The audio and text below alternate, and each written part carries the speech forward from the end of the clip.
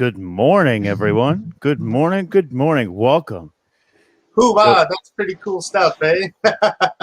awesome. Awesome. Welcome, everybody, to the Total Disclosure event by the people, for the people. We are here. We're ready to rock and roll. We're having a great time, feeling great. I am ultimately excited for this day. We've been waiting for quite a few months to get this thing rolling and together. And gentlemen, how do you all feel today on this grandiose day of information? It's going to be epic. No doubt. That's for sure. That's for sure. You know, when we were putting this all together, it came together by the universe, right? And for the universe. It's the same thing. It's by the people, for the people. You know, when we added people, we literally lotteried the names of where the speakers go, and it's going to be just incredible because of the way that it worked out. And you know, of course, whenever you make a schedule, there's changes here, timing, things like that. We had minimal change to what we originally got right out of the gate. So I'm excited to see how the flow goes and what information. And I'm actually really excited to see the first speaker as well, because we had a conference about a week ago, right, Omar? It was about a week ago now. And when we spoke with her, it was just amazing. It was amazing. So Right I want to ask you guys, you know, let's get into, of course, introducing ourselves. But then I got a question for everybody. So let's get into it. Right on. Thank you very much, everyone. Thank you for joining us. My name is Omar, and I'm going to be one of your hosts here for the next 5 days with Total Disclosure, coming at you guys from British Columbia, Canada. And welcome to Total Disclosure. This is going to be quite something. And like Rob was saying, it's taken us quite a while to put this together. And we lotteried the names of everyone and allowed the universe to put them where they need to be put. So we'll see how it goes. I was saying to Rob yesterday, so I was like, we blew the wind, and now there's a wave, and let's ride the wave with everyone else on this journey that we're going to be on. So I'd like to welcome everybody on WatchersTalk, Full Spectrum Universe, on Pill, Forgotten Origin, New Realities, Portal to Ascension, and the Paul Wallace channel. We are streaming this on multiple different channels, and also on Facebook. We're streaming to multiple platforms there as well. This Total Disclosure is by the people and for the people. So that's one of the reasons why we are operating in this manner during this event on multiple different platforms. Now, let's pay the bills a little bit, guys. This conference is brought to you guys by the Eden series of Paul Anthony Wallace, The Scars of Eden, and of course Escaping from Eden, and the sequel should be coming soon, and also Forgotten Origin, the Out of Australia theory, and Our Alien Ancestry, both located out of Australia. So guys, this is going to be a fantastic show. We've got 55 speakers lined up over the course of the next 5 days. And we have quite the lineup for today, starting in about 20 minutes after we do our intentions and stuff. Clarence, let's hear some from you, brother. Hey, well, well, good morning, good day for everybody. Yes, it's going to be an awesome 5 days coming up. As everybody knows, we've done a few of these before, but nothing quite this big. Lots and lots of speakers, lots and lots of different things. No matter what you're into, you're going to find something here for you, no doubt about it. There's going to be a lot of information, and maybe some things that you never heard of before, people you never heard of before, or whatever. But I suggest that you sit back and just gather it all in, and I guarantee if you're looking for an answer, you're going to find it right here, no doubt about it. So anyway, just welcome, and let's get the show on the road. So I am going to paste the schedule here for today right away, and so just hang tight, guys. It's 6 o'clock in the morning here on the West Coast, 8 o'clock Central, 9 o'clock Eastern time. Our first guest is going to come up in about 20 minutes. It's going to be Lyanne Curtis, and she's going to walk us through a light language prayer so that we can set our intentions and set the tone and energy for this wonderful conference that we've got coming up. We've got lots of people watching on multiple channels. So let's do a quick shout out, Rob. What's going on Facebook? Well, Facebook, we've got approximately 2 people right now in the full spectrum universe side of it. That could be, we've shared it to WatchersTalk, essentially Watchers, Observations Outside of the Cube, the WatchersTalk like platform page, the group.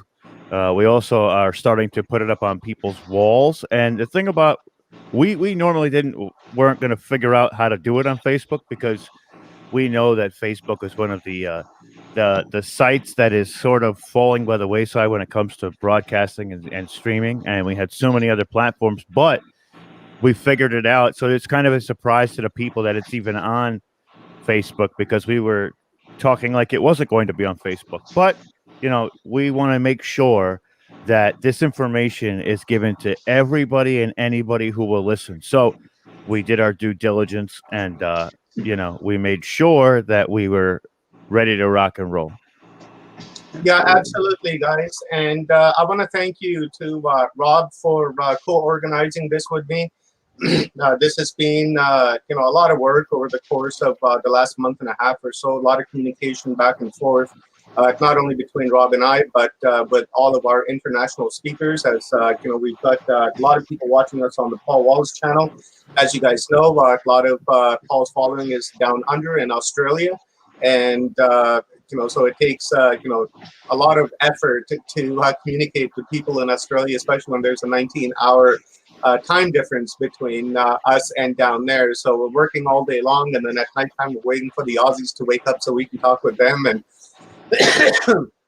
it's been quite the ride. So, guys, for me, my intention for this entire conference is really simple.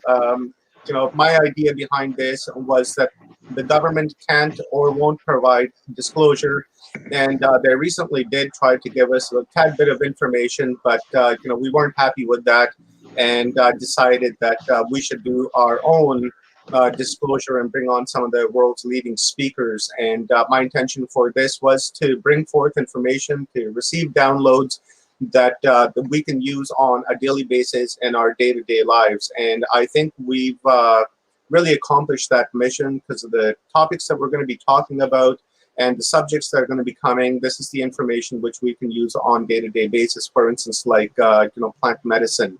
Just as an example, this is something that we can use in our day-to-day life, and this is something that we're going to be touching on in a couple of days with Mara, Sona, and Dr. Joan of Angels. So that's going to be a wonderful. Today we're going to be talking to Dr. Manu about the Sphinx and the hidden chambers within the Great Pyramid.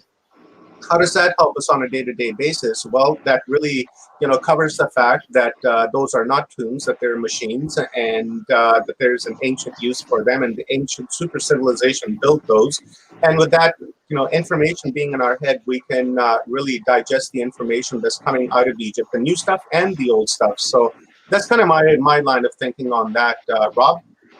Well, yeah, I totally agree with that 110%. And one of the things that really got us was it was this nothing burger that a lot of expectation came with it. So that intention, really went nowhere because it wasn't fulfilled. So what we tried to do is we tried to explore what total disclosure meant to us and where we wanted to take that specific topic, because I always say things like, a man who doesn't know where he comes from is a man lost, and all these different types of monikers that are just, they're so rudimentary and fundamental to what we do. And we wanted to explore every one of those avenues. So we went into ancient history, we went into ufology, we went into consciousness, we even went into Bigfoot, because exploring the natural world, or what we believe to be the natural world around us, as well as the conscious side and spiritual side of it, kind of gives us a complete package, right? So this is what we were aiming for. in that aspect. So we're going to go back in time. We're going to go into the future. We're going to talk about right now. And we covered all the bases. Yeah, absolutely. Yeah, it's not just about UFOs. No doubt about it. And you'll find out that everything that we'll be talking about in the next 5 days is all connected, from one thing to the next. And when you put it all together, that's when you get the true disclosure, and that's what it's all about. So, yeah, it's going to be amazing.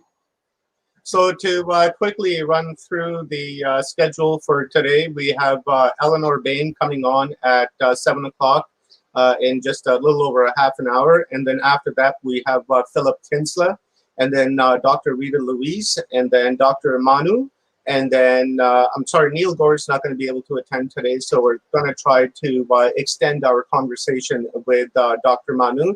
And Neil will be presenting in the next couple of days. Some unforeseen things came up, so he won't be able to make it today. And then after Dr. Manu, we have Nori Love. And then after Nori, we have Mark Fiorentino, Aage Nost. And then Marlon Cox. Kevin Sutton won't be able to make it either. But that's fine. We'll extend our conversation with Aage Nost and with Marlon Cox, and then we will be closing out our day this evening at about 5:30, 6 o'clock. And also, just to give you guys a heads up, when we are closing up, we'll take the link to the studio and we'll toss this out to all the platforms to where we're streaming. And if any of you guys want to come on at the end of the day and share your thoughts about what we learned today, that would be fantastic, and you're more than welcome to do so.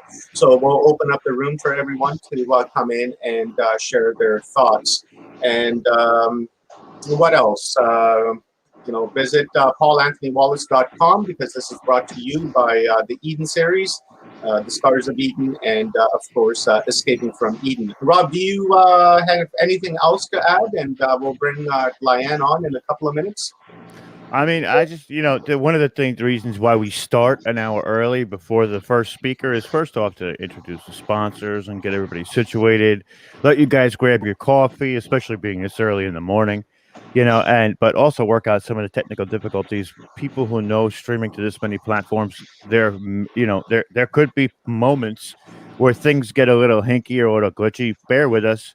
Let's do it, and let's get to the bottom of this, because I think this information is ultimately the most pertinent information out there right now. There's a lot of people who talk about spiritual warfare out there right now, and I think that reaching these levels of spirituality is going to only enhance your experience in this avatar body and as this consciousness. So let's get to these downloads. Let's rock and roll, man. I'm so pumped for this, even though I still can't see straight yet, because it's not early here, but I overslept a little because we haven't slept so in the last 3 days, and then the moment that I crash, it's like, oh, there it is, 10 minutes before it's supposed to go on.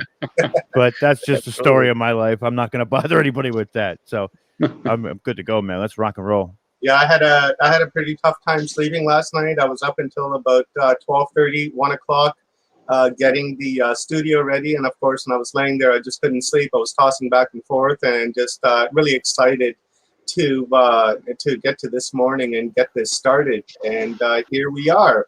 So I'm very happy. And guys, please share this with friends and family that you think will benefit from this conference, and share it on your social platforms and kind of what have you.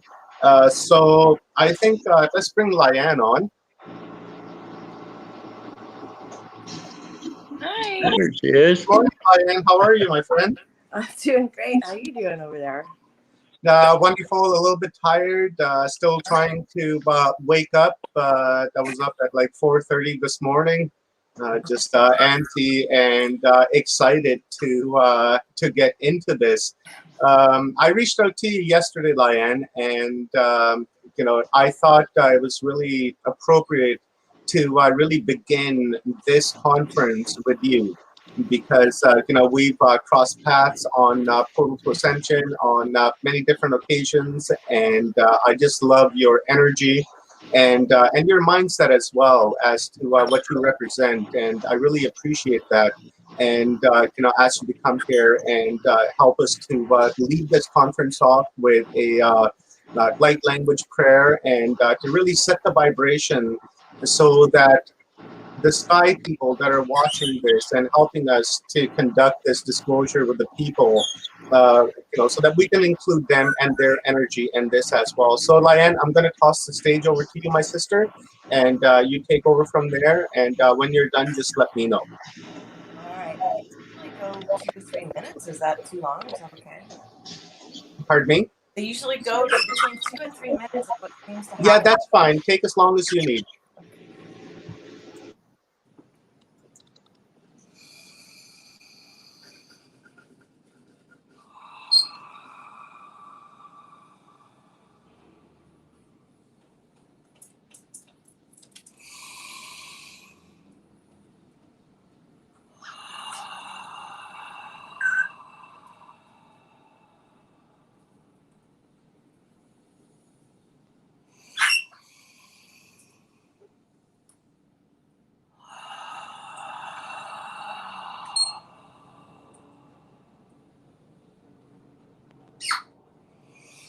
Tikorena shtete korena tia wosta kawera. Yeste takorena wa ye yare rana wor. Tikukush ena ye yare anonga yara tia da terra ena gaya. Que kuresta kor. Nik ye gyane ana ho era wonga kiaste te. E que kurane awa na la wort. E kokosta takwaya ena era na ora testu te kakiana ena ora shashiana ora kokukatiana ya kwaenarea que jajina area eleana zasania sasiaro e karena ora mante ana que kiareana kokosta que orana e que arena hoje a ora te kakura e que a o te tau.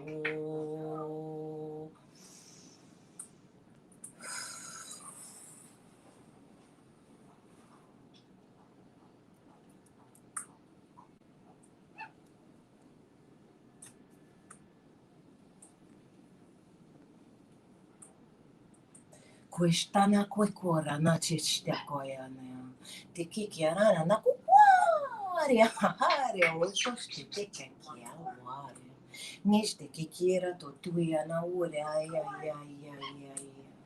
te shoshioji na we ena koikuiara teo e koajiji na e ane koikuianara awai adonai.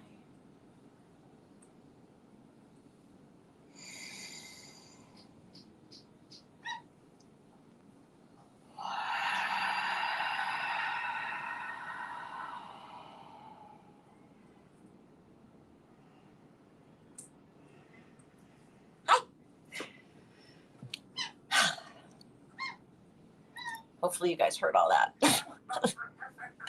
I'm done. Thank you. That was beautiful, Lyanne. Thank you very much.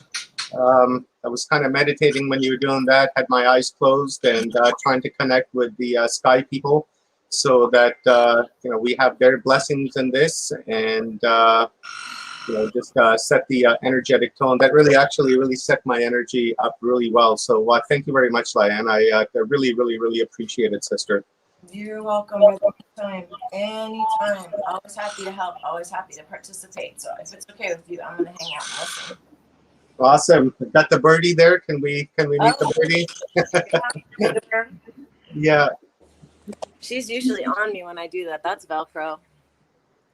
She's fantastic. I've seen her many times, and yeah, just wonderful energy. I can hear her squawking in the background. Oh, look at that one. That's the old lady. She's 33. Oh, wow. Are you gonna say something? No? You started. Oh. Alexa, TV on. Right. Why is the power bill so high? Right, exactly, because the bird keeps. I actually do keep Nick Jr. on them, and I feel hopeful because the the cartoons are even starting to talk about things like Paw Patrol. One of the dogs went into tree pose and said, "That's my favorite pose." Okay, everybody take a deep breath in. And I'm thinking, yoga on cartoons. I love you. Then there's Team Umizoomi, and they're out in the universe. Okay, so like the kids are getting programmed a little bit better, I think, or at least they're starting a dialogue. They must be, because we know how Hollywood works. So something's happening. Otherwise, the dialogue wouldn't be allowed. We'd still have Daffy Duck smacking his friend's face around in circles and blowing people's heads up and waking right back up again 2 seconds later. Like, that about.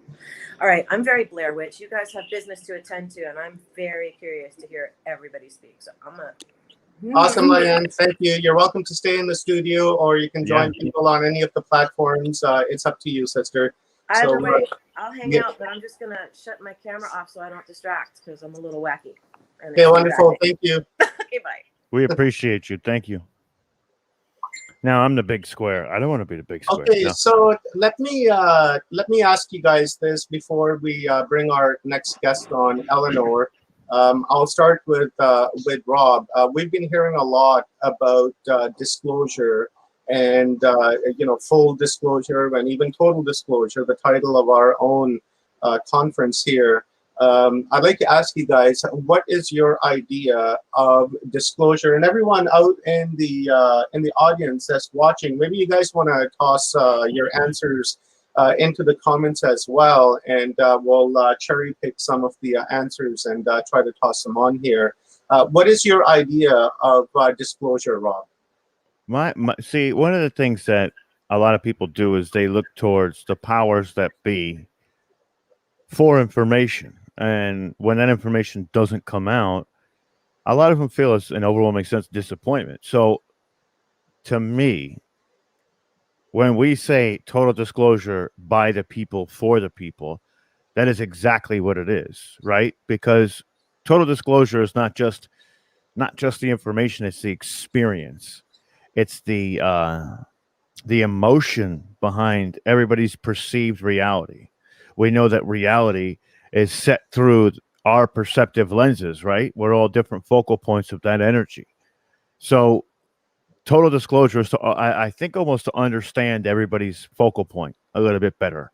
And once we do that, we understand what we are as a whole, that going along with the fact that I am you and you are me, and we're all basically the same, just different expressions of the same almighty infinite consciousness. And that's total disclosure to me. I think it's a little bit of the human condition as well as the information.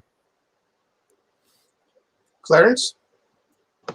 Yeah, I definitely have to agree with what Rob was saying. People in the ufology world, when they say disclosure, they're only talking about one certain subject, which basically is UFOs, but it goes beyond that, way beyond that.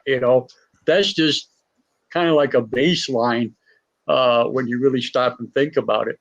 And, when you're talking about people with experiences and different other things, and the chakras and, all kind of different things, everything is connected, in one form or another.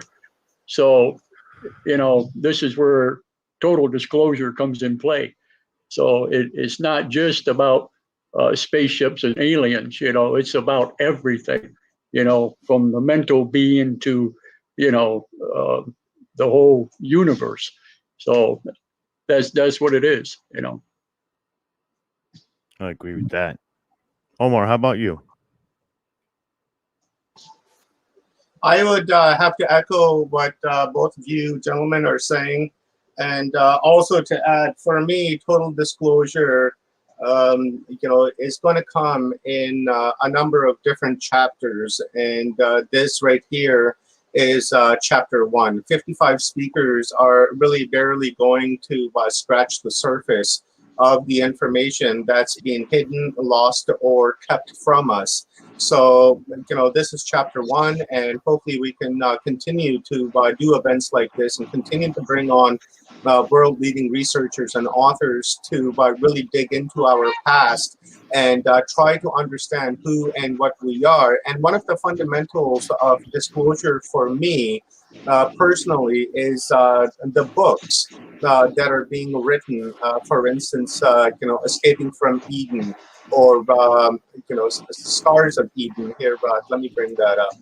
Right, the Scars of Eden. To me, that's part of disclosure, or Escaping from Eden is part of disclosure, because the things that Paul Wallace is speaking about in those 2 books really have to do with disclosure, because he's opening up the gateway and opening up an understanding into our past, and he's trying to describe it in a way that most everyone can understand. So for me, disclosure comes in in many different forms, and one of the first things is, of course, books that all these authors and researchers spend sometimes years or even decades, like the George Metrovic that we have coming on, I believe, tomorrow. It took him 40 years to write 1 book. Now, to me, that's disclosure, because the information that's going in there is from the heart and well-researched materials. So, and also the things, the information that we can use on a daily basis, on day-to-day basis, like I was saying earlier. So for me, that's disclosure. UFOs and ETs are one thing. And that's fine. That's cool. We need to know that they exist, and we do know that they exist. In fact, we're in the process of making contact with them through CE5, the Wish Alliance, things like that. So, to me, that's what disclosure is, guys. Absolutely. Absolutely, bro. That sounds right on the money. Right on the money. Okay, so let's see if we can bring our next guest on in a couple of minutes here. I just sent Lyanne the. In the meantime, I would like to read her bio for everybody so they know who she is. Yeah, go ahead, Rob. I'll make you full screen on here.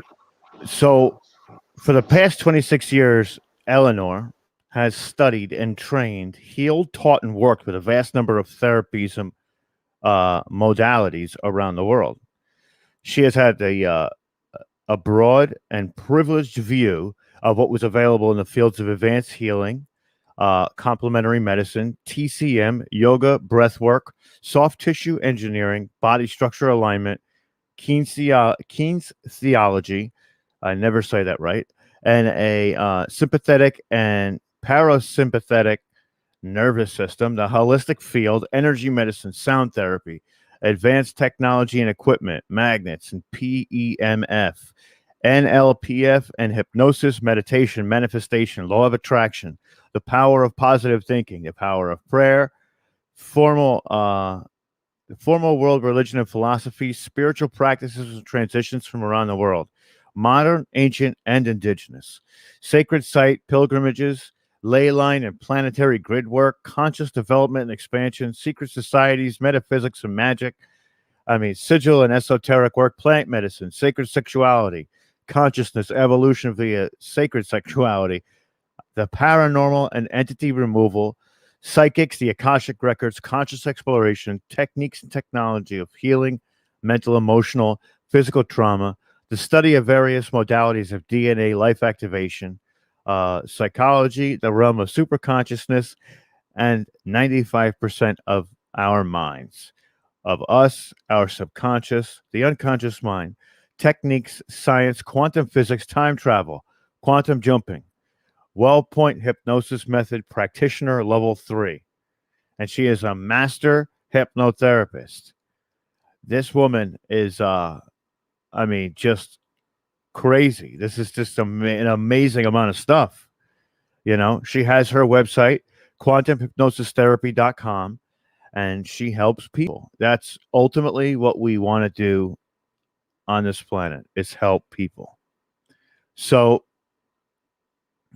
it's incredible what she does. That's so much to have even practiced, looked into, mastered some. Crazy. It is time for the whole truth. Absolutely right. Absolutely right. So I just want to ask you guys. That's a very very a thorough bio and also a resume, and filled with a lot of stuff. Let me ask Clarence what stands out for him in that bio. Well, basically, how in tune she is with everything. I mean, that's the whole thing, you know. You're talking an amazing person here, you know. I can't wait to hear her, what she's going to bring out to us. But it's just, wow. It seems as if she's used the metaphysical consciousness to tune or to heal the DNAs, the avatar, the conscious itself, the traumas of past. I mean, that Right. is even the lungs and breath work. That to me is, she's so centered in what she does that it could be a She wild kind of ride. reminds me of like a Edward Casey on steroids.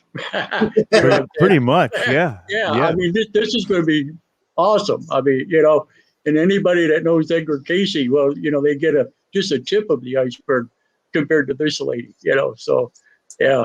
one of the things is we did a video conference with her. It was about a week ago, and we were supposed to stay on for possibly, what was it, a half hour, and we ended up sitting on there for like an hour and a half after all said and done, because we started to go into lines of information, and it was just like, oh wow, oh that's right, yeah, we were connecting on a different level than just regular conversation. It was a lot of fun, and that's why I'm also looking forward to this today too.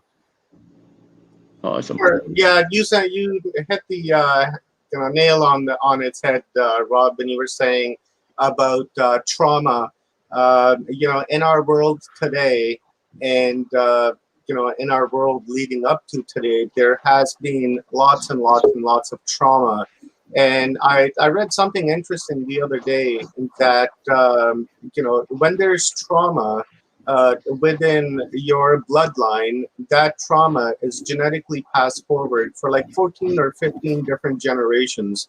Now imagine all the wars and the pandemics and famines and kind of what have you that we've been dealing with, like the bubonic plague or the Black Plague or the Spanish flu, World War I, II, Korea, and it just goes on. And all this trauma that's been passed down to us, it's built up, and that energy is there. And I feel one of the most fundamental things about disclosure is to learn how we can heal that trauma. And time travel is something that really stuck out to me, because that's something that I do myself.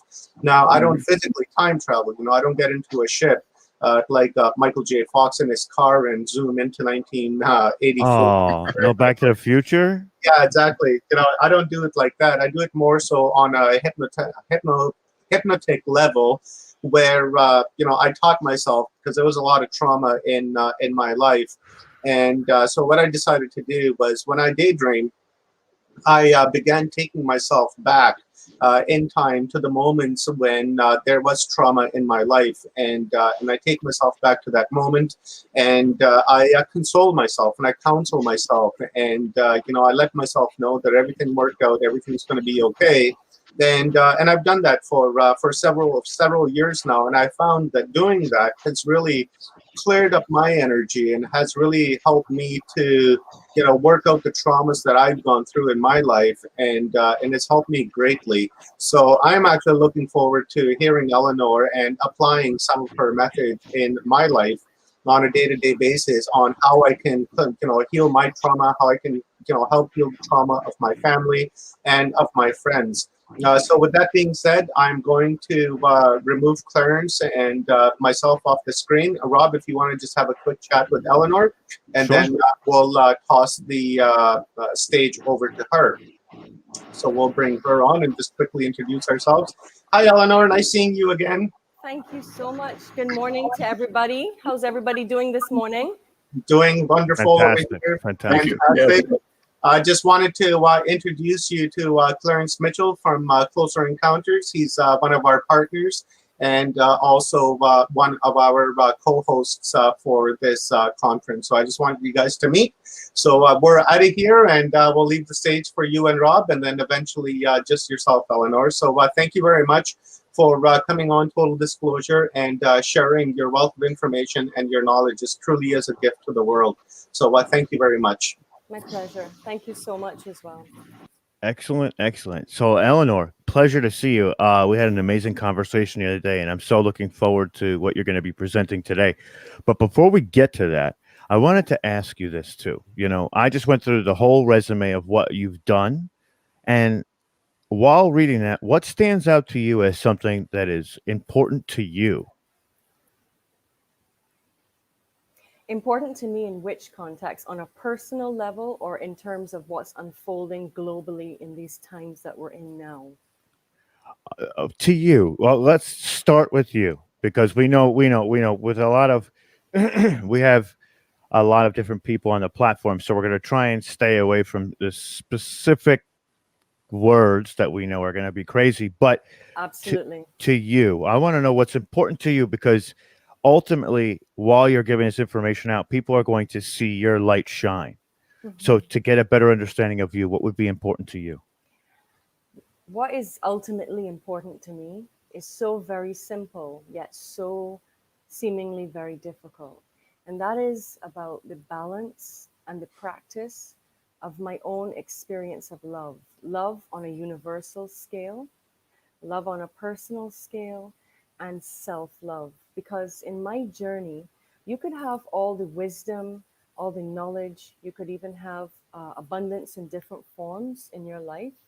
But if you really haven't worked through in your superconscious, so not just what this lifetime may have presented as traumas and circumstances that are challenging and difficult, my biggest practice in my life, and it's still my biggest practice, is continually to love myself, to continue to heal myself, to continue to empower myself, and to stay in a baseline frequency of benevolent love. That is actually my most, because by doing that, in other words, the greatest gift we could give to anybody we love and the world and indeed the universe is to actually hold, giving our best, holding that frequency of love.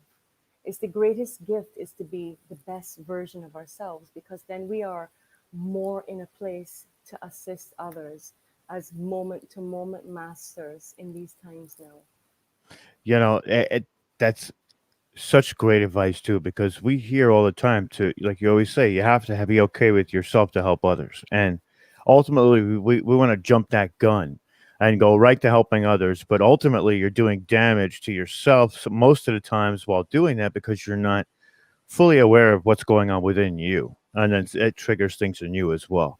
And then the other part of it that has been my personal experience relating to that and to many of us who are awake and aware at this time. So you see, Rob, every curse can be a blessing. Every blessing can be a curse. So what has been referred to as knowledge, when we are seeking knowledge, there is another way in which we can actually label that, but that is coming from the quantum realm. And actually, memories are knowledge, because memories exist past, present, future, and parallel in the superconscious mind, in the unified field of pure consciousness. So the more memories you get, actually, you have to be really ready for them. So, for example, I had doing work within my own quantum field and healing myself and wanting to address certain things that were reoccurring in my life that I couldn't understand why they were keeping reoccurring from my conscious mind. I got to see that just like all of us, Rob, I played some pretty sinister roles in different lifetimes. I mean, I had to see a lifetime where I was basically like the evil queen, you know, like from Snow White, and I was aghast at what I was actually experiencing. And so you got to have that lightheartedness and that deep sense of forgiveness and understanding that the infinite is infinitely expressing itself. So even in these times when we think things are so horrendous, it's all good with source, because source is constantly expanding itself through every choice point that we make, through every split second, through every micro moment. And it's all an expansion ultimately of that source energy. Not that I'm condoning making bad choices when you have that knowledge and that awareness, but to have the wisdom and understanding that what we did in the past, we can truly absolve each other from, and what others have done to us, because this is really what's holding us back right now. We are in so much polarity and charge. And for the highest timeline to emerge for all of us, there are a lot of other timelines that need to kind of like pop out. They need to be born and manifested, so in fact they can collapse. Like the seeds that start to grow, or let's say like when you have semen and that one semen makes it to the egg, all of us are in the race, but some only one makes it, and it's okay. It's okay. That's incredible. You know, think about all that too. And like you said, it's such a polarizing time that even in the mainstream, they're talking about holding people accountable for their ancestors and not being able to let that go, which builds this great divide that's going to eventually just explode or come to a head. And we've all got to be ready for that moment as well, you know? Well, you see, that's a very, very important point, because the dark factions, there are those who are counting on us remaining in that state of polarity and charge, because it's like when we talk about being in, or really operating at the quantum realm as we are becoming our multidimensional selves, and this is what this whole talk on disclosure and encountering beings of all different types of origins and natures. Okay, so as a universe, we're now coming into being a galactic and universal being, and part of that is having the awareness that we can be in a position to really open ourselves to a line of communication and a reality that we do not have to give our energy to what we don't want. So, in terms of, I wrote this piece once. I think this is really important, and it was called High Performance Consciousness.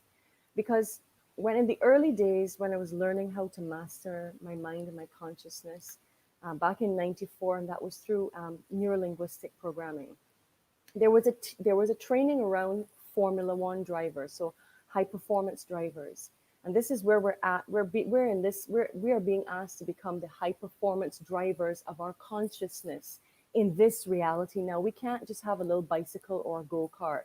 Like, this dress rehearsal is done. This is the real deal now. This is the real deal.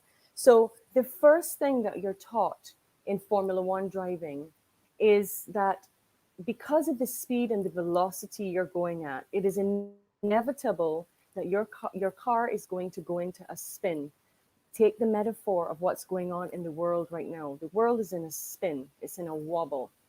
Now, on the track, or wherever you are driving, you are going to have a wall. You're going to have a wall. And what they've shown through sports psychology, when a person initially goes into a spin, unconsciously, they think, oh no, I don't want to hit the wall. But the minute you look at the wall going at that speed and think, I do not want to go in the wall, your body unconsciously pulls the car towards the wall. So the first thing that you are taught when you go into a spin, how to keep your eyes on the road and where we want to go. So there is this huge psyop going on of all these problems being thrown at us, all these many layered, multidimensional problems. Yes, we know that there's a wall, but we don't need to look at it. We need to keep our eyes on the road and our eyes on the prize, which is the liberation of consciousness on this planet. That is the absolute perfect segue to go into your presentation. Let's keep our eyes focused and straight ahead and I'm going to leave the stage so you can go ahead and give the people your information. Thank you, Thank you Eleanor. so much. I look forward to being back up here when we finish and probably to ask you questions because I love your work. So, with Thank you that so being much. said, good luck and let's have a lot of fun. Let's get to it. Great. Thanks, Rob. Okay, so I just first would really, really like to acknowledge the producers, Rob and Omar, for all of their work and commitment in putting this together and all the great work they do. I would like to acknowledge all of the speakers who have come together to give their time, their experience, their expertise, and their love and their energy to this creation that will be viewed here in the moment and also in the future. We all have something valuable to offer, and I am very humbled to be able to add value to anyone who is going to view this. So we've all made it here. We're in this timeline. We're in this skin suit. And my real contribution, what I would like to emphasize on, ultimately is going to be on sovereign earth law and then universal law, because there is a fundamental difference. And it is extremely important we learn the difference and we learn how to use universal law for our benevolence, our sovereignty, and our benefit in these times and in the times to come. So let's start here. I want to start with my background. I've had a very, very varied background, and how I came into this place, into this profession, started at a young age when I was having encounters with many different types of being. And I could tell you for sure, a lot of these beings were extremely unpleasant and it was very scary. Some was very beautiful, um, angelic beings. And then we had all the, darker entities and negative alien factions and things like that going on. I myself have absolutely had encounters with real life time travelers, and different types of encounters that continued to fuel me to find answers which I was not getting through the global narrative. I had joined over the years many esoteric societies, mystery schools, and orders to seek the answers I was looking for, because it wasn't that if something was written or somebody outside said something to me, I had to learn it, experience it, and put it into practice to know if it was the truth and if it was appropriate for me. And so that's what I'm asking everybody here to do as well, to put these things into practice for yourself, because that is the only way you would ever know the truth of it. So in the older systems that I learned in terms of part of what I do, I have a natural gift for, is what we would call, in simple terms, exorcisms or clearing entities out of spaces, out of people. And let me just say that all entities are not bad. Some are just very lost and confused. There is a whole superhighway in the unseen of various types of beings. But the methods that I were taught, which were based in what we call the old religion, the magical systems of dark and light. We were taught it was more of a battling. You were battling a being. And in that, there was success for removing and interacting and successfully removing certain types of entities. But it always came with a huge backlash into my own life and the people that were close to me, directly around me, say, sharing the same home, things like that.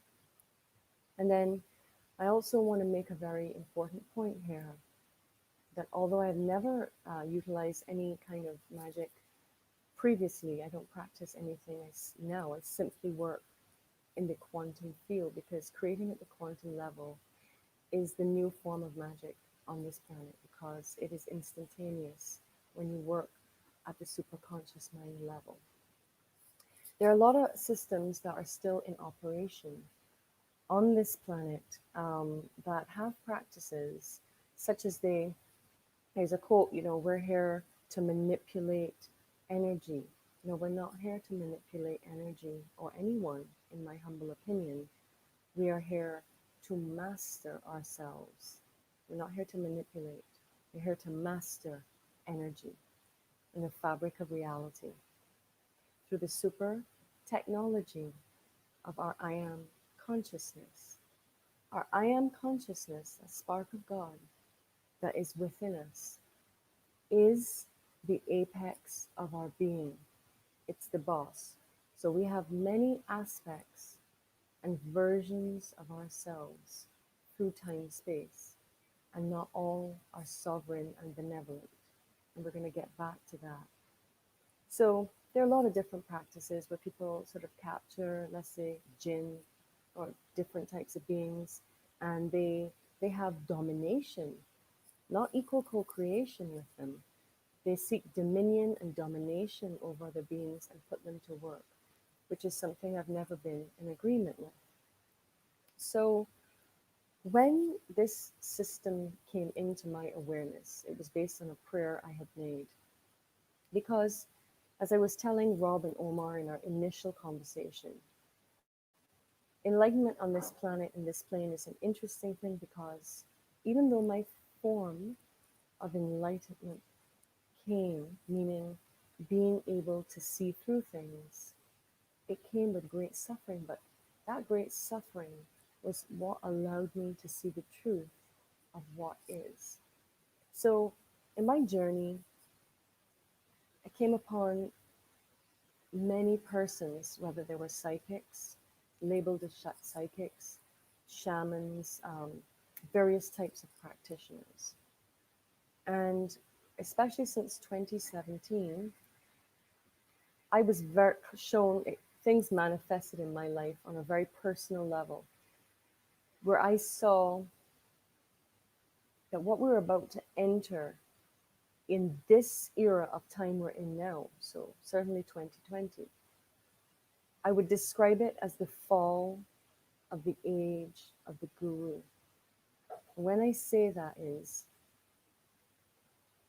for probably this 26,500 years ago when this matrix was hijacked by a specific group of beings, there has been very much covert and overt programming right through our ancestors to now, that we must seek outside of ourselves to find the answers or to find a connection with God, whether it be our priest, our shaman, our parents, the government. There is always something outside of ourselves that we have been programmed to seek in terms of finding answers for ourselves.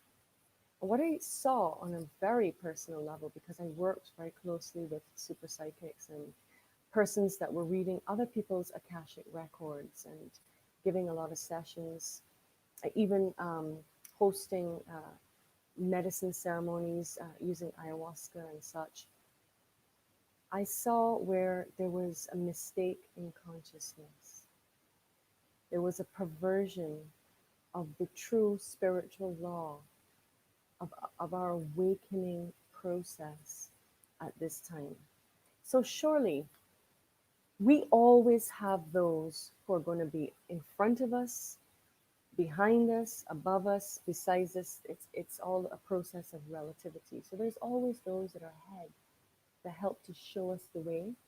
And there are those that are behind that keep reminding us what not to do.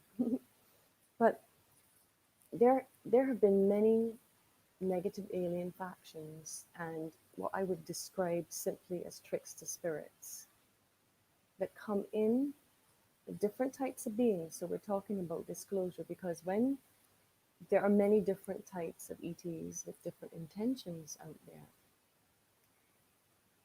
a lot of in the global narrative, a lot of these people that I was in contact with, their consciousness was very much hijacked And when they would be giving readings to persons, they were providing the information to them. But how I experienced the Akashic records for myself when that finally happened for me was that it's all about perspective. If I am looking forward, I'm going to tell you I see my kitchen window and I see my cat. But if you are looking back at me, you're going to tell me that you're seeing me and you're seeing the ceiling behind me, because we're having two different perspectives. And this is what's caused a lot of confusion with our evolution, is that we have been seeking this outside of ourselves. So in my experience, based on the abuse of power that I saw specifically in the New Age and the spiritual communities that I was exposed to, I made it my mission to find a system of how I could assist others to get that spark, get that reconnection to their higher self, which is connected to God's source absolute. Now, this happened through a series of synchronicities. Before the public... Eleanor? Yes, hi. Sorry to interrupt, but we got some viewers at the Paul Wallace channel saying that they're having a difficult time hearing you. Okay. So maybe you can bring the mic closer to you, or speak up a little bit. Sure. Oh, Okay. no problem. Thanks. Yeah, is this better now? Oh yeah, way better. Thank you. Thank you for that. Okay, perfect. Thank you. So there was a situation where a series of synchronicities happened. And before these documents were leaked last year, I came into contact with the CIA documents for somebody I knew that was in the CIA Monroe Institute program. So within the Gateway Project was where they went into a number of different systems that they were using since the 80s, but one of them was hypnosis. And then I found Wellpoint hypnosis method, which is the system I trained in, which is what allowed me to understand how to reverse engineer what was being done to people. Because the old way, well, let's say clinical hypnosis, was really going in and you are reprogramming someone, which I still find to be a violation of someone's sovereignty, of their sovereignty. So in this system, in this spiritual hypnosis, is very, very different. First, we use a universal language, which is the language of frequency. So Ted Winslow of SoundSync Tech Inc.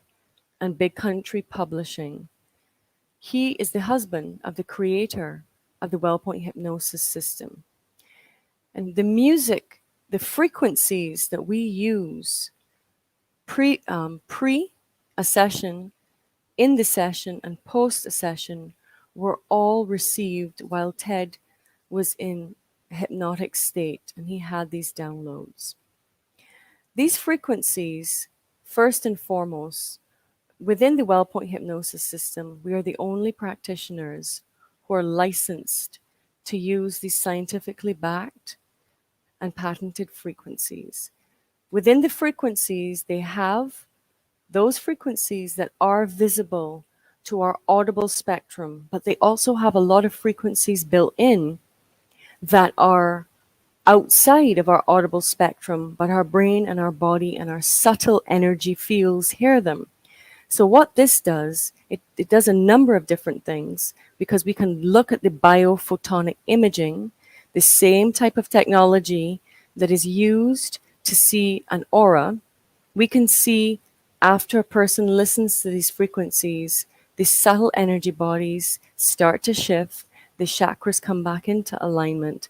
But what also happens, how do we achieve taking someone to go into a deep hypnotic state with the ultimate goal of allowing their higher self to come in, to get the conscious mind to recede? So we are all operating right now on an alpha brainwave, our conscious mind, which is, as most say, 5% of our consciousness. These frequencies are designed to take you into the deep delta and theta brain waves. So as you listen to the frequencies, they start to lay the train tracks. They start to lay and to create new neural networks. When that neural network is laid, you have the train track that you could take the train of your consciousness onto the journey of wherever it is you're going. So we utilize the frequencies and we do all types of regressions. But what we're really focused on is we're really focused on healing trauma, empowering the individual, and disentangling from any energies that are interfering. There's a lot of things that have happened to us in this during time space, but specifically on this planet, where we were in desperate situations and we made all types of vows, contracts, and agreements as souls. A lot of the work we go back in is to break those vows, agreements, and contracts. We have various forms of programming, each of us, that are also continually creating a distortion in our reality that we are not even consciously aware of. So, for example, if you have been exposed or you know of the wonderful work of Dr. Bruce Lipton, he talks a lot about the body as a container. The body is a container, but the container itself, through all of our ancestry, through the study of epigenetics, all of their experiences, their fears, their pains, their traumas, their losses, their victories, their belief systems are there encoded in the DNA. And so part of the work is to help to clear some of the programming that doesn't even belong to us. In many cases, I've seen through my work that we are our ancestors, because it's like each soul requires a certain vibrational match of a skin suit in order for the soul to fit into that skin suit. So oftentimes as a soul, we do choose the same DNA lineage to come in and out of, because it is supportive, a vibrational match to our soul. Now the other part of this, and there's so many different reasons people come to me, and I've had people come to me who have never even meditated. They don't believe in past lives. They don't believe in anything. And they have extremely deep and profound experiences, because I am not doing anything. I'm simply holding a space like a tour guide and allowing them to experience aspects of their own consciousness that were simply unknown or unconscious before. So what happens? The most frequent thing that happens in sessions are where blockages are concerned.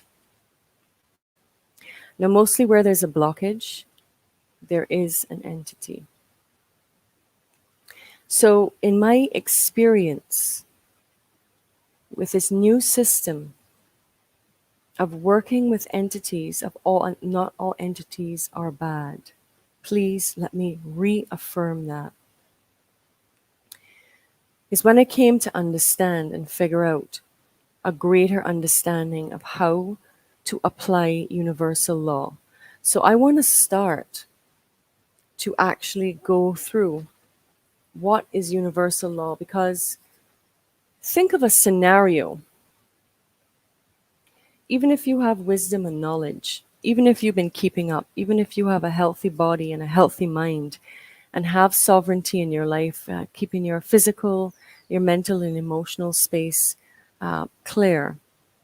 If 20, 15, 16-foot insectoid beings showed up at your door or told you they were there to take you somewhere, you absolutely have to know how to interact with these beings. Now, I'm going to start this off because I'm going to start this process off by saying the most important thing. I can only talk from my own experience. I can only tell you what has worked and what has not worked. I am always open to other perspectives. But the first most important thing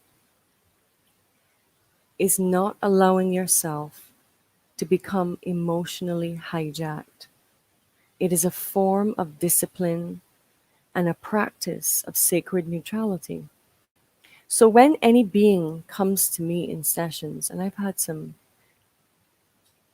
pretty scary experiences, including persons who were in the hypnotic state and the entities took full possession of them. And one woman who was barely 90 pounds, was trying to threw me to the floor and was trying to choke me, telling me she wanted to kill me and that the entity didn't want to leave.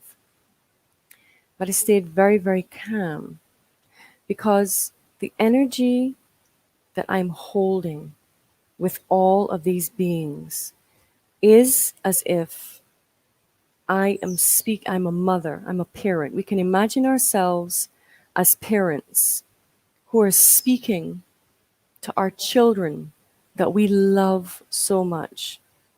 So we're holding this unconditional love for these beings, but we also know as a parent that we have the authority to state what must happen and what cannot happen to our beloved child.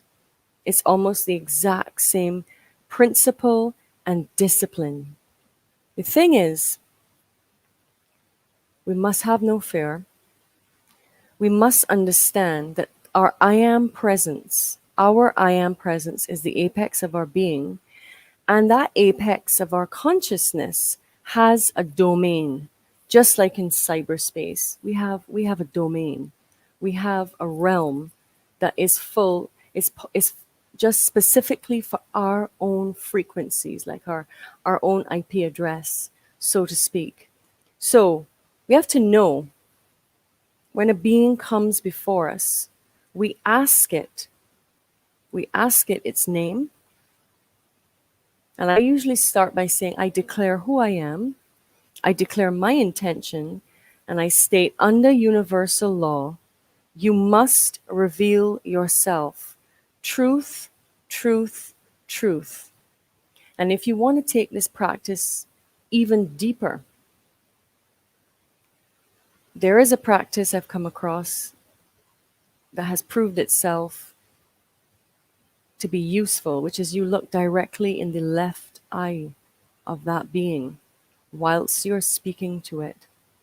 You ask the being if that being has a spark of God within it. Where did that being originate in time space? You are acting. In other words, you have your sovereign space. Each being that is a sovereign I am presence has its own sovereign space, and so you're acting like immigration, like an immigration officer of an alien, an illegal alien who's coming into your space. You're questioning, why are you here? What is your intention?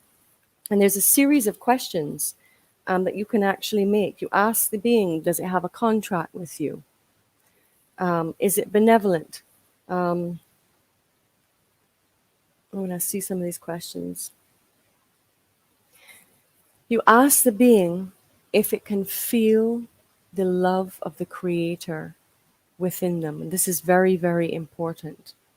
So if it is obvious from the get-go that this being does not have good intentions, you do absolutely have the universal right and the ability and the authority to tell it that it is in violation of universal law and it must leave your sovereign space immediately. Absolutely immediately. Now, there are a lot of times where these beings they need, some of them have been doing things that are unsovereign, or have been traumatized, or have bosses that they have to answer to. And so they're actually, in my experience, more scared of getting in trouble. Most negative factions, especially as it relates to the negative aliens, I'll get on to artificial intelligence and sentience shortly, because there's a different way to deal with that. And most beings have actually are terrified of a negative repercussion, because they work in a hierarchy. It's a very hierarchical structure. And so you can explain to it, which is the truth, and I will share with you the exact process that I use in order to safely allow these beings to still retain their sovereignty. A lot of them, believe it or not, feel guilty. They have so much programming of guilt within them that they need help to remember that it's only a decision away, that there is always love and forgiveness. There is always love and forgiveness, and there's always a choice. And by doing the right thing, they will be absolved of anything that has happened in the past, because it's true. So what I do is I actually open a portal, or you can call it a bridge or a beam of light. That beam of light is always that white magnetic light of the Creator. It's a blazing, sparkling white light. And that's just my personal process I work with, that is authentic to me. I'm sure other people have different frequencies, triple platinum rays, etc. It's okay, but that is what I use. And I ask the being what it really wants. Does it want to be with its family or loved ones? Some want to, and some don't want to. But that would be probably the worst potential or possibility. So you want to establish, where does this being want to go? Because that beam of light or that portal can take the being anywhere it wants to go when you are operating in the quantum field, in the unified field. Machines, the fastest machines can go is the speed of light. But consciousness, we, a sovereign consciousness, move at the speed of consciousness, which is much faster and more instantaneous than the speed of light. Because even in light, there can be false light. So we would normally make a process, and the being would then go. There, oftentimes, there are many beings. And so there's often communication to multiple beings and asking them where they want to go, and making sure the individual is clear. Now, there are many times when a being does not want to leave, which may very well be potential when any of us may encounter, while still in this skin suit, different types of extraterrestrials that we may come into contact as time continues into the future. So what I do, and I'm sharing this with everyone out there, is I ask the unified field of consciousness to surround that entity with the healing love frequency, and to assist them on their journey. And I tell them it's time to go. They got to leave in peace. And I'm sending them to the light of the Creator now, with forgiveness, as we release them from that person's body, mind, and energy field. If that does not work, and we have someone that is a being that is very resistant, one of the energies that I have always worked with since I have memory of a young child in this life, up to this present time, is the golden frequency of the Christ consciousness.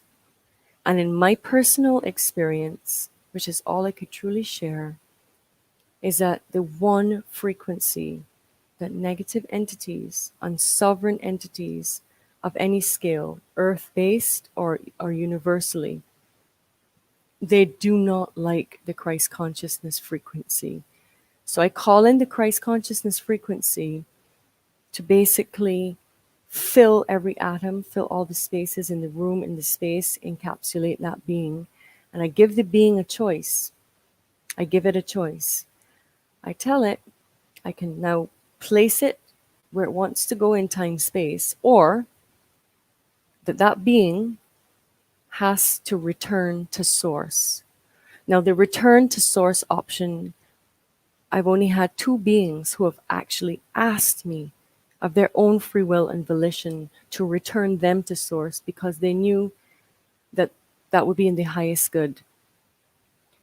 Return to source means that being gets dissolved back down to atoms, that its earth organic akashic records and its universal organic records get kind of melted and dissolved, as if you were to put someone in a fire and it burns down to a more primordial state, where it starts its whole journey through the universe as an infant soul once again.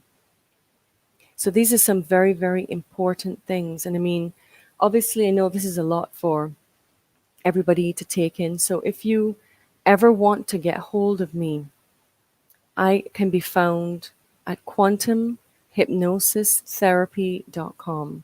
And you can leave a message there for me if you have any questions. And I will create a document for this presentation so that I can have something written so that persons can continue to use these decrees of universal law. Okay?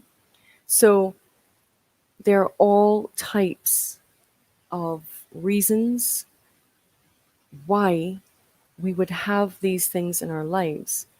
But even after the entity has gone, it is very important for you as the individual to fill wherever something has been, it is going to leave a void. And this is very important, that we fill ourselves back up with our own frequencies, with our own energies, and that we ask our higher selves to close all the doorways, portals, windows, gateways, and openings in our energy field, so that these energies do not and cannot return to our sovereign space, our dominion, our domain in the universal sea of consciousness. So, in saying that, one of the things I would like to move on with is, just look at my notes here, is understanding the things that we have within ourselves. So external frequencies are one thing to deal with. But I want to talk a little bit about one of my own personal experiences that has taught me that these things are true and are real, and taught me about the power of love. I had an experience on September 11th of 2019 where I wasn't in a session, I was actually on my own, when a very negative being entered my space. And it took me a few moments, certainly, to regain my composure and not become completely emotionally hijacked and go into fear. Once I had gained my composure, and I was speaking to the being, saying, telling it my rules for my domain. It's like we get to write the code for our own domain, for our own reality. I was stating it, I am only sending you pure, God source, unconditional love. and I am only consenting to receive unconditional love. This being was very much attempting to battle me. And in that moment, I had a moment of surrender to a higher power of love. And what I experienced was my consciousness left my body, and the best way I could describe it was my consciousness became like the sun. So I became like a sun. My consciousness was not located in one particular place. It was just aware of this warmth and this movement and these sort of bubbling sounds around me. Now, that being came back to me in this state of consciousness. And that being almost like the Sandman in the Marvel movies. So that consciousness tried to reform itself into a being again. And in that moment, there was a wave of energy coming, even though I didn't have a body, but what would have been my belly, my gut, my willpower. And I sent a ripple of energy out. And I just simply said, no, you cannot take shape or form in my reality. And so the message here is that we absolutely can. And I'm imploring you to work at these subatomic levels, at these at the fabric, the building blocks, and to take our consciousness into that subatomic state of being, where even before something is attempting to manifest in our reality, we can dissolve it. Because love is not a throwaway statement. Love is truly, truly, truly, truly the greatest power in the universe. And that's actually one of the core lessons that all of us who are here in this ascension graduation timeline are here to learn. Another thing that helps us to come out of the polarity and the charge, and this is very, very important,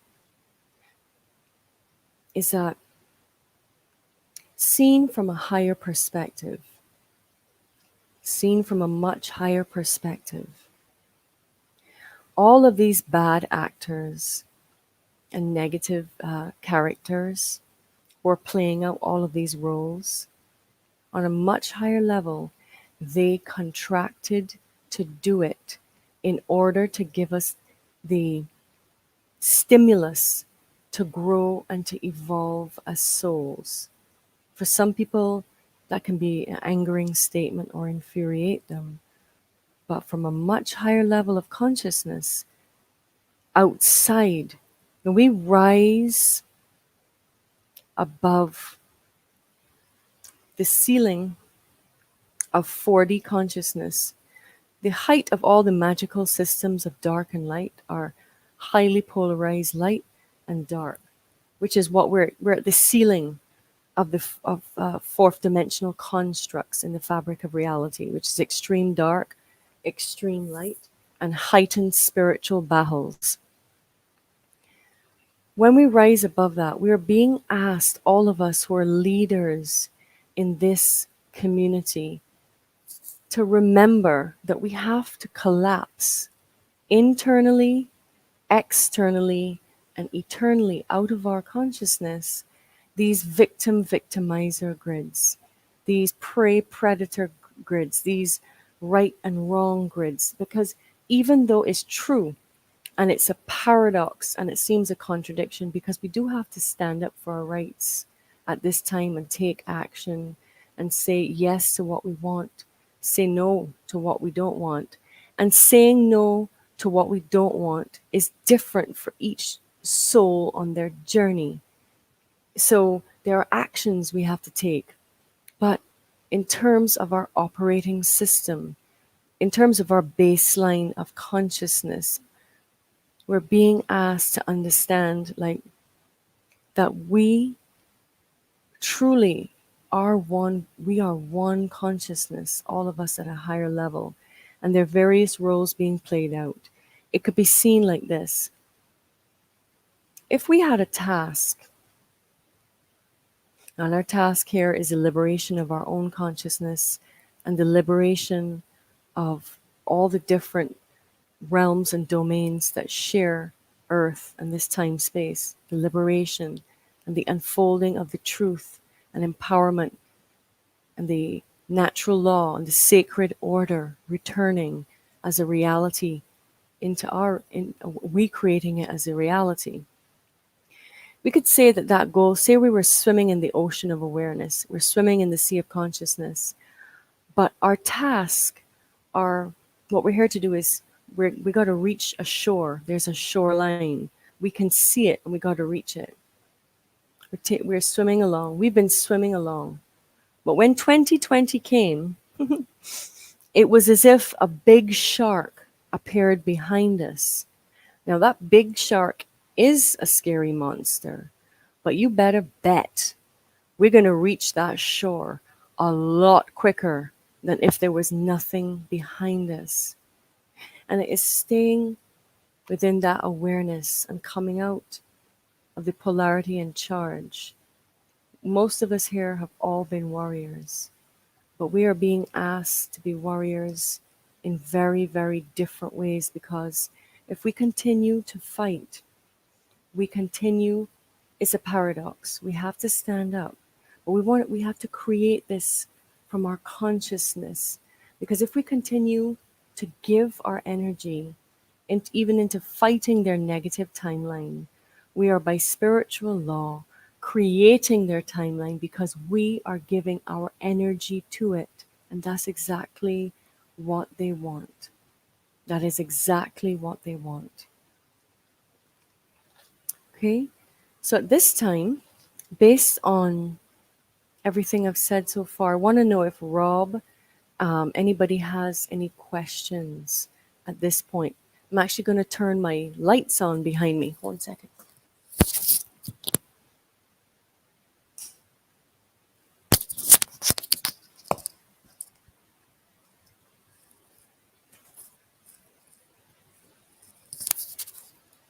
Okay. Does Rob or does anybody else have any questions for me at this time?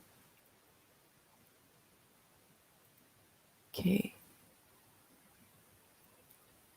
Right. Oh, I'm here. There I am. Okay. Back in the studio. Yes. Not so much questions. I mean, that you've given us a lot of your experience on what you've encountered, and to me, that speaks volumes on what you've done already. You know, so you talk about these dark entities, and we've gone through what the dark entities are. Have you had any experiences while doing your work that were not of a dark nature, but of maybe more of a positive light as well? Oh, yes. Oh, absolutely, yes. Thank That- you for reminding me. Yes, yes, yes. Absolutely. So, in my work, thank you for reminding me of that. So, the whole goal of the quantum hypnosis session, the ultimate goal, obviously, I don't tell this to everyone because they're coming in for different reasons. But the goal of it is to get them to go on a journey, but to get the conscious mind to recede significantly, that their higher self can come forward. Because their higher self, not me, this is what I love about the quantum hypnosis. I'm not trying to fix them, help them, or save them. It is their own higher self that comes in, that will tell them what is appropriate, will show them in their Akashic records what is appropriate. And also, it is their higher self that does healing. So I have actually experienced things that are definitely in the realm of miracles, absolutely miracles with my clients. So let's just talk about physical manifestations, because we do live in a physical reality. So I had a client who was a businesswoman, an accountant, sort of very left-brained individual. And I remember when she came for her second session, she had a number of interesting experiences within her first session. Her second session, she told me she had been having some extreme issues with her stomach that she didn't understand, and her eating was off. And I had asked her if she'd seen a doctor about it, and she told me no, but she would have to. And that was one of the questions, she wanted to ask her higher self what was the nature of the issue going on in her gut, and if she could get some insight there. So when we got into the soul consciousness realm and her higher self came forward, and we always do know when an individual's higher self comes in.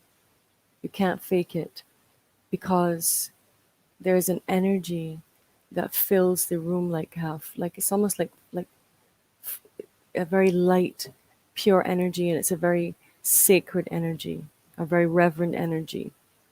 So her higher self came through and did say that she had a bacterial infection. And so I asked her higher self if they could provide her with a healing, and they did. So she called me. This was Sunday morning. She called me the next morning, or she left a message about 7 o'clock the next morning. She was very excited. She needed to speak to me immediately. So this is a person, she had never done any form of colon cleansing. Never once. She's in her early 50s. She's never done any cleansing on her gut whatsoever. Oh. And she told me that after the session, she had a salad for lunch, but after that, she didn't feel hungry. And she couldn't bring herself to eat. So it's like probably she had fallen asleep without eating dinner. And she was awoken by these pains in her stomach at 1 a.m. that night going into the following morning. So she thought she was hungry, went to fix herself a snack. She couldn't bring herself to eat it. Got herself a glass of water.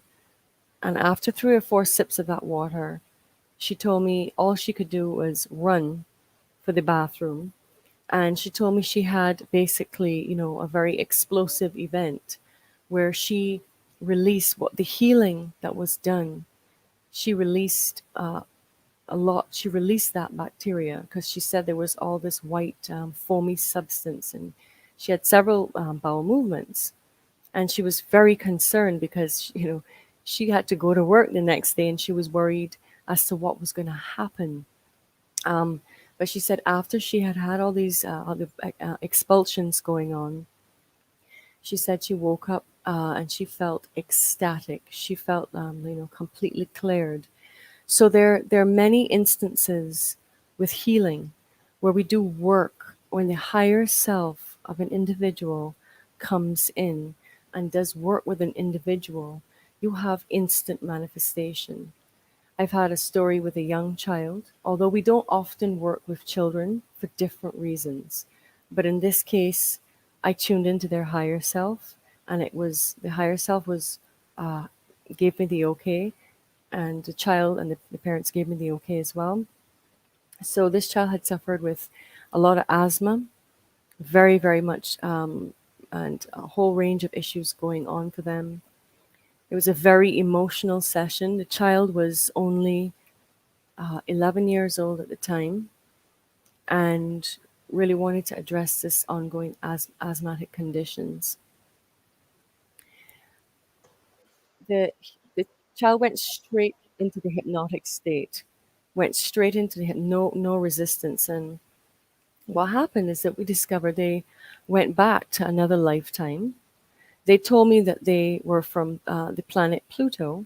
They were from another planet, and they were from, I don't know how long, it was a couple thousand years ago. It was not this time. They told me there was a battle going on Earth, and he was like a captain. And he had come down with a fleet of ships to assist some people on Earth, but they were shot down. And when they were shot down, the atmosphere of Earth was different to where they were from.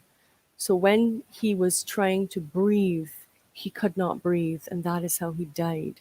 And this experience or this trauma being on this planet now it's like a program. It was like a program being triggered in his DNA that can't breathe properly, can't breathe properly. It's a broadcast signal to his unconscious broadcast.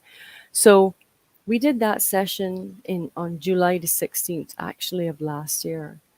And that child has not had one single asthma attack since that session. Wow. Yeah. Wow.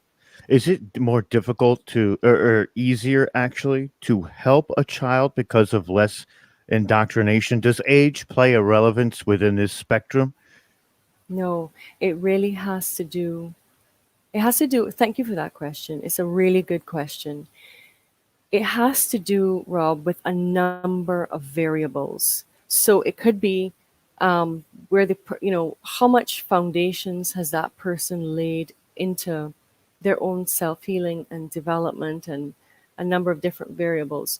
I will tell you that although I've had people, I mean, I've had people come to me on hard drugs, like, and ask, whilst on hard drugs, and want a session for X, Y, and Z. But being an intuitive person, I can sense it, But there's no judgment.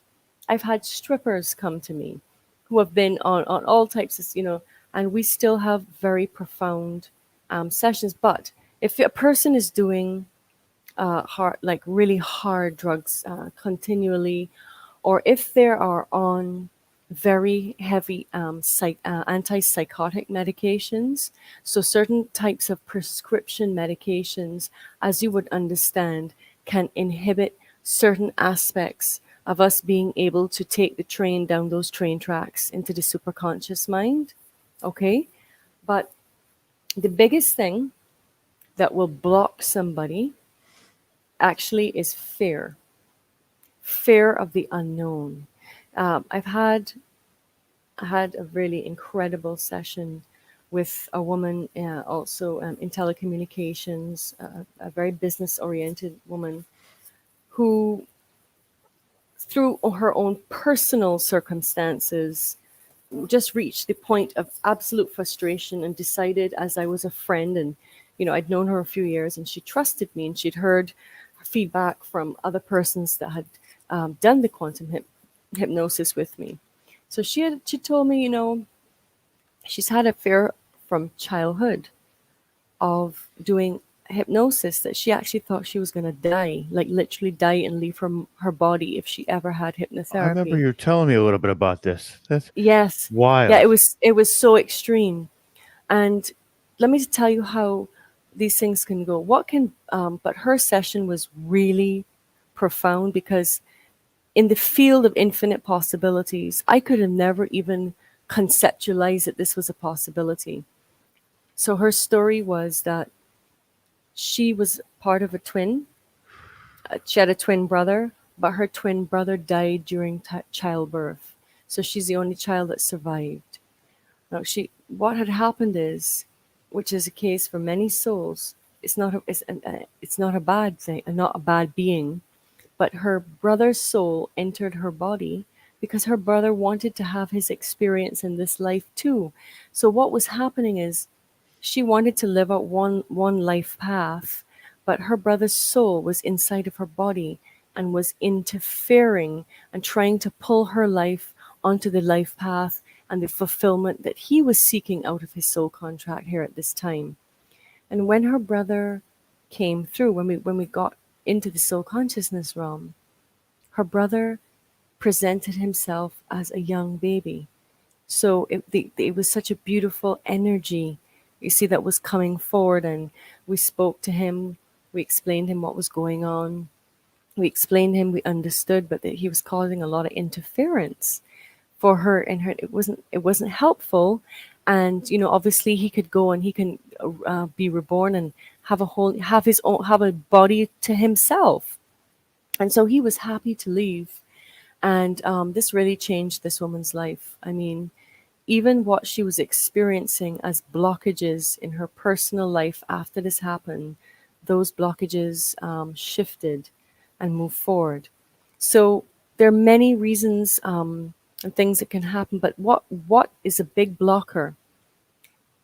Not only the fear, that would be one, but it would be where I've seen where their souls make vows, contracts, and agreements in other lives that they don't realize. Okay, let me give you an example. Karmatic debt.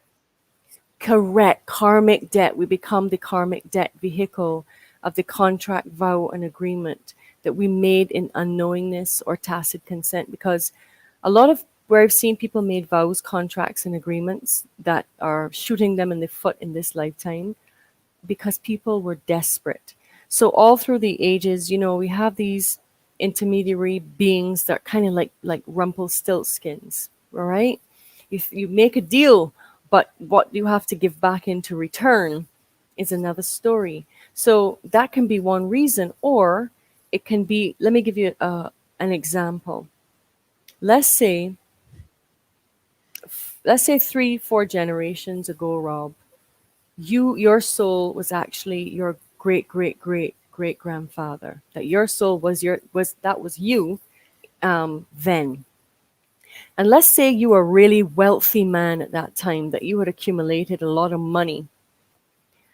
But because that wealth created a lot of jealousy, created a lot of problems, let's say somebody, because they knew you had money, came into your home and shot all your family in front of you and then shot you. As your soul is dying, is saying, I will never have money again. I will never have money again. I will never have money again. Now, because that, it's a very dramatic example, but we've had very dramatic lifetimes on this planet. I mean, things are actually pretty cool compared to how it's been for our known and unknown history. When you have a highly positive or highly negative experience, it's about the frequency, the charge. So it's about the amount of voltage, in other words, that broadcast is having. So highly traumatic experience is going to have a lot of voltage. It's going to have a lot of push from into your conscious mind. It's going to be making that broadcast. So unless we go in and we understand what the source of that issue is, and we bring resolve and we break the contract, vow, and agreement, or we just allow the healing to happen through that, so that trauma can dissolve, so that we don't have that broadcast going through our consciousness and creating the fabric of our life unknowingly, because it would seem that we're doing everything in our power to be abundant and happy, and a lot of times these things are not happening. Is because we have different broadcasts going on from our unconscious and superconscious mind. That's incredible. We actually have some questions from the audience on all. We have all Okay. different. We have 11 platforms rolling right now. So, Okay. with that being said, we have from Carol Campawayu, I think her name is. If we are taught to go into portals to communicate with nature, could they come in without us wanting? Yes, they can, and that's where you have to, without us wanting, meaning somebody can come into your reality without your consent. I would assume, or Yes. nature within itself. Yeah, that can happen all the time. And thank you for that question. This is why, okay, these out loud statements are very important to make. So a lot of the work I've done has been with the sovereignty and the I am statements and stuff like this. So I'll tell Carol, I'll just do a quick statement. So when I wake up out of my dream time in the morning, to make sure, because there are lots of portals that can be left open in the dream time. And there's lots of places in our dream world where beings can squat, and we can have different types of beings. So I state, I, Eleanor Lydia Bayne, I do not give consent. I break all contracts, vows, and agreements or knowingness and tacit consent for any being, past, present, future, or parallel, seen or unseen, sentient or artificial, to have any access to my consciousness, to my energy. You cannot pervert, manipulate, distort, distract, or siphon. You cannot have any access to my sovereign domain of reality without my expressed consent, if you are not here as a benevolent force and influence in my life, we have, because when you, our our voice, this is a little insider secret. Our particular voice, like our fingerprint, every single voice is unique. And our own unique voice is what activates our DNA, the water in our body. So it's the cipher that unlocks the code and programs the code in the DNA. And so these things can happen all the time. There's so much things happening right now with the Mandela effects, because you must remember there are many different factions which are vying for their timeline right now, and a lot of these timelines are the artificial intelligence, artificial sentience, and cyber realities that they're trying to outcreate our organic, sentient, sovereign, and universal timelines. So it's extremely important because things are happening all the time to people. Reality is shifting all the time. You could walk from your fridge to the bedroom and be in another reality. That is literally what is happening. And so you have the right to declare what is allowed to enter your reality and what must leave, and what your reality rules are for your dominion in your domain in time space.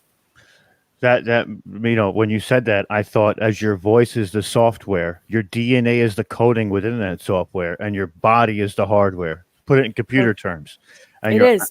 you're actually alleviating that karmic debt by making your intentions known as well, which is incredible. So on to the next question here. We have, uh, what is the transformation on a global level? What is a transformation on, I mean, Or maybe what what is the intention for the transformation on a global level? What are we trying to achieve on that global level? Maybe is to try and figure out what that question means. Okay, so my authentic answer, and this would obviously be my filter on reality. So I hope that this is in relation, but I believe that we are, in essence, in simple terms, we each of us that are living organic beings with a spark of God within us, the spark of the Creator. We are we are holding the light codes. We are holding the frequency of what I would describe as the paradise timeline. Paradise being, the abundant, the liberation of human consciousness, where we see false light, where, 'cause we have lived in a reality where darkness has been called light and light has been called darkness on a broad scale. Now we have this unfolding Armageddon timeline, that they want us to all believe in, and that does include potential false flag alien events. And this is a lot of people I know who are on the inside are still saying that this is a very real potential. So what we're wanting to is we're wanting to empower ourselves. We're wanting to activate ourselves using many different techniques, but working with the sun, because literally, ultimately, when we grow up, it's like, when we're toddlers, ultimately, we're all suns. We are just little versions of suns here on this planet. I mean, how incredible is that? Well, we are here to bring the paradise. We have it encoded with us. We are here to bring the paradise timeline. We're here to bring back the natural order and balance. As if if you took humans out, look at the world with humans now. Now, I love humans. We love all forms of life here. But if you were to only imagine a beautiful forest, like a beautiful ecosystem where everything is interdependent and everything is flowing and there's no competition. There is only cooperation of natural forms of beauty. And that's what we're here to reestablish in this larger dominion or domain on Earth. That's incredible. That's incredible. We have another question, and it is, Eleanor, can my higher self heal my type 1 diabetes? I would say absolutely yes. And yeah, and even if we would have to find out why you have the diabetes, and I can say, if we were to do, let me give the most honest answer.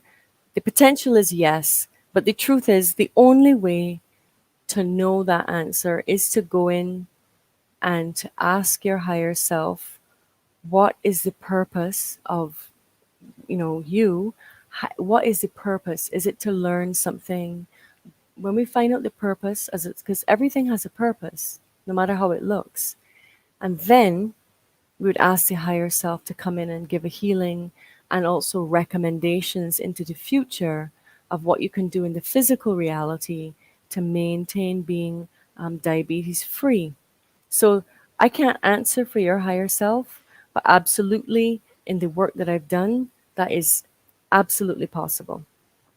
Excellent. Excellent. We have another question, and this is from Wild World's Food. Do you have contact with the ancient light being Palladians?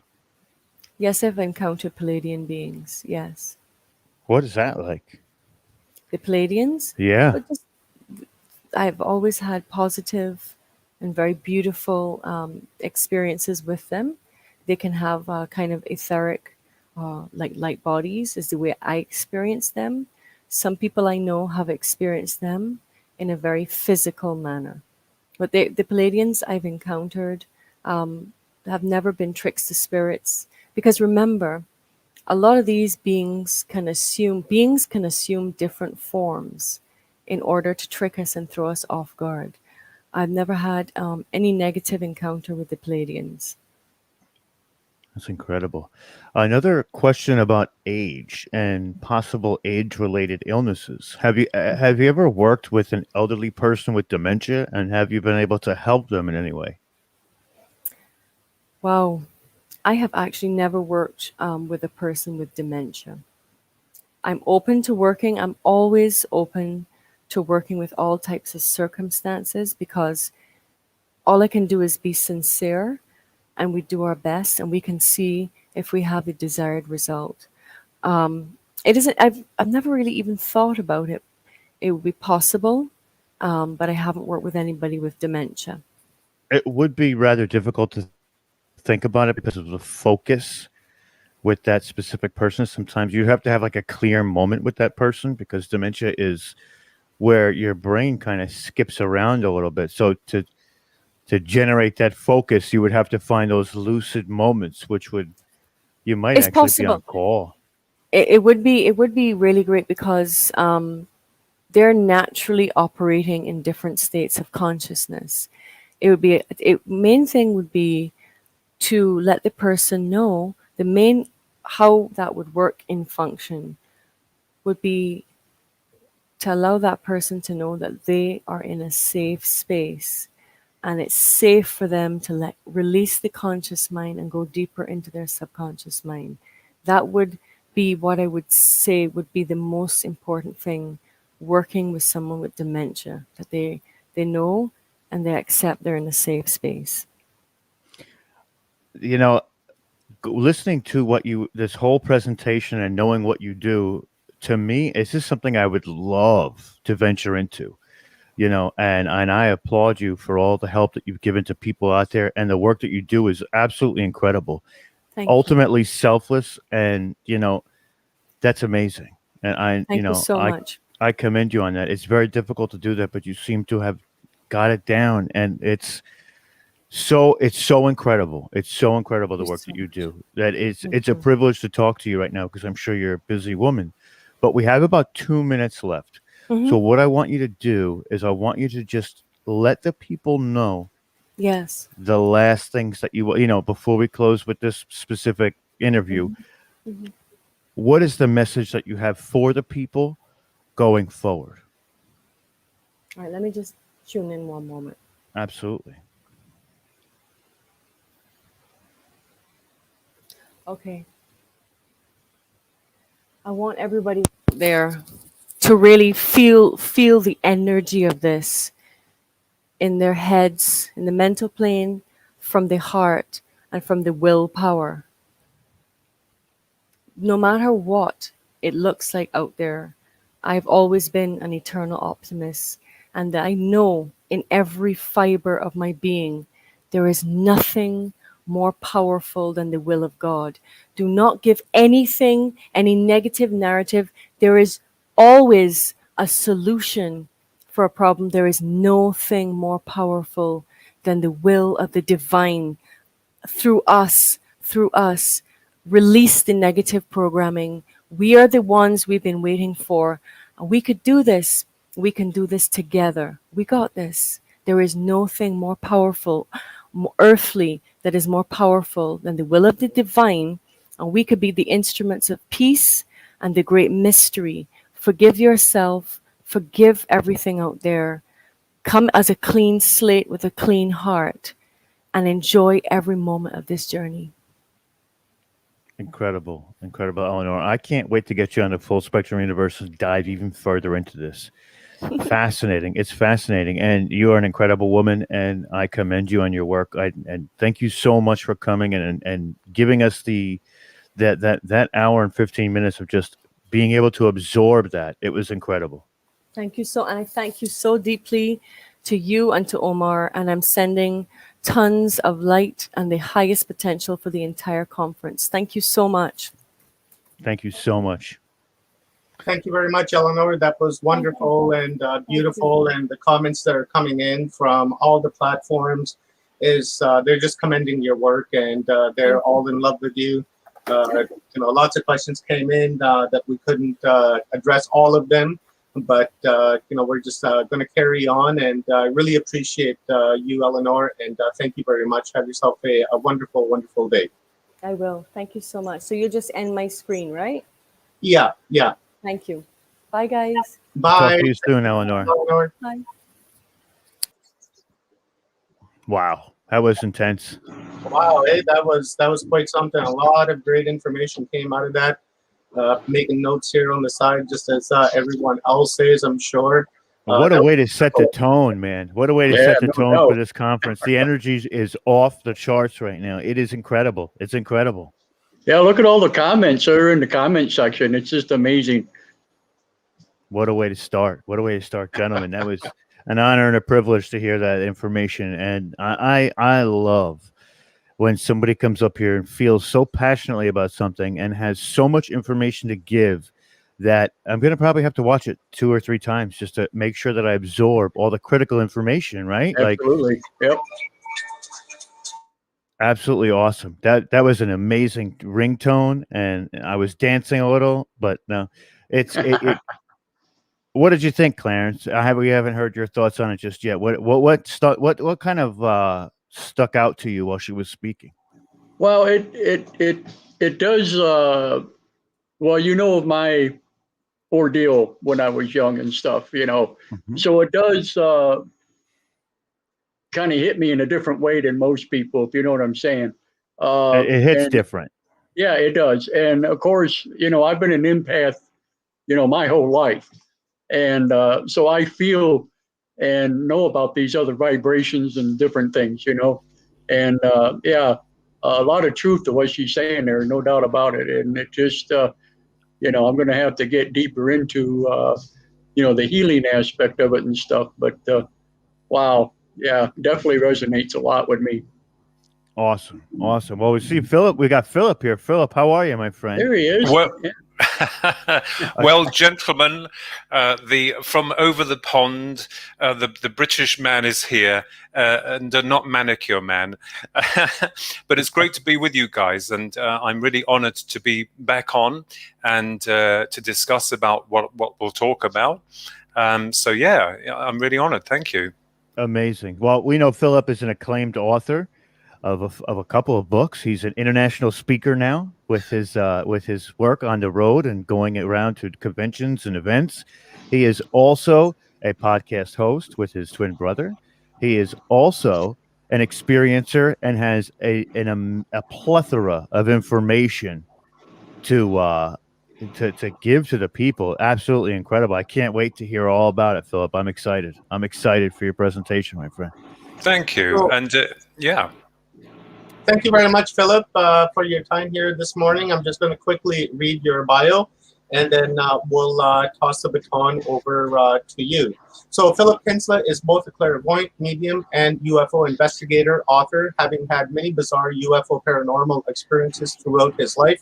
Along with his identical twin brother, Ronald, he began to research the phenomenon on a serious level of investigation after an alien abduction in 1989. This led him to writing several books, Reaching for the Divine, How to Communicate Effectively with Your Spirit Guides and Loved Ones on the Other Side, Belief, Bridging the Gap Between the Physics, Psychic and UFO Phenomenon, and Sky Crash. Throughout time, a continued investigation into the Rendlesham UFO mystery. This book had been co-authored with UFO investigator Brenda Butler. These had been published by Kapal Band Publishing Limited in England. Philip also wrote another book, which he bought out through Amazon, entitled A Passage Through Eternity, The Enigma of the Dead, UFOs and Aliens. I think that's pretty good right there. So thank you very much, Philip, and I'm going to pass the baton over to you and make you into full screen. Yeah, so I had no wish really to get involved with psychic or UFO subjects, but what I discovered was that one of the things that that's happening at the moment is this disclosure we all know about. And when you've had an experience that's happened to you, in terms of a UFO experience, what we term a UFO, because we don't yet know what they are or where they come from or why they're here, but it's our way of trying to translate that information to the best way possible. It changes you. It changes you. You have a system that we serve that tells us, well, UFOs don't exist, and neither does psychic phenomena. So, you have to understand that you must follow the official narrative, and that official narrative tells us that you are a flesh and blood entity that has a sell-by date. You are programmed by a system to believe what we tell you is truth. You then go and toil the soil, you pay your taxes, and the system wants you to die. Well, back in the 80s, when I had some profound experiences, there was no one to go to, because as you gentlemen and all the other wonderful listeners here will know, is that it was a difficult time to talk about UFOs or anything to do with psychic phenomena. And that kind of like put me in a bad light, really. I mean, there's the guy that, says he's seen UFOs at very close range, and I'll get to those in a moment. And then, of course, a little bit later in my life, the psychic phenomena set in. And I thought, no. I thought my reputation would literally go down the pan, as they say.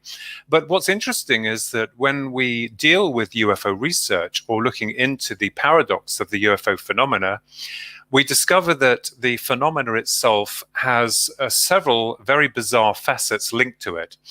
So that when the viewing of what we call a UFO is achieved, time and space seems to be distorted.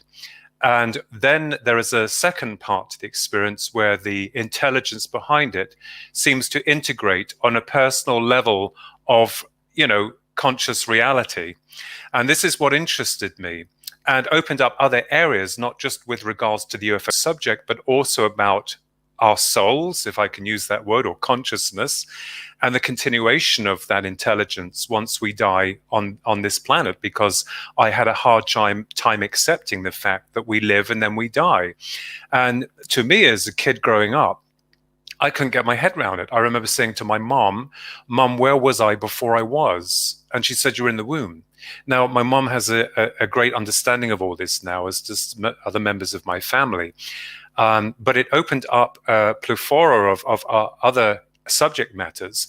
So I wanted to find out whether or not I was lying or the system that we serve was lying. And in light of the recent developments of those involved within the UFO research or the departments of UFO study, it is very warming to the heart to see that, every single one of us, not one individual, all of us are linked with this so-called disclosure. So, no one person can take credit for that. And even though researchers have their own ideas about what they believe the phenomena is, we have to be very careful. That's why I've always been very open-minded to other theoretical debates. Are we dealing with aliens from another planet? Are we dealing with interdimensional beings? Are we dealing with time travelers? Are we even, and dare I mention the word here, the demonic side, and many others? And so I've always remained very open to any form of speculation, because at the moment we just don't know what we're dealing with. We only have a lot of theoretical, models to try and push around. But what's interesting is that, and as we all know, the Office of the Director of National Intelligence sent out the preliminary assessment of what they call UAPs, and they've changed the name from UFO, unidentified flying object, to unidentified aerial phenomena. And ladies and gentlemen, I'm slightly confused, because are they, or the system that we serve, trying to make it appear more scientific as opposed to the flying saucer hypothesis? And the question is, does the system know more than what we as, if we consider ourselves researchers, know? Well, yes, it's possible.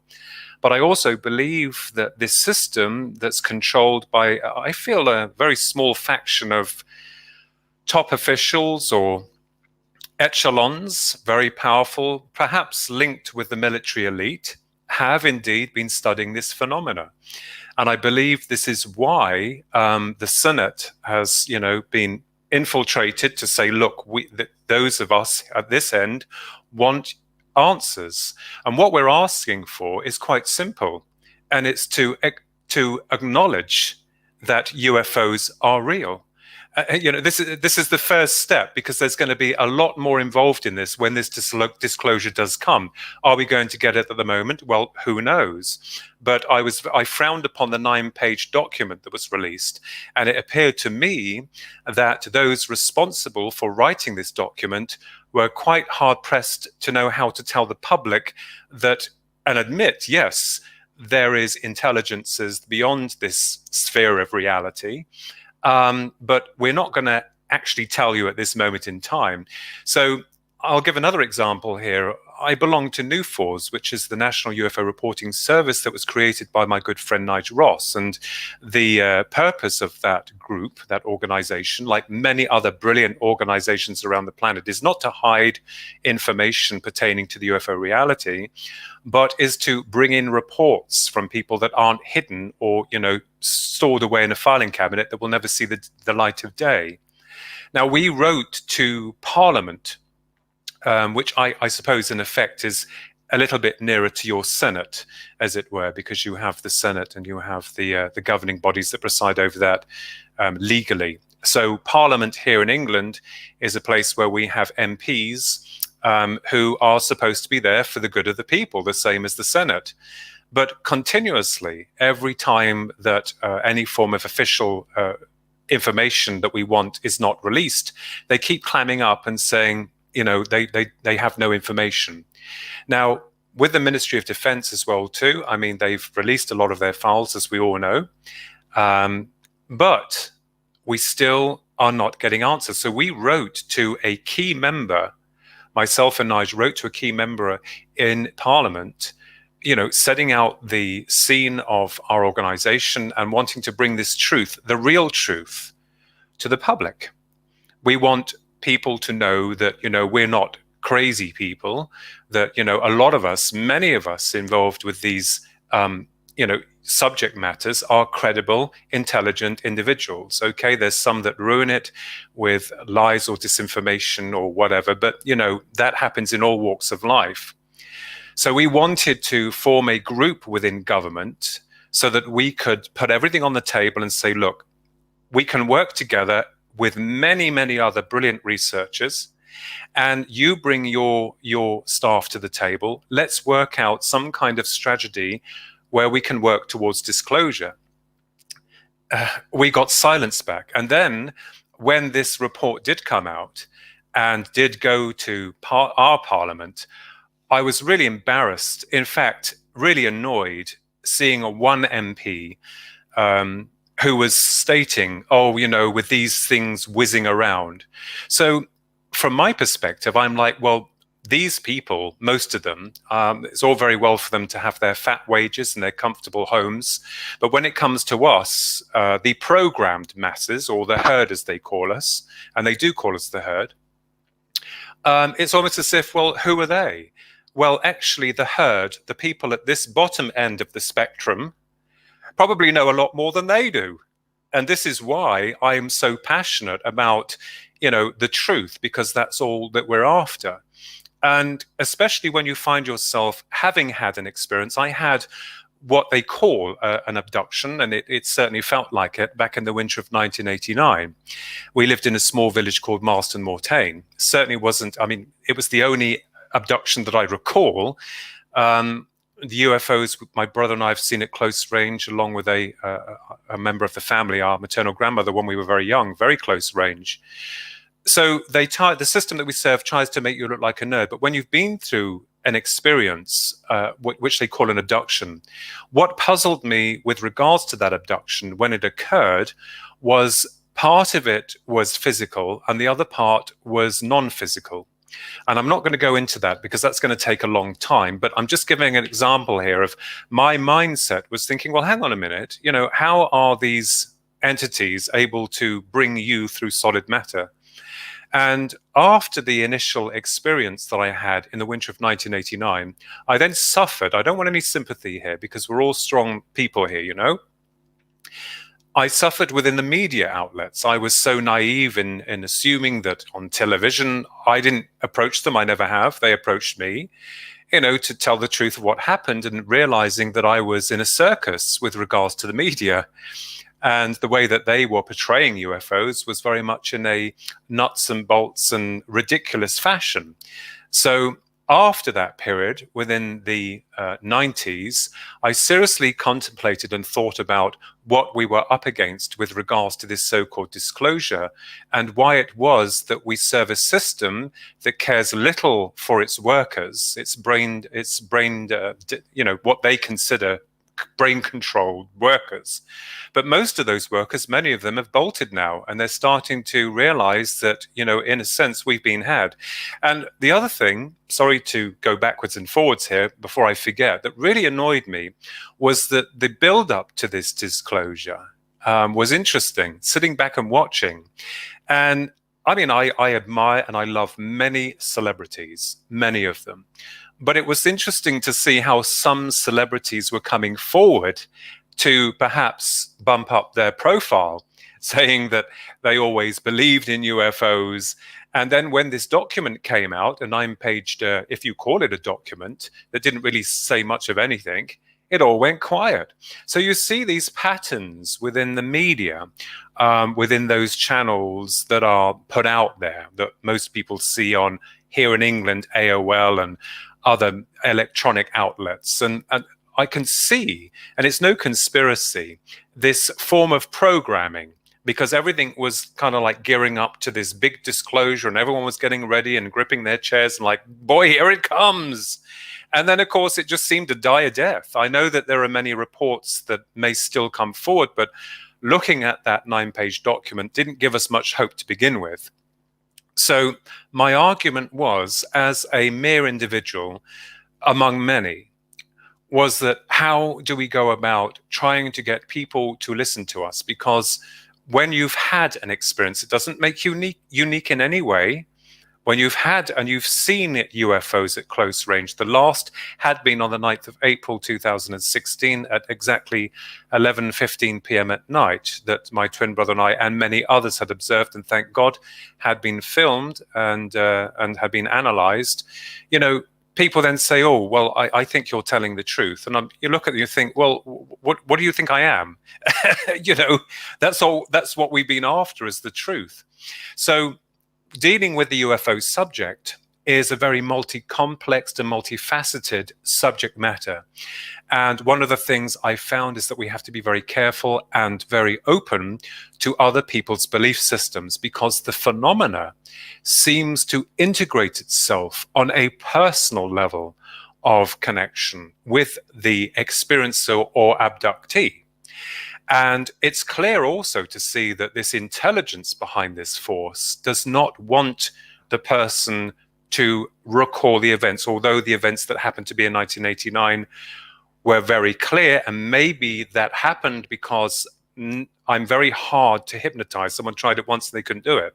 I don't know. I'm just probably making excuses here, but I recall the event as it transpired. There was a bit of an episode that was missing, but the rest of it I can piece together. But generally, we find that these so-called extraterrestrials do not wish to interact with us as a species. And this opens up another barrage of questions.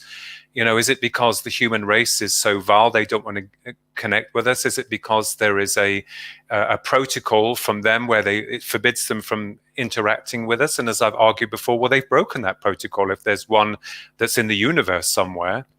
So it's kind of like a slippery slope that we're climbing, because are we dealing with a benign intelligence or something that's far worse than that? We don't know. And I believe also that there are other factions of what we call extraterrestrials. Now, I can only speak in terms of the Greys because they were the only ones that I had experienced, or at least to me they were or appeared as what people call the Greys. And again, we go into other areas of the Greys. Most people believe that the whole UFO phenomena is psyops operations, or that they are built by the military to kidnap a human and then make it look like they've gone through an abduction, or that they could be time travelers, and thus it goes on. But all I can say to you is that the experience to me had been horrific at the time, and there was no meaning, that nothing was explained to me while the process of their investigation was going on. But one of the things that happened later on is that the experience changed the way I thought as a programmed individual, which the system obviously does with all of us. And I discovered that there were other elements of the psyche that started to open up. And one of those, and forgive me because I don't know, I don't know how people react to this type of thing, but one of them was clairvoyance. Now, I don't claim anything. I was more interested in the application of soul survival, human consciousness going beyond this realm once death happens. And there was a personal reason why I wanted to do that. And I found that, this so-called translation or process of translation appeared to be happening with me. There are many mediums on the world. We're all mediums. If you have a brain, then you're a mediator. And in one of my books, Guardians of the Dead, if I'm allowed to mention that without being criticized, it explains the process of how I believe discarnate communication is achieved. And the easiest way to explain that, and also perhaps pulling together other aspects of a supernatural phenomena, which probably is quite natural from their end, UFOs, for instance, is that consciousness, as I see it, streams on a limited flow of awareness through the brain, this mechanism, which translates the information. Much like your mobile phone that you have, it's a physical piece of apparatus that is designed to collect a signal that's kind of like unique to you. And those signals are things that we can't see. We can't touch them, we can't bend them, we can't stretch them. They are indestructible. So my understanding is that if consciousness is independent of this physical housing, which I believe it is, and it uses the brain as a source of translation, I wanted to find out then the bigger picture of why we are here. And this is why my life went from crazy. And I have to joke here, I'm sorry, I do have a wicked sense of humor. It's any wonder I wasn't in a mental institute. But what I discovered, interestingly, was that people talk about interdimensional realities. I believe that. Multiple interdimensional realities. And who's to say that, that these other life forms or intelligences, whatever they are, don't come in and hack through our connection through this sphere, through our consciousness. And this might explain also why people forget the experiences, because if they've been taken outside of their time-space continuum, then all that kind of normal processing of information is disrupted until it's brought back into the field, as it were. So I think that with regards to a lot of the subject matter of ufology is not as simple as merely stating, well, it's a nuts and bolts construct. They come from another planet. I'm not disputing that. But what is incredible and interesting is the way that they infiltrate this plane of reality quite quickly, and they distort that reality. So the minds behind these objects, as we are now calling UAPs, is far more complex. And it could be possible that those governing bodies who hold on to all of this secret information, they probably don't know as much as we know, and that's why they've been using their key people to infiltrate what used to be UFO groups, and now checking online to see what people know and collate a huge data file. I think it could be possible that they are worried that, yes, if they do admit that UFOs exist, the bigger question is, okay, where are they? What are their intentions? You know, where do they come from? So I think to a degree, it's very interesting to see this disclosure panning out.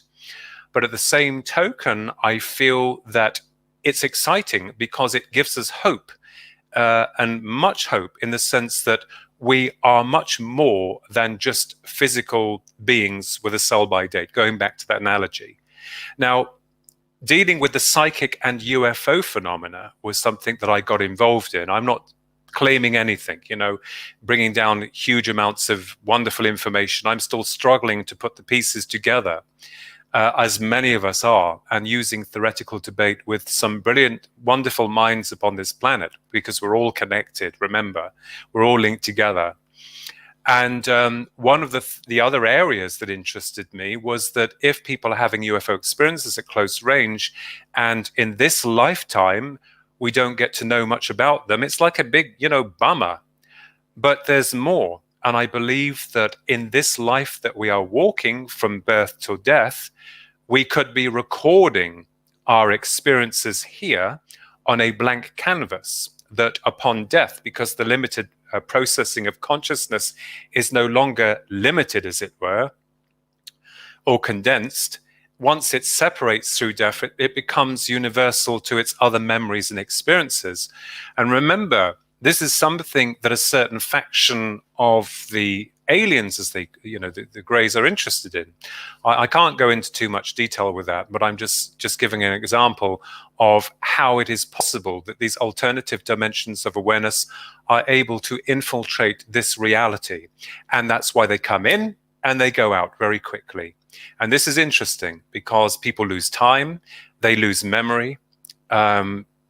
Sometimes that memory has to be retrieved by a professional regressionist, or in some cases it starts to highlight itself in dream state, or something may trigger the memory, either, I'm not saying randomly because I don't believe things are random in life, but by a random program or an event or someone saying something and it triggers something. So I think, you know, dealing with the UFO phenomena, I can understand, is very, very difficult because, as I said before, it's multifaceted. Now, what's interesting is on the 9th of April, 2016, this is the last time that my brother and I saw any UFOs. It's not like we're sitting there with tin hats on our heads waiting for them to turn up. They do it sporadically. And when you are disarmed, it appears. We had been at a friend's house, a police friend's house, celebrating an early birthday meal for me and my brother. And this was in the village of Copel. We now live in Kempston in Bedfordshire. And Copel village is about 4 or 5 miles away, not too far away, just down the road. And the time was going on to roughly around about 20 to 11 at night, when my sister and my niece, her daughter, had also been there, and they'd driven to the house. So they shacked up and they went. And I decided that I needed to drive me and my brother back home. And the time was roughly about 5 to 11, or roughly around this time. I remembered going out and saying goodbye, getting in the car, putting the key in, and off we go. And it was a clear night. It was dark, quite cold, but the stars were out. And, you know, driving down a small bypass, coming off the bypass to coming into Kempston. And my brother and I clock these, what we thought at first were workmen's lights. You know, like the stadium lights you have in the big stadiums. There were 3 of them in a triangular formation, and they appeared to be roughly where we lived. So I'm driving, my brother's clocking, I'm clocking, then driving, and which is what you do. And as I get under Cow Bridge, there's a dip, and you go under a bridge before you come up, and then up to where we live. I pulled the car over because I could see the lights. They were white, they were round, they were round, they were in a triangular formation, and they were just standing there, hovering there, sorry, just there. And I wound down my window, and the reason that I wound the window down was to hear to hear any sounds. There were none. And at that point, my stomach dropped. And so we drive back, and sure enough, there they are. Now, I just want to explain that area of high strangeness that occurs that was literally clocked by both of us at that point. When we drove down to the small road where we lived and pulled over to the house, there they are, right above us, and incredibly huge. There were no markings on them. There were no sound. They were white. They were, as I said, in a triangular formation. When I got out the car, and my brother got out the car, I had my man bag on me. You know, men carry them sometimes. But inside my man bag was my mobile phone that started to buzz. And I thought, oh, what a time for someone to contact me. I'm leaving it. Now, anyone would say, why don't you take your phone out and photograph it? Well, no, because I'm not interested in whether or not people believe me. This is a personal experience. I wanted, because I thought if I put my hand in my bag and I take my attention away from them, they'll be gone. I wanted to keep my attention on them. So looking up, they were in a triangular formation. Now, they did a strange maneuver that I will explain in just a moment. There was no people around. There was no one coming back from down the road from the pub. There was no one walking their dog. This was at 11:15 p.m. at night. People are still out. There was no one driving their car down the road. There was no one. And it felt, or it sounded like, you know that feeling when it's just snowed and you make a sound but it's muffled? That is what it was like to us. Now, the objects were in a triangular formation, as I said. So to me looking at them, the one to the front and the one to my right were stationary. The one to the left at the back started to move very slowly towards the one in front. What I thought was the front of the object, but there were three separate objects. It stopped, it didn't touch it, and then it moved back to its original position. Very strange maneuver. Then they centralized themselves into a straight line. You could measure with a ruler the gap between one to the other, and then they started to move off very quick. And my God, I was so stunned. It was incredible. And when I got in to the house, I thought I'm going to make a full report on Facebook because I wanted everything to be clear. And it still is clear. Nothing's been added or subtracted. My phone started to go off again. And when I picked it up, it was my niece who'd taken her mother, my sister, home to Lower Shelton before my niece was driving back to Master Mortain. And when I answered it, I said, are you phoning about the UFOs? And she said, have you seen them? I said, they have been stationary just over our heads and they've moved off now. But she actually caught them on her mobile phone when she dropped her mother off. She pulled the car over and saw these lights coming. They were quite high up, but in triangular formation, moving very strange in a straight line towards us. And she was trying to get my attention to say, hey, I think you've got something weird coming your way. And they were over us, but they were much lower. The next day, on the 10th of April, much earlier, I didn't clock the time of when the helicopter came over the house. I didn't clock the time because I didn't really think much of it at the time. But the very next day, around, say, about 8 o'clock, it was dark. A helicopter came very low over our house.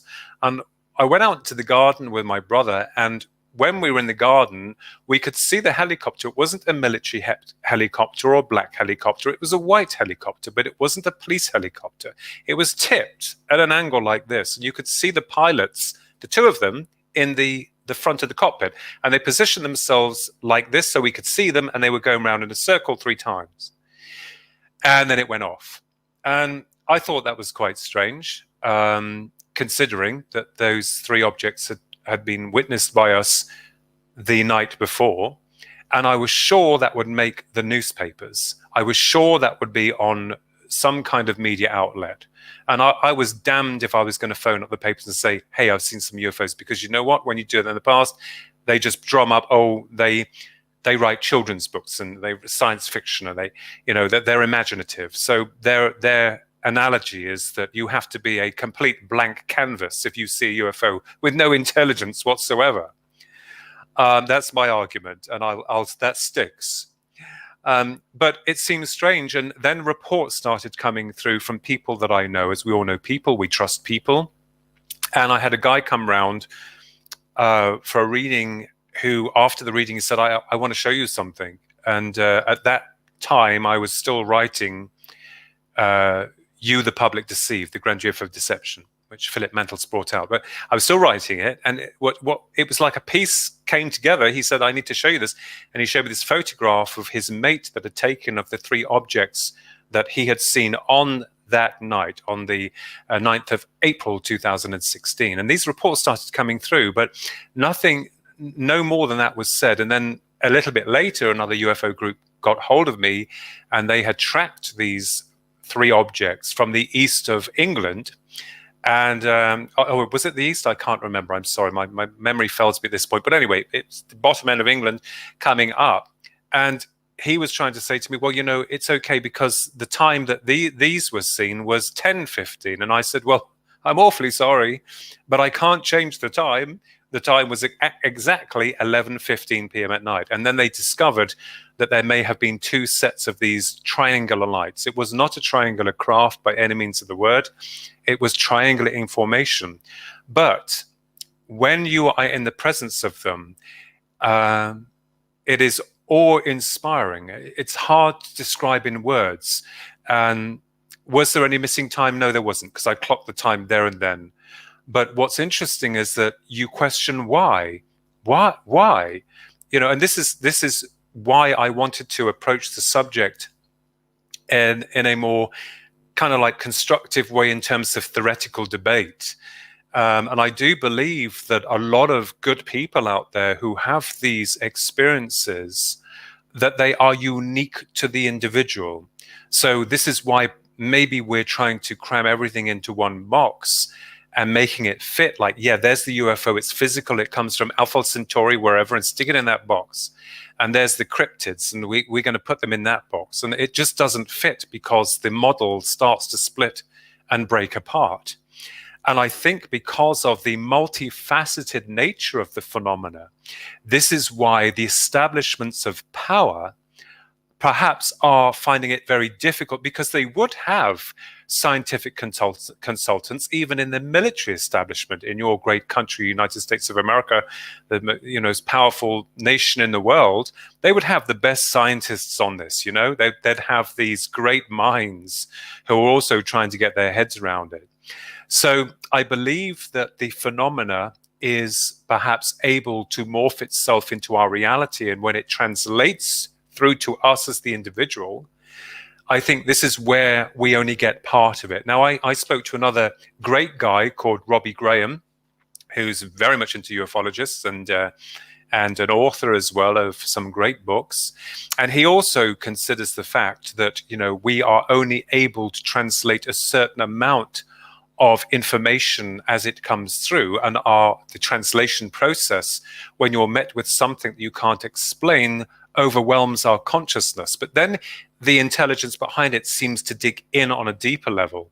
So this is where we're at the moment with regards to trying to understand abductions, UFOs or UAPs is the new word for them, the acronym for them, and what it is that we're dealing with.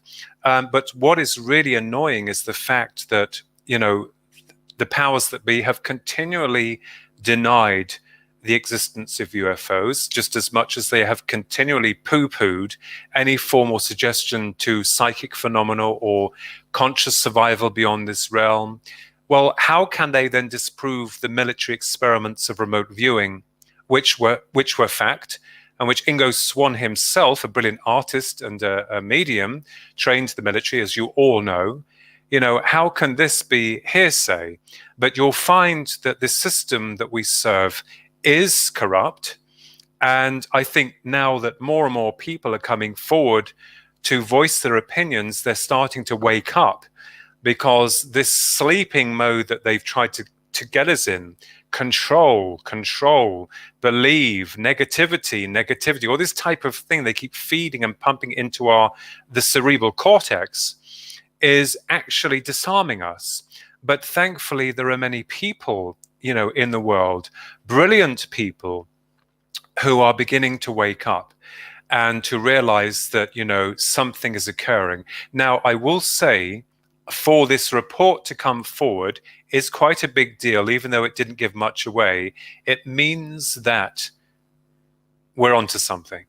And once the Senate agree or release this information through those other multifaceted departments of inquiry that have kept this secret, once they release this and say, yes, UAPs are real, but admit that we don't know what they are, then I think that changes everything. Or even if they do know what some of them are, at least that gives us some headway. So I'm just going to tell all of you guys and gals out there, if you're interested in UFOs, whatever, you won't be out of a job.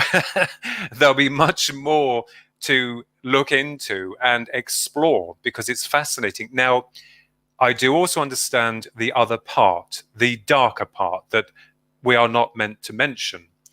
And this is another really very delicate level to approach.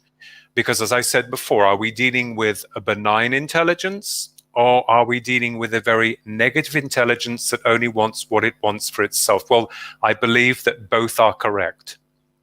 So I feel that there's probably caution as to why such information isn't forthcoming from the system that we serve.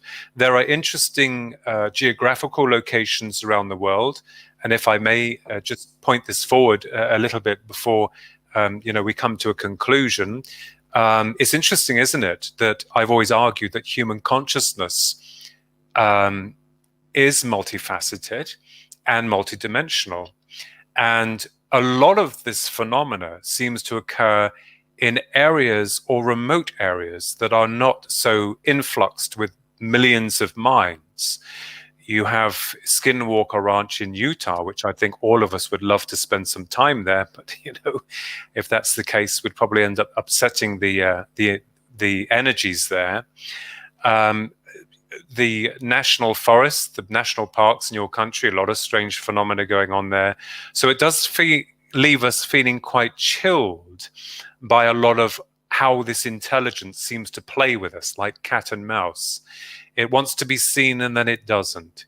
It wants you to know of its existence and then it's like you're left with bits and pieces. So, I feel that perhaps a great part of this phenomena is operating on its own means, and by certainly not by our means as humans. And perhaps it's interested in what we represent as individuals, as free-thinking beings that can understand love, taste, smell, time, all these things that they may be devoid of, but also the greater picture of what we represent as individuals. And if you look and see around you in this world what's happening, empathy is being lost.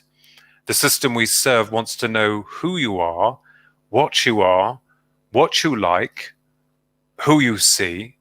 So it's almost as if, they're talking about transhumanism. And this is another area of massive debate. People saying about the chipping program, if it hasn't been done already, or other programs to try and infuse us with technology. Now, this is scary. And you can see a lot of this happening through current situations that I won't mention. And what made me laugh about the current situation that we're in is if the UFOs had arrived, how then would the system explain itself? And I believe the system would do what it normally does, was take it one step further, make the herd believe it's this and not that. So this is why the system we serve demands a conspiracy.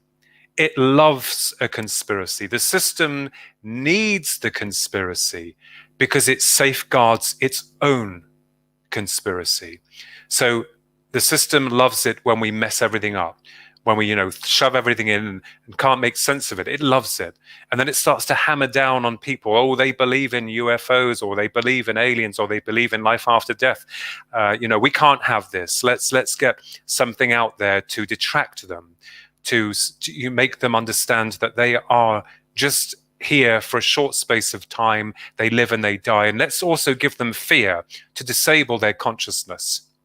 And, the lovely lass that was here before, I understand what she's talking about in the higher minds and higher dimensional spatial dimensional connections of realities beyond this sphere. We have to remain, or try to remain, as sensual as we can, open-minded, and not gullible, as it were. And I always like to walk that very straight line towards kind of like rational, but where the irrational happens, it gets a bit difficult. But you understand what I mean on a human conscious level. And this is what fascinates me. So the question of whether or not we're being visited by intelligences has been answered. We know that we are. But how now do we tell the public? How can we go about that? So, maybe the Senate or other departments are up in arms, not knowing how to tell the public. But what's interesting is that the situation we're in at the moment didn't seem to care about that. It just pushed it out there. And that's all that we're seeing at this moment in time, which is a lot of fear-mongering and a lot of control and everything being mixed up. So, UFOs, ladies and gentlemen, are real, or UAPs. They exist. And we are still working towards a greater understanding through theoretical content of what we may be dealing with. But unfortunately, because the phenomena is so multifaceted, it is difficult to bring those parts together. So my advice to any researcher out there, because we're all researchers, you don't have to be a scientist or a person with letters after your name or before your name to make you an authority on the subject matter, which, by the way, we still don't know what we're dealing with. It's important to believe in what you believe in and allow that belief to take you where you are meant to go within this life. But on a united scale, there is always a constructive model. Even though the experiences are very unique to the individual, there is an outline or a kind of like a model that seems to represent not just life or life after death, as in the case of near-death experience. Most people report going down a tunnel towards a light. It's more real than the world they left behind. They communicate via telepathy. And then they are brought back, and in some instances, rare instances, the human body that's diseased is brought back into its correct vibrational frequency, which heals the body. But to them, in that experience, although we can generate and know it's real because people report this tunnel or this river or this light of communication, the experiences are nevertheless central and and unique to the individual. So this is why we have a great problem trying to sift one UFO account from the other, why the aliens appear different in one and they're completely different in the other. So it could be that as human beings and through this walkthrough in life, we can only translate a certain amount of information that operates on higher levels of reality, and that this is the only way that we can translate that information, as frustrating as it is. So I really feel and believe that we are on a monumental journey, particularly in this moment of time, of this, warmongering through the psychological means. And it's interesting, isn't it, that certain situations that's occurring at the moment, and then the UFO disclosure comes out. It's bizarre how the timing of that was so perfect, I think. And there's another conspiracy that they'll use. But isn't it quite bizarre that the timing of this coincided with another more threatening event that's occurring around us? So this is why I wanted to find the truth of not just ufology. And I do apologize, because in an hour you can't say everything. It's kind of like, there are so many facets to this which are fascinating and interesting. And by design, you are the creator, you are the observer, you are your pupil and teacher all in one. And yeah, if you want to bring that energy in, you can. And I'll just briefly state here that we, when I may say me, my brother, a good friend of mine, Susan Gamble, we performed an experiment at Rendlesham Forest. We had nothing to do with the 1980 event, but I believe that certain events in life are preordained. And that was proven to me. I'm not a scientist, but my mind works in kind of like this way of I want proof. And then when you get it, it's gone, like on the X-Files. But we initiated back then in 1998, on the 8th of June, 1998, a CE5 initiative in the forest. And it worked. It actually worked. Which means my argument was, is this intelligence able to read our minds, or are we reading its minds? Because we wanted this intelligence to manifest itself in whatever form necessary it could, and it did. And that was on the 8th of June, 1998, at exactly 10:15 p.m. Interesting that the future event of the 3 UFOs was on the 9th of April at 2016 at 11:15. So I'm not saying that they kind of like timed it from all those years later, but the experiment worked, which proved categorically that our consciousness has something to do with this, or that those intelligences are interested in us as individuals. It doesn't make us special. Remember, we are all special. We are all unique. And this is the other really horrible and nasty part within this subject matter. How can you prove to people that you are genuine? How can you prove to people that you are who you are? And I gave up with that because I thought, well, at the end of the day, you take people as they are. But on a united level, you get a lot of division, which is very sad within this subject matter. We should not be fighting one another. We should be understanding and, accepting of other people's belief systems, because this is exactly the reason why we have the problem we're having now, going back eons. Control, mental subjugation, fear. And this has been written about by other brilliant researchers here in England, David Icke. And he's no conspiracy theorist. He's a conspiracy realist. He's a brilliant man. And you see that these people suffer. But you still get the divide of people saying, we don't believe in this and we don't believe in that. But at the end of the day, I will tell you that the phenomenon is real. And as I said, when you are in the nest of that, it is a very different experience. And I wouldn't wish that upon anyone. People laugh and joke and say, oh, what a load of rubbish, or, had a prod in the right direction through the abduction and all that type of thing. Well, I would never want you to be in that situation. I wouldn't. Because to me, it was terrifying. And that terror went beyond a level that I couldn't appear to understand. But I've grown because I survived the experience. Do I understand what happened to me back in the winter of 1989? No. Was anything told to me then? No, nothing. But my mind was like, I need to work this out. And I think you'll find that with a lot of people who are experiencers or abductees. And this is where we are at the moment with trying to define not just what the phenomena is, but what we are. This is the problem. We're looking far out there, but we don't know what we are, what we represent. And even worse, we live in a system which is dividing one person against the other. And it's clear to see even more so now today than ever before.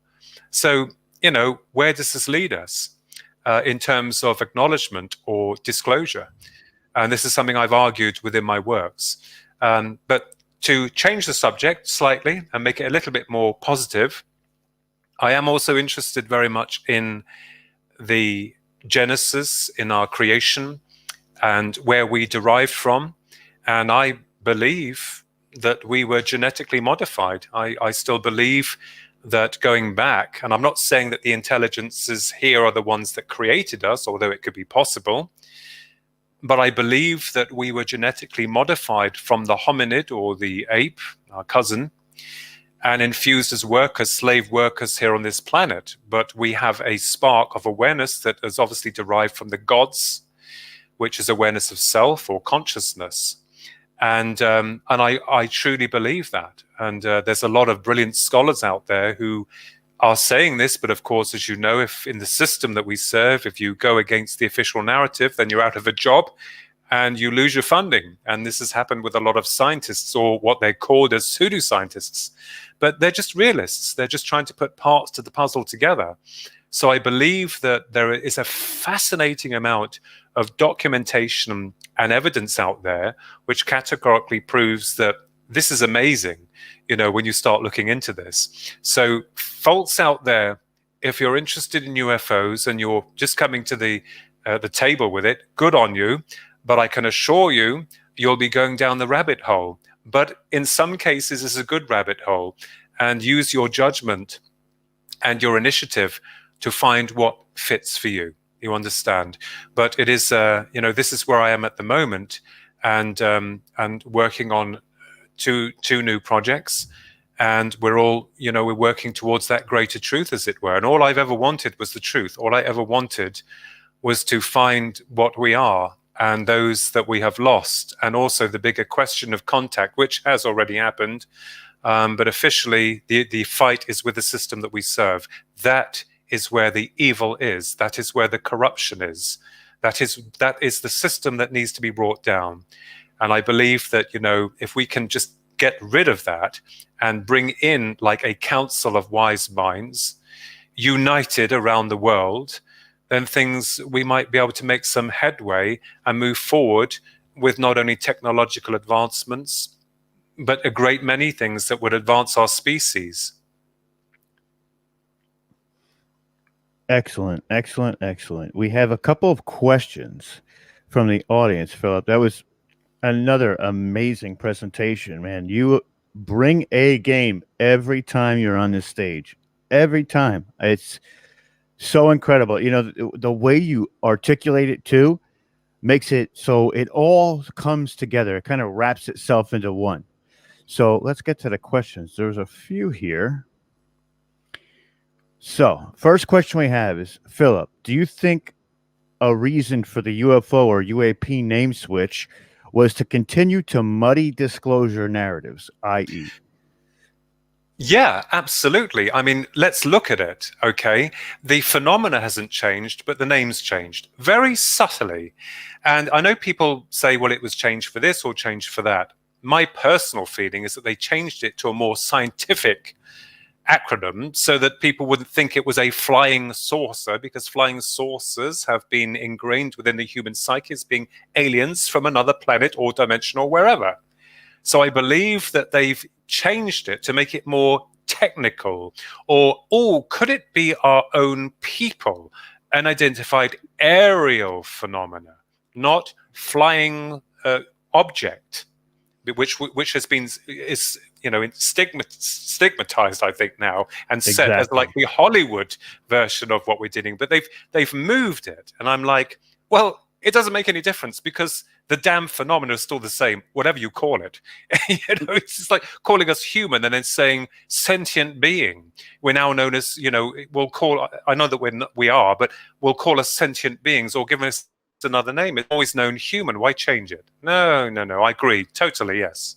Absolutely. You know, that stigma is, they've been discrediting it for so long that now they have to change it as well, because they've been the breeders and the inceptors of misinformation, so vile and so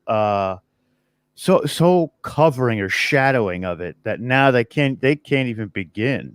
Yeah, and you know, I agree, and I've just seen on here reverse engineering. Yes, why not? I mean, that is a possibility. I mean, people laugh and joke about that, but let's face it. You know, I totally believe that some of these extraterrestrials, or whatever they are, we still don't know what they are, would have crashed. And that's exactly what the system wants. The military establishment wants that power. It wants that control. It doesn't want us to have it. It wants it for itself, for its weapons division, its weapons department. And this is why we're finding that, you know, we're not the conspiracy theorists. They are. Because they're the ones that, you know, you get these whistleblowers coming out saying, you know, this has happened, and people think, oh, I'm not so sure about him. And of course, that one person in the multitude of many is normally trying to say, hey, I need to tell you guys because otherwise I'll be killed, or I need to tell you what's really going on. And swamp gas, yes, Right. we know about swamp gas. This gentleman, who am I, EYE, has another great point in saying having multiple terms for the same thing can screw up retrieval of info on many levels, including FIOA requests and all that. So yeah, it's hampered. Yeah, it's like, oh, can I have the request on UFOs? Yeah, we'll give you what we know, but you didn't ask for the UAPs, and it gets more confusing. But I have dealt with, I know scientists, some of them brilliant scientists, and let me tell you, they have been in the middle of this conspiracy, and they have seen the UFOs. And, you know, at the end of the day, even they suffer. They suffer because of this. And it doesn't make me any special. We're all connected. We're all linked together, every one of us. But it's interesting how your life suddenly diverts to other areas and links with other people. And, you know, I believe in synchronicity. And that's another thing that I'm not going to get into here, which seems to be quite incredible for all of us.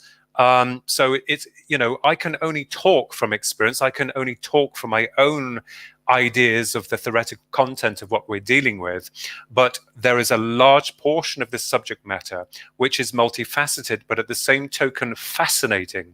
And, you know, all I have ever wanted to do was to go up to one of these crafts physically, consciously, and in control, and touch it.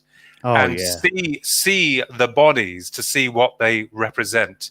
I would be like a kid in a sweet shop. I think all of us would, like, wow. And that would move me on a very deep level to know that this is big. This is so big, and it gives us all hope. And it's incredible, I think. So I always say to all of you out there, you know, believe in yourself, believe in what you're looking at. And even for those people who do not believe, I'll shake your hand. I'll say to you, that's fine. I have no right to interfere with your belief system. And that's no psychological messing around either. I don't deal with any of that. I'm just saying that's okay, that's fine. But when you've had the experience, that changes everything. And it's screwed up my life, but in a good way, because it's kind of opened something in me. What that is, I don't know. Curiosity, a yearning for more truth, I don't know. Maybe I've been rewired like many of us, you know. Right. But right. yeah.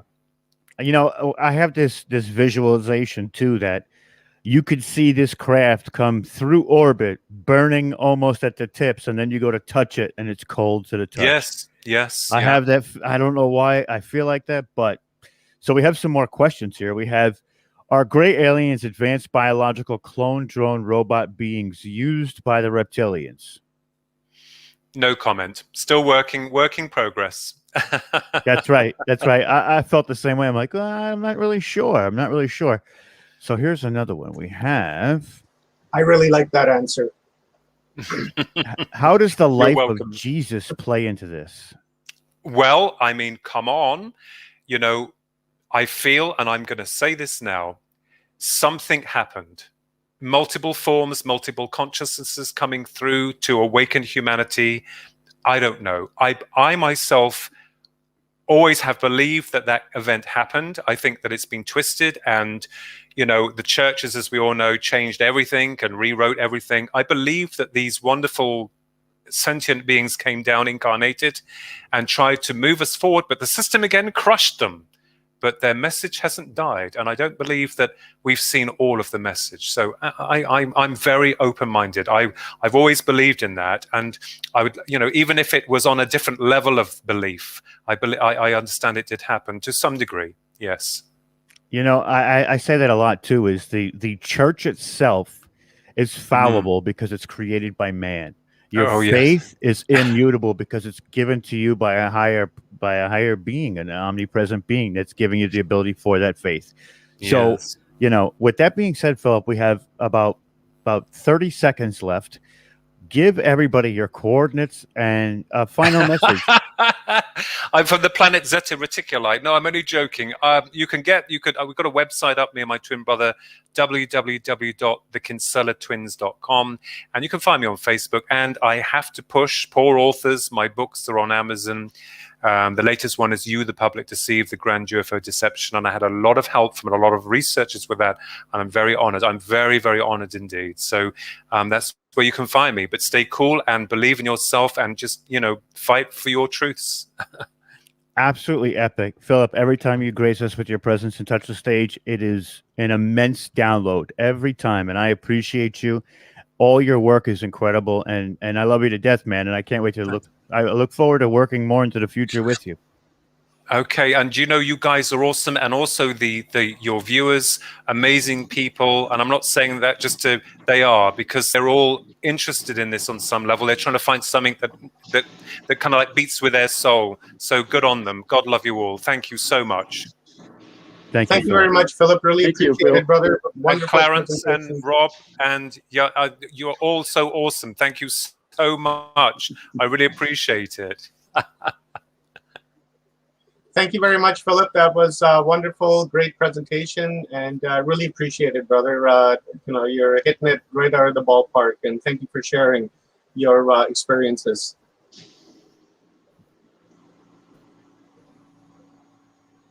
Oh, what a time to freeze up, right? Yeah.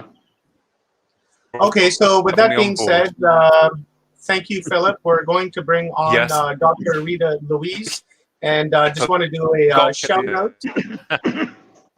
It looks like Philip is frozen. Yeah. Want to do a shout out to Full Spectrum Universe viewers and Portal to Ascension, Paul Wallace channel, New Realities, and on Pilled, and of course on WatchersTalk. You guys are wonderful. Thank you very much. We're going to bring Dr. Rita Louise on, and I will remove us off the screen and leave it to Clarence. Thank you, Philip.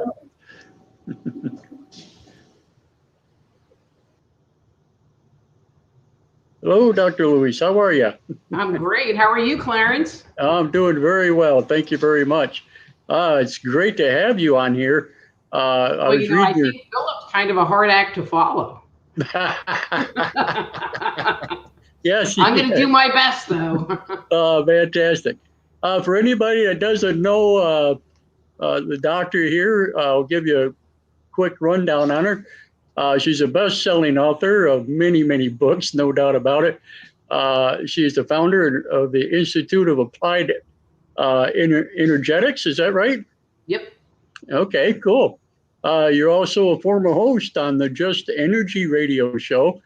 And you are a naturopathic physician. Is that how you say that? Naturopathic. Naturopathic. Okay. I'm sorry if I botched this up. I just you're a 20-year veteran in the humane potential field. Unique gift is medical intuitive. Clairvoyant. Let's see. I'm sorry. How's about this? I just do lots of stuff and I write books and I'm really kind of fun. Yes, absolutely. No doubt about it. Yes, that'll work. But now you've been in this a very, very long time. And it's amazing of your work. I mean, you've been on shows, you've done media, just on and on and on. And it's just amazing, how long you've been in this field.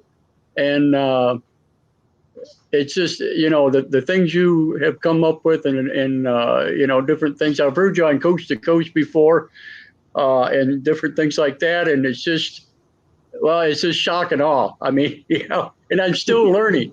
There's a lot to it, and it's just amazing. So I'm gonna let you go here. I'm gonna let you go on in and do your thing here, and I just hope everybody is paying attention because they don't want to miss this, no doubt about it. Well, and today is kind of a change of pace because usually I talk about ancient aliens or psychic abilities or ghosts, attached entities. But today, kind of because I kind of move around through different topics. And so my new area of passion is really talking about trauma and dealing with trauma. And you might go, okay, so what does that have to do with UFOs or ancient mysteries or anything? And it does and it doesn't. But I think you'll find it interesting, because I think what I'm going to say is really going to apply to your life right now, because humanity is really going through a really deep transformation where we're having to look at ourselves and what's working for us and what's not working for us. And one of the things that tends to come up for people is their past trauma. And we're going to get into this and kind of bring it around some contemporary things and hopefully have some fun. I like having fun. So with that said, we all experience trauma, but you might wonder, what is trauma? So we experience trauma when something hurtful or painful or scary thing happens to us. So for example, you're in a relationship. Okay, so I'm a woman, and so I'm going to say like boyfriend and guy because it's just easier for me in my frame of reference. But if you're a guy, which I'm sure there's a lot of you out there, just switch pronouns, or if you're a they or whatever, just use your own pronouns. I'm going to use him for my examples. So let's say I'm in a relationship and I find out that my boyfriend is having an affair on me. I'm going to feel really betrayed. And so unless there's some kind of resolution that happens inside of me, unless I can really, I can sit there and kind of close my eyes and take what happened and throw it behind me and say, okay, I'm over it. But most people are not that way. They don't get over it. They accept it, but the pain that they experience is not really resolved. And I think we've all had that experience where something hurtful happens to us or stressful happens to us. We step up to the plate and we move through it. But emotionally and energetically, we don't. It's like we just take all of our issue and throw it behind our shoulder, compartmentalize it somewhere, take a deep breath, and move on to the next thing. But if you've survived, trauma takes on a lot of different forms. And and I'm using that word survived, it always leaves a mark. And it creates a permanent mark. And what you end up with is what's called emotional baggage. And I like to use this example, and I hope you follow me with this. But in the movie A Christmas Carol, Scrooge is visited by Marley. And Marley is dragging around this chain with all of these giant weights on it, because that was all of the things that he had done in life.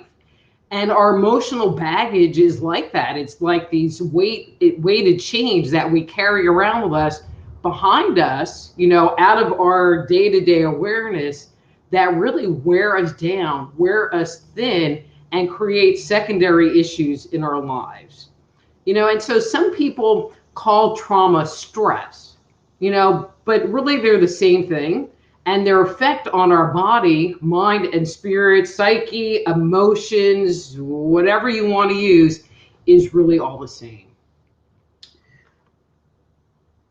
As a child, and most children experience some kind of trauma.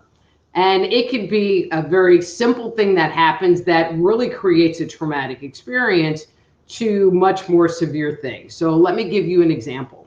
And I work as a medical intuitive, and I help people identify what the core emotions are and where they came in so that they can go back and heal this emotional baggage, because over time it can actually manifest as physical symptoms or, emotional things that really plague your life. If that chain is long and ponderous. So let's say you were 6 years old and you saw this red bike. Okay, so I'm going to, at the store, and you're like, oh my God, I hope Santa brings me that bike. And you hope and you pray and you wish for Santa to bring you that bike on Christmas. And then Christmas comes and you get a bunch of clothes and maybe like a Nerf gun or some other stuff. No bike. For a 6-year-old, I mean, it sounds like a really dumb example, but for a 6-year-old and in a 6-year-old's view of the world, it could be like the end of the world to them and create this level of trauma inside of them. And what they get left with, well, we're going to come to that. But, you know, and so something so simple when we're a child can create trauma. But if you're in a household where there's abuse or neglect, if one or both parents have a drug or alcohol issue, if there's, you know, one or both parents have psychological issues, you know, they're schizophrenic or bipolar or suffer from chronic depression, this can create trauma in that child's life. And then as you're an adult, it changes a little bit, because when you're a child, you can't leave. You can't quit the relationship. You can't just move out and move on. You're kind of forced to stay there and put up and deal with that trauma, which can be extremely detrimental because it really becomes part of who you are and part of your psyche, and plays a very distinct role in your psychological viewpoint to the world. And I'm going to get into that a little bit more. You know, as an adult, there are many people that get into abusive and toxic relationships that can experience trauma. You know, so there are women, as an example, that get into a relationship and they're constantly getting beat up, but they return to the relationship, which is a whole other phenomenon that we're not going to get into, but that I could talk on for a while. But they can also experience very significant trauma, you know, emotional trauma. If someone was in the war, you know, and fought in combat, that can create a total level of trauma. If you lost a loved one, a parent, a sibling, a spouse, that can create trauma in you. If you lose your job, it can create trauma in you. If you're a victim or an observer of violence, or like sexual assault, I mean, those, all of those things can create a level of trauma. You know, so I'm going to go back to my betrayed issue, because I think everyone has had some situation, whether it's a boyfriend or a girlfriend, or, you know, a bestie that you told a very important secret to, who outed you on it. I think we've all been betrayed, you know, and so I think it's a good example. But when something like that happens, it activates our stress response system. Okay, I need to do a little lozenge or I'm going to start coughing. So our stress response system, there are 3 aspects to it. There's our fight response. You know, we're just going to get angry and duke it out and yell at the other person and get really mad. That's our fight. There is our flight response system, where it's like, okay, adios amigo, I'm not going to deal with this, and you run away. You know, as a little kid, it's like there's a bully bullying you and you run away and cry. And then there's our freeze response system, which the example would be, and I'm going to use an animal. You know, you're driving your car and you see a deer kind of walking toward the road and they just freeze. That's our freeze response system. And you would think it's only in animals, but we do it too. Okay, so with the example of being betrayed, it activates what's called our sympathetic stress response system. And you can recognize when it's activated because your heart rate speeds up and your breathing gets shallow, and it changes the way your intestines work. I mean, it creates all of these biological changes within your body. It causes your adrenal glands to release cortisol, which is that like get up and go and fight and run and do those things.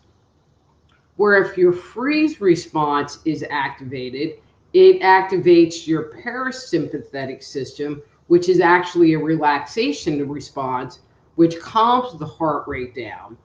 But tied to that is a phenomenon known as dissociation, where basically you space out, and so this whole situation happens, and instead of really taking it in and having an overt reaction, you take it in, and the stress, the trauma, causes you to space out. And many times you have little memory about it. But that is the trauma moment. That is, you didn't get the bike, that's the trauma moment. You get betrayed, that's the trauma moment. So when I'm working with clients, and I find this a very interesting skill, is I'll be talking to them about some health thing, and I'll timeline back and go, okay, so that situation happened when you were like 8 to 10 years old. And most times they can sit there and go, oh, well, my mom died, or such and such happened. And so it really creates like a little, like not in time, a little chunk of energy gets stored there that depletes us of us and who we are. But trauma comes back it comes back as a reaction and not necessarily a memory of the event. And let me explain that, because as adults in particular, and in our lives today, this is the part that really is the most important. So if you were betrayed, for example, so let's say, you're 21 years old and, you were dating your high school sweetheart, and that relationship lasted until you were like 21. And then you find out that they were cheating on you, or, they dump you in the 11th hour, and you just feel really betrayed by what had happened. As you get older, you might find that you have relationships or trust issues in relationships, because there's part of you that is constantly waiting for them to dump you, because you have that little knot, and that little knot says, well, they just really are not that into me, or, they're a lying, stinking cheat. And so when you get down the road in other situations, little things can set you off and take you back to that emotional energy and trigger that. And when that happens, it activates our fight, flight, and freeze response. And so the way we act to that situation is based on what happened back in that past. And I just saw Leon, I'm not saying your name right, repetitive patterns. Exactly. And actually, that's one of the ways that you can start addressing trauma, is looking for those repetitive patterns. So I have no phonics skills, so just excuse me if I totally trash anybody's name. And so if the trauma is really severe, you can get what is called PTSD, which I think everyone's heard of. Or you can get something that's called, which PTSD is post-traumatic stress disorder. Or you can get what's called complex post-traumatic stress disorder, or CPTSD. And they find that if a child is in an abusive and really toxic environment, that they will usually get CPTSD, because it is an ongoing PTSD. There's a situation that happened. You were betrayed. You were in a combat situation. You lost a loved one. And so it's isolated. It's a one-time thing, even though you might have multiple one-time things. Where if it's CPTSD, it is an ongoing, long-lasting, unrelenting situation that you have lived through and survived. But with both of those situations, especially when you are in the traumatic experience itself, so you're in that moment of being betrayed, or you're in the moment of being sexually abused, or you're in that moment of finding out that your dad just died. Without getting into a lot of biochemical details, it causes your brain to not process things correctly. And so down the road, you might have a hard time actually remembering the exact details, because, well, it messes your brain up. How about that? But when you have trauma, it creates situations or reactions, symptoms, such as you can be easily startled. So, the simple example of that is you are in combat and now you hear a car backfire and your natural reaction is, oh my God, someone's shooting, and so you jump. You can have anxiety, like chronic anxiety, but even low-level anxiety is usually a symptom of some kind of, that there is something sitting behind the anxiety that is creating it in the first place. I mean, because if you think about it, as human beings, we come into this earth with no programming. And so you look at the joy and the happiness that babies and infants have. And over time, between the programming we experience, from our families and schools and all of this other stuff, and the trauma we experience, by the time we're 20, 30, 40, 50, 60, we've taken on a lot of stuff. And so, that anxiety could have been building from the time you were an infant or later on in life. You can have what's called intrusive thoughts. Now, intrusive thoughts are usually broken down into two categories. You can be a worrier, it's like, well, what about this? Well, what about this? It's like, well, who's he on the phone with? And worry. Or you can be a ruminator. Now, me personally, I am a world-class ruminator.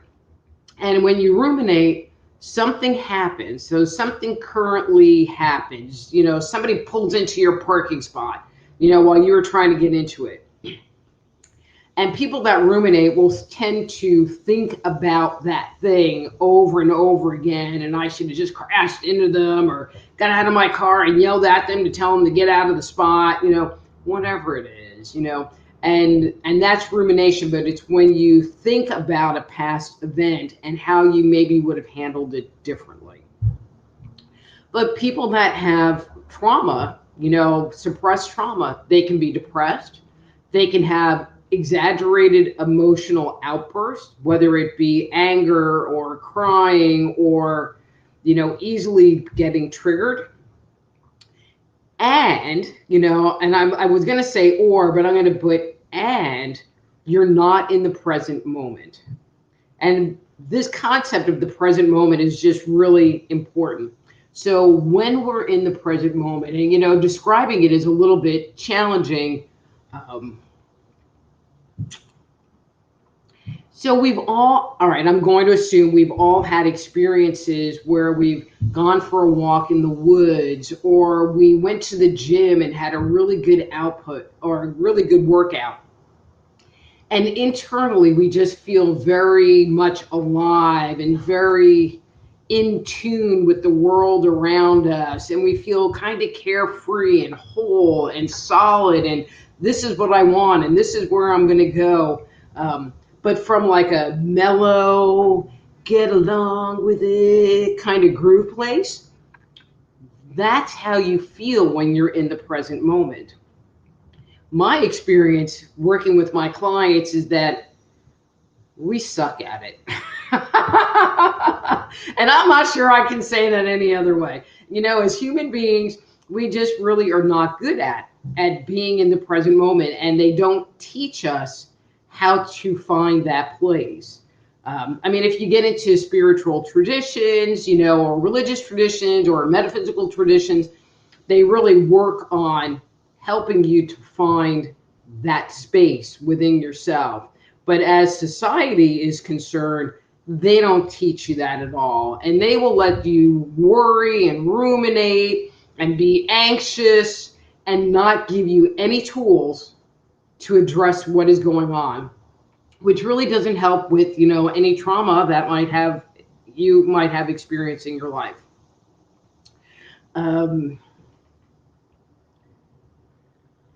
But taken to a very base level, when you're talking about trauma, you're talking about a person who is and is living in fear. Fear about what could happen, what might happen, etc. Trauma causes negative beliefs, negative and limiting beliefs. And when we have that original trauma, we didn't get the bike. That's where we create that limiting or negative belief about ourselves. But once that belief is formed, it can be years before we resolve it or ever resolve it.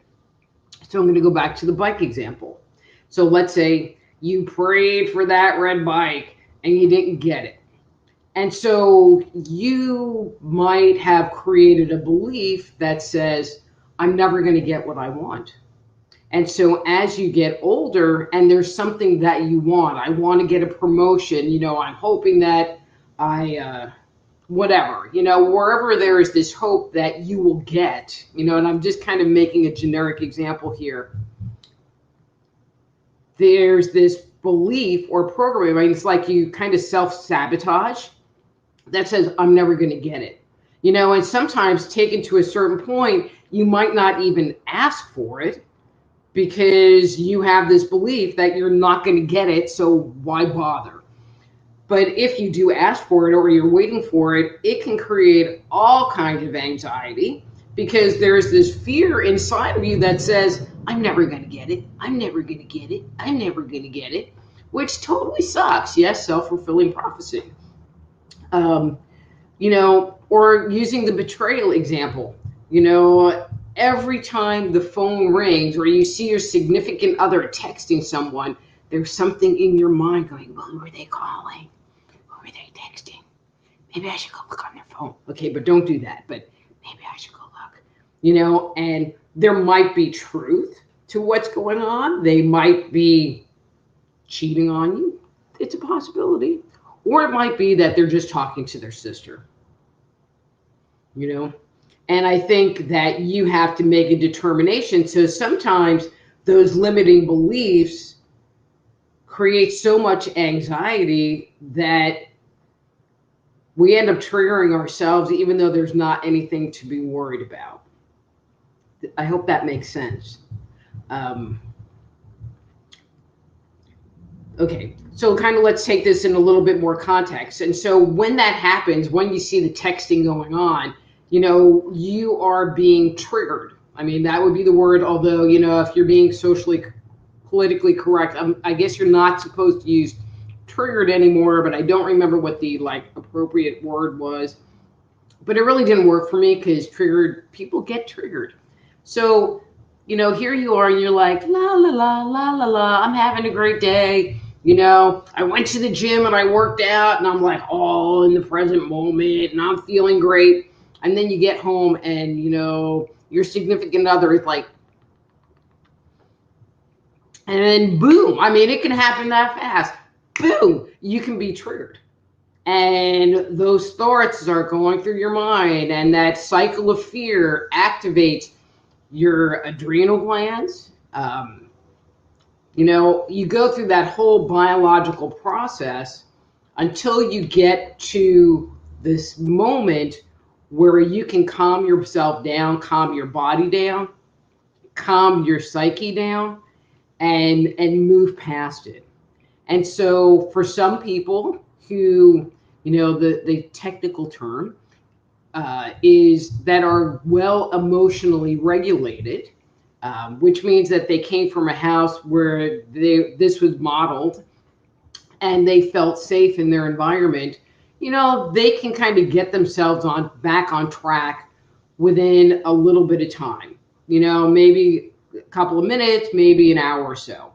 But if you came from a situation where there was a lot of trauma, I mean, it might take you a little while, but it might also take you a couple of days, a couple of weeks, maybe longer to kind of process through that emotional energy and get back to the place where you can be back in that present moment. And when we get to the end, I'm going to give some tools so that, because if you find that what I'm talking about is resonating with you, then I'm going to give you some tools to help you get back, like to that little present moment place. How's that? Okay.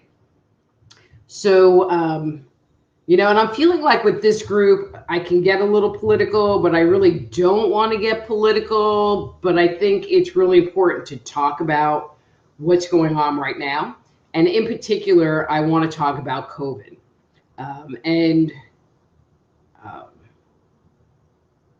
I could talk about COVID for forever, but I'm going to talk about it in relationship to trauma. In my opinion, the whole COVID thing, right, wrong, or indifferent, is creating trauma in all of us. And so, people listening, if you, lived through 9/11, there was that moment where the second plane went through the building and we all went, and we hung on to that probably for about a month or two. And if you're a person who's sensitive to energy, you're an empath or just sensitive to energy, you could feel that fear everywhere on the planet and how people were holding their breath and they didn't know what to do. 9/11, in my opinion, was like child's play to what's going on right now. With everything going on with the pandemic, it is very difficult for people to relax. And so if you can't relax, you can't get to that own place. You can't get into the present moment. It's really hard for people to breathe, and I don't mean like you can't, breathe. But it's harder for people. There really needs to be a conscious effort to like take a really deep breath. And, when you take that really deep breath, you kind of go, and it's hard for people to get to that place because they're not relaxed. People are walking around in a chronic state of fear. They don't know what's going on. They don't know what to do. Everything changes every day. And so, we feel safe when we know what's going on. We feel safe when there's kind of a plan, so to speak. Not that the plan has to like stick to the plan, but if you have a clue about what maybe is going to happen, it makes us be more relaxed, and when we're in this chronic state of fear, our stress response system, our fight, flight, and freeze response is activated. So we have all this cortisol running through our body. It might make it so that we're not able to sleep real well. It might make it so that like we're noticing disturbances in our eating habits. There's just a lot, just energetically a lot. And again, if you're sensitive to energy, it has really sucked. I mean, that's my opinion. It has just really sucked. Big time. And for many people, they're not in the present moment. And when you're in that state of fear and when you're not in the present moment, it makes it more challenging to think clearly, to sit there and weigh out your options and to see deeper into what is going on. And there's a whole like metaphysical piece to it that, I'm not going to get into, but it makes it from a metaphysical perspective, it makes it so that it's very difficult to ground your body and to release energy that you've accumulated from your body, whether it is your energy to hold on to or the energy of someone else. So with that said, with that as kind of the playing field, we might have days where we're doing pretty good and we're getting stuff done and we're not like thinking about stuff. But then again, trying not to be political here, you might see somebody that's not wearing a mask and it might trigger you. You might watch something on the news that they're talking about mandatory vaccines and that might trigger you. Or you might see reports about new cases, in your area, or how the Delta variant is going to kill everybody, and all of these things can trigger you, knock you out of the present moment, put you into a cycle of worry or rumination, leave you in a fear place. And, what's the recipe for trauma? Having something happen that is painful, hurtful, or scary. And that's not even bringing in the whole concept of people who have lost family members due to COVID, or people who had to, wave goodbye to a family member that was going in for like open heart surgery, at the door, and they go home and pray that the surgery is okay and they can't go into the hospital during the recovery period. I mean, just even thinking about that makes my heart hurt. Okay. But even tied to that, you talk about COVID in any capacity, if you put it on Facebook, it gets fact checked, or you put something that somebody doesn't like because you take one opinion or the other opinion, and you get attacked, and you just can't be you. You just can't. And the whole thing just makes your mind spin, it go. And I'm sure, and I think this is pretty standard, you go through flips and spins. Do I wear a mask? Do I not wear a mask? Do I need to ask if I need to wear a mask? Should I keep one in my car? I mean, we don't know. And as human beings, it's like we don't exist well in that space, being in that place for extended periods of time, and that I don't know what's going on. I mean, imagine going back to that example of you drop your spouse or significant other off at the hospital and they're going in for surgery. Now you have to wait for however many hours. And that's mind numbing, the worry and anxiety and rumination of all the possible outcomes that can happen. And we've been going through this for, a year and a half, more than that. I mean, it's just mind numbing. And it's gotten to the point that it's so mind numbing that we're coming to accept that we're living in a state of fear and having that be okay. And in my opinion, it's not okay, because I can just see the long-term ramifications of this level of stress, of this ongoing trauma being created in us, and having it have health implications down the road. But it's unspoken. Nobody talks about it. But I figured, well, we got UFOs. We can talk about COVID today. Okay, so I'm looking at the clock, so I got a little bit of time. So let's kind of talk about some of the things that we can do to help with the trauma. So first and foremost is breathe. Breathing activates our parasympathetic system. It makes the body relax. It helps calm it down. And I don't mean like,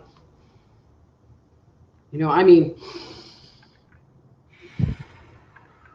or as they say, 5 seconds in and 5 seconds out. In through the nose for 5 seconds, out through the mouth for 5 seconds. It is those slow, deep breaths that will activate the parasympathetic system within our bodies. And it's just a really great tool to relax and help bring us back into that present moment. And there are a number of meditation techniques that really focus on the breath. And so even if you just spent, 15 seconds, 30 seconds, just taking 4, 5, 6 deep breaths with your focus on your breath, just focusing on breathing in and out, it will help bring you back into the present moment, especially if you have just experienced something that triggered you, because we get triggered a lot. I mean, a lot of us have a lot of baggage, and I'm going to put out this caveat, depending on what it is, depending on how deep your trauma goes and how big of a trigger it is, any of the things that I'm going to suggest will help you get more into the present moment. But sometimes they take some practice to retrain your body to work better, because if you didn't get the bike at 6 years old and you're 30, you've had, or I have to do a little bit of math here, 24 years of like having that trigger you and ruminating about it that you have to kind of undo. And so, but these tools really do work if given time and given some practice. Okay, so this really isn't, this is more of a COVID-y thing. Turn off the TV set, turn off the electronics, give your body a chance to not be in the electromagnetic radiation. When you talk about, and I'm going to say meditation again, but grounding, they suggest go out and hug a tree, go for a walk, go to the gym, go exercise. I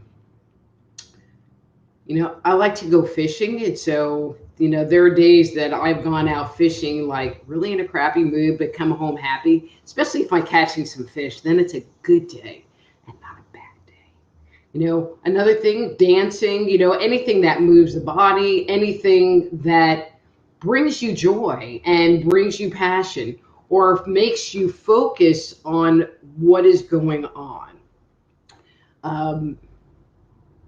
And I'm going to kind of transition into this because a lot of people, when you bring up the word meditation, they think of like the yogi guy sitting on the top of a mountain doing the little Om thing. And, they're supposed to clear their mind of thoughts, which really is kind of a practice. And so, but there's active meditation and then there's what's called passive meditation. And so focusing on your breathing, and just closing your eyes and focusing on your breathing is a form of passive meditation. So when I meditate, because I'm not a very good passive meditator, I do energy work on myself. And I'm not, saying that you should do energy work on yourself, but that's what I do because it's like, okay, I'm going to give myself a new grounding cord. I'm going to clean out my chakras. I'm going to adjust my aura. It's like, oh, there's a glop of something. Okay, I'm going to go work on that.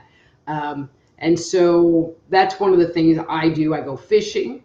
I go to the gym, and I'll bet you all have recognized that there are days that, and I'll use the gym, that you go and do something and you're really into it. Like you have a really good workout and you're pushing yourself and you leave and you just feel really good and really grounded and really connected.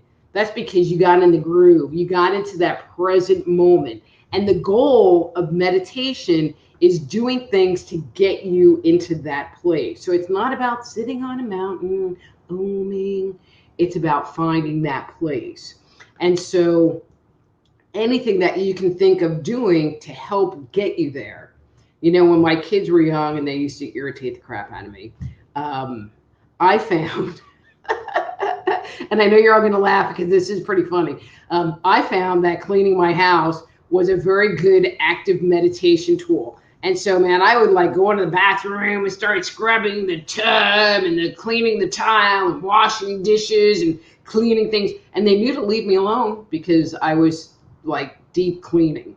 But by the time I was done, I felt a whole lot better. But my focus was on, I'm just going to do this because I can't deal with that over there. So this is where my focus is. And I found that it was actually very healing for me. So again, it can be anything. I suggest you go outside, go to the gym.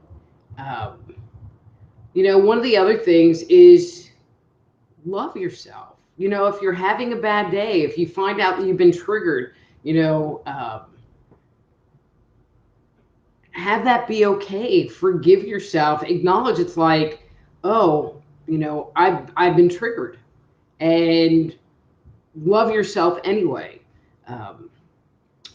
Part of loving yourself is doing things that make you happy and doing things that are important to you to move you forward.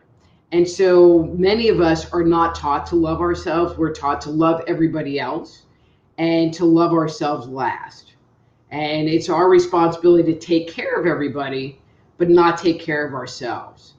But and that's part of that programming that we were talking about before. And so a way to start breaking up that programming is to turn it around and to love yourself. in the Kabbalah, in Jewish mysticism, and actually, where am I? I got 5 minutes. Okay. If you talk about Eastern philosophy, they talk about unconditional love. And that really has gotten a really bad rap, where it's like, oh, well, you're supposed to do things for people unconditionally. What they don't talk about, which they talk about in Jewish mysticism, is that you have to love yourself first. Because unless you love yourself first, you will never do things unconditionally. You will do them because you feel obligated, that you have to go do it, or for some other reason other than you are authentically giving that thing. Okay. Hey, Clarence, you're back. All right, let me just make a closing statement and then I'll give you the screen. Okay, so everything said, trauma is not a death sentence. We can heal ourselves, even if it's severe, intense, long-term, ongoing trauma, and live happy and fulfilling lives.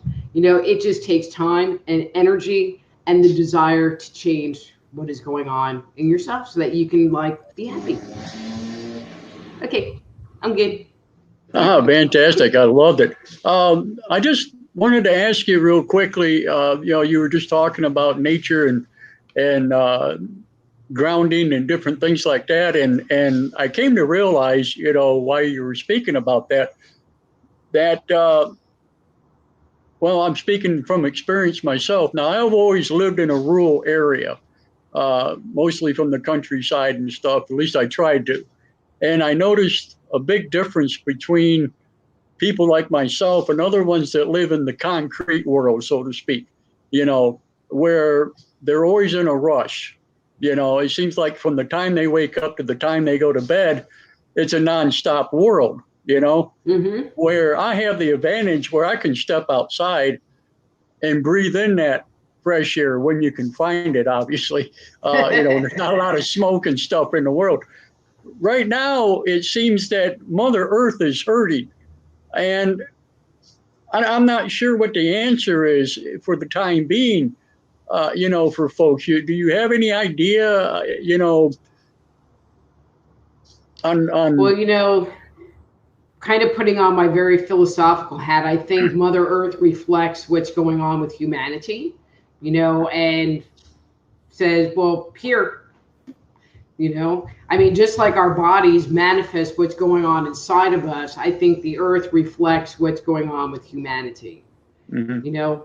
Do I really have a solution? And I didn't even bring up the fires, but that adds, especially if you're in the areas where the fires are, that adds like a whole other level and dimension of trauma in your life, so there's just there's a lot going on right now. A lot. Yeah, there sure is. What do you foresee in the future as far as this goes? Do you think it's all going to calm down eventually, or do you think it's just going to keep getting bigger and bigger? Any outlook at all? I used to do these planetary readings where I would look at where the energy of the planet is and where I saw it kind of moving toward. And when we hit the pandemic and then the election cycle, I decided I really didn't want to look. But I'll make a couple of general commentaries. Because really all I could see was kind of gloom and doom, and that was just kind of like with a little generic look-see. And I really didn't want to bring that reality into me. I just feel like where we're at now, there's too many mixed messages. There's, somebody is obviously lying somewhere or telling half-truths. Hopefully I'm on the right side of history with my thoughts and my beliefs, but there's no telling. And actually, this will kind of fit into a whole UFO themed answer. You'll appreciate, I'm sure. Yes. It would be easier for me to believe that a group of reptilians were living in underground bases and were controlling society than to believe that there are people on this planet doing things for vile and evil and money-making reasons. Because emotionally and mentally cannot wrap my mind around that. I don't want to wrap my mind around that, but I know it's a possibility.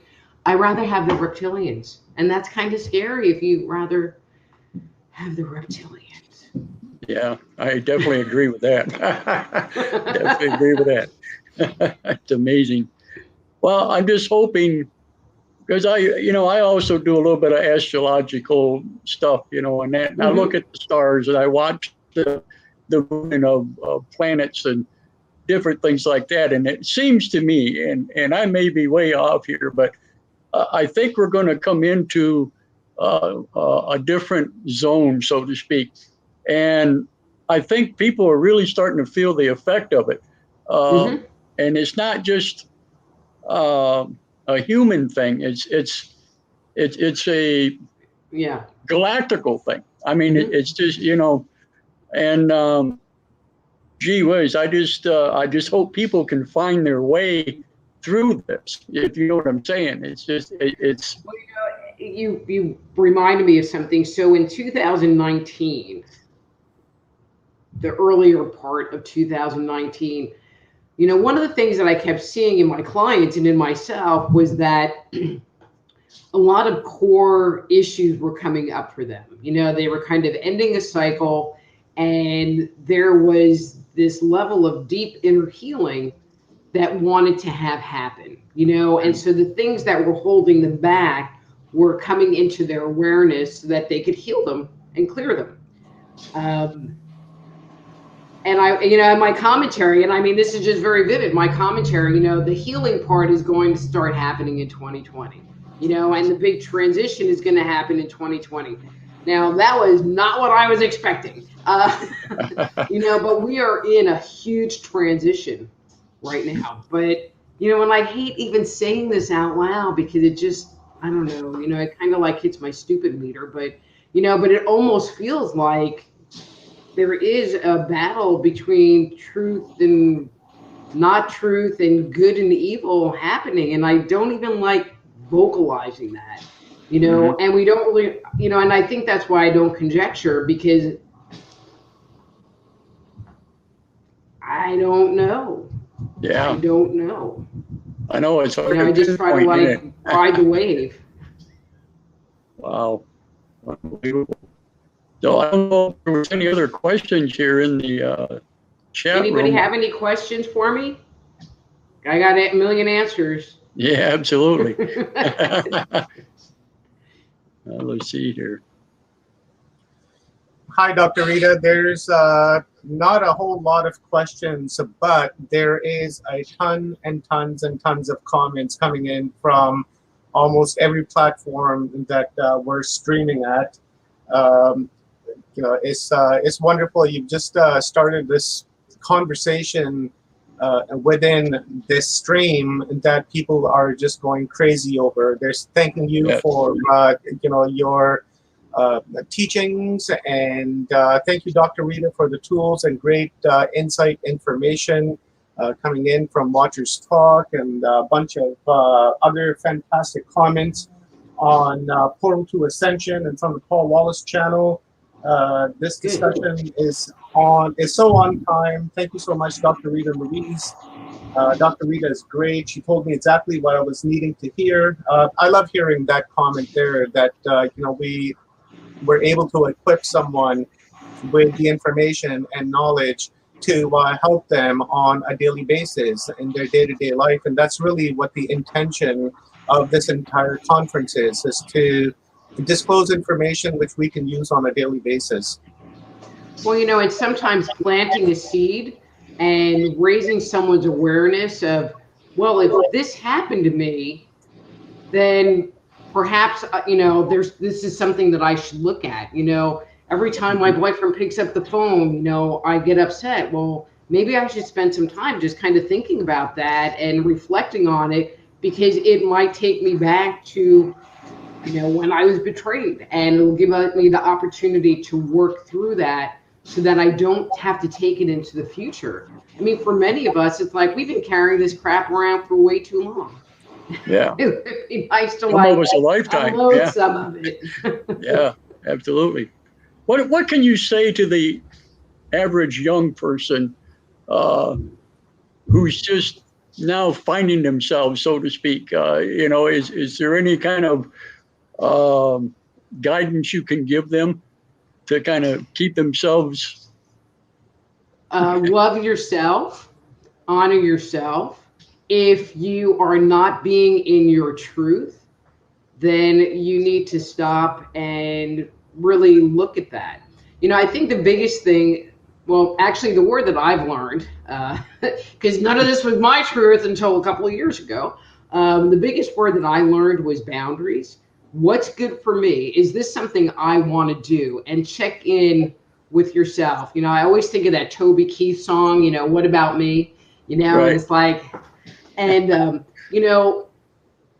because again, we're trained to not think about me.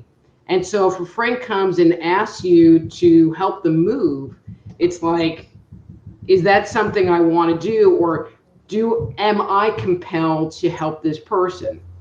Versus, I got to go help them, out of obligation, because then you're not being true to yourself. You're not being honest with yourself.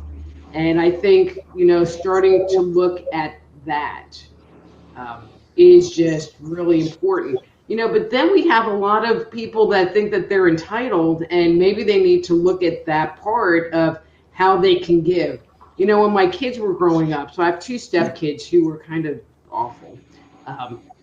And the biggest line that I use with them is that it needs to be an equal exchange of energy. So if Right. I loan you a video game, or if you borrow a video game from a friend, which is what they would do, you have to loan them a game. If somebody offers to give you their old bike, you have to give something back. Like one neighbor offered my son a bike, and I said, well, you can't just have it. And so he went to the mom, and she had him do weed eating in the yard and lawn work, which was an equal exchange. And they grew up, because I drilled it in their brains, to be good human beings that really understand that concept of not being usury and of being good citizens to people on the planet. And I think if I was going to say one thing to young people, equal exchange of energy, and don't always be the taker, and There you don't go. always be the giver. Because then That's you're true. imbalanced. Got a question for you, Dr. Rita, coming in Okay. from Jamin Langlois. Sorry if I pronounced that wrong. Don't want to butcher your name. Coming from Portal to Ascension, asks, hey, Dr. Rita, I was curious what you have seen to be the most effective program to release trauma we are unaware we even have. Much love. So there's the work that you can do yourself. There's the work that you can do with a counselor. There is a technique called EMDR, which has these light things, and so earlier in the presentation, I talked about when we're in trauma, our brain doesn't process the information correctly. And so you end up with, it just isn't working right. And so the EMDR helps the brain to process the trauma correctly. And so many times, either you don't need to know what the trauma is, or you start at one point and it kind of leads you through a series of feelings and emotions, and it helps the brain to process it. And so I think if I was going to recommend one, and there are a lot of counselors that provide that service, if you can't go to a counselor, I think just starting to pay attention to the things that trigger you, the things that you can do that work for you to help yourself, and the triggering, you might get emotionally upset, or you might find yourself in that worry or rumination, like thinking, well, I should have told them this, or, blah, blah, blah, blah, blah.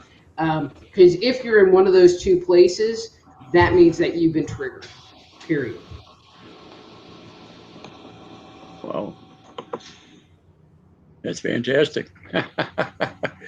Looks like we lost Omar there for a second. I don't know what happened to him. There he is. I'm here. I'm just doing some background work here. Thank you very much, Dr. Louise. You are wonderful. I love your energy, and I love your mind and how you approach all of these topics. I really appreciate it, and I really appreciate your time and for this download that you gave us today. That we can use this knowledge in our day-to-day lives. Thank you for having me. And I just want to share, if we got a second, on my webpage, soulhealer.com. That's SOULHEALER.com. I've been working on a healing trauma series, and so this is just kind of like this top level of what I get into. And so it's available there. You can sign up for the newsletter, because this is kind of my new thing, is really deep digging into the human psyche and our emotional relationships with ourselves. Soulhealer.com.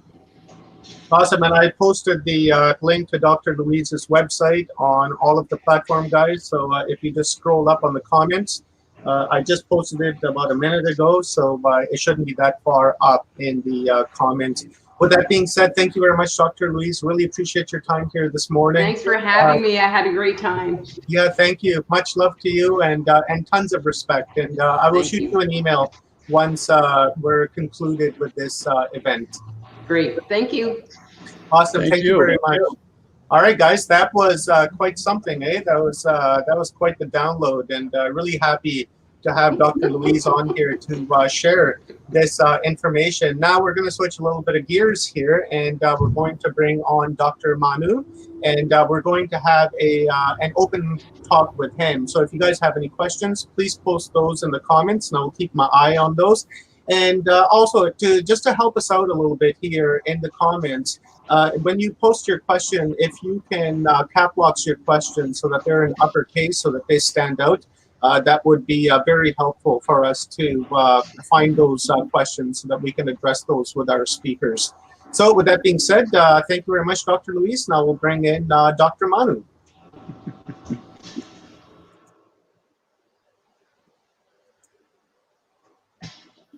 Hello, Dr. Manu. How are you? You're muted, sir. Yep.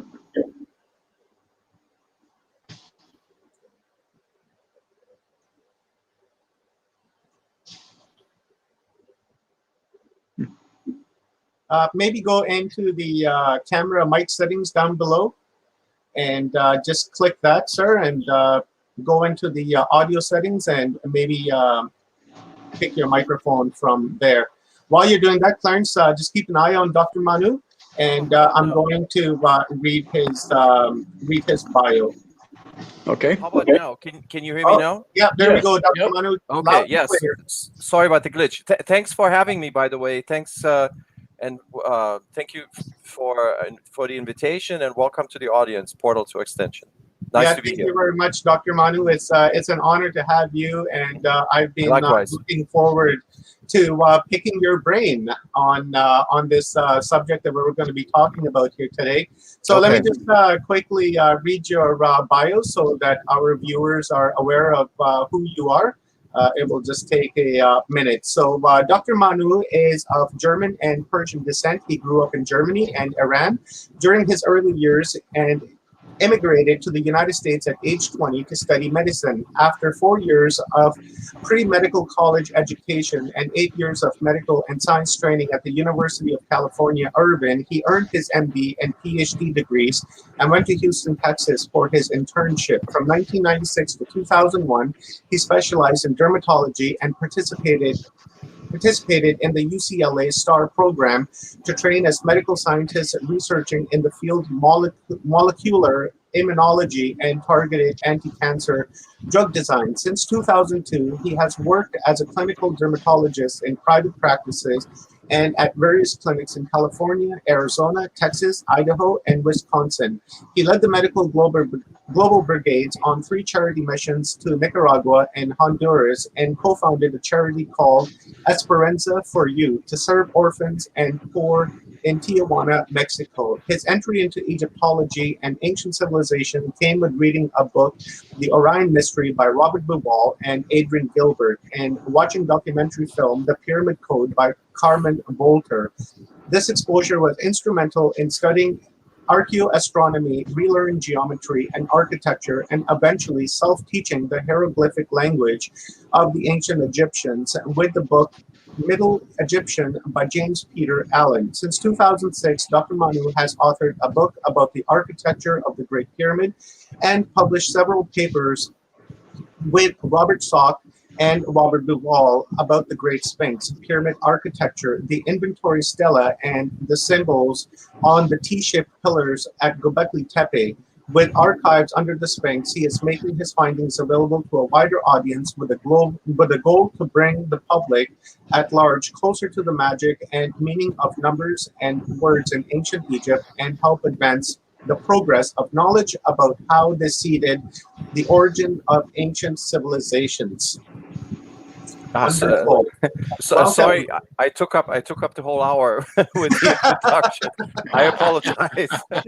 That's a beautiful bio. I've read it a few times, and I really like it, and especially with the fact that you're a medical doctor that's out helping people, and have created this program for the poor in other countries. And I can respect that, and a lot of kudos for you to do that.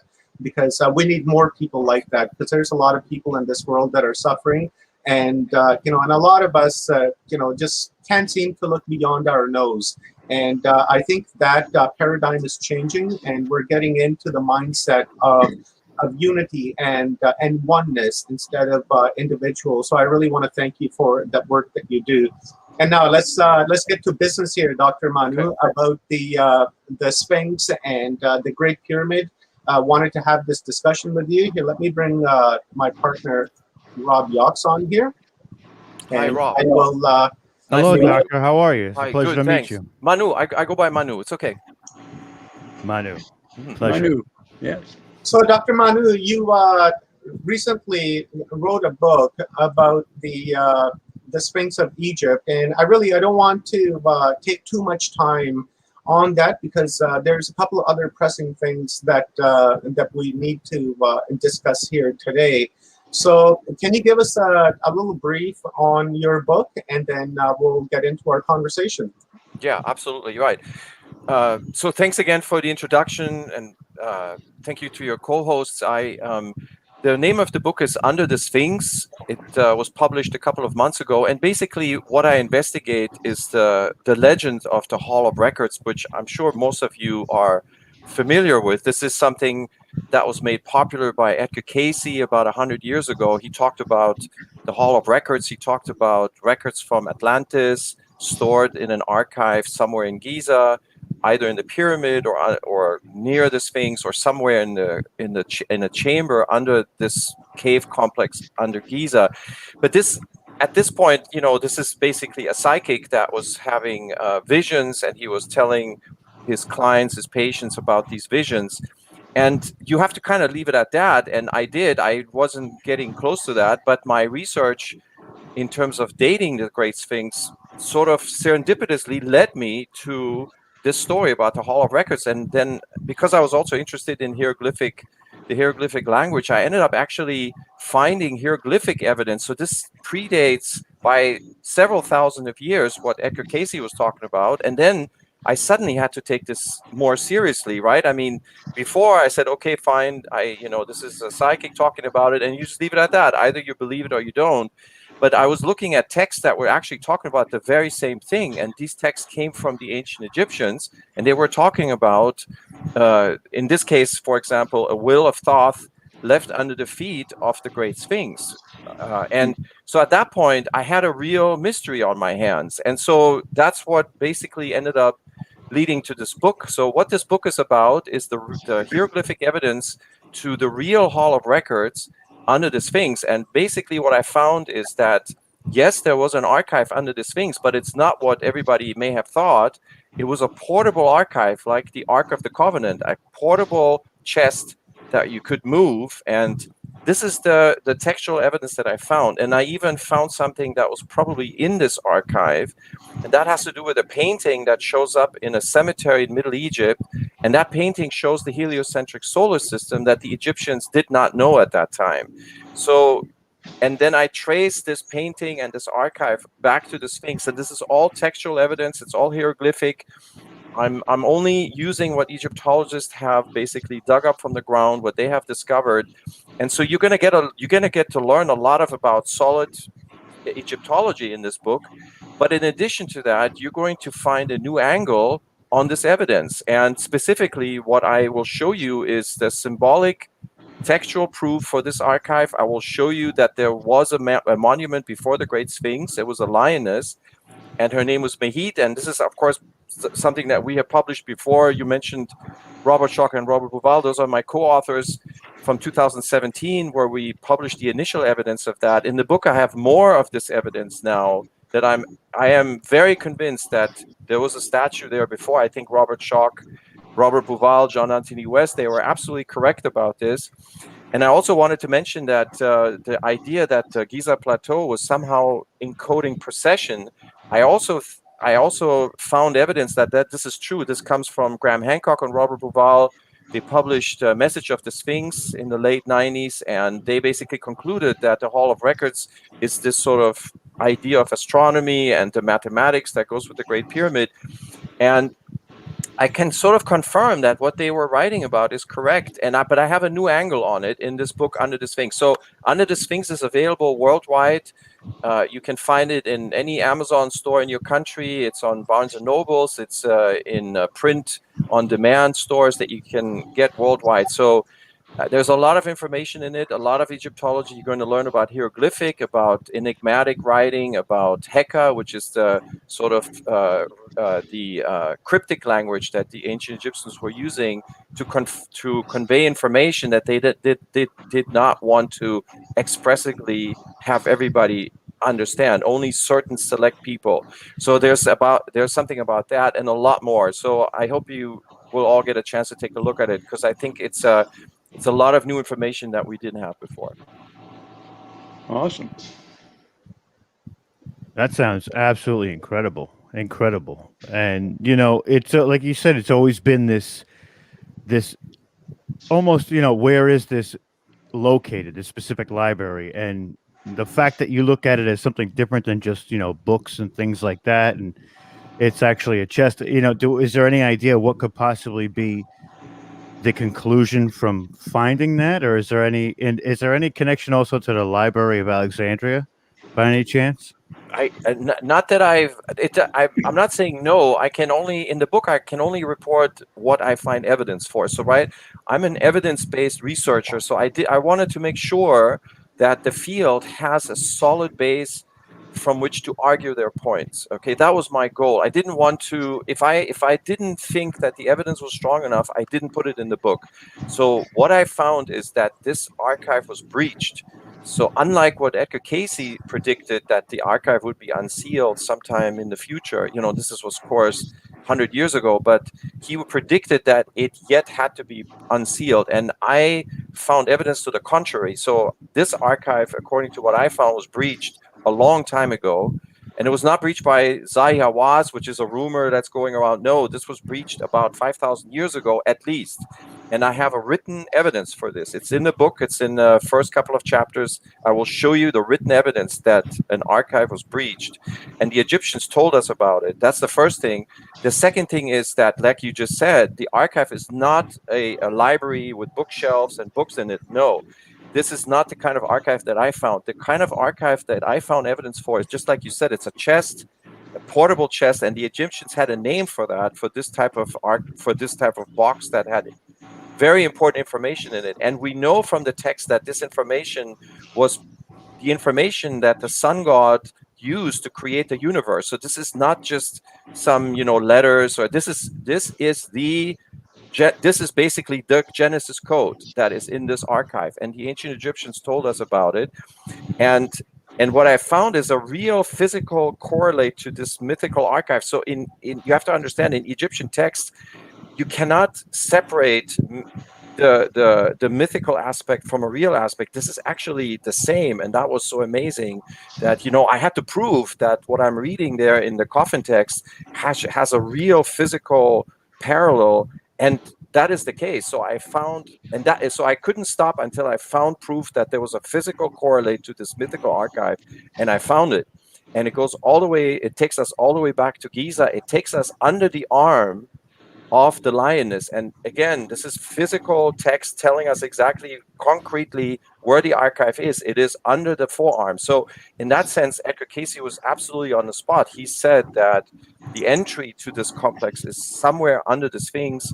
And as you all know, Robert Schock and Thomas Dubecki found actually a void under the left arm, or in front of the left forepaw of the Great Sphinx. It's called Anomaly A.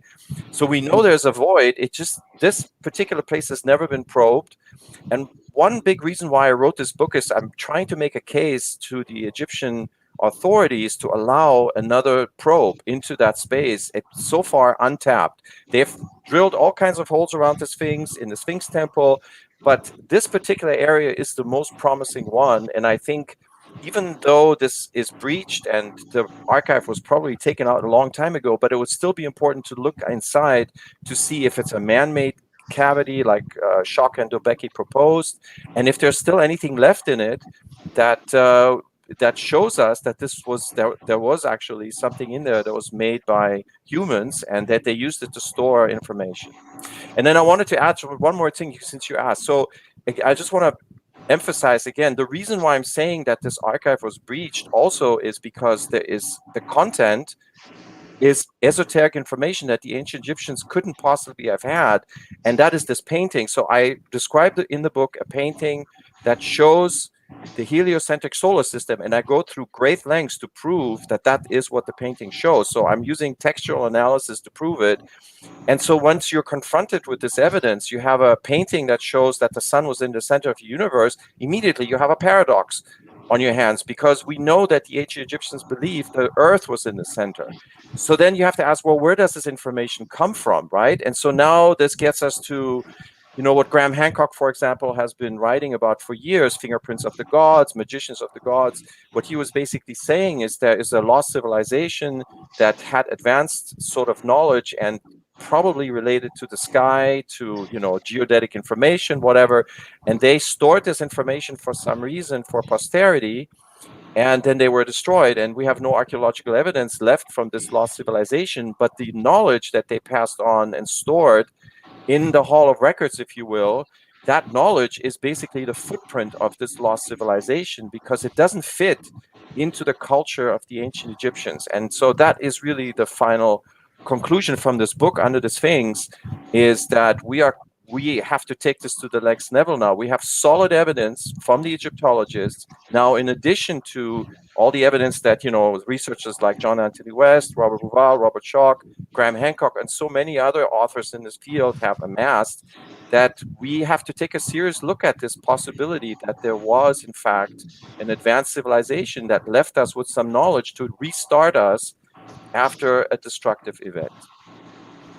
That's wild. You know, to think about it too, what you're saying, and somebody else in the comments said it sounds eerily similar to the Ark of the Covenant in itself.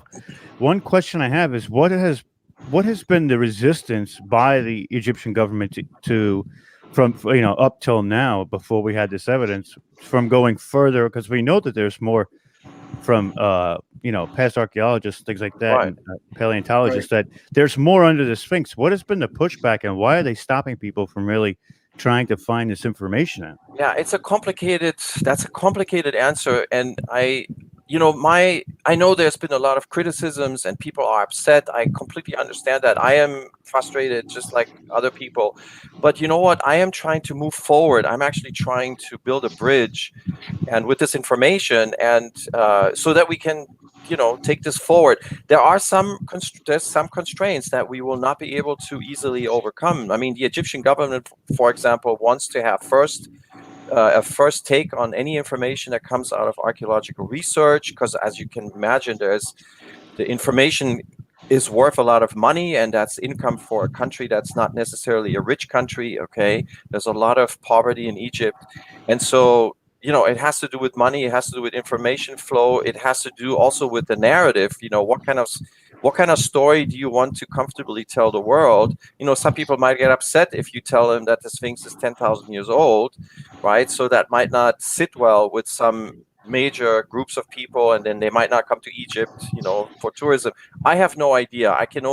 My guess is as good as anybody else's guess. Then there's protecting the monuments from drilling, and because there has been a lot of destruction. If you think about it, there were a lot of unprofessional archaeologists, amateurs, especially 200-300 years ago, that went to the monuments and they used explosives in part to get into them. And some of that also has to do with protecting. So it's a big mix, right? I don't think it's just one reason. There's a lot of reasons why the Egyptian government has a wall in front of this. And then you have to remember, mystery sells, right? So it's not always in their interest to basically lift the veil of secrecy, because then once everything is known, then it's not as exciting, because people love mysteries, they love riddles. But none of that has anything to do with science. I mean, I come from a science background. In science, when you do hardcore science, there's no such a thing as worrying about who's going to find out the information, what news outlet, is there a mystery that we don't want to tell out? No, you just do the experiments and you publish them. It's that's where I come from, and this may be colliding with other interests, and so I'm just doing my job, which is to provide the information, and then what people want to do with that information, I guess it's up to them. Well, I commend you, because it's like, it sounds like it's like walking on eggshells. And what's the next step for you to make this become a reality? What is left for you to do to get some, maybe get them to agree to this? Right. Well, okay. If you remember, in about almost 30 years ago, when the Mystery of the Sphinx came out with Charlton Heston, it was about John Anthony West's story with Robert Schoch. It shocked the world, this revelation, and the Egyptologists fired back. They're saying, okay, you're coming at us with geological evidence and astronomical evidence, but what about our evidence? What about Egyptological evidence? What about us? What about the proof that we have that the Sphinx is only 4,500 years old and it was made by Khafre? Why aren't you paying attention to that, right? And so, in a way, I understand they were they felt stepped on their feet, and they said, they're coming here, they're not taking us seriously, so why do they want us to take them seriously? That's kind of the gist of what Mark Lehner responded to, this attack, the way they, Right. And so the way I, see myself, my niche, my role in this is basically to provide the Egyptological evidence that they were sitting on, and they have interpreted, in part, they have interpreted in one way and not in other ways. And my job, I felt, is to basically shine a light on all this evidence. I haven't gone to Egypt. I'm not an archaeologist. I'm not even a credentialed Egyptologist. Okay, I'm just like all of you. Okay, I love Egyptology. I love the Sphinx. Okay, and the pyramid. And so I'm just like anybody else. I started digging in and studying. And so what I uncovered is the evidence that's been sitting out there. But there's some amazing stuff. I mean, if you look at some of these ceilings, for example, I have a ceiling, if you can believe it, that shows the lioness with a chisel above, meaning that this is something that was carved, okay? And that is 500 years older than the Great Sphinx, okay? So, and this ceiling has been out there. I have a wooden tablet that shows a monumental sitting lion in front of a temple. Okay, that's 500 years older than Khafre, the Old Kingdom. So how do we explain this? If this is all not what I am saying it is, then what is it? Okay, and of course, Egyptologists have their own interpretation, and I am basically questioning all of that in the book. So I think my role in all of this is to answer the question that Mark Lehner asked 30 years ago. He said, what about the Egyptological evidence? And so I think this is my answer to his question is, well, here it is. Take a look at it, and then you tell me if this isn't enough probable cause for another investigation in front of the Sphinx. Right. That's incredible, and being a researcher, this must have been quite a journey for you too, to figure a lot of it out. What was some of the emotions that went through your mind when when you got to that bit of evidence where you found the painting and figuring out some of this, some of the, like with the chest, and figuring out that there was that chamber there? What was it like for you emotionally? I'll tell you, that's a great question. In the summer before I started writing the book, this was 2019, I I was in Spain. I was with Robert Bouval and Jean-Paul Bouval. I was visiting with them. And one night we were walking back from a restaurant, and Robert asked me if I was going to write a book. And at the time, I really didn't have a great idea. I had some thoughts here and there. I did a little bit of research here and there on some things, but I didn't have a really a good idea for a book. But the question made me look harder, to look for a spark. And when I saw this painting, immediately I knew this is the strangest painting you'll ever see. If you know anything about Egyptian art, okay, and Egyptian artifacts, immediately you are stunned when you see this. You say, this doesn't make sense. And that is, I knew I have to write about this. Okay. So that was a stunning experience. So, but then the other emotions that go, it's frustration. I mean, right? Sometimes you think you've gone far enough and you have all the evidence, and then there's a curveball, okay, and then you have to go down that lane, and then there is a potential criticism that might be coming your way, and then you have to address that.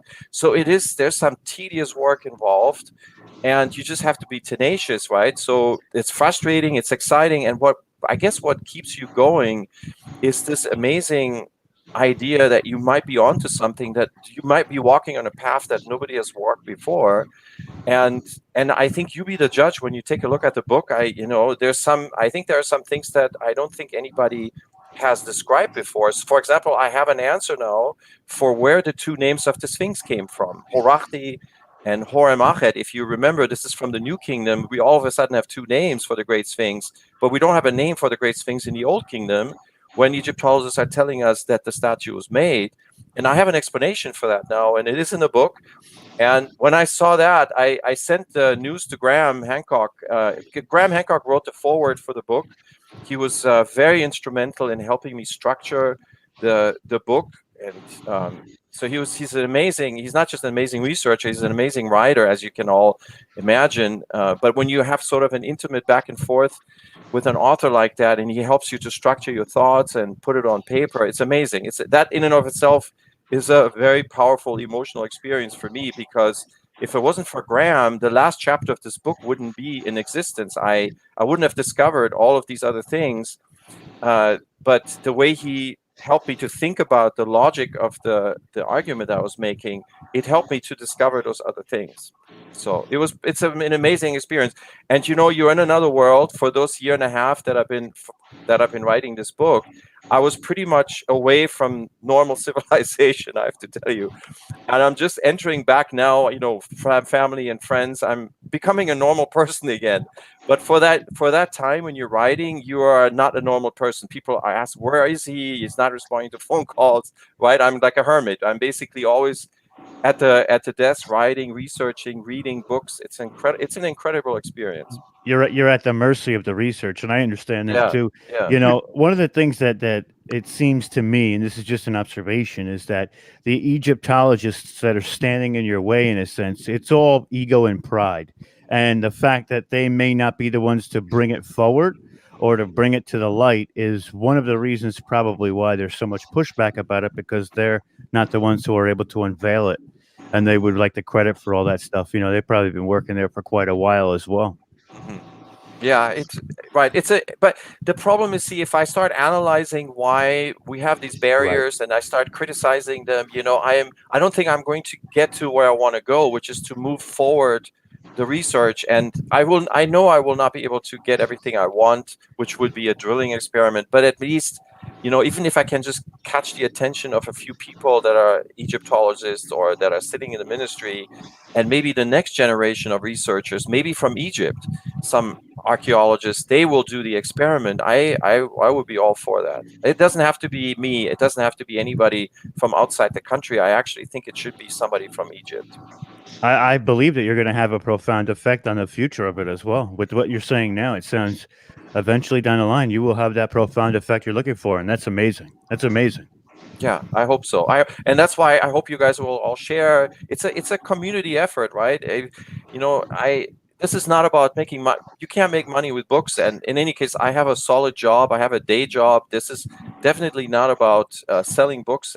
That's why I'm basically giving you the conclusions right here on the show. So for me, it's about getting the information out and overcoming sort of this barrier to, you know, publicizing news discoveries. That's why we have such a big independent author field when it comes to Egyptology. I think that kind of reflects the frustration that you voiced. Right? We have sort of an information bottleneck, and only certain things flow out, and that kind of feeds into also the pyramid topic that Omar and I were planning to present today. You know, whenever it's time, Omar, we can, or you too, I don't know if you guys know about it, but we can talk about that as well, because there's some big news that I have to share.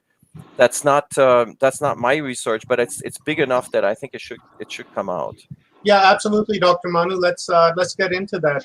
We were talking about the rover that they sent down one of the shafts in the Great Pyramid, and then they drilled a hole through it to have a look on the other side. And so I'll let you pick that up from there. Okay, so let me give you the upshot immediately. So there is a YouTube personality called Matt Simpson. He runs Ancient Architects. Many of you probably know him. He does great work. He researches just like myself. Many other. His channel is basically not writing books, but it's to publish videos about these topics. And he last week was able to publish 51 or 52 photos that were given to him by a researcher from Germany who had gotten those photos a few years ago from National Geographic, okay? And these photos are the only visual evidence that we have in the public space about the northern shaft that comes from the Queen Chamber. I don't know if all of your listeners and viewers know the architecture of the Great Pyramid, but if you might remember the star shafts. This is a theory that was proposed by Robert Bouval, and before him by Virginia Trimble and by Alexander Badawi, that these shafts that come out of these two chambers are pointing to certain stars. And then there's other people that propose that they might be pathways to be taken by the soul of the king. So these are the shafts I'm talking about, and they were explored with robots. The first one was by Rudolf Gantenbrink, and that was in the early 90s, and that led to this, you know, epic discovery of Gantenbrink's door at the end of the southern shaft of the Queen Chamber. And then there was another mission in 2002 called Pyramid Rover, and this was funded by the National Geographic Channel in collaboration with a company called iRobot in Massachusetts, and Zahia Was, the Minister of Antiquities at the time. And so they are the ones that explored the northern shaft that comes out of the Queen Chamber, and they're the only ones that have collected to date any kind of visual information, like we're talking video and pictures. And there was a limited publication by Zahia Was in 2005 about this northern shaft, and in 2014, but we didn't get the video and we didn't get the images, okay? So they stayed with National Geographic until 2016, when a German researcher called Stefan Bergdahl was able to get these images, and then Matt Simpson from Ancient Architects got these images, that's my understanding, from Stefan Bergdahl. And on these images, and Matt Simpson is the first one, to my knowledge, to actually make a point to note this, is that there is a shadow that looks like an opening that is connecting to the shaft, right? So the shaft is supposed to be sealed, as far as we knew. This is what we were being told, basically, that these shafts were pristine, they were sealed, and they were only broken into in 1872 when they were discovered by Wayman Dixon and James Grant. And they found the Dixon relics. I don't know if you guys have heard about this, but you know, Robert Bouval traced those relics back to Aberdeen. They were basically rediscovered. The dolomite ball, the piece of wood, which was recently just carbon dated, and then this hook. I don't know if you guys know about it, but anyways, those items were found inside of these shafts, okay? But so the shafts were really only broken into in 1872.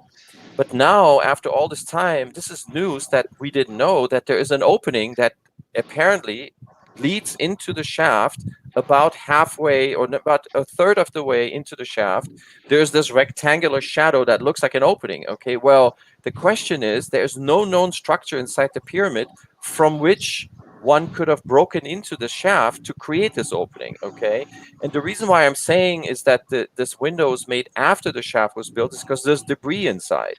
So when you see these images, you see all of a sudden a debris field, and then you see this opening, and then the debris field ends.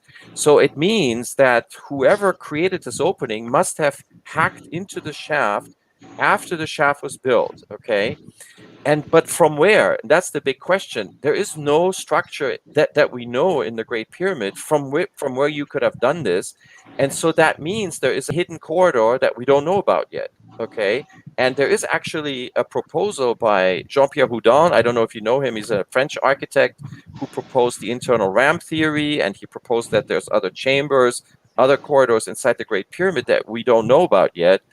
And when you look at Houdin's proposal, the way that this architecture looks, there is actually a corridor that is very close to where this window is that Matt Simpson discovered when he reviewed these photos. And I encourage all of you to look at Ancient Architects video YouTube channel. Look at the most recent 2 videos that he produced, because that's where he shows and he makes a comment. His interpretation, what this opening, the shadow means. But there's something else there. They've found some modern items in the shaft. For example, a ticket that dates to something like 1950s, 1960s, maybe. And so how did that ticket get in there, right? There's really to my mind, there's no reasonable way that ticket could have gotten in from the bottom. It had to come through this window. And in fact, this ticket is close to that window. And that proves that in modern times, somebody knew about this opening. And somebody must have therefore been inside of this hypothetical corridor. So this takes me back to what we were just talking about, information flow, right? So we're all talking about this right now. There's a few, Jean-Paul Bouval, Armando May in Italy, these are all co-authors and co-researchers, and we're all beginning to talk about this. Today, for example, on Italian television, there's a conference where they will be talking about this very same subject with Jean-Paul Bouval. In fact, this is going on right now as we speak. And we're asking the question, well, why haven't we been told about this opening, right? Or this shadow? Why hasn't anybody sent another probe in to confirm that it's a window or if it's just a shadow? But it sure looks like an opening to me. And if it is an opening, but it almost practically proves that there are other spaces inside the pyramid that we don't know about, but that other people do know about. Because whoever put this ticket into that shaft, it wasn't too long ago, maybe less than 100 years ago, somebody must have been in there. And what that means is that there is a big part of the internal architecture of the Great Pyramid that we have not been allowed to know. Okay, which takes me exactly back to the point, Rob, that you were just making a few minutes ago, that there is this information bottleneck, but this is big news. Okay, somebody left some modern trash inside of a shaft.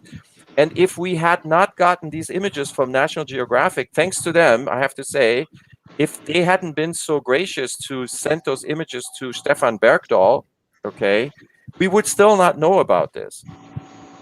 And I think that's a problem. To me, that's a problem. So the question I would have is, go ahead, Clarence. Go ahead, Clarence. I was just going to say, basically, you're thinking that somebody in today's world knew about these shafts, however, and they just been keeping them hushed up, and nobody has ever been told about it until they stumbled on them now. That's right, Clarence. I think that's exactly what happened. When you look at this shadow, it's a very nice rectangular opening, if that's what it is. I have to qualify it because I'm not sure, but it's more likely than not that it's an opening based on the debris field and based on this ticket and based on a plastic roller that's all in. Now for completion's sake, I should mention that in 1909, there were a couple of researchers called Morton and John Edgar that were probing the shaft with rods, okay, metal rods that had a wooden hit on them, and those rods are still in that shaft. Okay, so is it theoretically possible that they introduced these items 60 feet, 70 feet up the shaft? Even though it's theoretically possible, when you see the images, it's highly unlikely. So first of all, that ticket does not look like a ticket from 1909, because apparently I just found out from Jean-Paul's brother, Robert Bouval, that there were no tickets like that, or any tickets at all at the Giza Plateau. I mean, we're not completely sure yet, but that when you look at the ticket, it looks like something more from the 40s, 50s. So this is really not, it doesn't really make sense that the Edgar brothers introduced this stuff into the shaft, right? And so that leaves us with only this one possibility, that these items were introduced to what looks like this rectangular opening. Now, I wanted to just mention one more thing, that I think, this is just my personal opinion, that opening was planned. It's not a robber or, like a careless intruder. That looks like a very finely crafted rectangular opening. It looks like something the builders made after they laid down the shaft for whatever reason. And that in and of itself is a fascinating mystery. But to add to this mystery is how did these items get in there? Just like you just mentioned, Clarence, and that's a modern era intrusion. So that means somebody from the modern era in the last 100 years knew how to get into this part of the pyramid, introduce these items into that shaft, okay? And if there is somebody that was able to do that, I bet you that that somebody else in Egypt must know about this, okay? Absolutely.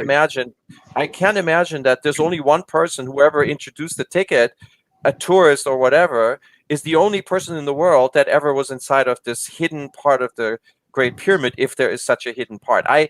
Anyways, I don't want to create rumors. I'm not into woo-woo stuff. I'm into evidence. So if it can be falsified, so be it.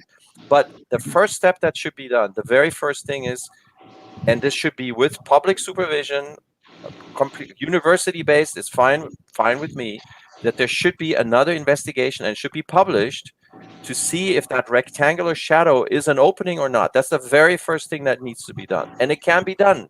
We have the technology nowadays. I don't know if you guys look into Boston Robotics, but just the other day, I was looking at these amazing robots they're made, and they have a snake now that has a camera in front of its head, and it just looks like a snake, and it can crawl up. Boston Robotics could send this robot up the shaft easily, turn the head in the direction of that shadow, and put a light on it, and can put this out of its misery, so to speak, if it's true or not. And if it's true, then the snake could even crawl into this opening and look at the other side. We have the technology, but for some reason, nobody's doing it. It's beyond me. Now, there was another void, wasn't there, that was found behind a wall, like just an empty square room or something, that they drilled through and looked in? Yeah, that's right. Exactly. So this is on the south shaft. This is called Gantenbrink's door. This is the one that Rudolf Gantenbrink discovered with his robot, Upuaut. And he found the initial slab of limestone, and then Pyramid Rover, 2002, now this is 10 years later, drilled a hole through that slab, right? But they didn't have a camera that was able to turn around, so they only saw that there was another door 21 centimeters behind it, okay? So that was the end of that. That was the National Geographic special on TV that the half the world was watching, and it was kind of a anticlimactic event because everybody was thinking, oh, there's going to be a treasure or papyrus rolls or the mummy of Khufu, whatever, something, right? Yeah, something. And there was just another door, right? And so then came the Jetty team. This is a team that was financed by a dentist from Hong Kong. His name is Dr. Ng. And so he got a group together, headed by Sean Whitehead. He's an engineer, and I believe this is University of Liverpool. And they came with a robot called Jetty, and this robot was more advanced, and it was able to crawl up the same shaft on the south side. And then what they did is they put a camera through the small hole that was drilled by Pyramid Rover, and then they were able to take a full survey of the floor of this little space, the roof, the walls, and they found these red ink inscriptions that somebody has interpreted to mean 121. I don't know if you know about all of that, but anyway, so this is what the Jetty team was able to do, and then the Jetty team wanted to explore the northern shaft, the one that I've been talking about. And then they were called off. This happened just about the time when the Arab Spring began. There was uprisings in Egypt, and so there was, political turmoil. Even though that it seems like the researchers were safe at the plateau, there was really nothing dangerous going on. But for some reason, they were called off, and they were never allowed to get back. And so that means that, except for the National Geographic Pyramid Rover images and video that we really only got to see with Matt Simpson's video that came out last week. And I remind you, this is almost 20 years later now, right? So even, yes, Zaya was published 2 papers, but only very limited, low-resolution photos. It's nothing like what Matt Simpson just put on the internet. So, I mean, when you see those images, they're beautiful, and you can see the whole thing, the whole shaft in a sequence of 51 images. And it's amazing that somebody like Matt Simpson, it takes somebody like him to put this out in public. Why weren't we allowed to see this for all this time? I don't understand it. That was one of the things I was going to ask. If you had to speculate, what would be the purpose that they wouldn't bring this to light? It doesn't seem like that there's, if there was anything in there that would be an immense finding or anything like that. Like, what would be? I don't understand. I don't know the answer. I can come up with 2 likely scenarios. One, this shadow was overlooked, okay, and nobody put any. They were all focused on the door. It's an interesting. Of course, the door is the most important because what's behind it, right, with the 2 handles. And so it turns out on the northern shaft you have exactly the same kind of door with the 2 little copper handles and everything.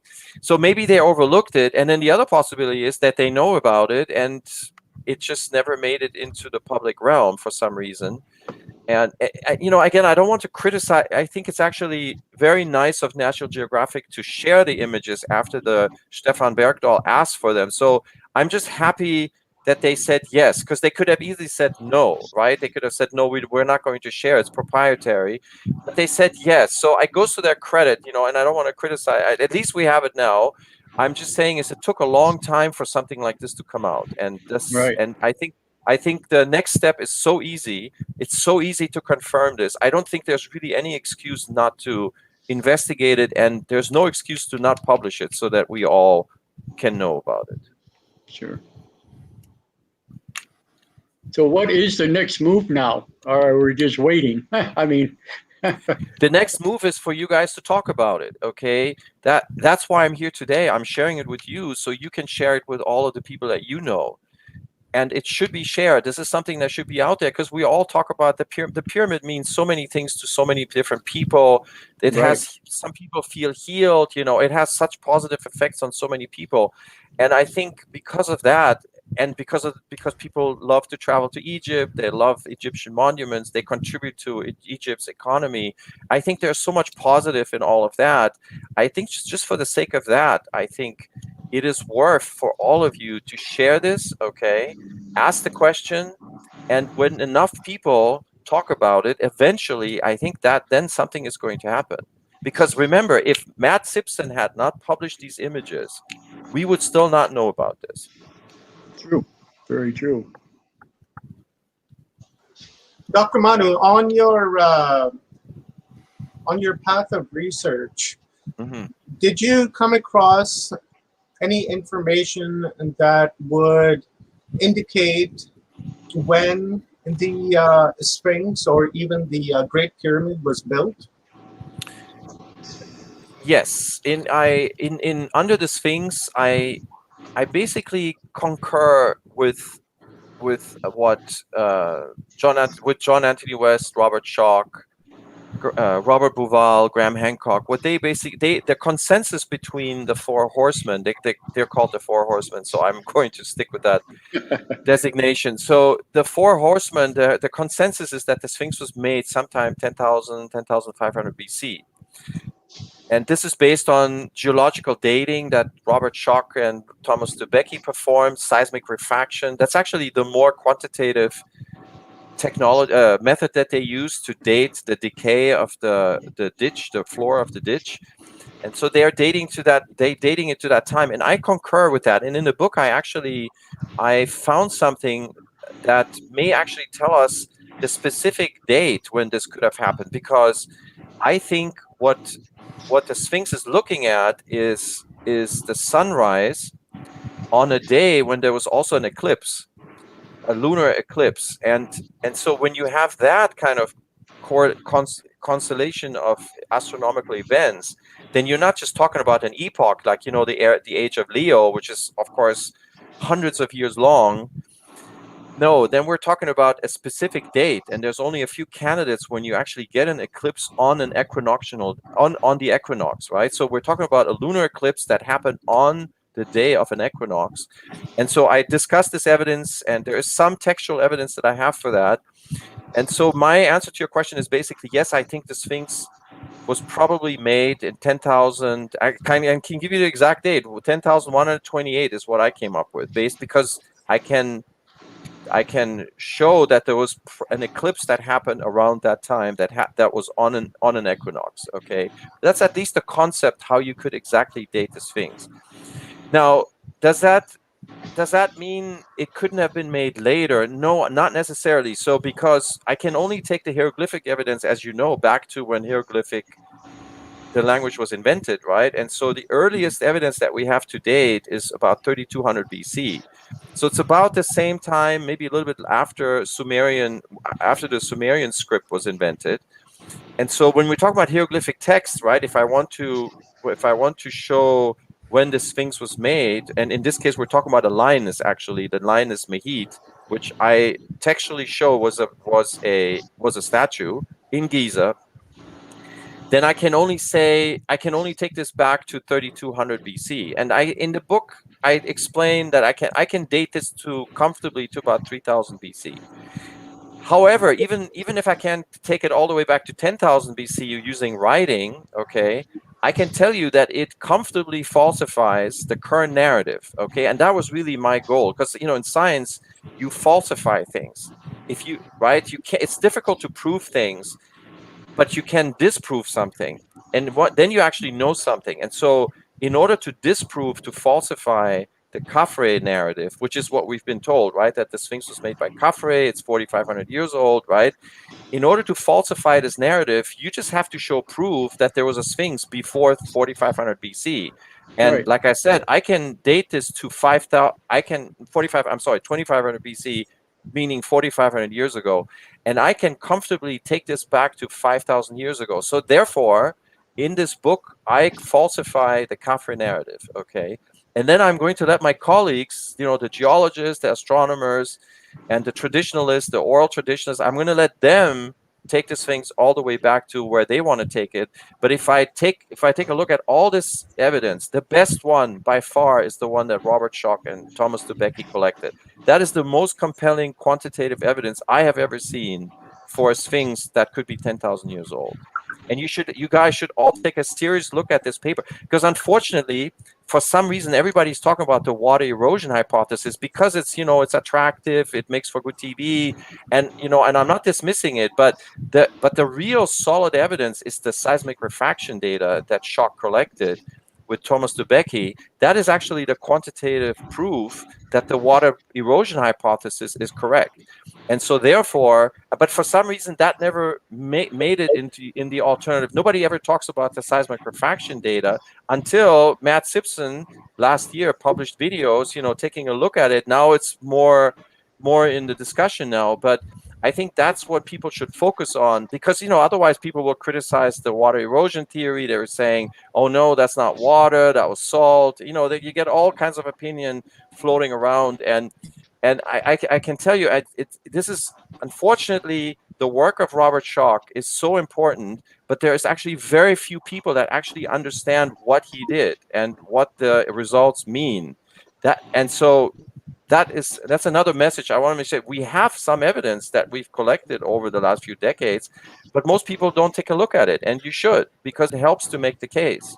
So that you don't have to, you can have comfortably, if somebody tells you, oh, the Sphinx is 100,000 years old, you can say, no, that's nonsense, okay? or 20,000. No, because there's all these wild guesses going around. We actually physical proof, like I said, that it is, you can date this back to 10,000 BC. We have scientific physical proof of it. Now you can argue if that experiment, if the interpretation of the experiment is correct or not, that's fine, but that's the best we've come up with so far. You don't have to go to oral traditions or whatever and you see all these estimates on the internet, and nobody's talking about seismic refraction, which is what you should be doing because it helps you.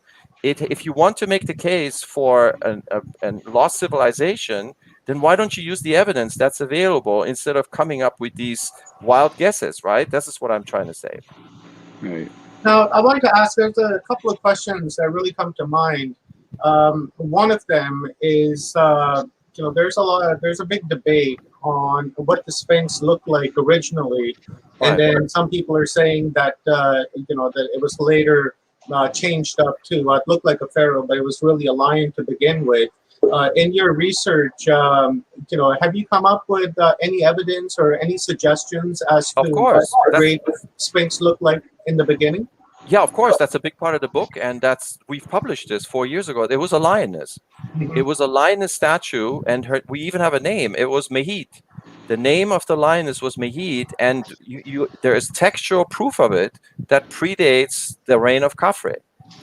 And it's visual proof. You can see the lioness. You can see a couchant female lion, a lioness, okay? And that was the big news because if you remember when Mystery of the Sphinx came out, everybody thought it was maybe a male lion because of the constellation Leo, because it has a mane, right? The constellation Leo sort of looks more like a male lion than a female lion. But that was the big news when we found the textual evidence for Mehit that this was a female lioness before. And then a researcher called Robert Neeland is a sculptor, just a couple of years ago published a paper that actually proves that into this initial head of Mehit, you could have carved this down to form the Sphinx head, right? The human head, because it's smaller, as you all know, it's not proportionate. And Robert proved, Neeland that is, that you can fit the entire head of the Sphinx into the original head, which was the lioness head. So yes, this was not a jackal. I with all respect to Robert Temple and Olivia Temple, and I know that was a great book they written, and I've read the book, and they proposed that it was a jackal. I completely disagree with that, and I think I falsified that idea that this was a jackal. It was a lioness, and I have textual proof, and it was not Tefnut, it was not Sekhmet, okay? It was Mehit, and I can prove it because we have the name spelled out. So if it was a lioness, which sounds pretty feasible for me, this may not be Egypt at all at that particular time. Would you agree? That's right. And in fact, that's a great point because the Egyptians, believe it or not, this is also a myth going around. The Egyptians didn't care about due east, okay? There was no reason for them to focus on due east. That is an anachronism in ancient Egypt, right? Even the Egyptians, the archaeoastronomers themselves, they have, interestingly, when you analyze Egyptian monuments, the majority of them are actually northeast aligned. But the interpretation by the Egyptologists themselves is that the prime focus was north, right? And so because east is 90 degrees off of north, it's a byproduct, basically, right? You were targeting north, and as a result, anything right angle to that either is east or west, but you didn't actually primarily focus on east. So even the Egyptologists are acknowledging that due east had no meaning in ancient Egypt, and I completely agree with them because, like you just said, that meant something to the prehistoric civilization that we all are saying made the lioness.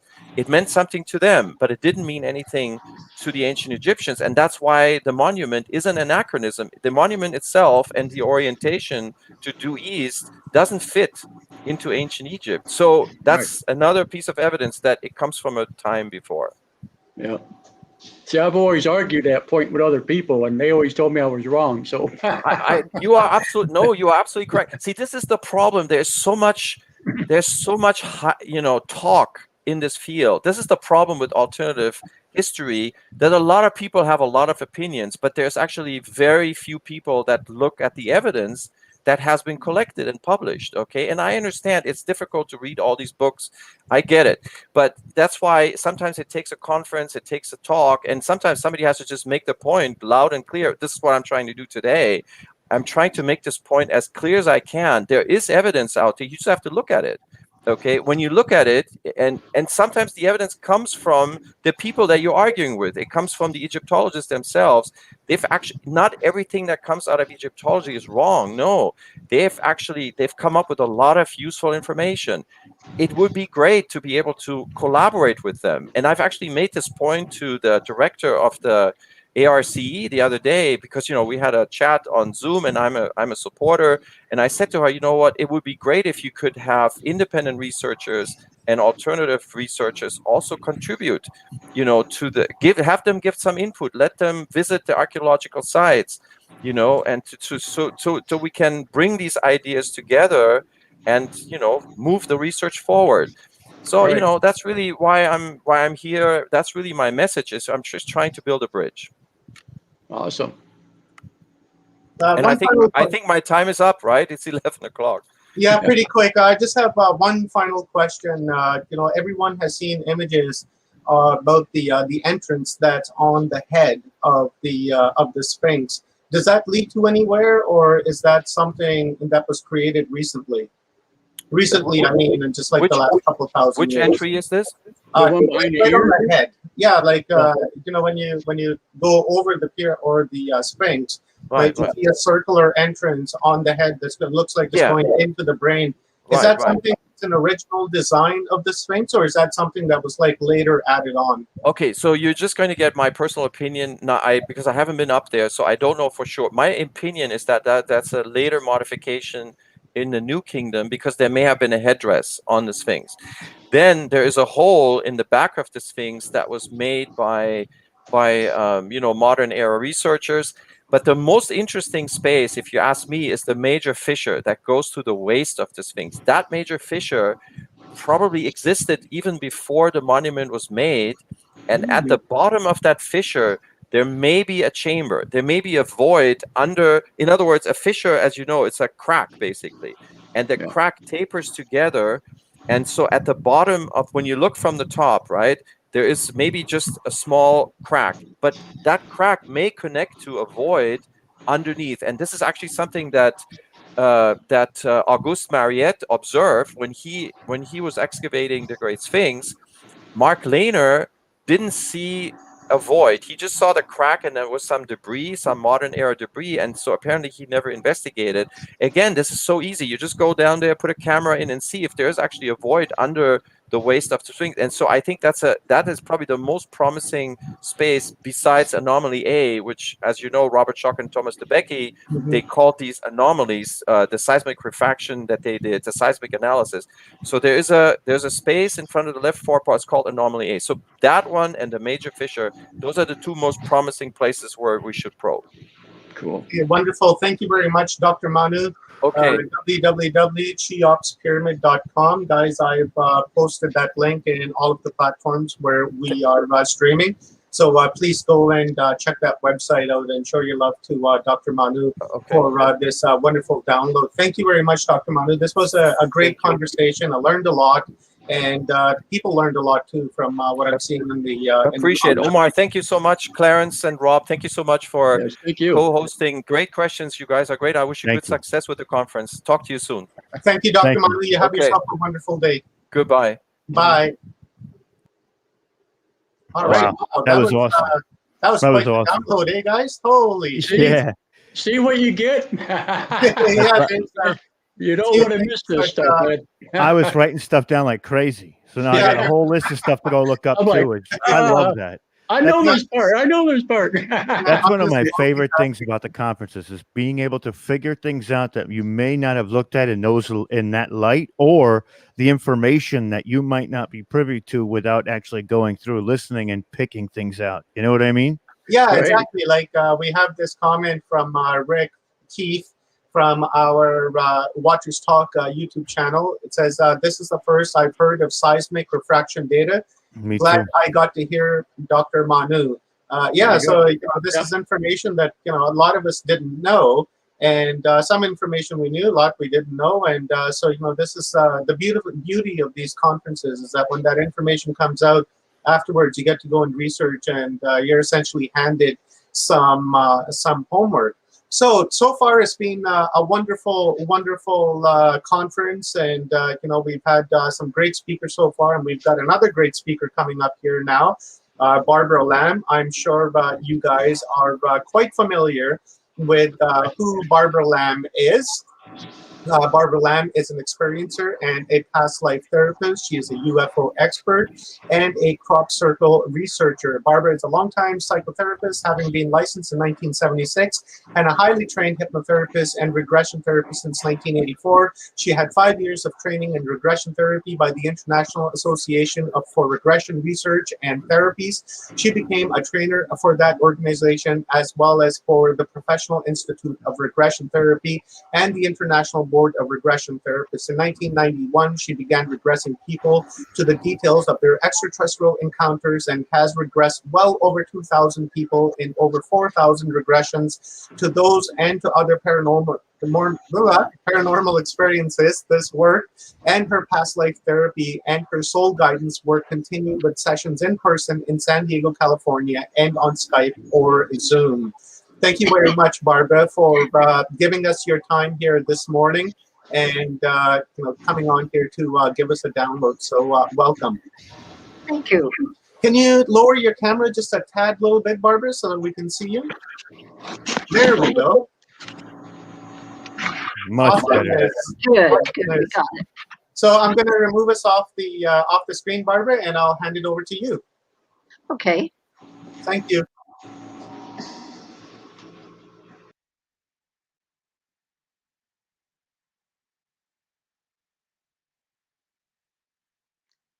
All right. Am I on? Yeah, you're good to go, Barbara. Okay, good. Well, I'm very pleased to be part of this disclosure conference. And I'm going to be speaking about something really different than the previous speaker, although that was wonderfully interesting. I'm going to be speaking about the ET human hybrids. Yes, indeed. There are many hybrids that are a combination of extraterrestrial and human. So all of this work has come out of my regression therapy work with many experiencers, over 2,000 of them.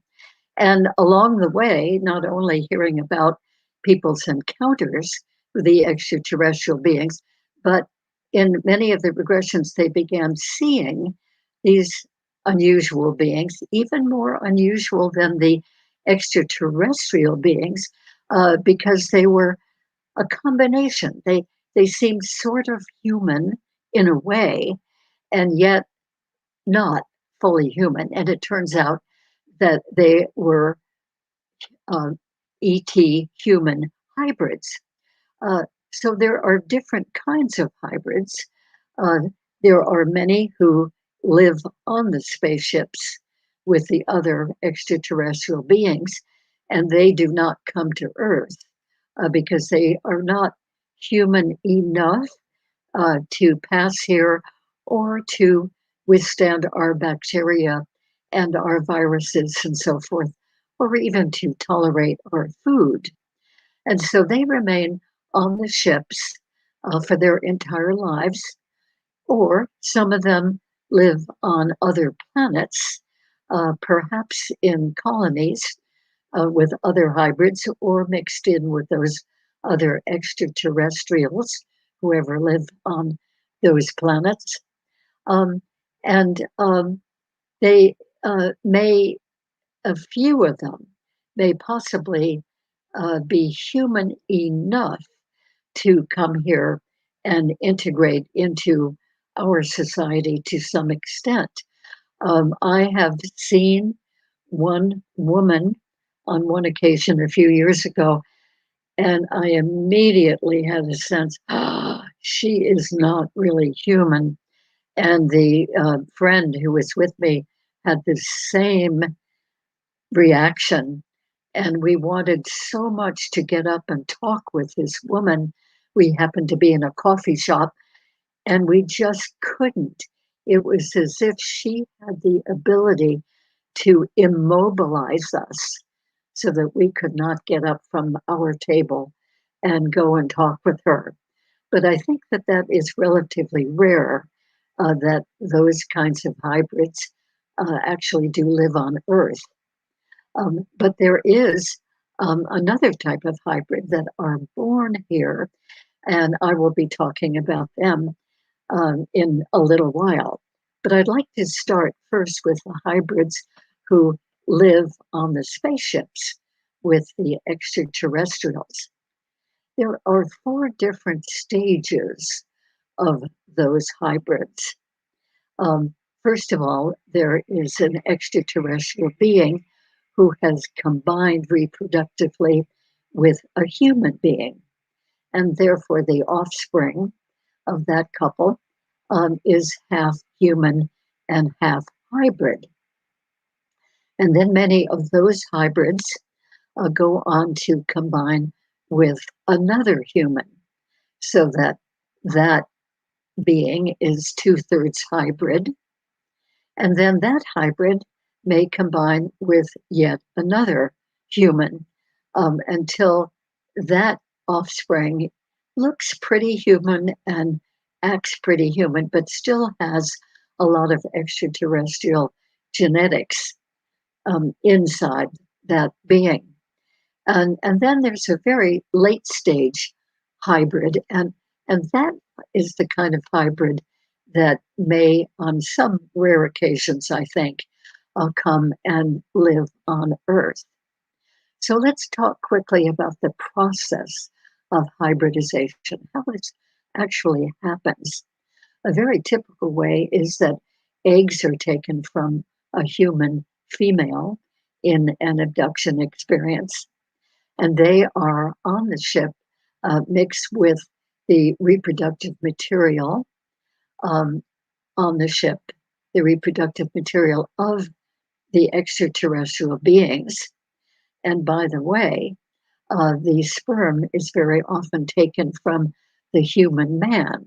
So you have the human eggs, human sperm, and the ET genetics, their reproductive material, mixed together in maybe like a little petri dish on board the ship. And then that is put into the human mother in another encounter experience, implanted into her womb. And then she gestates that baby for a month and a half, 2 months, maybe almost up to 3 months. And then she is taken again, and that embryo is removed from her womb and put into a gestation tank on the ship and raised, gestated for several months in that gestation tank, overlooked by extraterrestrial beings. It's kind of a nursery situation. And then when that baby is full term and looks like ready to be quote unquote born, the ETs take that baby out of the gestation tank and wrap it up in clothes and raise it as an infant. So that is a very, very common way that these hybrids are created. And that's been going on for several decades at least that we are aware of. And sometimes eggs are taken from a human female, and then instead of being combined and then returned to the female, they are actually placed in the kind of extraterrestrial female who has a womb and who can carry that embryo inside and give birth to it on the ship. But the first method I mentioned is by far, I think, the most prevalent method. And then there are also situations where a human female will be taken to the ship and will actually combine in a mating situation with an extraterrestrial male. And then she comes back here on Earth and gestates that embryo for 2 or 3 months, and then that embryo is removed again and grows up on the ship. There are also situations that I know of from my regression clients where a male, a human male, is taken on board a ship and actually mates with an extraterrestrial female. Now, you might think that this would be something that a human male might not want to do, possibly, but they have a way of disguising that extraterrestrial female to looking exactly like a very, very attractive, appealing human being. And then the mating goes on. And I know of a couple of cases where, in the middle of the act, the screen image sort of dissolved from the extraterrestrial female, and she looked like her real extraterrestrial self. That certainly was not a very comfortable situation for the men who had experienced that. Quite shocking indeed.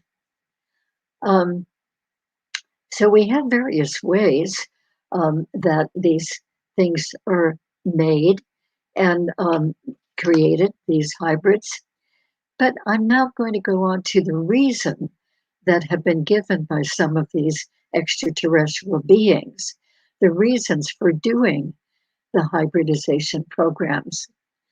A very typical reason that I've heard from a number of them is that they are trying to save their own dying race by combining their material with our material, because they see us humans as being more substantial, more strong, more densely physical. And they also see that we have some abilities which many of those species don't have, or don't have very much of, such as emotion and creativity, our music and our arts and our dance and so forth. But basically, the main reason that's been given in my work so far has been that their own race is dying out. And the reason it's dying out is because in some cases, they have done so much cloning over thousands of years, maybe even longer, that they've actually lost the ability to naturally reproduce. And in some cases, they say the cloning is sort of wearing thin. It's not as effective after all these generations as it used to be. And then another group of beings has said that their race is dying out because they're too interbred with their own kind, and the strain has been weakened. And then they say that in many cases, the ETs cannot reproduce anymore, or can very seldom reproduce, because they have been harmed by nuclear radiation from so much space travel that they have done, probably for millennia. So that nuclear radiation has really harmed their ability to reproduce. And then some of them have said that they would like to create hybrids in order to be able to visit Earth and stay on Earth longer, and then maybe even integrate into our society. And they would like to be partly human so that they could be here and withstand our viruses and bacteria, because they are partly human. And then they have said that they'd like to have our denser physical bodies and stronger physical bodies. And they'd like to have the component of human emotion. Many of them recognize that they don't have any emotion at all. And they don't necessarily want to have some of the emotions that we humans have, because they're very problematical. But on the other hand, there are many wonderful things that they recognize that we humans experience because of having that capacity for emotion. And then some of them have said that they'd like to create hybrids who would be able to settle here if their planets are no longer habitable. And it does happen over long stretches of time that one planet after another that did have life, that was even thriving with high forms of life, that those planets have ceased to be able to sustain life after many, many thousands or perhaps millions of years. So this is a warning to us here on the Earth. In humanity, we must take better care of our planet, or we may end up without a planet to live on, as some of them have done as well. And then they would like to create beings that could live here on Earth sometimes, and when they wish to, live on other planets. So in a sense, those hybrids could be what we could consider friendly ambassadors, able to get along with humans and to be with us, to communicate with us, and able to be with that other species on another planet. Some of the reproductive programs, they admit, are done for scientific experimentation to see what's possible.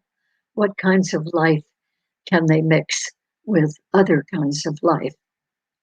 And then there are some extraterrestrials who've said that they do hybridization in order to upgrade the human race, to give us a certain kind of higher intelligence that they have, and psychic skills, and group cooperativeness, telepathic skills, a greater perspective about space and about all of reality, so that they think that that would be an upgrade of humanity. And that is one of the reasons for creating hybrids.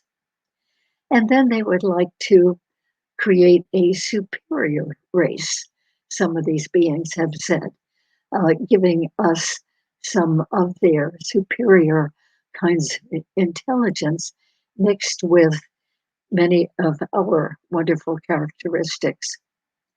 And then there are extraterrestrial groups that have said they do the hybridization program to upgrade us humans spiritually and consciously. And of course, those are the ET races that are more spiritually advanced and are very benevolent races, really wanting to help humanity raise the consciousness of humanity. So they have a number of different reasons for creating these hybrids. And one of my clients brought through a message from extraterrestrials, and they said, "You humans are in trouble. An electromagnetic catastrophe will happen on Earth, resulting from your negative technology, the technology which you humans have created. And so we want to have hybrids who are living there on Earth to be able to carry on society on Earth." And some of them are a little bit more self-serving, and they think that by sending hybrids to the Earth that they can take some of our vast resources for their own use. So anyway, there is a big intergalactic community which exists, and it is comprised of mostly extraterrestrial species and some of the hybrid species. And the hybrids who are able to be here, which I will get to in a little bit, they are helping to prepare us for being part of the intergalactic community, which does exist out there with many, many extraterrestrial species. Not all of the species belong to it because some of them are considered retrograde and dysfunctional, uncooperative.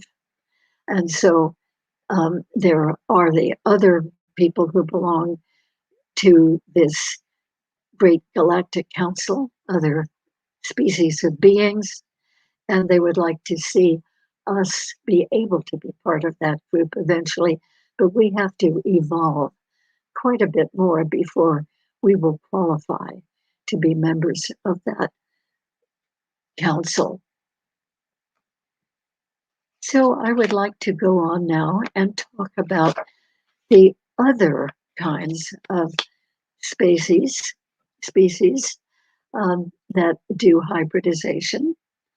I will mention first, though, that some of the ones who do the standard hybridization of the hybrids who are not human enough to live here on Earth, that includes the gray aliens from Zeta Reticuli and some of the reptilian species.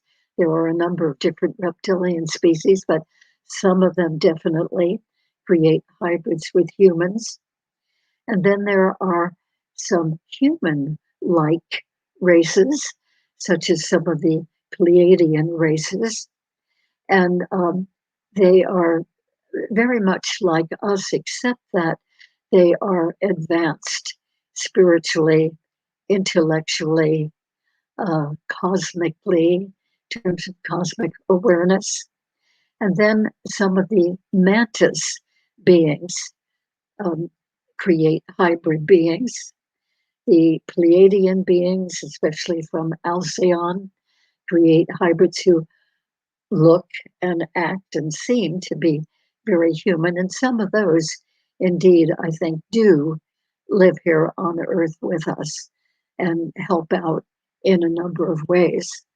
And then there are Anunnaki beings who create hybrids, and blue Arcturians, tall white Zeta beings, beings from Sirius B,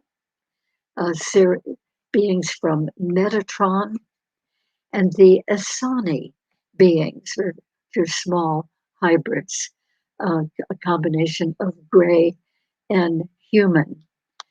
There are also insectoid beings, a little bit different than the mantis beings, but similar in many ways, and the Nordic beings, and green-skinned, gray-type beings, Zeta beings, the typical gray aliens, and there may be more as well, but we do know that those kinds of extraterrestrial beings do create hybrids with human beings.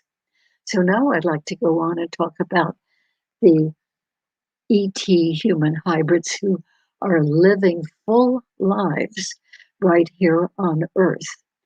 Many of these hybrids I have had the great privilege to know about.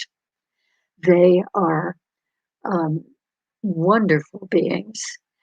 They certainly seem, look, act completely human and are very, very much part of our society here on Earth. Now, I have written about several of these hybrids in a book with Miguel Mendonça, a book called Meet the Hybrids, The Lives and Missions of ET Ambassadors on Earth. So the short title is Meet the Hybrids. And this tells all about 8 different ET human hybrids who are living here on Earth and are here completely for benevolent service. So there are 2 major ways that these hybrids are created. One of them is that eggs are taken from the human mother, and sperm taken from the human father, usually the husband, but on occasion another man, if the extraterrestrial beings would like to have that man's genetic as part of this mixture. And then the human eggs and sperm are mixed together on board the ship in a little container. And added to that are ET genetics, not only from one species, but from a few species in each of these hybrids, whom I personally know and have interviewed at great length. So the little mixture is basically an embryo, and then the embryo is planted in the mother's womb and when she is taken for an encounter, and she carries that embryo as it develops into a fetus. She carries it full term, the way that we do here on Earth, and she gives birth in the normal way that we humans give birth to our babies.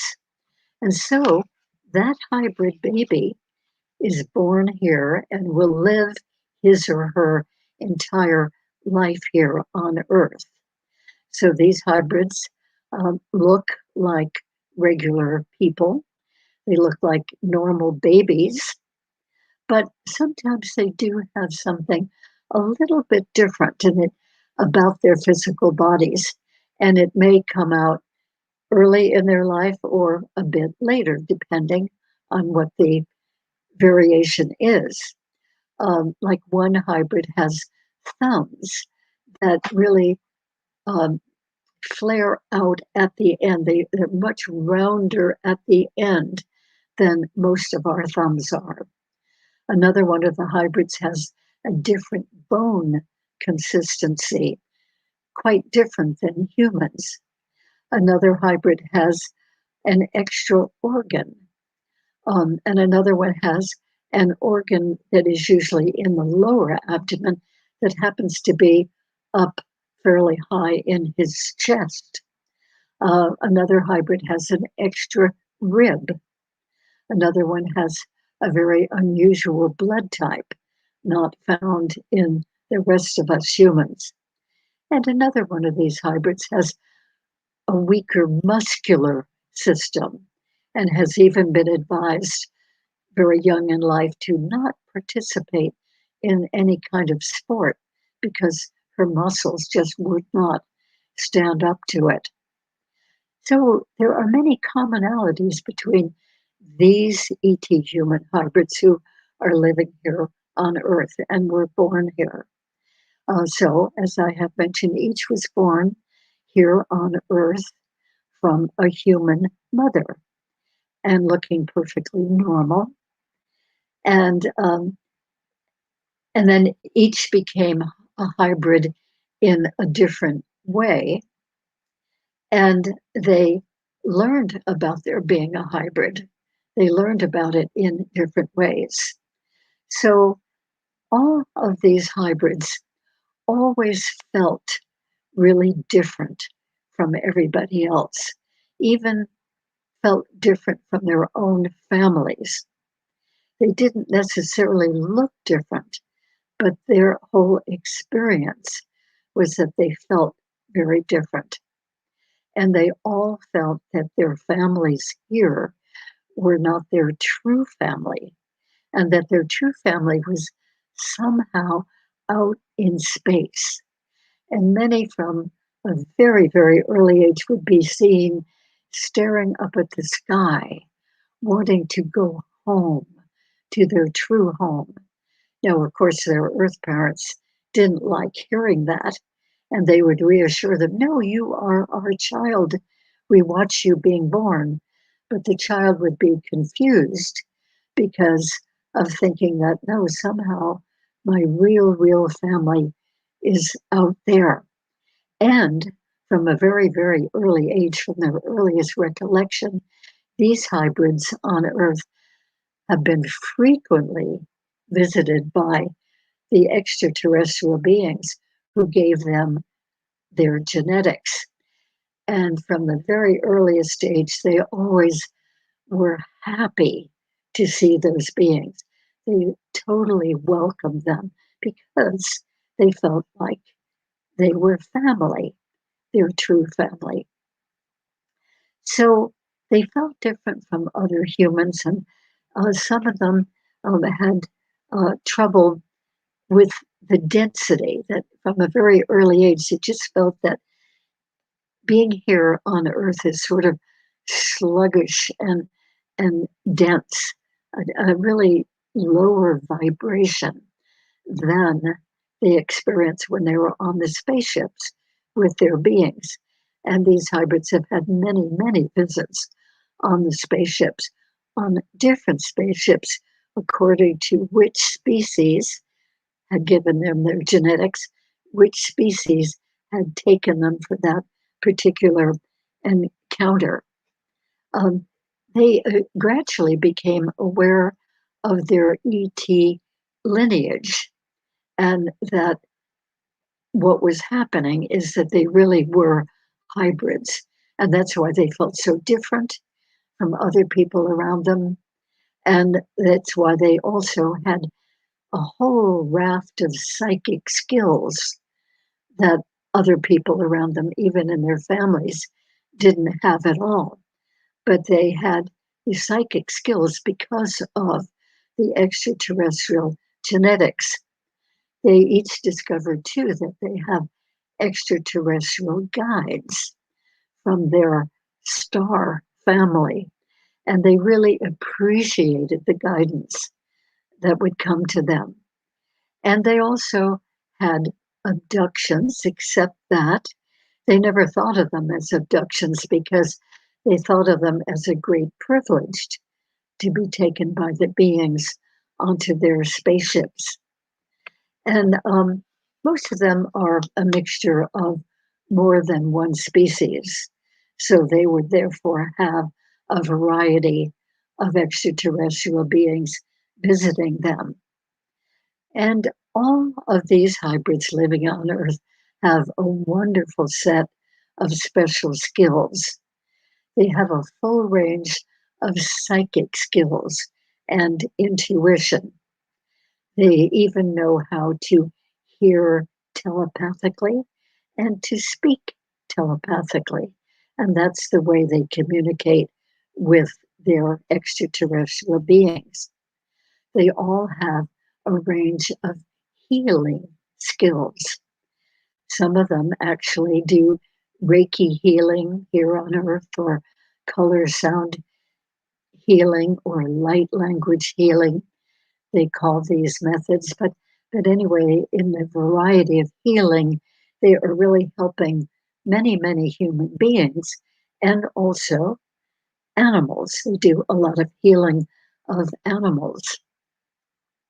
Some of them actually do wonderful animal communication and can help out by tracking lost animals and finding out about people's pets and what the complaints of the pets are and the needs of the pets that are not being met by their people. So that is really a wonderful skill. They also have the ability to do astral travel. Some of the rest of us do too, but they particularly have this skill. And they also have the skill of bilocation, being in two different places at the same time for a period of time.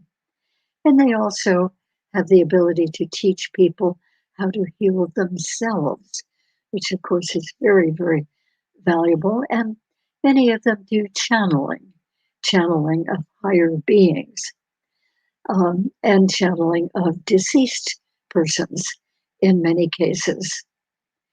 And some of them have been known to shapeshift into their extraterrestrial identity.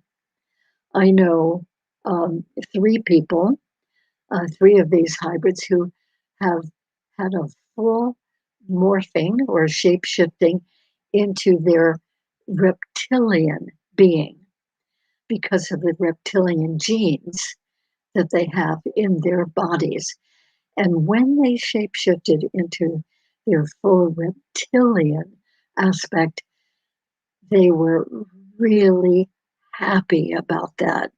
They were proud to be a reptilian. And as I said earlier, there are a number of different reptilian species.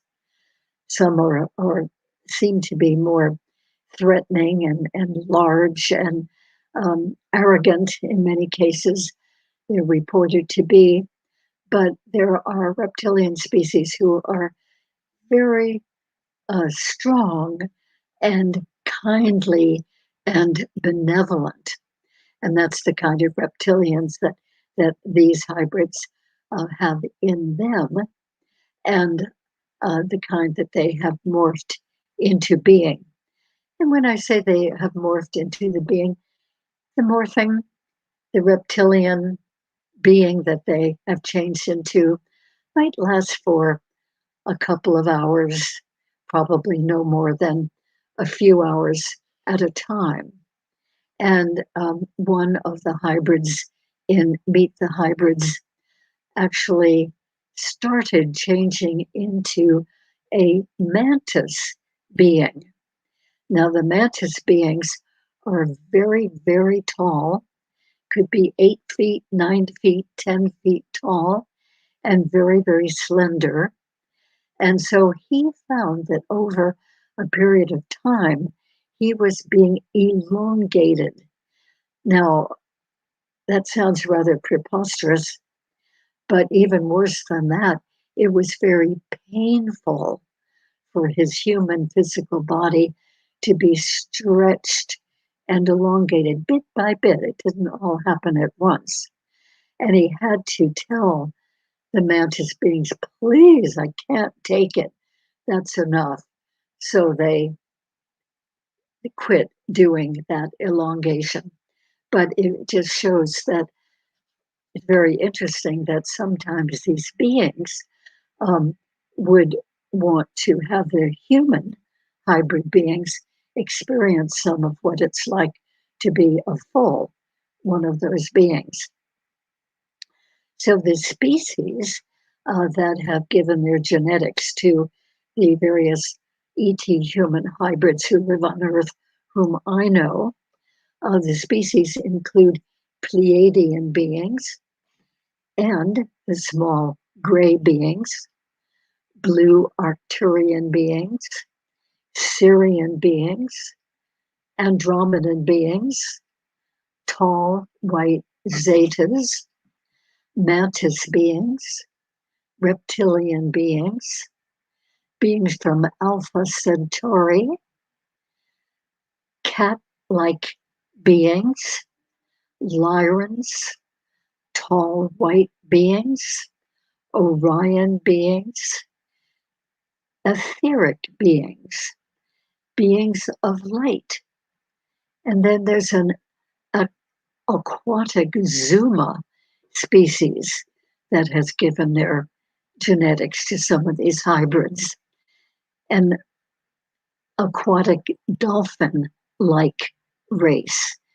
And then there are the Anunnaki who have done the hybridization, a species named Camelopardian, another one called Pegasian, and another one called Quabar, which is actually a combination being, a combination of various species, and the Atvian beings. Some of these are more familiar to us humans than others. And each one of these hybrids has a special extraterrestrial guide, sometimes more than one guide. And they will give messages telepathically to these people. And sometimes they even show up in the homes of these people and give them guidance. So these hybrids all feel that they're part of what they call a star family, and the guides are from the star family. And each person has a mixture of guides. So the guides might be from various extraterrestrial species. So they're guided and helped in their work. And they're all very, very encouraged to be here for lives of service. And indeed, that's what they really are. They are goodwill ambassadors for the ET species who would like to work benevolently here on Earth, but who are not comprised in the way that they would be able to tolerate living on Earth. So these hybrids basically are goodwill ambassadors doing the kind of benevolent work that their ET people or beings would like to be able to be here to do on Earth, but they cannot. They're not human enough. So they create these hybrids to do the benevolent work. So these hybrids are actually bridges between us humans and the extraterrestrial species. Part of what they're doing is educating us humans bit by bit, slowly as they can, educate us about the incredible vast number of extraterrestrial beings that do live out there in the cosmos on other planets and live in the spaceships. And they are here for lots of different services. They're doing things like teaching classes in person and online, guiding people, healing people, even healing people remotely when needed, and doing counseling of a consciousness raising level, a spiritual level. And so they give individual sessions and classes and workshops, and they write books and they write articles. And basically, it's all about raising the consciousness of humanity. So these people are very modest people, wonderful people, these hybrids. They don't want any fanfare or fame. They just simply go about giving their service as they can in relatively quiet ways. Some of them are more public than others in terms of the workshops. They lead the websites that they have, public speaking engagements they do in some cases, but most of them are really just busy giving their classes, teaching their students, guiding them, counseling them, helping them to raise their consciousness. And they all are very, very talented beings. Sometimes they advise on nutritional matters. Sometimes they do life coaching. Sometimes they do what they call angel attunements. Sometimes they give Akashic record readings. They do everything they can to inspire people in their spiritual understanding and their growth. And they help people to know about their own ET lineage and ET incarnations. That is, the people who come to them can learn from some of these hybrids about their ET lineage. In other words, the different species of extraterrestrial that they had been in previous lifetimes.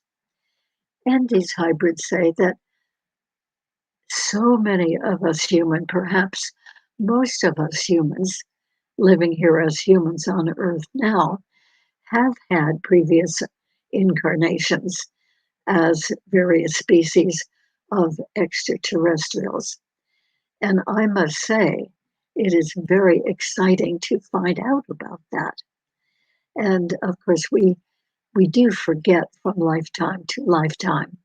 We forget from human lifetime to human lifetime, And I think even more so, we forget from extraterrestrial lifetimes to this lifetime. But we have definitely had them. So overall, these hybrids are helping people to stay in their own power, no matter what is going on of a negative nature around us in the world. They encourage us to stay in our own power, be true to ourselves, stay strong, stay away from negative influences if possible. So they are here for lives of service.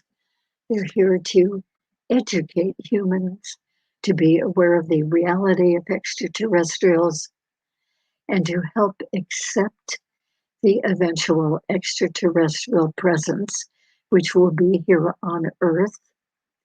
And they encourage us to receive extraterrestrial knowledge and assistance. They encourage us to bring forth new technologies that come from the extraterrestrials, which are designed to help. So there are many extra technologies which could help us living our lives on Earth. And we are encouraged to try to bring through those technologies for the benefit of humanity. Many of the extraterrestrial species would really like that, like us to use their healing methods, their healing technologies, for instance. And they know that there's a tremendous need for that here among human beings. So they're helping us to connect peacefully with extraterrestrial beings. It's a peaceful unification. We don't need to think of the extraterrestrial beings as enemies. So they're helping us humans to evolve into a higher consciousness and into more psychic awareness, more cosmic awareness. They help us to overcome some of the limits of our physicality and to become more spiritually aware, to be more comfortable with multidimensionality, because there is indeed multidimensionality. And they help us to perceive and even participate in other dimensions, higher dimensions, even while we're here in physical bodies on Earth. So basically, they want us to evolve enough to be accepted into the great galactic community that there exists, and to be good members, responsible members of that community. They want us to be spokespersons for the extraterrestrials, and they are spokespersons for the extraterrestrials. They want to help people to feel safe when they leave Earth with the extraterrestrial, what we call encounters or abductions. Many people have been very afraid about that, but there are so many positive, benevolent beings that do take people for encounters and remove them to their ships and help these people and inspire these people. So they definitely want us to know about these. So in some cases, they are bringing universal symbols to human beings and even cosmic languages. So another thing is that they're preparing the way for extraterrestrial human hybrids on the ships to be coming and living on Earth in the future. So bottom line is, before I finish, that they emphasize coming from our hearts in life rather than coming from our minds. and these ET human hybrids living on Earth emphasize we are all one. Not only we humans are all one, but all of us beings in the cosmos are all one. We're all connected with each other. We're connected with all forms of life on the earth and all beings in the cosmos. They emphasize that we are all part of the one great creative source. Thank you very much. It's been a pleasure talking with you. Absolutely amazing, Barbara. You hit on so many different things that, I personally have to look a little bit more into but one of the great messages throughout all of what you were saying is that love and that, we see such a diabolical time on this planet now. And if Yeah. we took their example, it wouldn't be this way as it is right now. And they're doing work to help us where we can't help ourselves. And that is truly incredible, truly incredible. It is. We are very blessed, I think, to have these people here. And so I know the hybrids who live here in the Western world, in the United States and England, and a couple of the Western European countries. But no doubt they must be all over the world without my knowing about it. So that's very hopeful. And as you say, with the many, many negative things, far-reaching negative things that are going on, it is wonderful that there are some very positive beings trying to lift our consciousness and go for a better way of living, a higher consciousness way of living.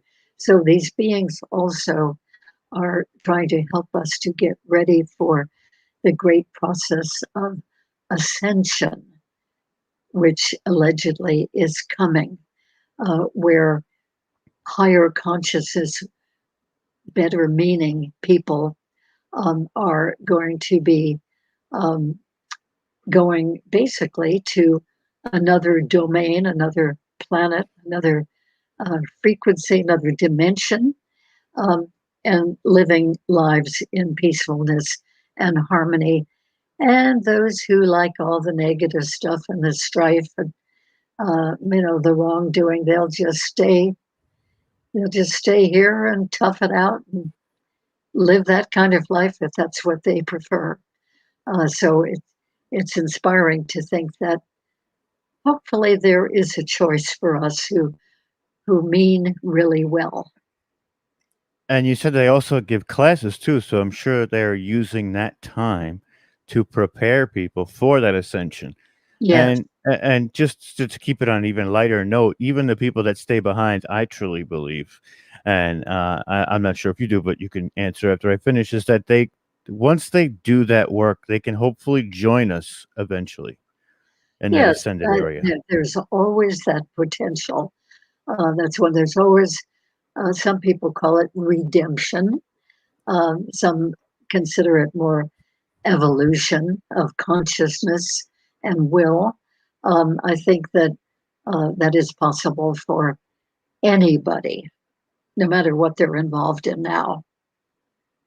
Absolutely. And that is the ultimate story too, and that's why we do what we do with these events and shows and appearances and trying to spread those messages that there's a possibility we could see past our superficial thinking and look towards the greater consciousness to work truly harmonious with each other. And I think that the intellectual conversation and some of the conversations that are a little bit tough to go through help us progress to those points, because it helps us work out some of the stuff that's inside of us to give that over to the consciousness.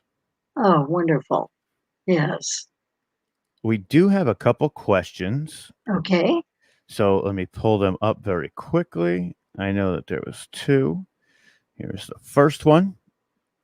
It says, do you know any anomalies in the DNA that may show up in standard blood work if you're a hybrid? Yes. I cannot tell you what those specific elements are, but some of these hybrids have had blood tests.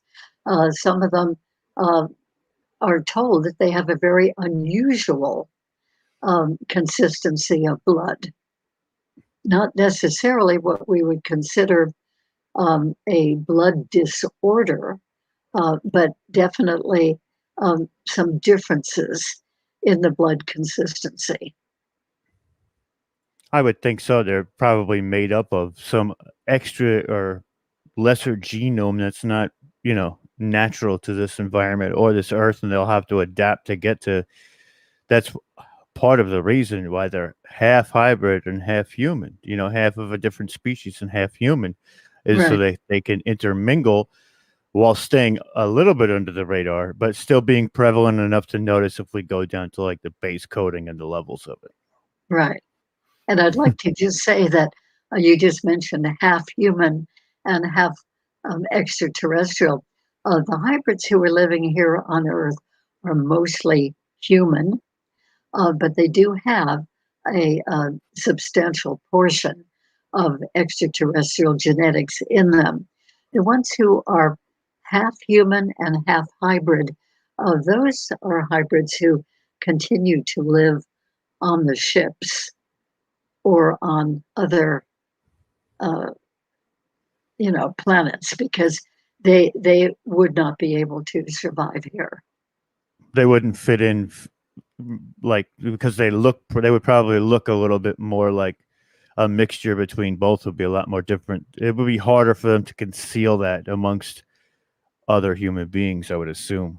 Yes, and then even more seriously, because they would be half extraterrestrial, they would not be able to handle our viruses and bacteria that we get used to. We humans get used to build up immunities to gradually from infancy onward, but they would not be human enough to be able to do that. Excellent. So much information. It was amazing. Barbara, we are at the end of our time, and I would love to have you come on Full Spectrum Universe and go deeper into this subject. I think it's truly fascinating to explore, because, this may be our future, but it also may be our past with the hybridization of what we are. So it goes in both directions. And, Yes. this has been an amazing amount of information and such a great presentation. I really appreciate you coming on, and, we thank you and love you, Barbara. That was amazing. Thank you. It was a pleasure. Very happy to be part of this. Many Excellent. blessings to you and the rest of the conference. And you as well. It's people like you who come out and show us that there is a better way to do this, and we truly appreciate that. I need to mention Go ahead. my new book with Mary Edwards, Kids' Adventures with E.T. Friends in Space. Move it And to the right just a little bit so they can see it better. A little more. There you go. Now pick it up. There it is. Beautiful. And this is a book for children, but about children's experiences with extraterrestrial beings. But it's also wonderful for adults because we have 18 different scenarios with full pictures here of children's real life experiences, real children I know and have worked with, real children's experiences of 18 different types of experiences with extraterrestrial beings. So the idea here is to validate for children that yes, what they experience happening in their bedrooms at night with unusual beings coming to them, that yes, this does happen to many children, and that little flashes of memory that they have about their experiences, that these are really true. So this can open up the dialogue between children and whatever adult might read the book to the children. So we recommend it for children and for adults. So E.T. Friends in Space, and it is available on Amazon.com very, very easily. there are some wonderful reviews on the Amazon page, if you scroll way down, about how much people have really benefited from this book, how much they've learned from it, how it's made things very clear. You see, there are a lot of adults whom I have regressed who have had experiences with extraterrestrials in their childhood, and in fact, in all of the years of their lives, including their adult years. But very often in a regression, they remember a regression or two, an experience or two when they were taken by the extraterrestrials during childhood. And most children have no one to really talk to about these kinds of experiences, which is sad for them. They would like to talk it over with somebody.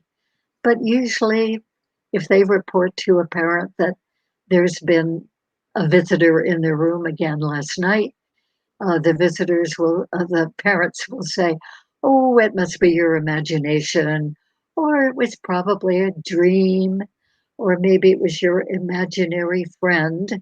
In other words, they usually won't take them seriously. They won't believe them and really encourage the child to talk more about this. And that's frustrating and confusing for the child. So we want this book to open up the whole subject to children and their parents and to anybody who doesn't know about this phenomenon. It's time that they know, because this is so prevalent. So many people are being visited by extraterrestrial beings, and it's usually, not always, but usually done at night. And very often these experiences begin when the person is in bed sleeping at night. And then, so if they were aware of a little something, they might easily think, "Oh, that must have been a dream." And yet it really comes out, and we find out the details in regression that these things are really, really, truly happening. So I recommend that book to anyone and all. That's absolutely incredible too, because not only are you giving them a way to essentially look at and give an explanation to something that they may not know what has happened, but you're also conceptualizing it where they can have the ability to talk about it and work through it as Yes. well, which is Yes. so incredible. It's so incredible. Guys, if you haven't visited Barbara's website, Barbara Lamb Regressions, I suggest you do so. If you need help in any way, I'm sure there's something you can probably contact her on that website as well. Yes, you can. Yes. And her work is incredible. Barbara, it has been such an honor and a privilege and a pleasure to have you on the stage with me, and that I got to join you. And I'm so looking forward to working with you more in the future. And I thank you so much for coming. You're very welcome. It's a pleasure. Excellent. Excellent. So guys, like I said, check out Barbara at barbaralamregressions.com. Go grab her book. It is going to be just a plethora of information to help children and maybe even adults figure out what some of the anomalies in their lives that have happened is going on. So yeah, it'd be it's incredible. I think Omar and Clarence are coming in as well, and Nori, our next guest, is coming up. There's Omar and Clarence. Boom! See how I called them and they just poop? They appeared. Here we are. You're magic. You're magic. I try. But Thank you very much, Barbara. That was epic. The conversations that are happening in all the chat rooms are just amazing. They're all just resonating with you, with everything that you had to say. You were answering people's questions, as they were thinking them. So, that's just a testament to your research and the great work that you've done over the years. And we really appreciate it, and tons of respect for you, and love you very much. Thank you so much. That's lovely. And guys, I shared the Barbara's website address in all of the chat rooms. Guys maybe need to scroll up a little bit. I just posted about a minute ago, but the conversation's going so fast that if you guys want to go check that out, just scroll a little bit up and you will find it. And also you can visit our website, projectionofview.com. Go to Total Disclosure, and you can scroll down and you will see the links and website addresses for all of our speakers through the weekend. So that being said, Barbara, thank you very much. Really appreciate it. And we will bring our next speaker on. And but before we do that, we will pay some bills here. A little shout out to our sponsor, Paul Anthony Wallace of the Eden series. The Scars of Eden is now available, as well as Escaping from Eden by Paul Anthony Wallace. And of course, that's been available for quite some time. I will post the website addresses in the chat here pretty quick, so you guys can go and check that out.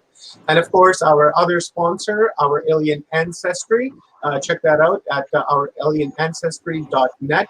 It's a wonderful platform to really get lots of information about our alien ancestry. And then least but not last, our other sponsor, Forgotten Origin, the Out of Australia Theory. So thank you very much to all of our sponsors for having the faith in us and having trust in us to do this and to have your name on the line. So we really appreciate your sponsorship and your support.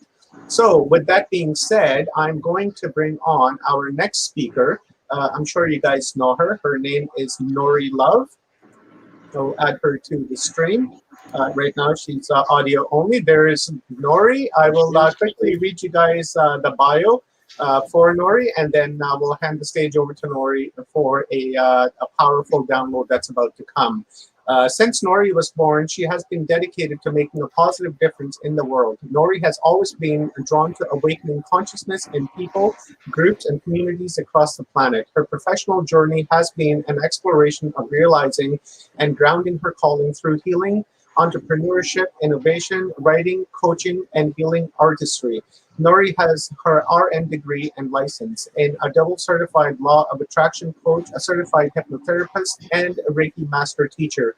She constantly seeks a closer walk with God and to know God deeper. This, along with gifts, wisdoms, and spirituality, have included her in the realm of Christian mystics. Later in life, Nori excelled in athletics as celebrated aerobics instructor, successful personal trainer, and award-winning bodybuilder.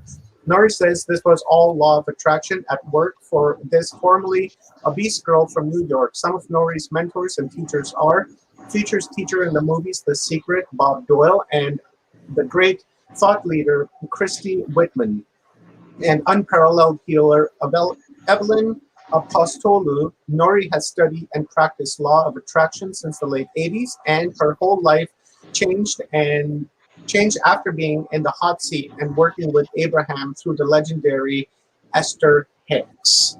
Nori, welcome. Thank you very much for accepting to come on and giving us a download at this Total Disclosure.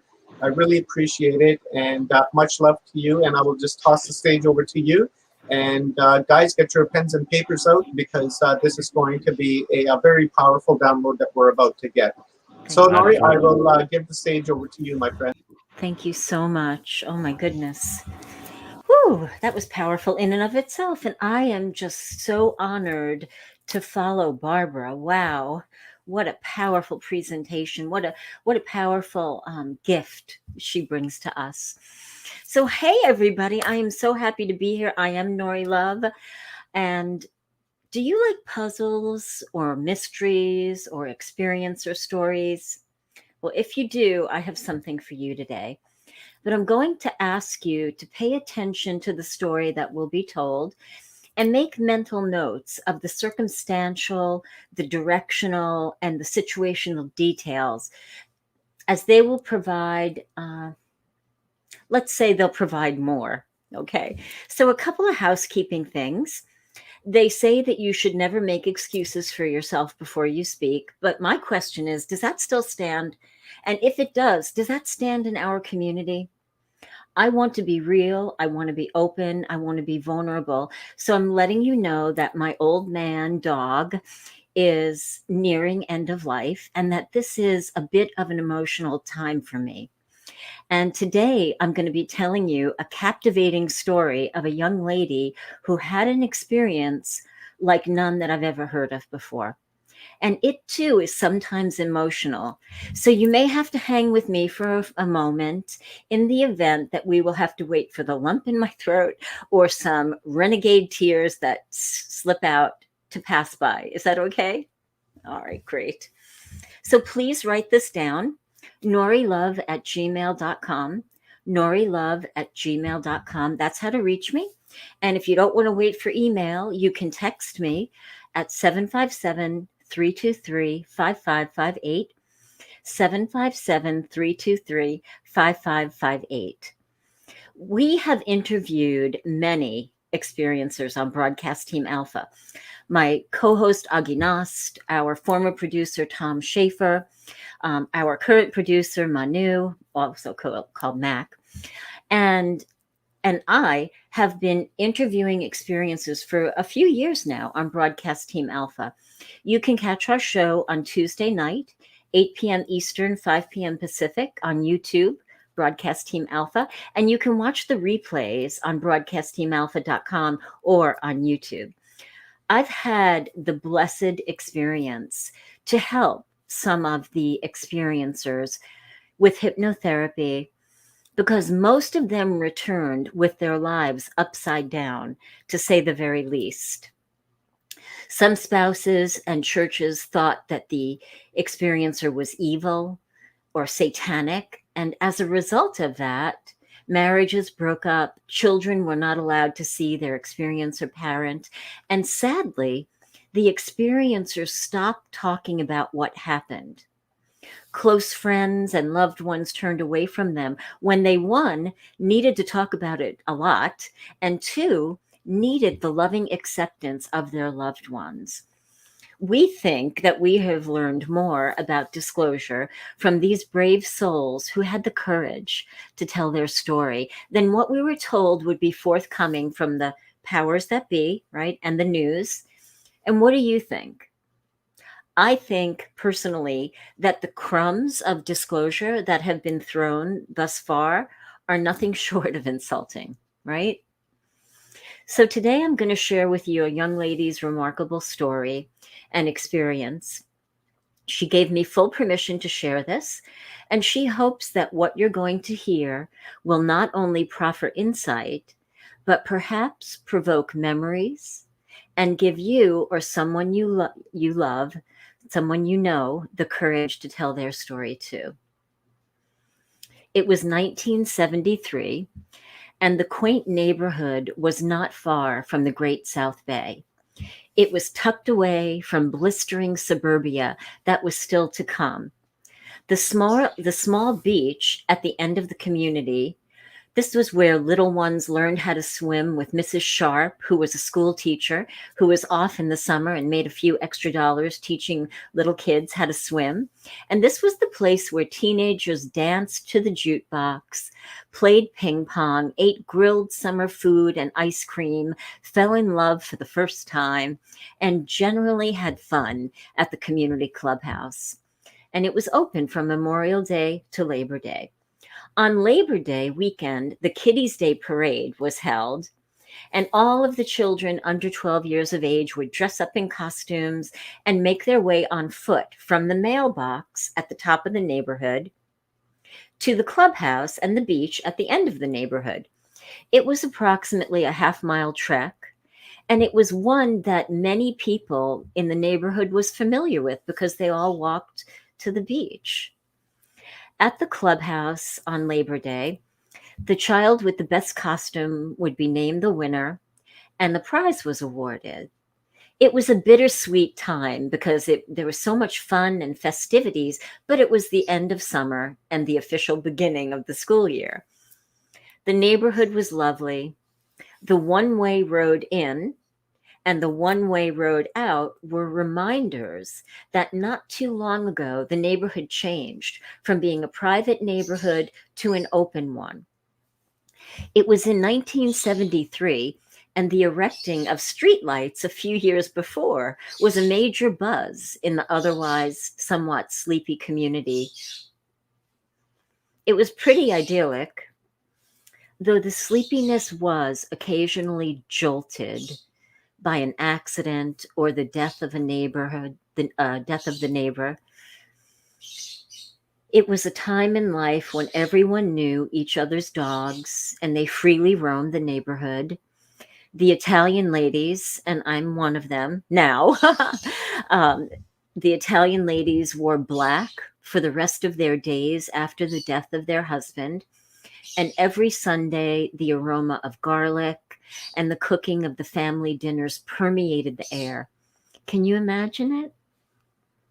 It was sweet, but still, it was New York, and as New Yorkers go, there was a definite, distinct set of boundaries.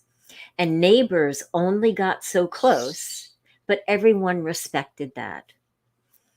She was 16, and all of the happenings leading up to her 16th year gave her an essence of a very old soul.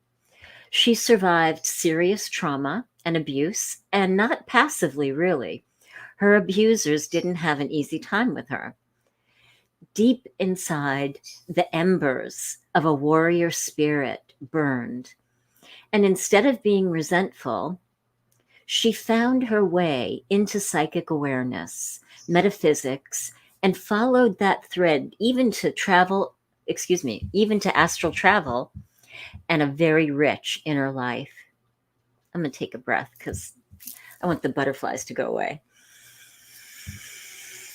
Okay, guys, thank you for bearing with me. Her mainstream 16th sweet birthday found her at the peak of her practice and spirituality. She was somewhat otherworldly. She didn't quite fit in with mainstream. She shunned cigarettes, drugs, and alcohol after disliking the way that they made her feel. She described it as far away from herself. They dulled her senses, they dulled her awareness, and they pulled her from her tranquility. Not only was her inner self peaceful and radiant, but her physical self was too.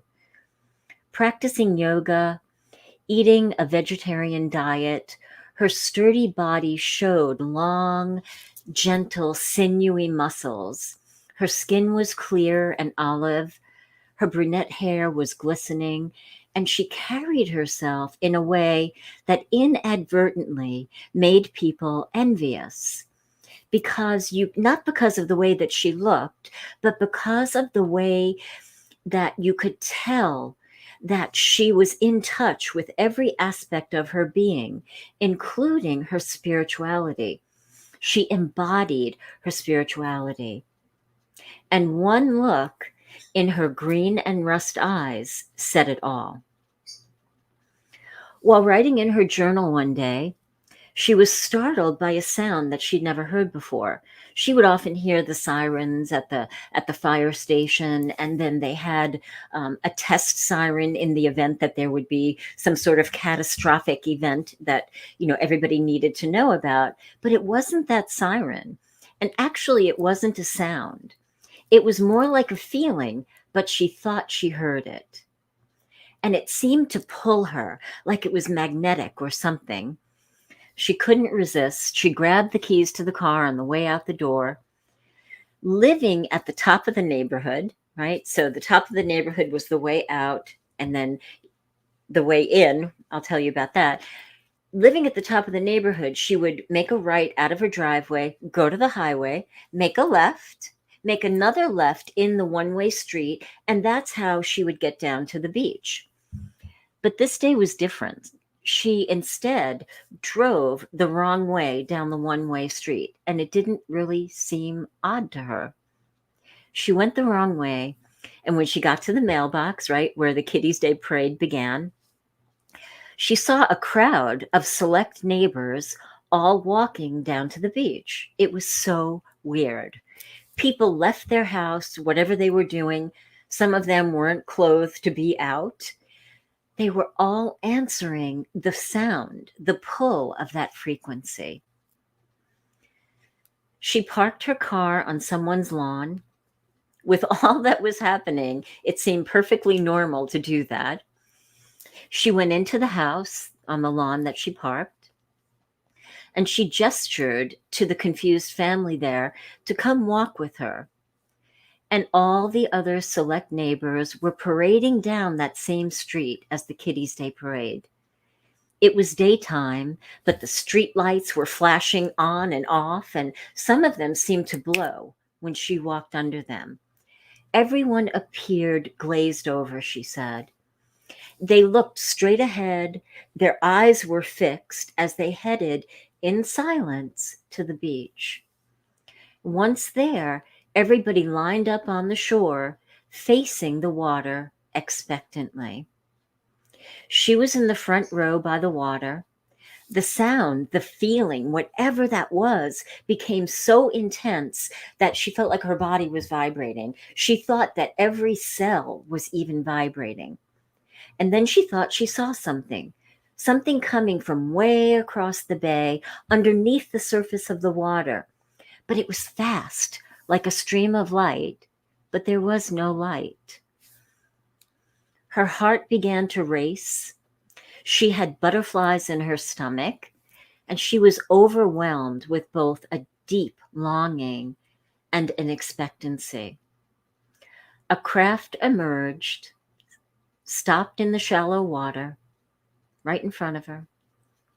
It was oblong and seemed as if the driver were seated with his legs outstretched, with a dome-like hatch over the seated upper body.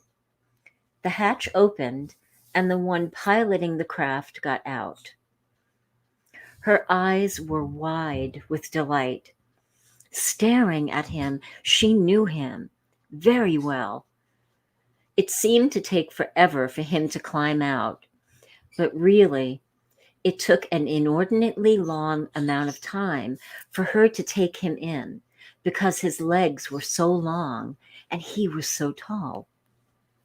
He wore a one-piece silver suit, but it wasn't silver as we know it. Her heart overflowed. It was a uniting. It was a reuniting. She felt fire and cold all at the same time. The air took on a strange quality. It was as if you could see the molecules and atoms that were sparkling, pink and lavender. Things became fuzzy, and she lost awareness of all of the other people around her. She lost awareness of everything but him. She took his outstretched hand. Wait, how did the craft turn around so it was now facing out? The water wasn't even wet as she walked in it, stepped into the narrow craft, and was seated behind him. Even though he was in front of her, piloting the craft, it felt as if she were cradled in his embrace from behind her, like with her head on his chest. She had never been so comfortable in all of her life. All of this had the character of a dream, but she was so incredibly awake. The craft submerged, and in the fraction of a second, it seemed as if a city of structures rose up beneath them. She didn't have the feeling of going downward. It was magical. It was incendiary. Her senses were delighted in ways that should have been dizzying, but there was this deep sense of abiding peace. She closed her eyes or lost her vision, one, and the most powerful sense of love overwhelmed her. She was so in love with him, and he with her. It was pure surrender. She couldn't make sense of how she knew him or who he was, and it didn't even matter. The only thing that mattered was the love that transported her to heights of ecstasy that she could not even have imagined existed. It was beyond imagination, beyond physical, beyond spiritual, yet there was a familiar memory of all of them. It was beyond earthly, beyond heaven, beyond orgasm, yet it contained the essence of all of them. It was like making love with all and everything through eternity, becoming the mother of consciousness and humanity and beyond. It was beyond ecstatic bliss. It was consciousness to the highest order, and then it was over.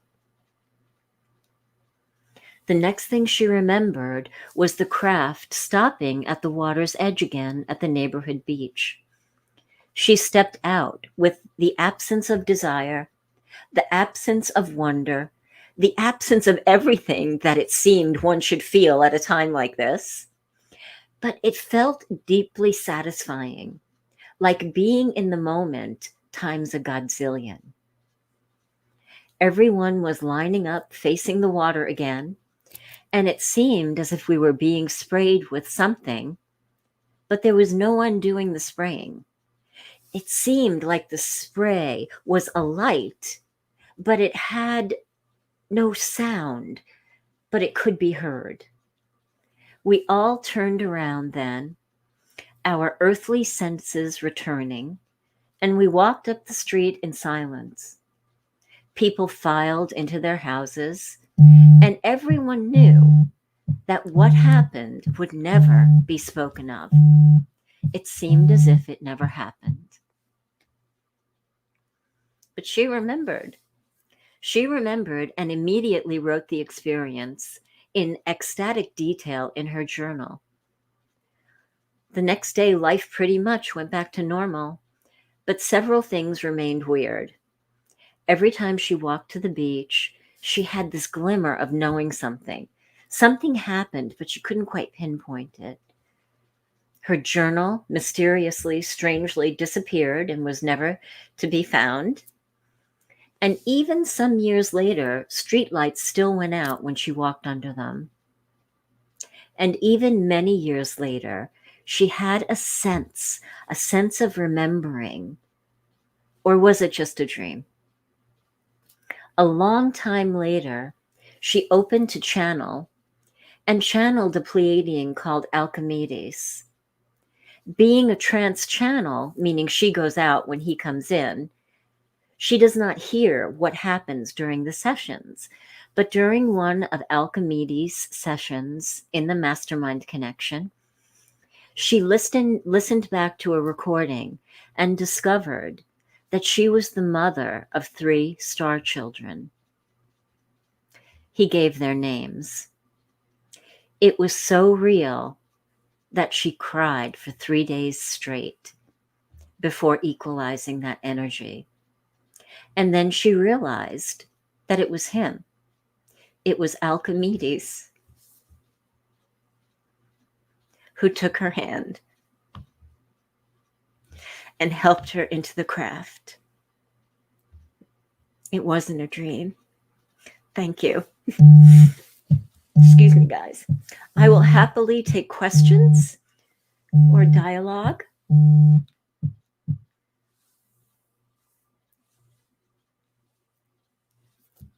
Hi. Hi, Nori. It's me again. I'm back. Wow, what a powerful presentation. You weren't kidding.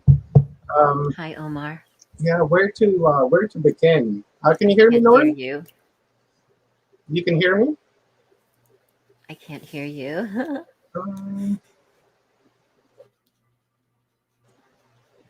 Are you able to hear me, Nori? Yes, Leon, you did hear birds. They're lovebirds. I can't hear you, Omar. Are you able to hear me, Nori? Oh boy.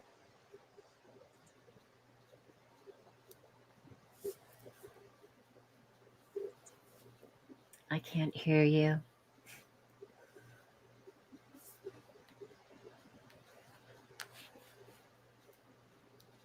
Okay, guys, so I'm just going to talk to you. So the audience can hear you, Omar, but I can't. Okay, 1 minute. Okay. So I'd like to talk to you about a couple of the people that we interviewed. Many of them were just normal people. You know, nobody special. The thing that I noticed that was consistent between all of them was that they were really good people. They were amazing parents. They had gardens. You know, they tended to nature. They were just all really, really good people. And some of them had experiences that was only as much as ships appearing to them. And some had experiences of being taken and examined and brought back. And they were all in different stages of remembering. But the one thing that happened to too many of them was like the way that I began this talk today. Their life was upside down. It might be one platform. Okay, you guys might be talking about the audio. Their life was upside down. Literally, one sweet man, he retreated to the garage for the rest of his days. Hi, guys. Are you able to hear me now? I can't hear you, Rob. I see your mouth moving. Omar seemed a little bit echoey. Can you hear me, Rob? Yeah, I got you now. I got you now. Are you able to hear me, Nori? I'm not sure what to do. Nori, can you hear us?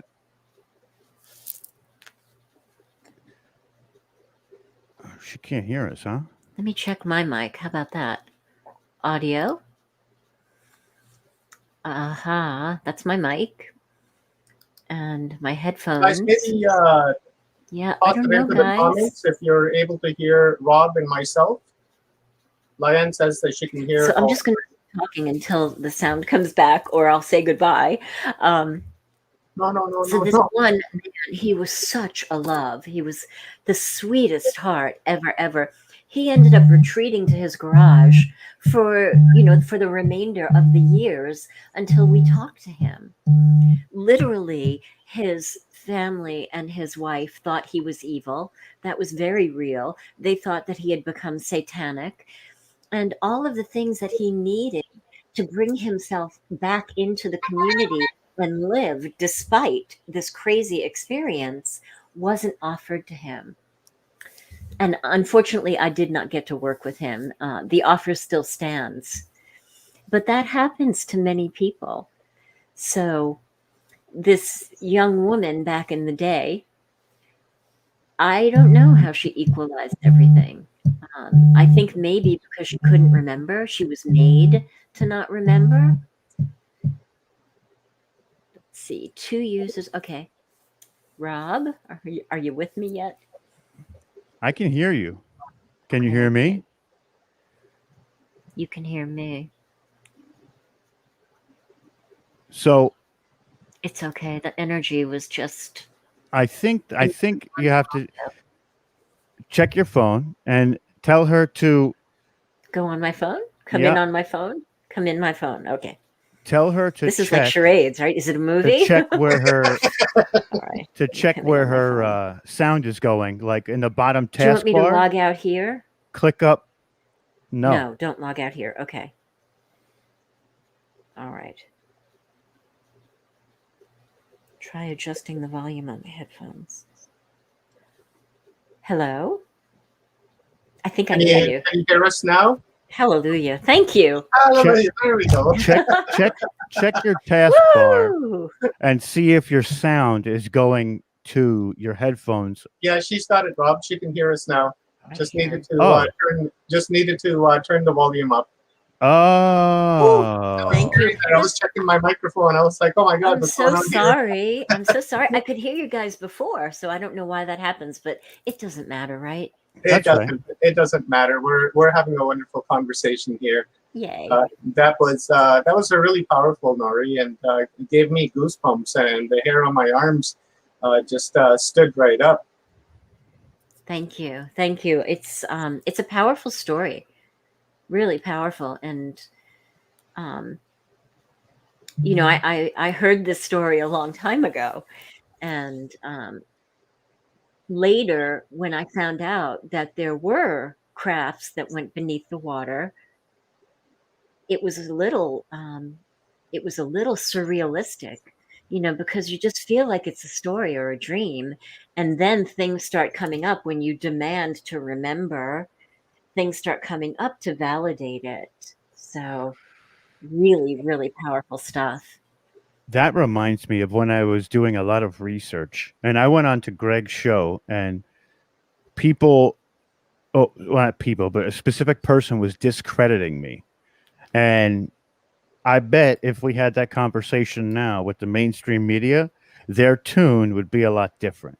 So I'm sure it was unsettling at first when when you see or hear something like that, and you're like, wait a minute.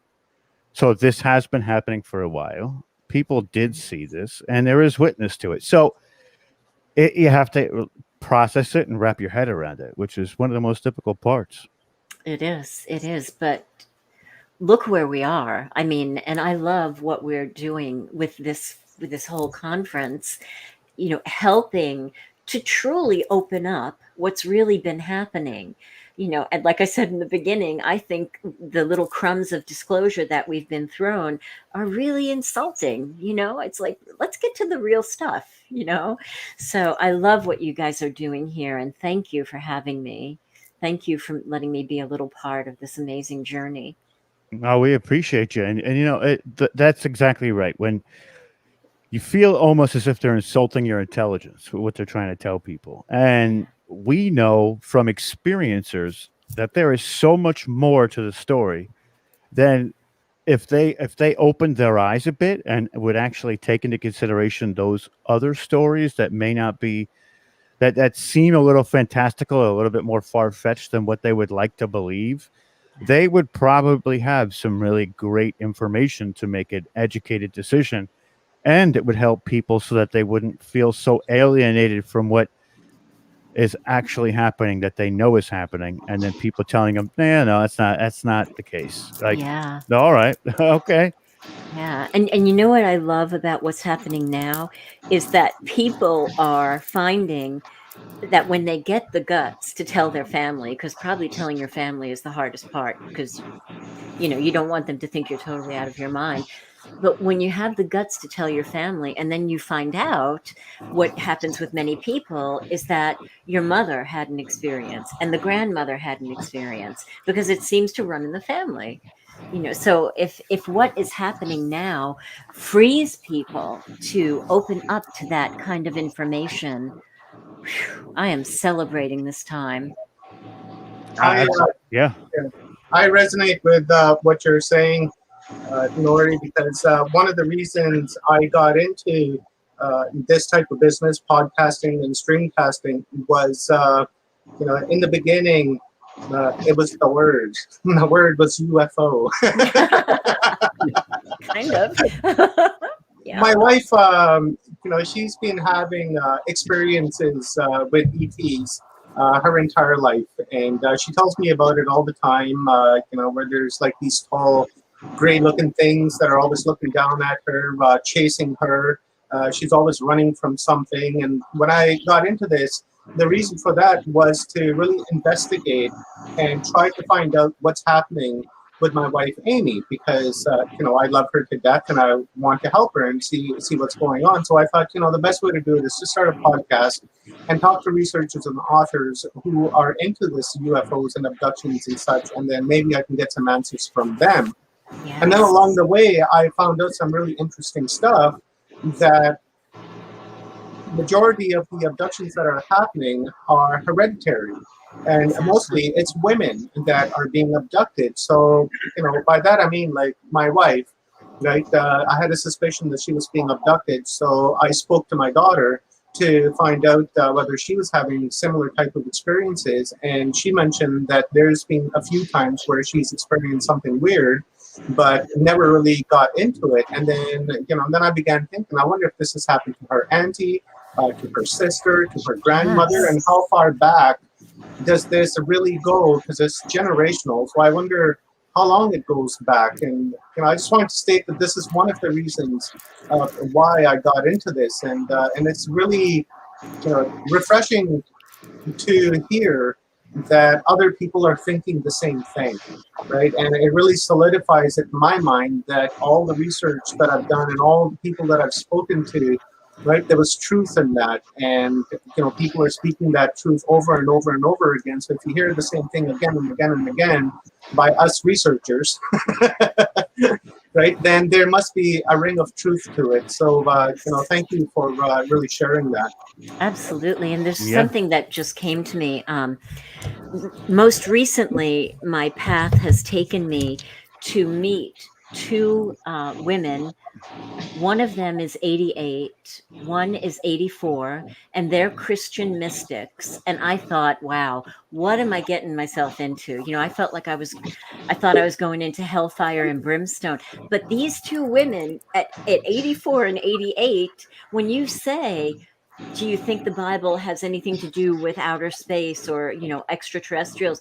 They're like, yes. And the one woman had a near-death experience and had something, she hasn't told me the story yet, but had something to do with an alien or another being.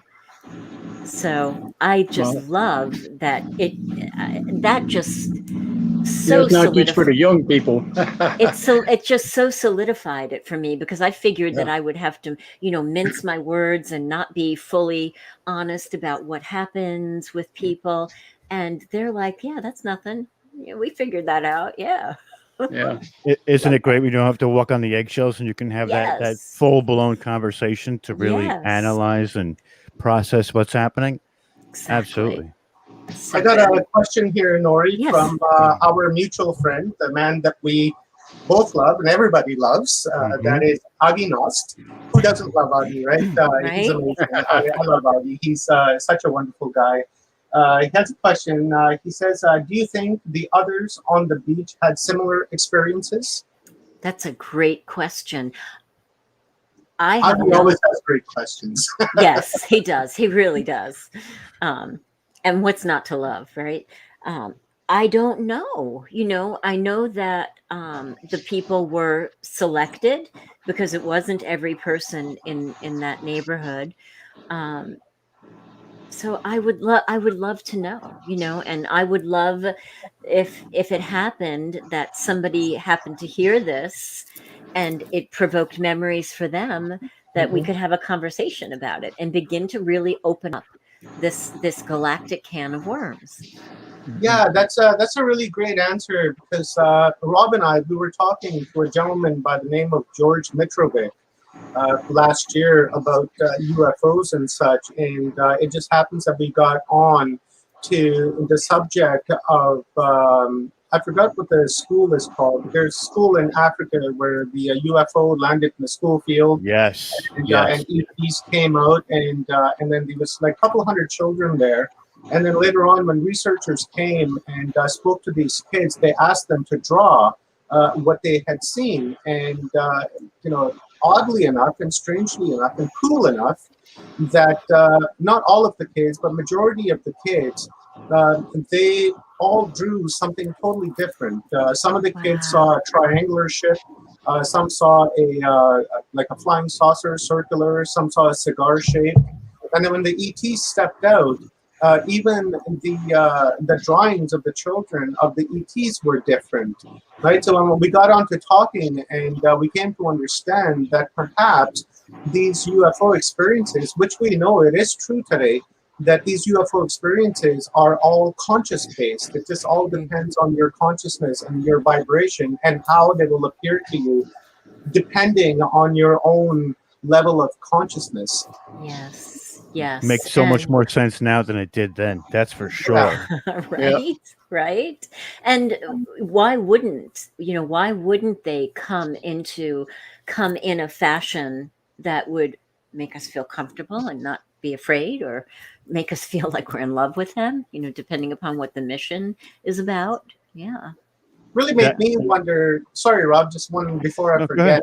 It really made me wonder as to the real appearance of the ET that showed up in Africa because, all these kids saw something different, right? So I wonder, if these ETs were like a light body and were extremely high in their consciousness, and that Wow. they really had like really no appearance, like how we have these individual appearances, and then through their consciousness, they projected whatever the person's conscious level was at, and then what they could handle, so to say, right? The visual image of what they can handle.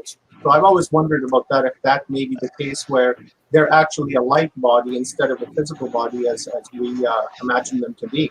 Yes. That makes so much more sense saying that. Even now, you just saying that, it's like, wait a minute, that makes more sense. And that's one of the reasons why we preface the difference between, like, basically facts and truth, right? So a fact is an empirical set of data set through a point of numerics. A truth is a basically, you could either witness it or whatever, but it's seen through the perception of your reality.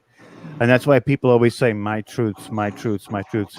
So an entity that is ethereal and using your own psyche to project itself onto your eyeballs so you can actually see it in a physical form would essentially have to use your brain. Yes. So it would come in the form of which you would want to see it. Makes so much sense. That does make sense. That does make sense. I Go know ahead. Alcimedes didn't have a face that I would remember. The only thing that really I remember is that overwhelming feeling of love. I mean, it was just like love that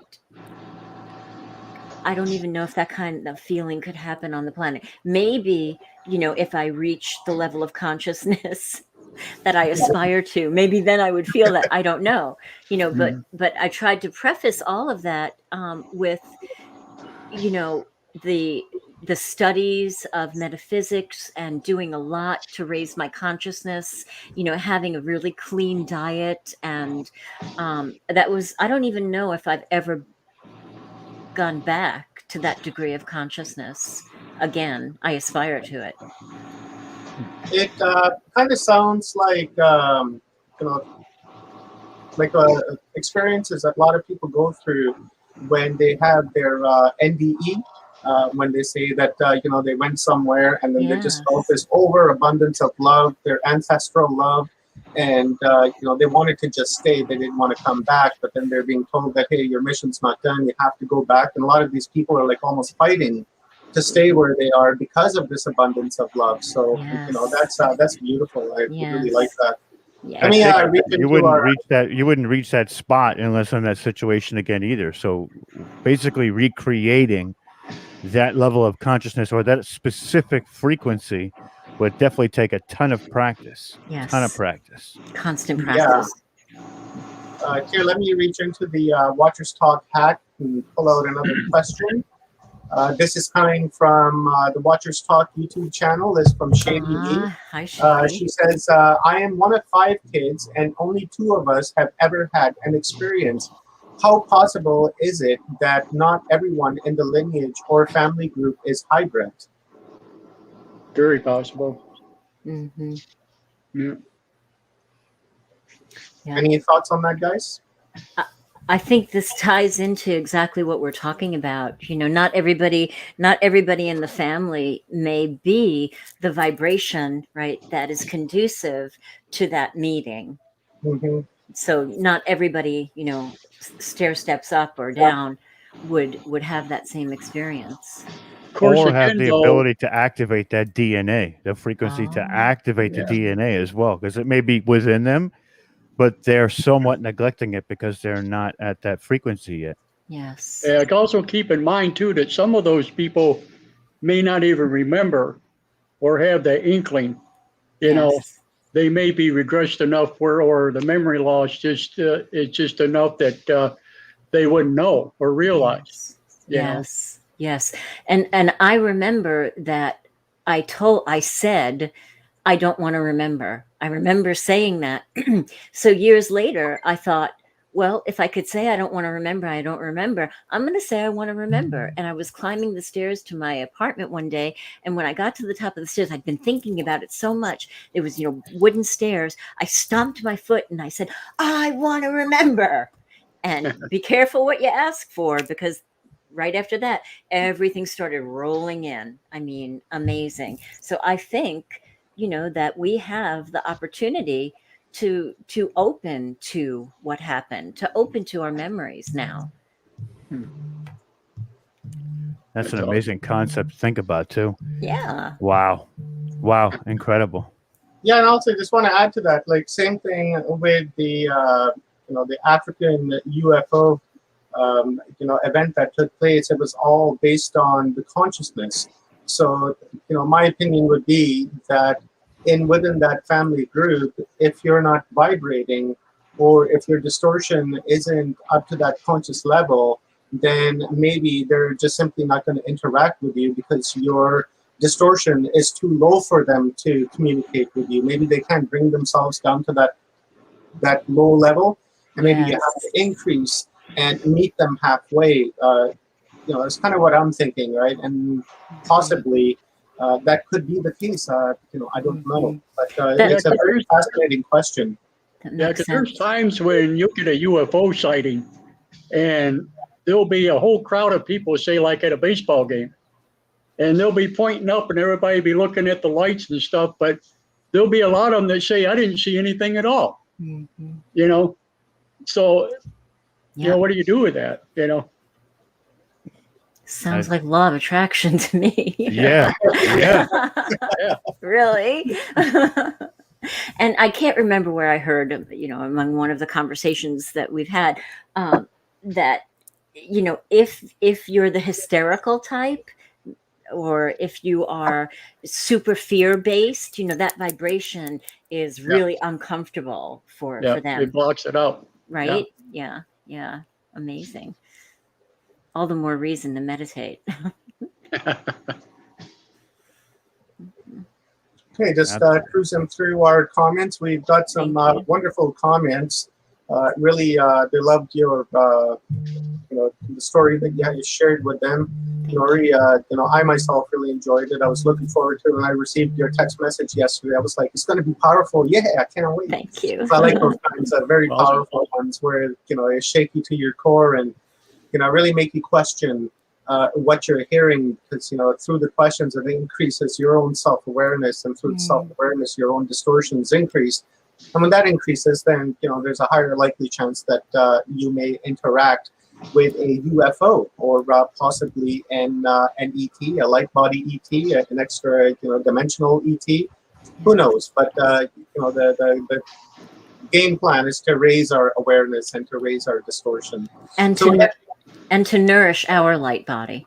Exactly. And that happens in other ways than what you think, not just sitting, in Om, but really just taking care of the body. We are nourishing our light body, a quick workout, eating good food, eating live food, drinking a lot of water. You would think that's only nourishing the physical, but it's not. That is expanding our light body too. So I just wanted to throw that in there. So when we have experiences, it is rarely just one. What has happened afterwards? Question from, I believe, Aage.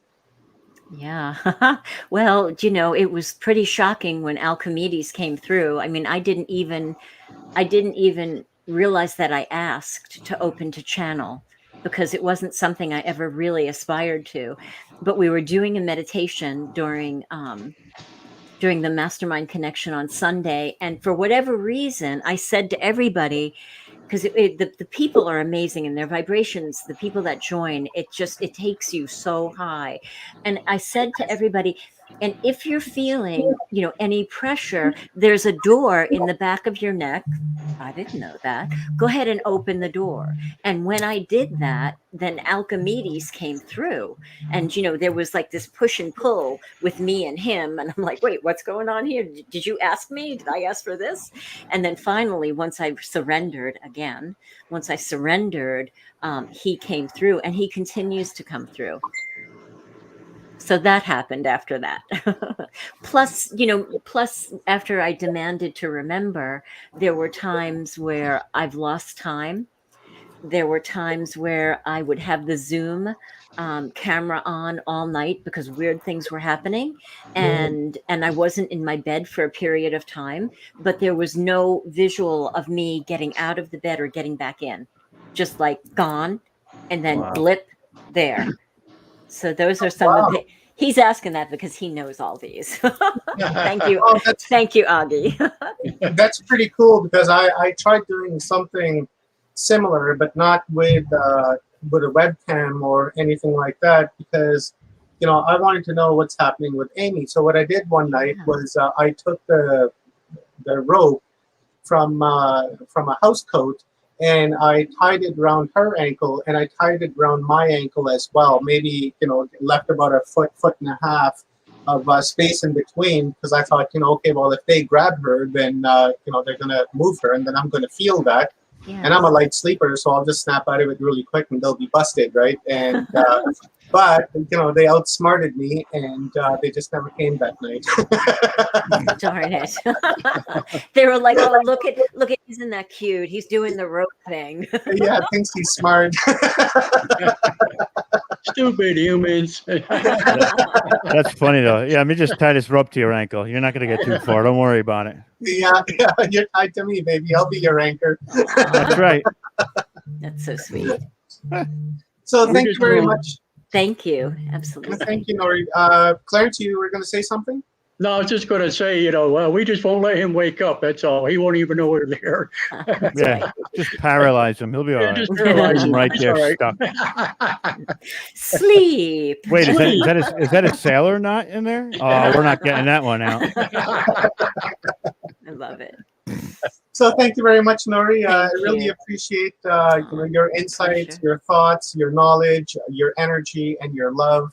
I really appreciate it. You're a wonderful human being, and I love you very much. And I appreciate you coming on and speaking with us and sharing your experiences and knowledge with us. So before I let you go, can you please inform the audience where they can reach out to you, where they can find you? I posted your email address earlier, but I wasn't able to get to your phone number. So when you mention that again, I'll type that in very fast.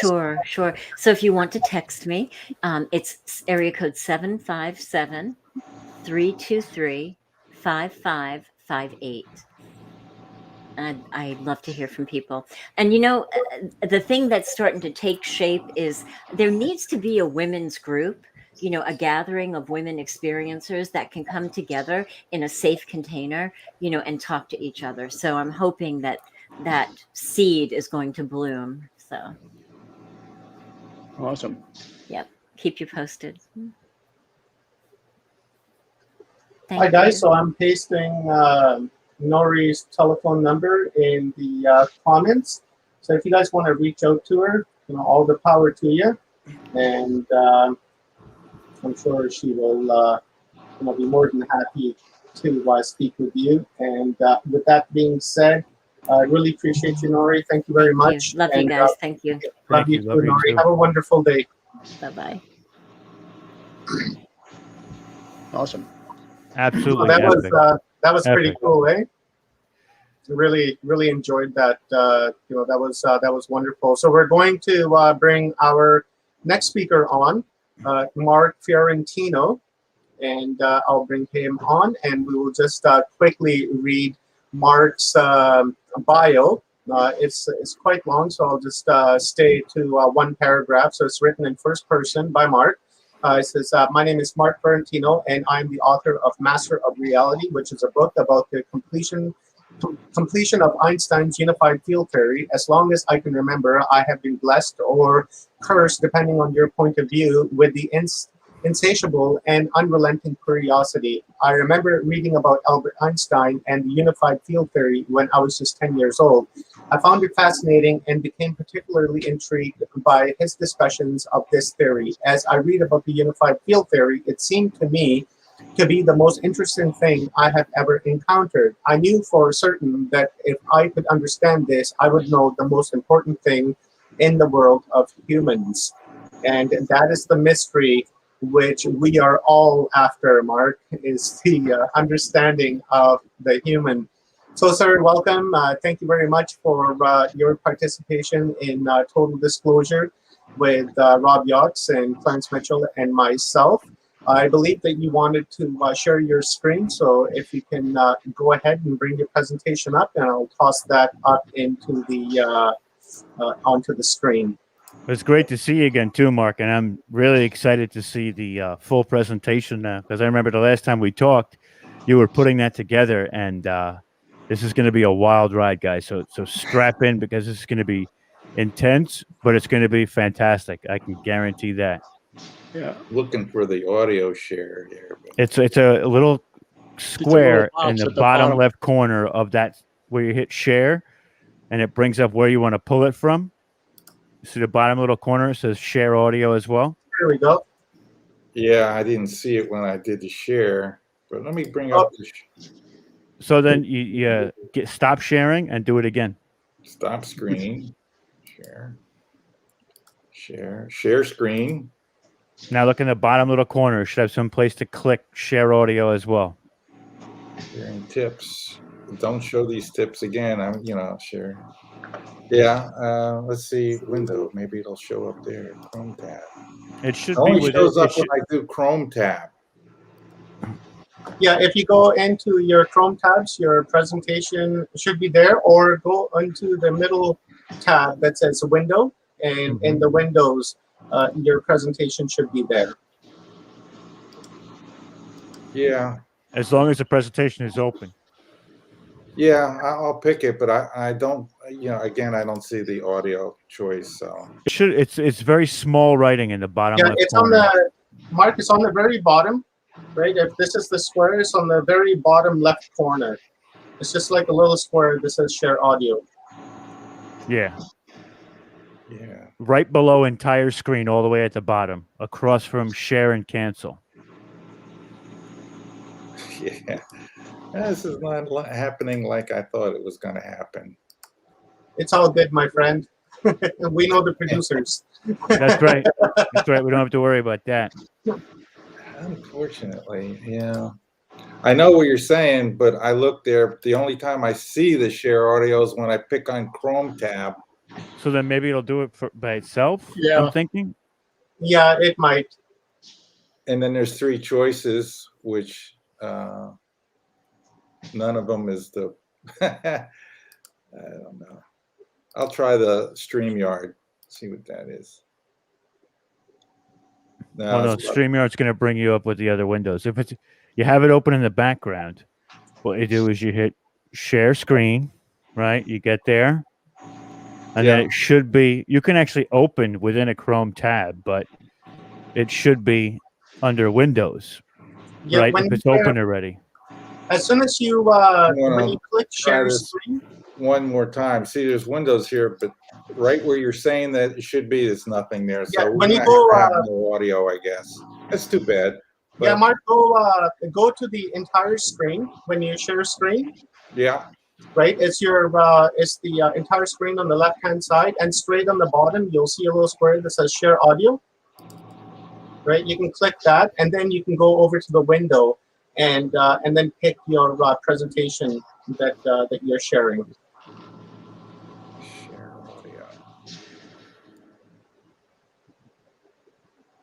No, that is still getting the in screen. We're gonna have to. Yeah, I know what you're talking about, but it's not showing up for some reason. Is your presentation open in the background? Yes. Okay, so it should show up. Let's just do. We'll just do it standard. Yeah, just pull up the presentation and see what happens. Yeah, I'll do a window. There we go. All right. This is as good as we're going to get. Maybe the audio will come through. Who knows? All right. Let's get on with it. Time's a wasting. So here we have the origin of mass, gravity, and inertia. That's basically the unified field theory, the discovery of anti-gravity. And let's go to the next thing. We're going to try this, and you tell me if you hear audio or not?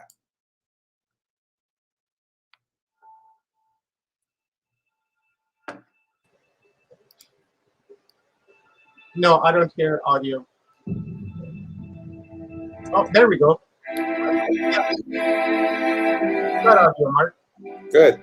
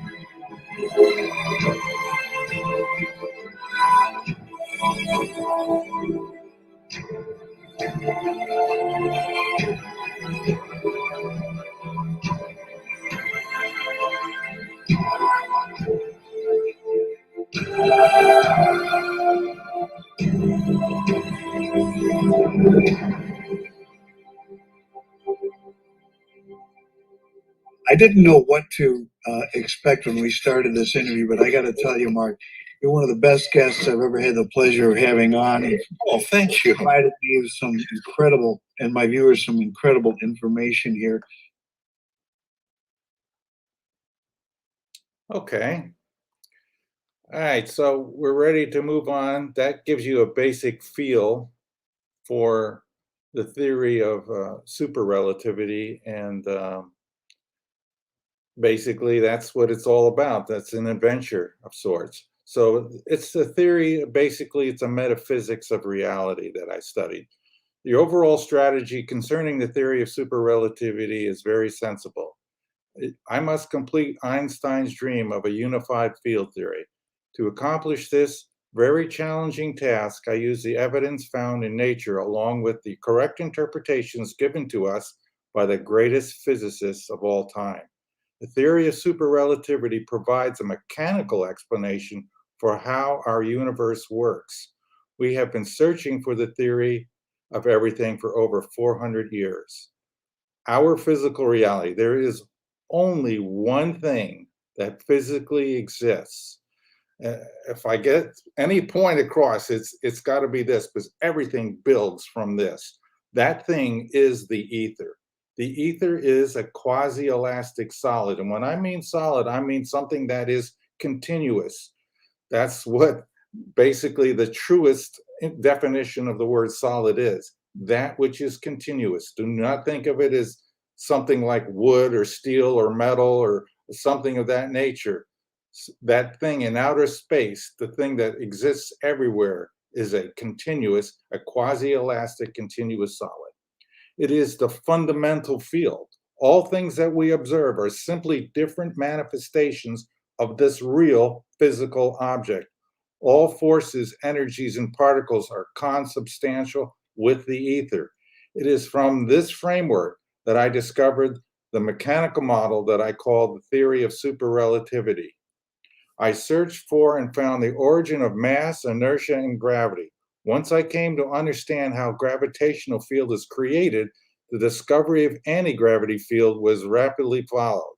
If we want to understand how anti-gravity works, we first have to understand how gravity works. By going through this process, many other scientific breakthroughs were discovered. And basically that's it. The action has always been in defining clearly, establishing how the mechanics of gravity works. And basically, I will get into this and you'll discover that gravity is a contraction of space. It's a deformation, a bending, which Einstein talked about in general relativity. So we have Einstein's unified field theory, which is basically electromagnetism and gravity emerge as aspects of a single fundamental field. The superrelativity version deconstructs the Einstein version into three separate types, aspects that are unified via motion within space. There's the primary field of force, which is the electrostatic field. The secondary field of force is the magnetic field. It only happens when the charge, the electrostatic charge, moves. And the other secondary field is the force of gravitation. That is the other field that happens as a result of moving charge, which I will explain in greater detail further on. The single fundamental field is the ether. The evidence of the existence of the ether is shown in the next slide. So here we go. The evidence for and against the existence of the ether. Everything on the left is for. The one and only single thing against is the Michelson and Morley experiment that failed to detect the ether wind. So basically, we have light as a transverse wave.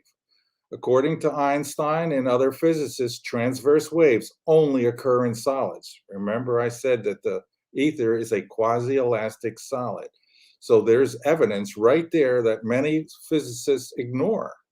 Basically, just don't think about, well, yeah, it is a transverse wave, but there's others that are aware of this, and you know, it makes them stop and wonder.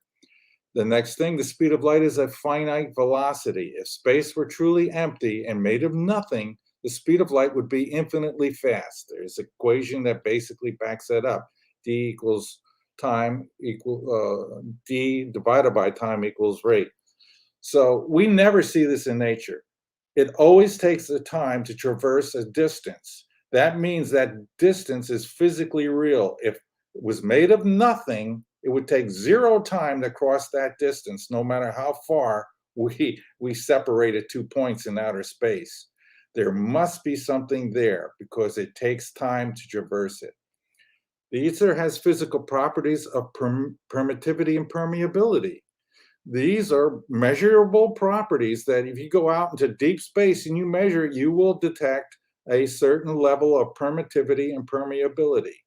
That's very important. That proves that space is made of something. Again, general relativity holds that gravity is a geometry. Well, you can't have a geometry or a bending of space without there being a real thing there to bend. The spatial properties of permittivity and permeability determine the maximum velocity of the speed of light. This has been known since Maxwell's time, the man who discovered that. And he discovered this equation, or derived this equation actually, C equals 1 over the square root of permittivity times permeability. And that comes out to be the speed of light. That's a mighty strange coincidence that this man derived this equation, and sure enough, it gets the right number for the speed of light. More evidence that there's something out there. Gravity, mass, and inertia are all caused by the contraction of space. These phenomena all cause space to bend. You can't bend something that does not exist. The forces of electrostatic charge and magnetism are also deformations of the ether plenum. They are different aspects of the fundamental field. Particles are persistent. This is only possible if the ether is a solid. And finally, according to the general theory of relativity, space without an ether is unthinkable. For in such space, there not only would be no propagation of light, but also no possibility of the existence for standards of space and time, measuring rods and clocks, nor therefore any space-time intervals in the physical sense, which is basically what I just said above. And that was stated by Albert Einstein in his speech in 1920, The Ether and Relativity. And then on the other side, we have the Michelson-Morley experiment, which fails to detect the ether wind because the speed of light is constant relative to all other motion frames of reference. That's basically what special relativity says. So I'm in agreement with that.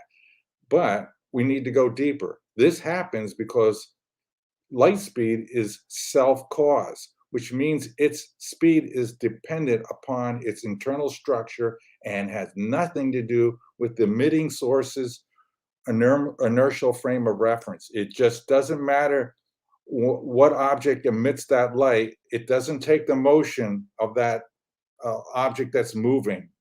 It needs it. It does not need it. Light speed is totally determined by its internal pressure gradient field. Therefore, the speed of light is independent from the velocity of the source of the observer, and that's why that experiment never detected the ether wind. They used the wrong particle.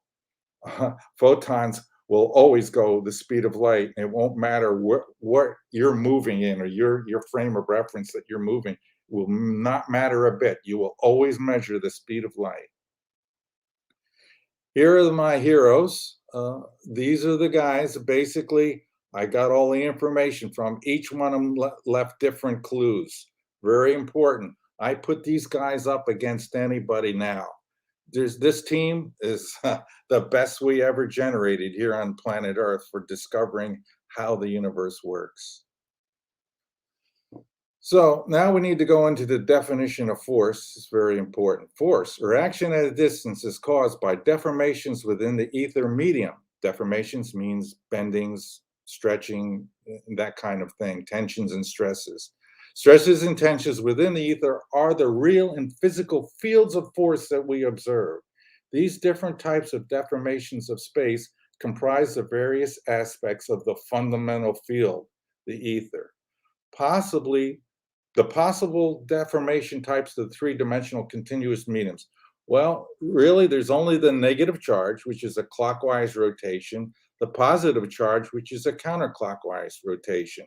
And the lines of the directions are inward and outward on these two. Then there's the stretching of space and the contraction of space.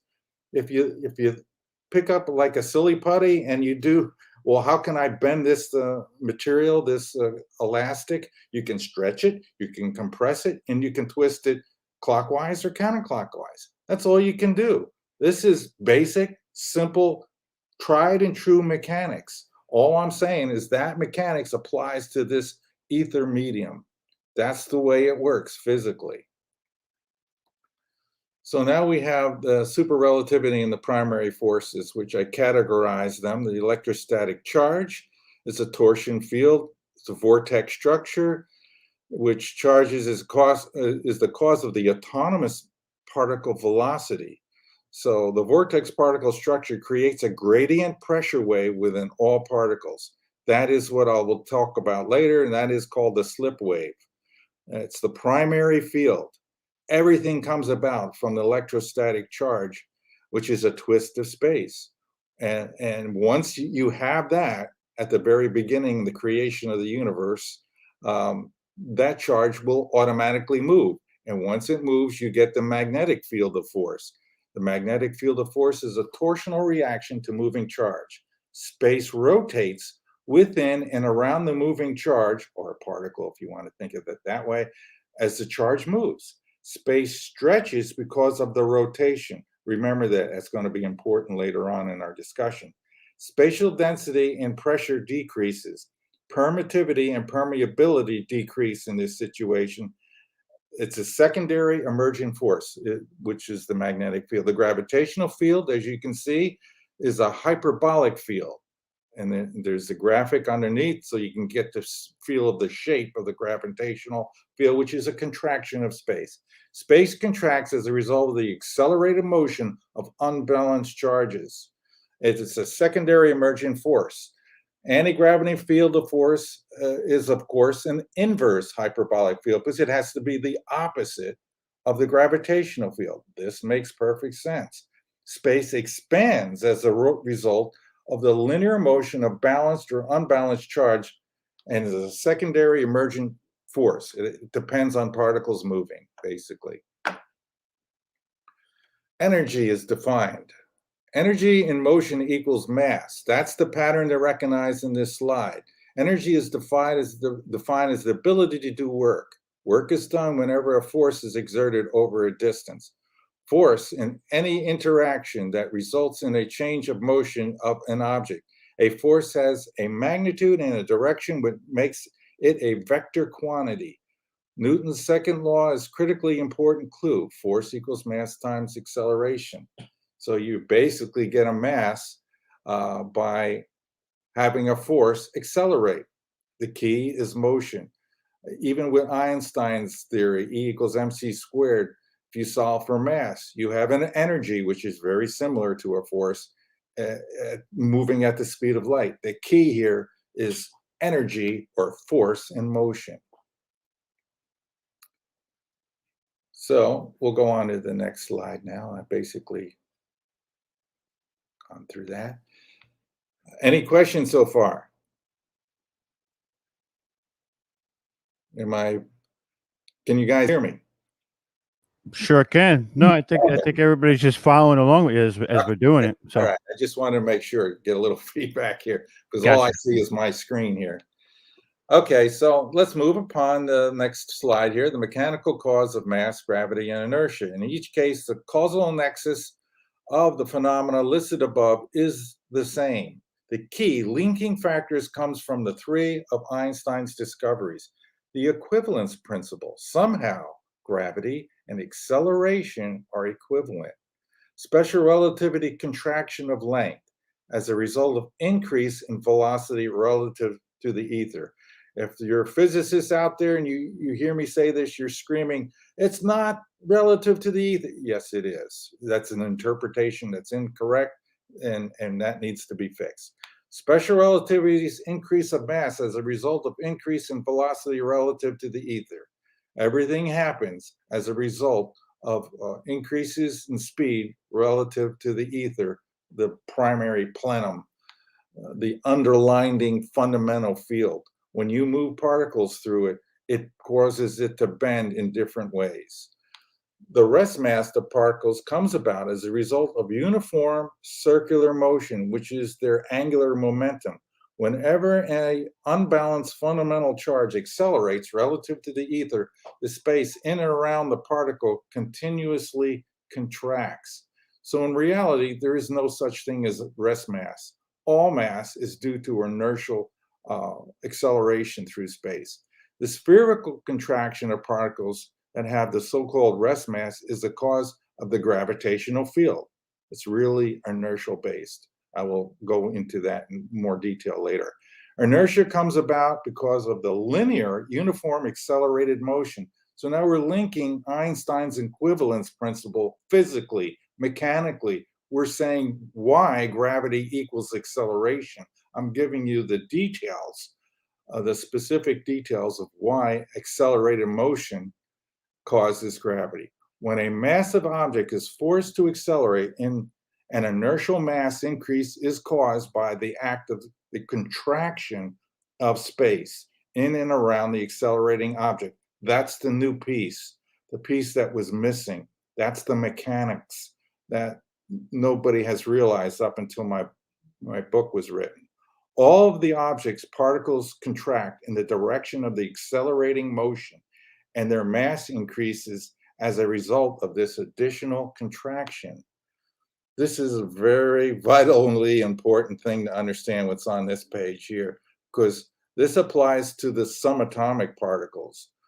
Before this time, this was only Newtonian stuff of large macroscopic objects. Now I'm stretching it into, stretching is not a good word, extending it into the realm of the microscopic. That's where all the magic is going to happen. That's where the math is that I have on my other paper that I'm about to release. I have a mathematical model that backs up just what I'm saying here. So there's a way for physicists to say, oh, yeah, that does come out right. And so that's going to be interesting when I release that. So we have the path to unification of the primary forces. Electrostatic charge field is, of course, the primary field. And when it moves, it creates, or let's go to this. The electrostatic charge field of particles such as electron cause within themselves a pressure wave gradient. That's the slip wave. We'll get on to that later. The magnetic field is a torsional reaction. We already talked about the gravitational field. Unbalanced fundamental charges such as the quarks move in a highly accelerated trefoil knot pattern. It looks like a pretzel. You'd have to look it up. Look up trefoil knot on the internet, and you guys can see what that looks like. That's what's going on inside of the proton and the neutron. And I go into my book in great detail how I discovered that's what's going on. I call that the signature of God, because that's how this whole universe happens. Without this dynamical geometry, the universe just disappears. It just fades into nothing. So this is the trick that God himself uses to create mass, objects, everything that exists that we can see. This trefoil knot is also rotating and forms into a dynamical geometry equivalent to 3 spinning disks. These spinning disks are rotating, and this spinning geometry can then be approximated into a rapidly precessing spinning sphere. I will show you a demonstration in a few slides from now. This is the magic right here. This is something that's very important. This is a diagram of the electron as it is. It's a torsional field, so I'm showing you the rotations of the field. As it gets larger and larger, you get a pressure gradient across this axis here. It starts out matching space right here, and as you go this way, it decreases in pressure and decreases in density. And although I have these arrows pushing in, it's more like a bubble. And my next thing I'm going to show like it's pushing out. So you're really getting a motion from this thing at the rear end here, pushing out like a bubble pushing up in the water from the bottom of the ocean. There's a pressure gradient there that causes internal to this electron object. It causes it to move with a velocity. A velocity means motion in a particular direction where the green arrow is. You get it because of this structure. That's the magic of how things move. All particles move. So let's go here. The problem in kinematics is the greatest weakness in all of physics. Kinematics is the branch of mechanics concerned with the motion of objects without reference to the forces which cause the motion. This has always been a critical weakness in all of physics. Up to this point, they never challenged the idea of how particles move. They just say, hey, particles have motion. Let's just leave it at that. We're not going to talk about, because we don't know what makes them move. And then in quantum mechanics, they'll even argue that they move at all, and things get worse. Energy particles are energetic because they have an autonomous motion. Autonomous motion comes as a result of the particle's structure. Force, action at a distance, comes about as a result of the particle to space interaction and is not because of a particle to particle interaction. So I'm saying this is the basic diagram for particle motion, which I call the slip wave. And I searched for many years to looking for if Einstein had come up with this, because this is critically important to solve the theory of everything. And so I finally found a reference from Einstein and his unified field theory that he wrote in 1930. The very last paragraph, this is what he says. I was able to show that the field equations yield equations in first order approximation that correspond to the Newton-Poisson theory of gravitation and to Maxwell's theory of electromagnetic fields. Nevertheless, I'm still far away from claiming the physical validity of the equations I derived. The reason for that is that I did not succeed in deriving equations of motion for particles yet. So he did come up with the idea. He knew what he needed to do, and nobody else has even tried to do that since. All right, moving along. All right, so we're back to the towards unification motion within space. See here, motion charge causes magnetism, accelerating motion. This phrase right here, that I'm marking here with the cursor, the accelerated motion of unbalanced fundamental charges causes gravity and mass. Every time I say that, I expect a thunderbolt to happen, because this is the unified field theory in one sentence right here. So it makes the magic happen. And how I discovered this was I was thinking about the standard model, and I saw a pattern in it. And here's the pattern. All electromagnetic particles have mass except for photons. Then I asked, well, why is that? And then I came up with fundamental balanced charges always move in a non-accelerated linear motion.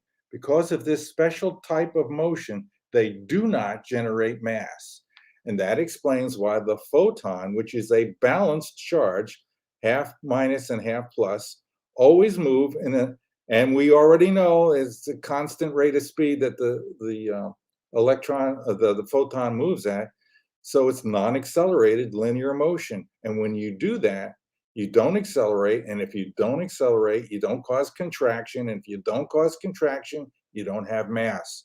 That is my happiest thought. And I remember the day that I worked that out very clearly. That was a happy day. I was at work at my desk looking at the standard model chart. And I says, oh my God, that makes perfect sense. It was right there all along. The pattern of clues that led to the discovery of the central cause of mass. Well, I detected a pattern, as I told you earlier, the standard model of fundamental particles and interactions. And then I go over and we see Newton's second law, mass equals force time divided by acceleration, and Einstein's equation, mass equals energy divided by speed of light squared.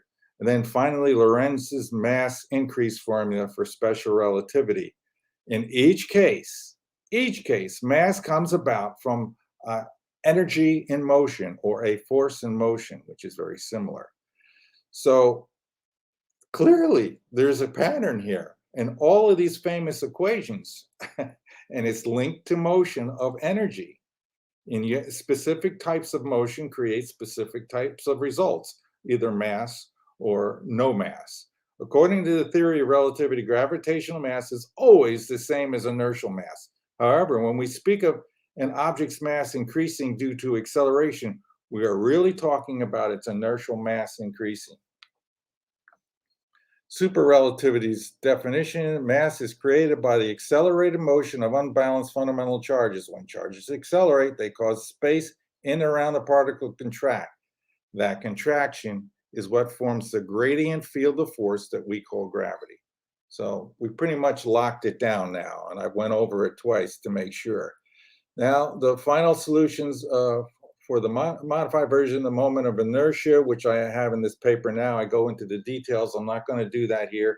It gets fairly complicated, but the reason that I came up with this equation comes from Einstein's happiest thought, which guided me to the microscopic mechanical explanation.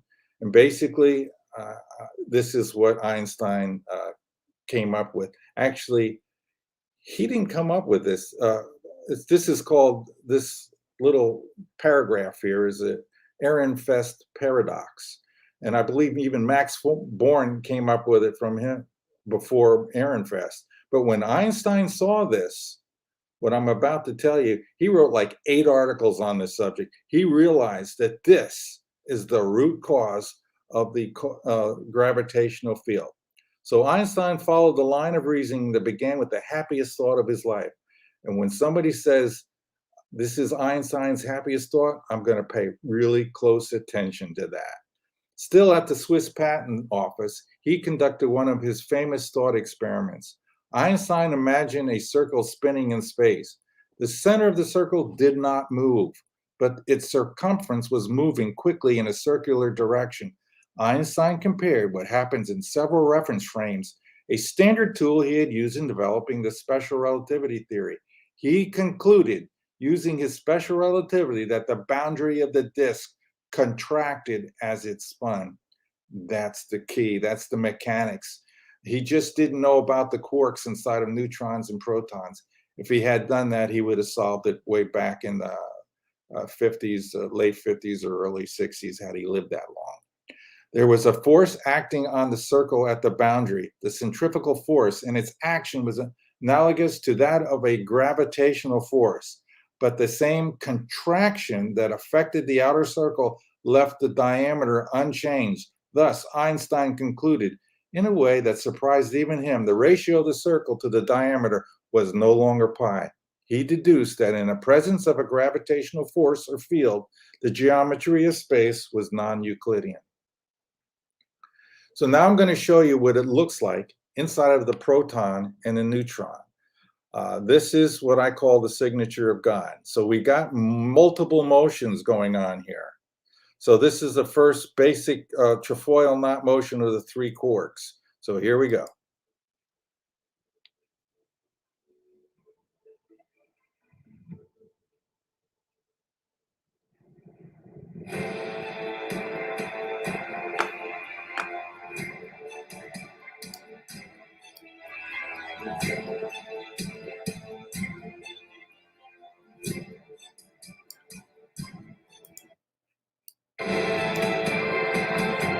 So as you can see, it goes faster and faster. I calculated the actual quark speed at over 99% the speed of light. When that happens, even these computer graphics can't simulate that rapid motion, but it becomes a solid trefoil knot. This is what holds the neutron and proton together, not the strong nuclear force as defined by standard model. This version makes mechanical sense. So now in this segment, I show the additional motion that happens.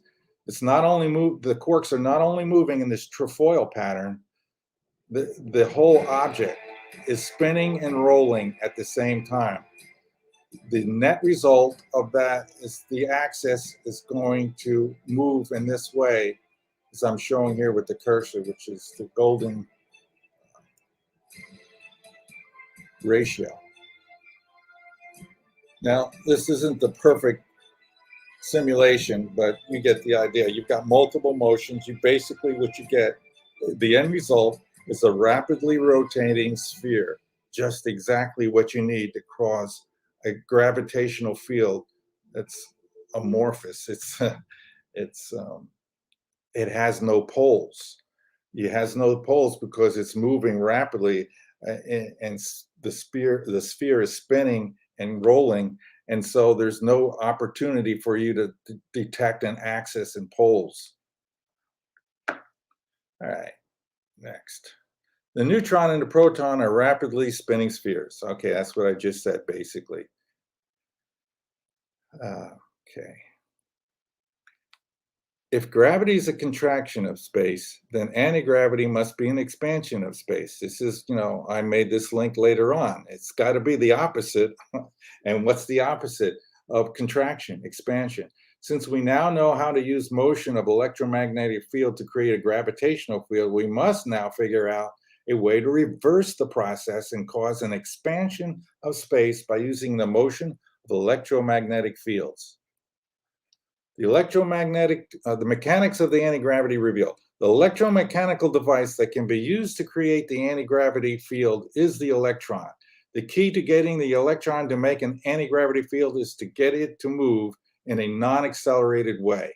Normally, when an electron moves in an orbital, it has an angular momentum and therefore it is accelerating the entire time it moves within the orbital. In this case, the electron generates a small gravitational field. In order to make the electron generate an anti-gravity field, we must make the electron move in a linear, non-accelerated motion. This can easily be done by creating a current flow of electrons in a conductor. Whenever a current flows within a conductor, the electrons follow the electrostatic lines of force created by establishing a voltage. When the electrons move in this way, they only create a magnetic field, and that was established by Michael Faraday and the laws of induction. All that is needed to create an anti-gravity field is an intense magnetic field. A magnetic field occurs as a result of moving charge, the electrons.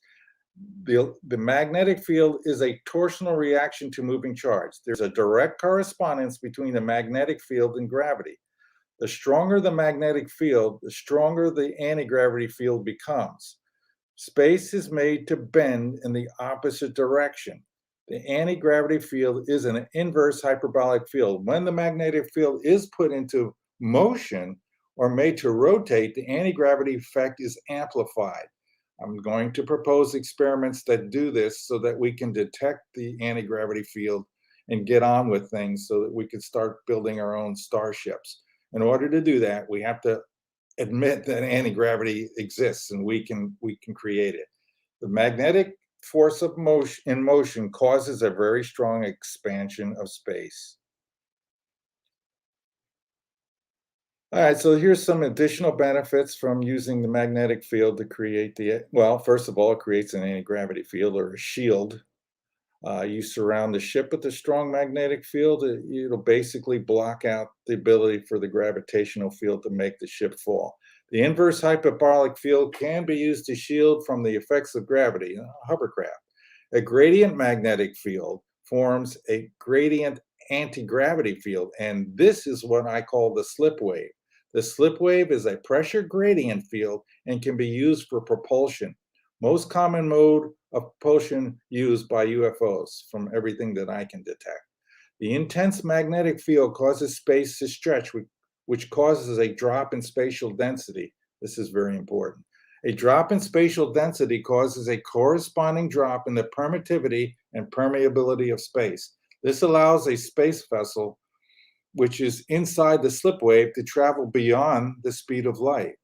The inverse hyperbolic field also cancels inertial effects. This is why when the UFOs accelerate and make right turns at several thousand miles an hour, they don't die, because they're inside of the slip wave bubble. And as long as you're there, you don't feel any inertia, you don't feel any gravity, you're just floating. You move with the spaceship. The people inside the slip wave bubble will float and will be weightless, even when the spacecraft performs very high accelerations and direction changes. All of the Lorentz transformation effects are canceled by the slip wave. Time passes slightly faster inside of the slip wave. Here's a kind of a definition. I hope you can hear the audio. It's a little muted, but we'll give it a shot. And here's why. This short equation may turn out to be a most extraordinary discovery. It might be our passport to the universe. And this is the sci-fi fan who came up with the idea when he was a college student. I was watching Star Trek one evening, and I was on my PhD. Yeah, exactly. And Star Trek, they always talk about warping space and relativity, and I thought maybe there should be a way in which we can do this consistently within relativity and not just talk about it. So I went back to the office, and then I spent all Saturday in the office doing calculations, and I did come up with a model, with an idea in which you can do a warping of space-time that allows you to travel faster than light without violating any of the principles of relativity. Alcubierre's college professor was so impressed, he advised him to publish it. I've never published a paper before in my life, and they actually had to help me to write the paper and to know through the process how you actually submit it to a journal, and it was published. Alcubierre's equation shows it's possible to warp space and time and leap across the universe in moments. Here at the Multiverse Exhibition in Washington, D.C., this travelator helps us understand how warping space-time can get us across the universe without accelerating. The empty space behind your starship expands rapidly, pushing you in the forward direction. In the same way for this walkway, new space constantly emerges, which moves you along in that direction. At the other end of the travelator, we get a sense of what's happening in front of my starship. Space is compressed. In the same way in this walkway, space is being compressed, which moves you along. So you have the illusion that you're moving. Actually, it's space which is pushing and pulling you along. To turn Alcubierre's equation into reality, I would need huge amounts of energy that would create a kind of bubble capable of warping space-time.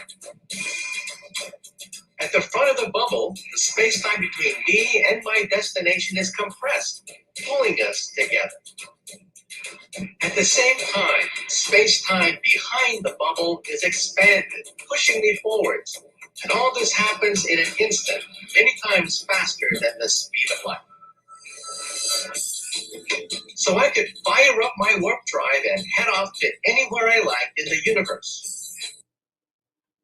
Okay, there's a little bit something wrong with that model, the compression part. Throw that out. There's not going to be any compression.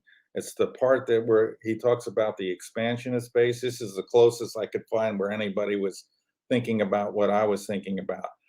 Only expansion of space is allowed. If they did the compression, and there is a way to do that, they don't know, but if you build a spaceship in a certain way, it will make that wave where it's compressed at the beginning of the starship and expanded at the back, and that will be lethal, and they will never be able to break the speed of light. So that theory is only partially right, but I put this video in because it shows you a graphic of how expanding space at the rear of the ship will push that ship forward. And within your slip wave, you're in this bubble, and the space is expanded so much that permittivity and permeability drop dramatically. And the lower those numbers are, the faster you can go. You can go 1 times the speed, 2, 3, 5, 10, 1,000, 1,000,000, 1,000,000,000 times the speed of light. It's how much permittivity and permeability that you remove will get you as fast as you want to go. And you remove that permittivity and permeability by using the magnetic field to stretch the space in and around the spacecraft. So here's an experiment that I proposed for anti-gravity. This is where rotating magnets on a wheel, and then you put something above it, you suspend a non-metallic, non-ferrous object, and it should weigh less when the magnets are spinning. Here's my drawing for a cigar-shaped mothership. This is how I imagine these orange circles are the coils. The weaker magnetic field starts at the front of the ship. Each one is a stronger magnetic field, stronger, and the strongest is at the end. In this configuration, you set up the slip wave. It's the same pressure gradient that particles use. And in this modification, depending on how strong the magnetic fields are, you will get propulsion. It will move in this direction here. This will be the front of the ship. And it's actually fairly simple concept and design, and it's simple because it's the way the particles do it. You need a pressure gradient field. Pressure is the cause of motion in every way that you can imagine that mankind has looked at. Pressure is behind, and pressure gradients are behind motion of things. High and low density air currents in the atmosphere cause high, winds of the low pressure system and the high pressure system. High pressure in a water hose causes the water to move. Pressure on the wings causes lift. High pressure on the bottom of the wing, low pressure on the top. Pressure gradient in the field around a bubble in the water causes the bubble to rise. The bubble is literally pushed up in the water. Pressure, pressure, pressure. That's the key to discovering the slip wave. Once I realized that pressure causes motion, I reverse engineered particles to come up with a way to cause a pressure gradient. And here's Maxwell's equation for the speed of light. Harvard. We got about 5 minutes left, Mark. Just to let you know. I'm stretching. I know. Go ahead. I'm almost there. Harvard creates a material that lets light go infinitely fast. They have developed a material that has a reflective index of 0. It's called a metamaterial. What does it do? It reduces permittivity and permeability to 0, just as I was telling you. So we have scientific proof, evidence that metamaterials, when you build this material this way and you shine light in it, that light can be made to go any speed you want, all the way up to infinitely fast. And this is the claims that they're making now. So basically that's, and metamaterials is something that seems to be turning up in UFO legend and lore as people claiming that the ships are made of this. It makes perfect sense that they will use a metamaterial, because that material will slide through space much easier, developing almost no inertia because of the way it's configured. Super relativity is a metaphysical theory of everything. I can go through all of this, but I'm running out of time. So basically, it's a metaphysical theory, and it's an intelligent design theory. Science without religion is lame, and religion without science is blind. Albert Einstein, a man was a genius. And that's it. That's the show. That was epic, epic. Following along, some people, it's if you don't know a little bit about it, Right. following along was right on the money. It was thorough, but we do have a few questions that I'm going to jump into. One is, isn't the substance Hg as often reported in those claiming to have seen this technology firsthand? I'm not sure if that's for anti-compression. Oh, isn't expansion merely anti-compression? It's all in the sign. Another way to say, expansion, anti-compression. Yeah, sure. Definitely. That's what's needed to create the anti-gravity field. And if you create it in such a way as you have a gradient field, you'll have propulsion, not just floating like UFOs do. That's a balanced magnetic field around the ship. It's probably oscillating, and I would really like to propose for people out there who are electronically and technically inclined, if you live in an area that is near a UFO, please put together, if you have an oscilloscope, probably not many people have one of those, a coil of wire, and maybe use an op-amp circuit. I'm going to have to propose this to the people at APEC. They'll know what I'm talking about, so that you can amplify the magnetic field signal that's coming off the UFO. We can reverse engineer what they're doing when we see that signal, which I expect will be a sawtooth wave. But, unless we can get near enough to a UFO with the oscilloscope and this circuit to detect it, we won't know for sure. But I would love that experiment to be done as well. Yeah, that's incredible. I remember when we did our interview, you talked about how hard it was to get the magnets to create that sort of, with enough energy to create the bubble. Do you want to go into that a little bit? We've only got about 3 minutes left. Yeah. Well, first of all, you need room temperature superconductors. So I noticed that the Air Force for the last several decades was really interested in room temperature superconductors, and anybody who made a claim, they gave them money. And some of these guys were crooks, and they still got the money because the Air Force needs superconducting. Anybody who builds a UFO, you have to have room temperature superconducting coils of wire so that you can pump the huge amounts of current, which would probably, I'm going to estimate, is in megawatts, basically somewhere in the neighborhood of a thunderbolt's worth of continuous power going into those coils. And so you need a very strong but small size, maybe the size of a basketball, power source, which obviously the USA has accomplished this because there's people that have seen UFOs coming out of Area 51 and so forth. So they must have accomplished these tasks and classified them so that the general public doesn't know that we somehow have. It's either that or they're buying the coils directly from ET.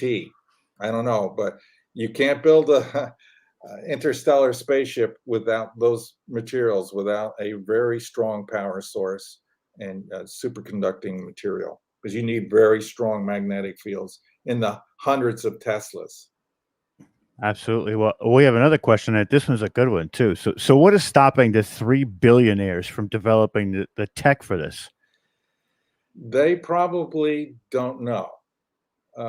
If they did, I think they'd jump on it, or they're told not to. Who knows? Gotcha. They don't talk about it. They don't, let's face it, Tesla is making a lot of money, or Yeah. Elon Musk is making a lot of money building rockets, and the airline companies are making lots of money building just regular airplanes. And so there's a reason to maybe not introduce, a financial reason, not just, strategic military reasons, but financial reasons why they don't want to let loose of this technology just yet, which is a detriment to mankind and the development of mankind. Because if something goes wrong on this planet, we need to get off in a hurry, and we need a lot of ships, and if we don't have them, only a handful of people are going to escape to somewhere else and survive. Absolutely. And, it's always commercial is always behind the military industrial complex, too. We know that for sure. Right. So we have another question. It says, but we need a field of such sensors to get directionality of the field or fields as well. Yes? Not quite sure what they're saying there. We need some sensors to detect what? It says something about anti-gravity, right? But we would need a field of such sensors to get directionality of the fields as well. Well, we need steering coils. Right. In that other drawing, I had some little tiny coils at the front and the back of the ship. They're steering coils. So when you pop them on, as soon as you pop them on, they push the ship in the opposite direction of the field that, left or right. Let's say if you're going forward, and you have these coils on either side. If you turn this coil on, the ship goes this way. If you turn the other coil on, it goes that way. So that's easily accomplished. You can make right turns like in a snap. And as long as you maintain the anti-gravity field, the slip wave, you don't feel a thing. You just move with the ship as if you didn't have any windows, you wouldn't be aware at all that the ship is moving at 10,000 miles an hour. And the last question we have here, she says, I have very little knowledge in this stuff, but I've always wondered if everything on Earth is carbon-based. It has magnetic field. What if it was not carbon-based? No magnet, no gravity. Well, carbon really doesn't have that much to do with the magnetic field. Yeah, we're a carbon-based civilization, and our whole biological system seems to be based on that element, along with some others, oxygen and so forth. But and it would be interesting to meet other species and see if they are also carbon-based. I would assume they are, since they're in the other previous discussions, they talk about hybrids. And if they weren't the same kind of physical makeup, they wouldn't be able to mate and create hybrids. So they must have a similar chemical composition to us. Gotcha. So it says, what Mark just said about the financial and military motives not to release the technology of anti-grav vehicles is spot on. Incredible stuff, Mark.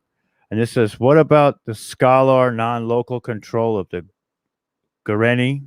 What would that have anything to do with this, or could it? I'm not sure what the word graphene is. It might be, he might have been saying graphene. I'm not sure. I'm not sure either. Yeah, it's hard to answer that one. Omar, why don't you come in and ask the question? If you're back there. Are you back there? No? There he is. Yeah, I'm here. I'm just cruising through all the chat rooms. That's almost like a full-time job on its own. I know. I know it is. It was graphing, scalar waves graphing. Was the question from Lyanne.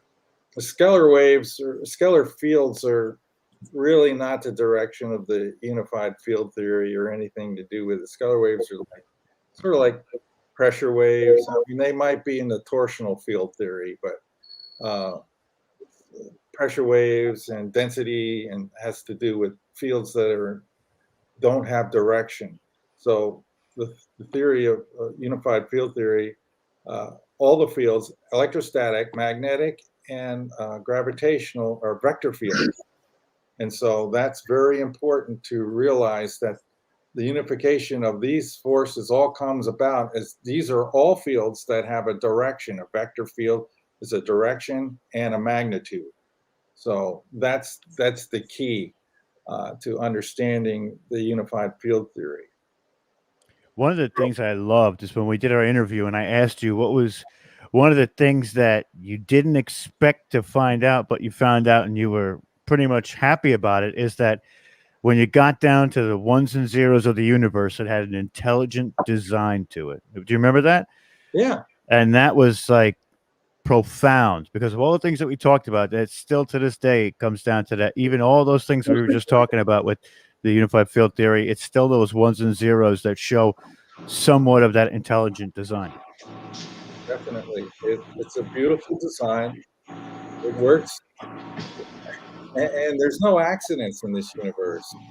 This system is all cause and effect. The only thing that makes it really interesting and seemingly random is that we have free will and choice, and that is also by design.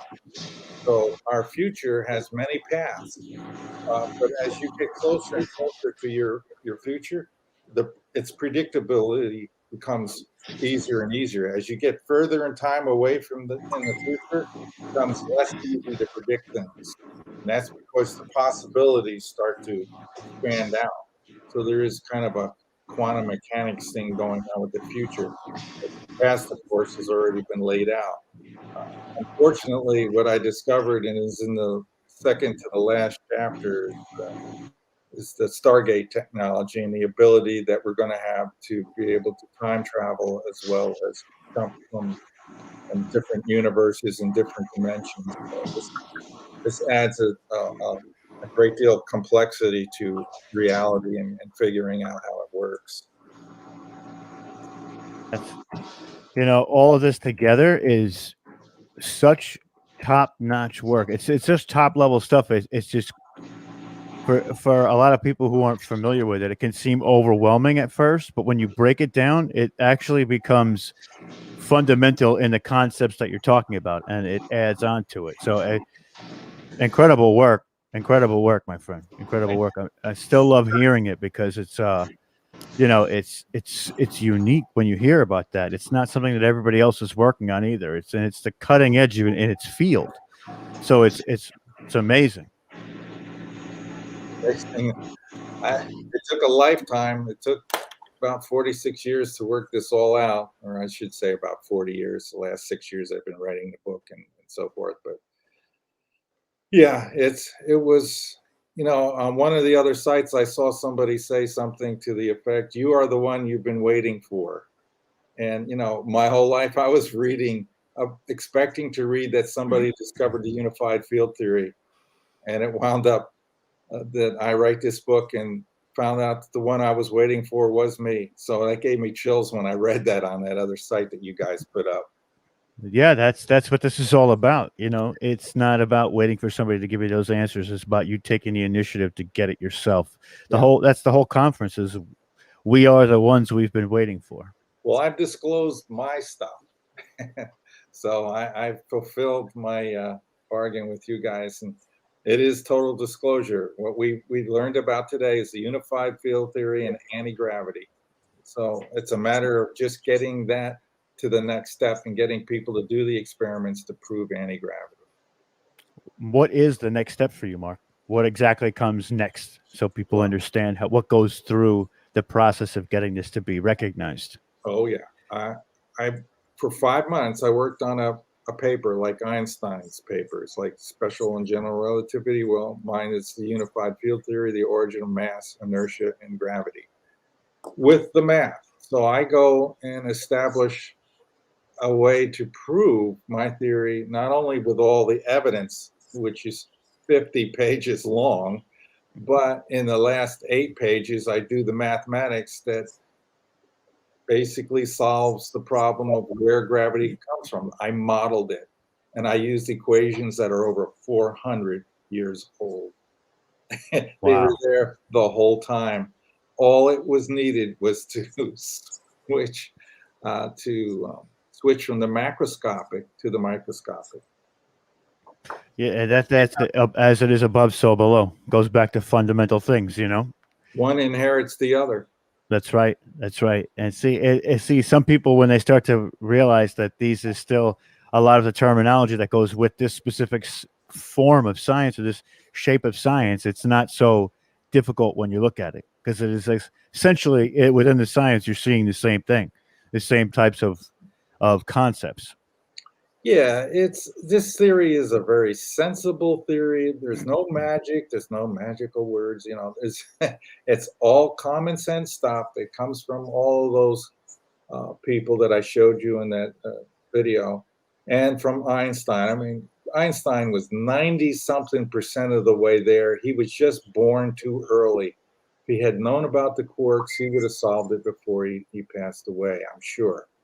But, you know, I had to work back through all of that, make sense out of everything, see the patterns, and then make it happen. And that's where I'm at right now. I'm making it happen. And nobody else can do this because they don't have, you know, the theory. And, you know, it's up to me to explain it and to drive it forward. And I want to see this world have anti-gravity before I check out and return home. And the only way to do this is to take action. And going on shows like this, I appreciate you guys having me on, is my way of taking action now. I wrote the book. Now I need to push forward and let people know. In the scientific world is the people I have to go to next. That's why I wrote that paper. It's going to be uploaded to a portal, you know, a website that has research papers, ResearchGate, and so they could be reviewed. And I'm also working with physicists who I'm going to give this paper to review as well, gravity researchers. That's exceptional. And you know, thank you for coming on, Mark. I knew it would be so fitting for what we're talking about too, because not only did we do history and the future, but this is the future of technology and science. So it fits with the narrative of just disclosing what comes next. And it also gives a little bit of how maybe these UAPs or UFOs might work, or definitely probably work, because we talked about the slipstreaming and the turning at 90 degrees in the blink of an eye without crushing gravity, you know, pulling you and destroying your body. So it's imperative, and it's great. It's great, the work that you're doing, and I appreciate you coming on and taking the time out to talk to us today. Thank you. You're welcome. Happy to do it. It was fun. Absolutely. Well, thank you, Mark. And gentlemen, do you have any questions before we wrap up? I'm good here. Thank you very much, Mark. I really appreciate the time that you've given us today and the information that you've given us. Truly appreciate it. Learned a lot of cool things today. And, you know, we're just going to carry on.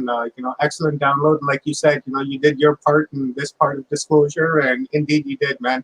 You opened up a lot of eyes here, and everyone was really pinned to the screen, watching and listening to what you had to say. So a lot of gratitudes for that, Mark.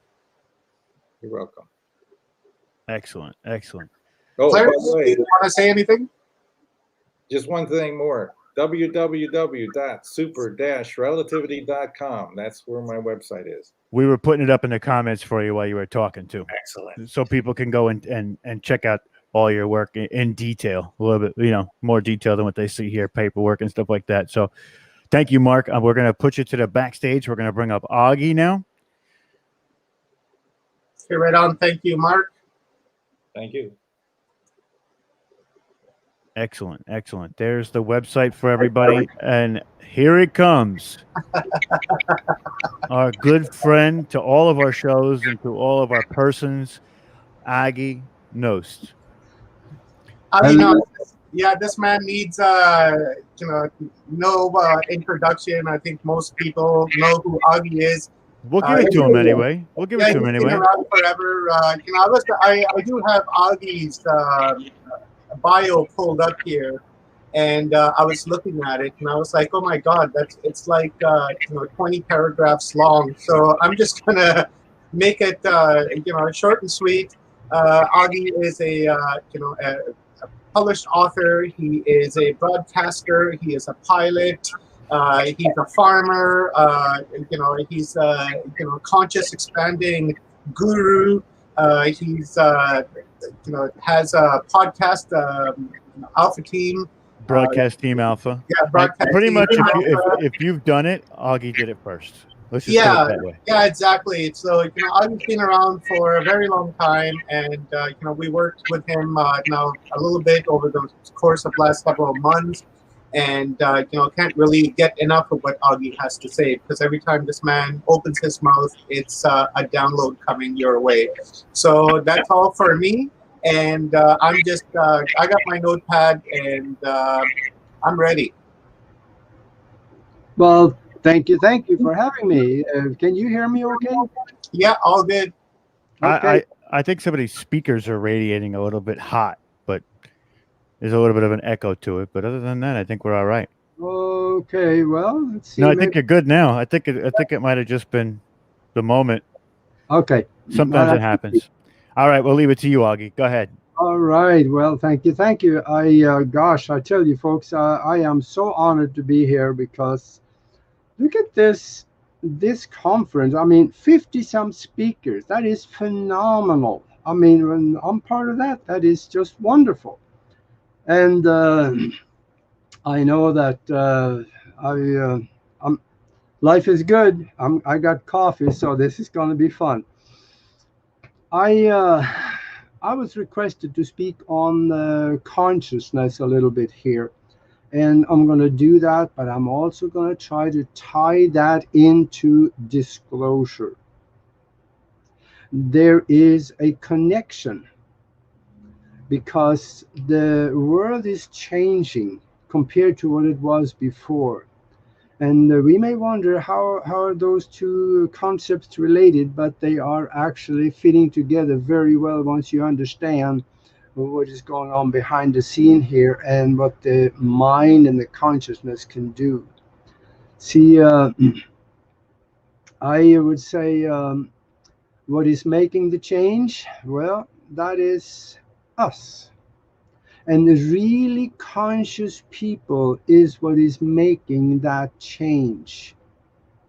And is changing the world as we're seeing it right now. For a little while here, it looked like it was changing for the worse, but we're at the bottom, we're coming back up again. There are big changes yet to come.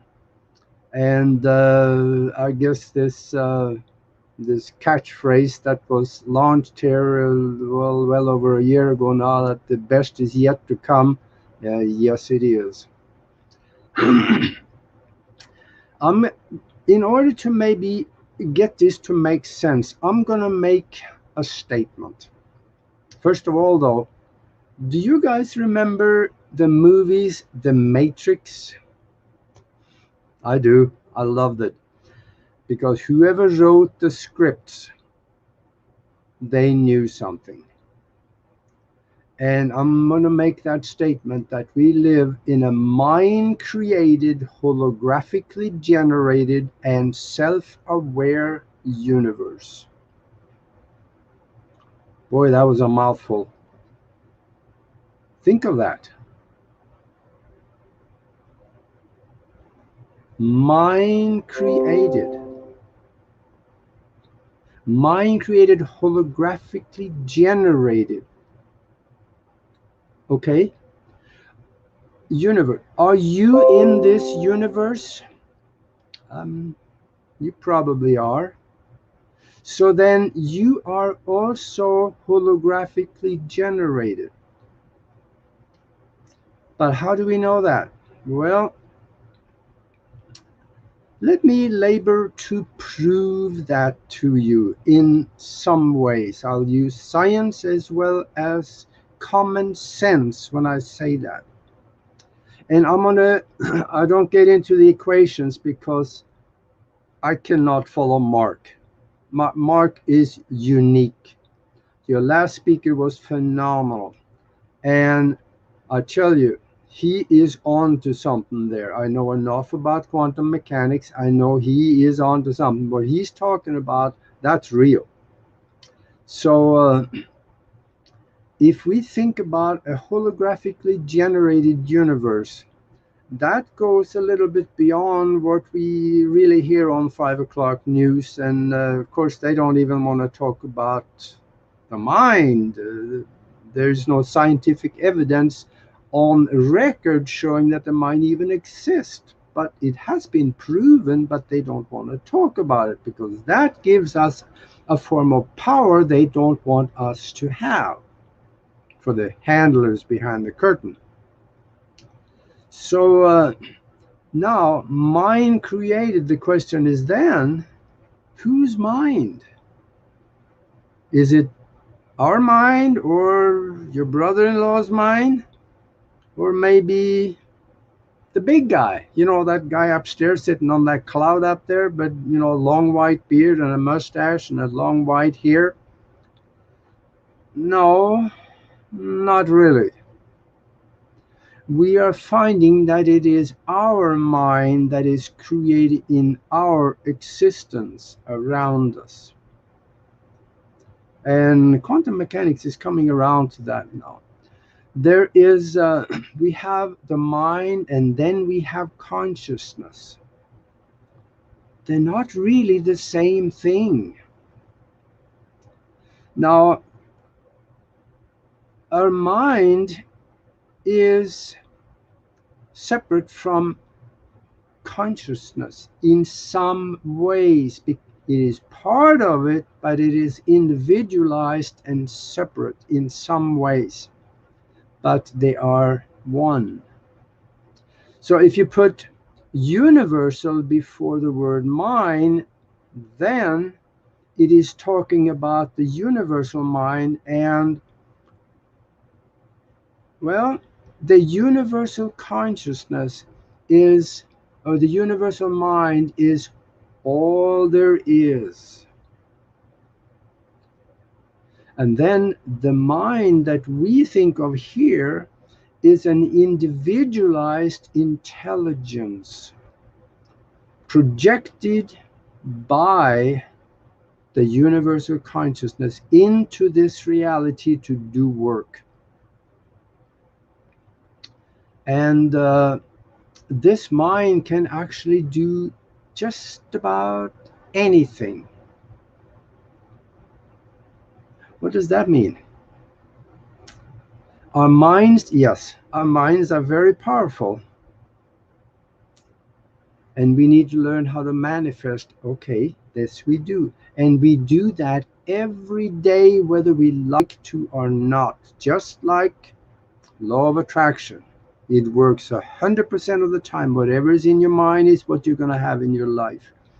And some of the time we think of things that we really don't want, and that might be what we get. But this mind can do anything, and a good way to explain that is by an old saying, I guess. What we can conceive and believe, we can achieve. We can conceive of a lot of things, that would be wonderful to do. I'd love to have that. And then if we don't believe that it is possible, it is unlikely that it is going to happen.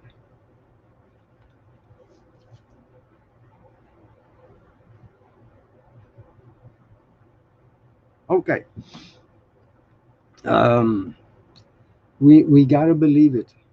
And in order to believe it, we've got to understand it. Because once we understand something, it's a lot easier to believe that it's possible.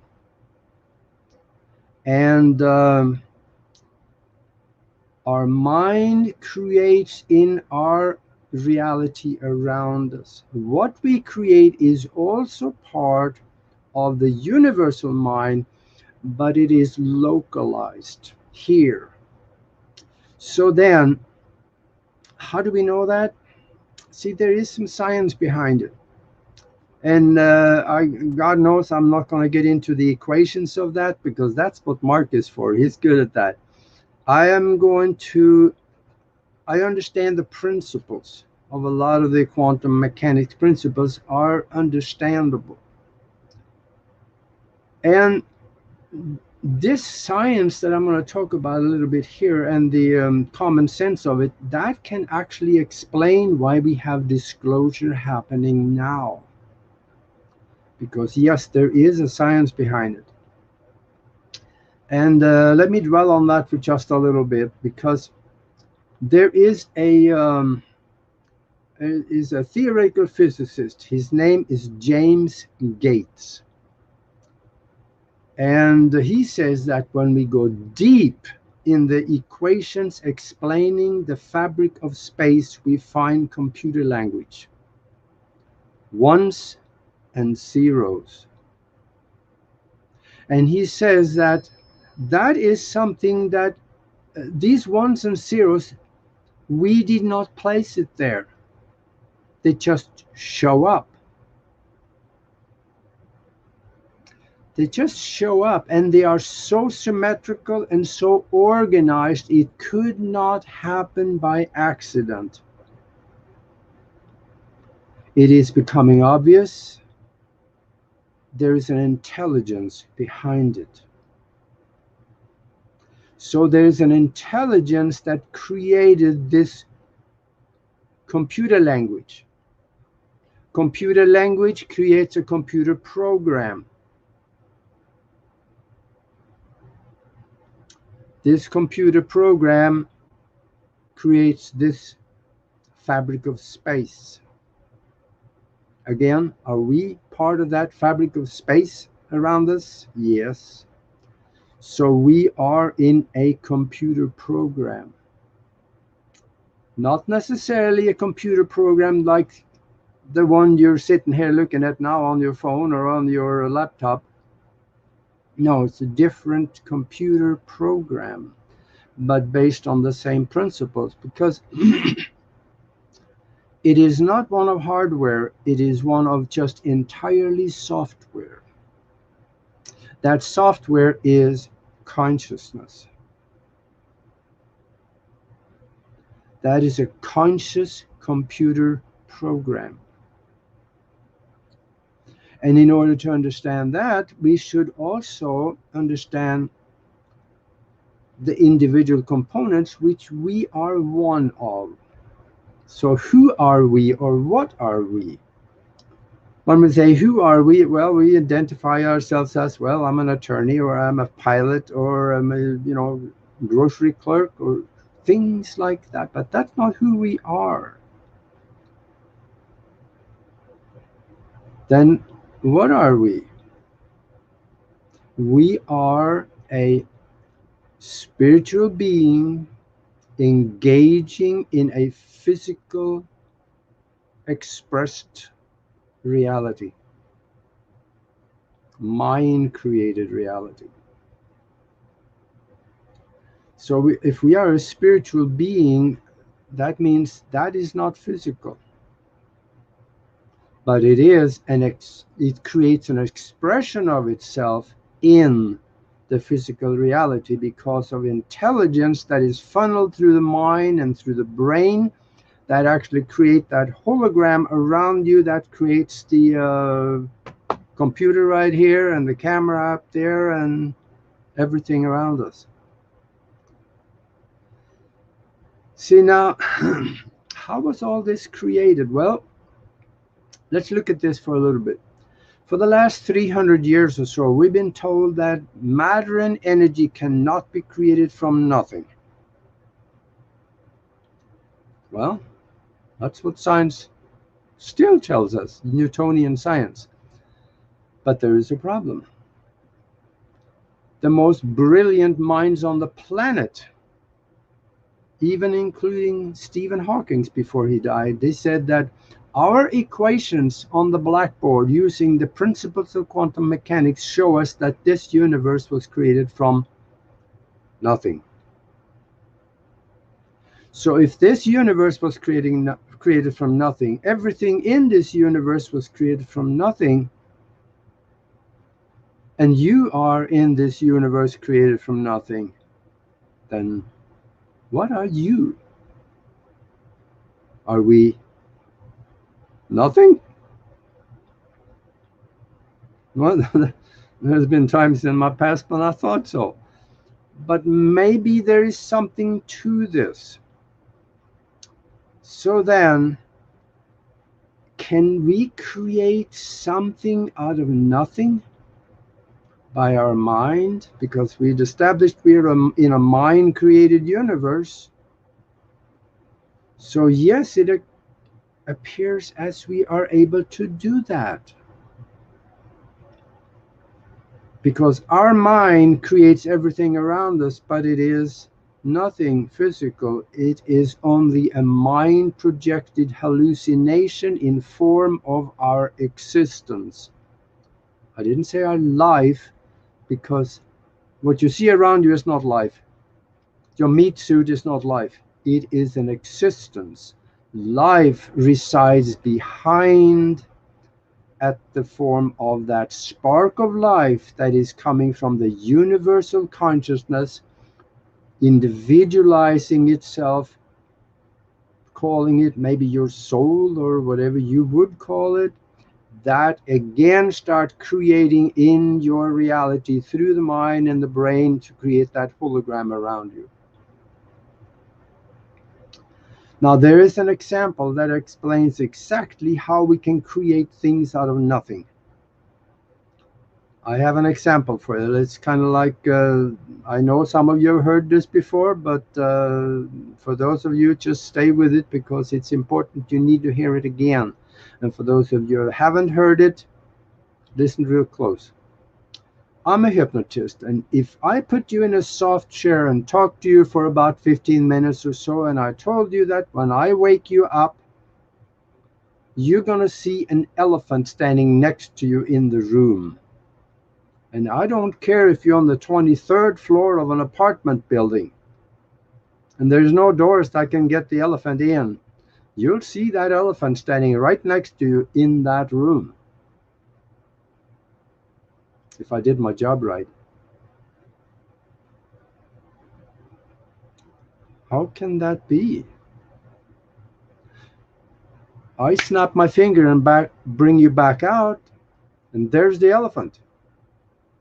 Now there's another problem here, and that is that I can't see the elephant because there is no elephant there. But you can see him. You can reach out and touch the snout on that elephant. You can feel the rough skin. You can hear him breathing. You can smell him. He's right there next to you. To you, that elephant is totally real. I can't see him. I can't smell him. I can walk right through him because he's not there. So what happened to your real world? You could feel the skin on the elephant. What are you doing? Your mind is creating something out of nothing. What's the difference between that elephant and this computer, your cat on the chair somewhere back there? What's the difference? Is there a difference? You think on that one. And do think on it for a while. Because once you think on it for a while, meditate on it, it'll set in for you that my mind can create everything around me if I am totally convinced that it is there. And that is the mind and the state of mind that we create under deep hypnosis when you're down in delta brainwave patterns. You talk directly to the subconscious mind and convince the subconscious mind that, yep, there is an elephant here. So, where can we go with that one? It goes to the power of the mind can create absolutely anything. There is another, actually, I made a couple of notes here that I'm just going to read to you because I just found this here that can explain a little bit what the mind can actually do when you understand what it can do. This deals with medicine. In 1981, there was a guy named Morris Goodman. He was in a plane crash. The doctors did not expect him to live because he broke his back right above the chest. He severed the spinal cord, punctured his diaphragm. He could only breathe on a ventilator. He could not move any parts of his body except his head. He understood the power of the mind and visualization. And right after that, this happened, he started to visualize with colorful images his spine where it was broken, but he visualized it as being whole. Spinal cord intact, vertebrae intact. In a short time, he regenerated his diaphragm also, which he visualized, so he could breathe on his own again.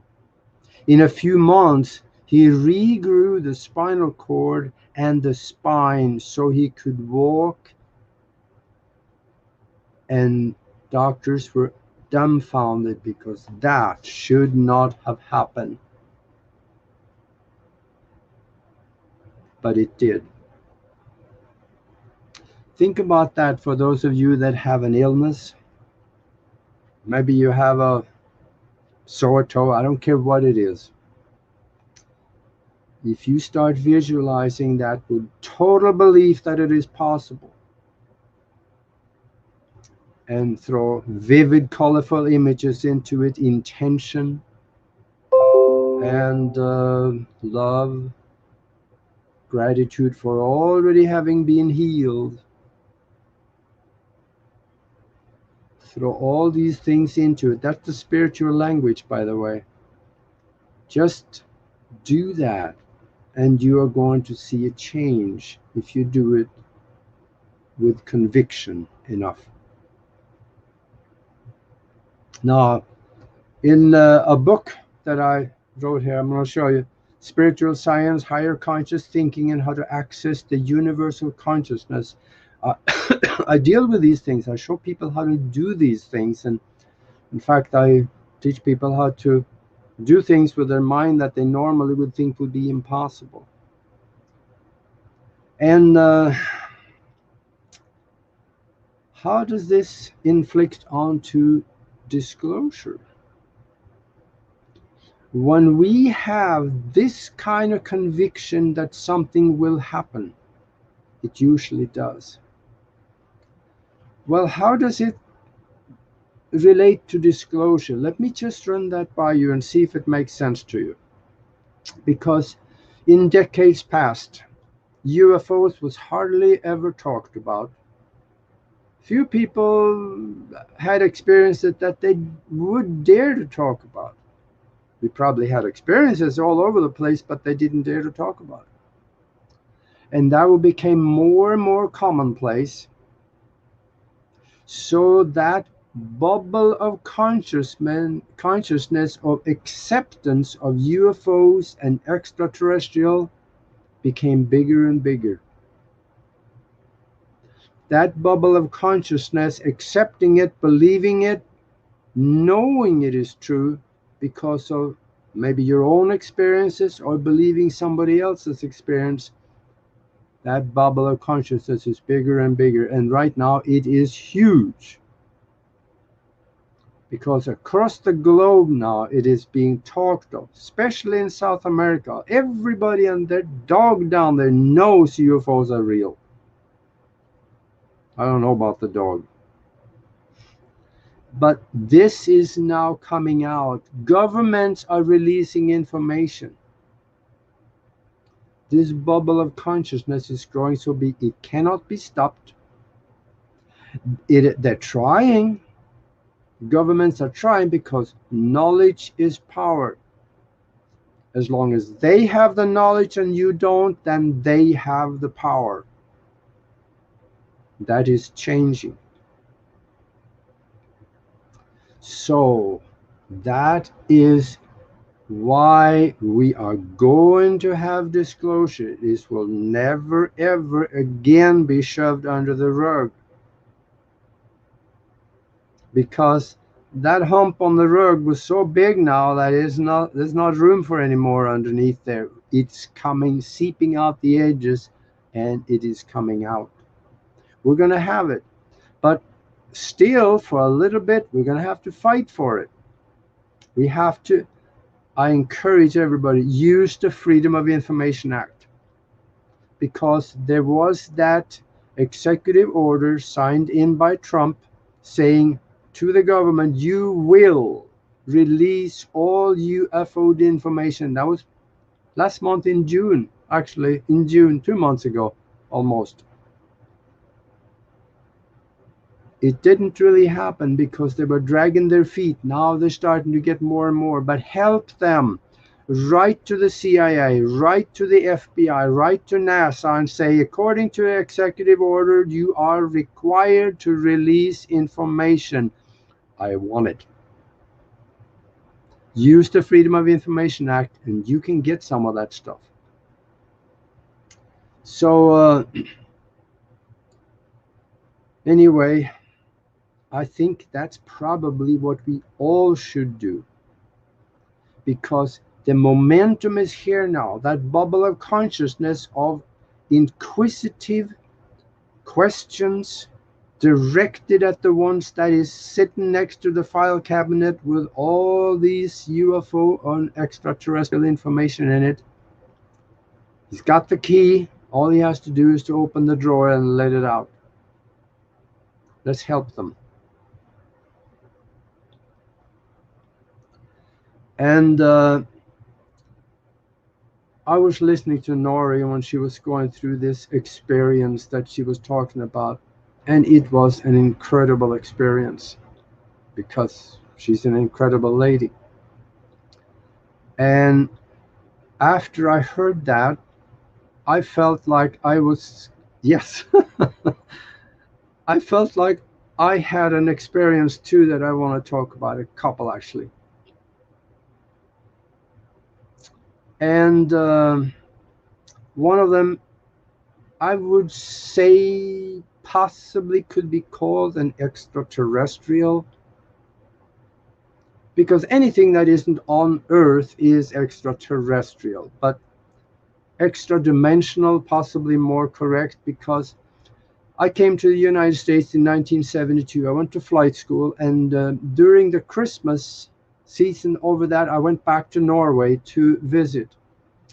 And I went back to the farm that the Yule family had purchased, and I visited with them, and I walked off into the forest that I used to own.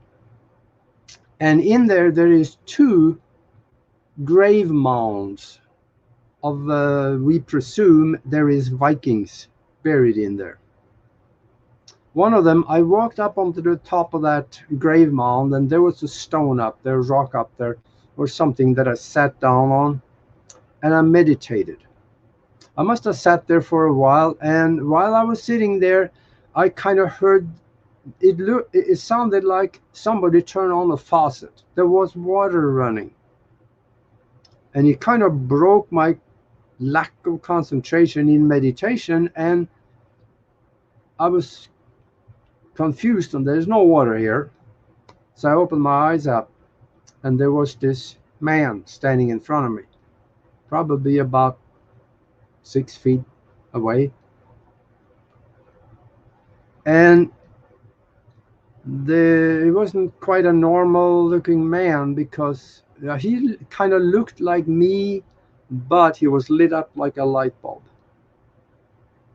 He had a robe on. There was cufflinks and kind of a wide collar, I seem to remember. And this scared the daylight out of me. In about 3/4 of a second, I was off that stone, and poof, I took off, ran down that little mound and off into the woods. And I heard this voice in my head, "Where are you going?" And I thought about that, and well, I thought, if he wanted to get me, probably running would be not help me much. So I walked back up on the grave mound and sat down again. and I had a conversation with him. And it was mostly him talking, me listen deal, but I did get to ask some questions. He told me some things that I should be doing, and I have done a lot of that.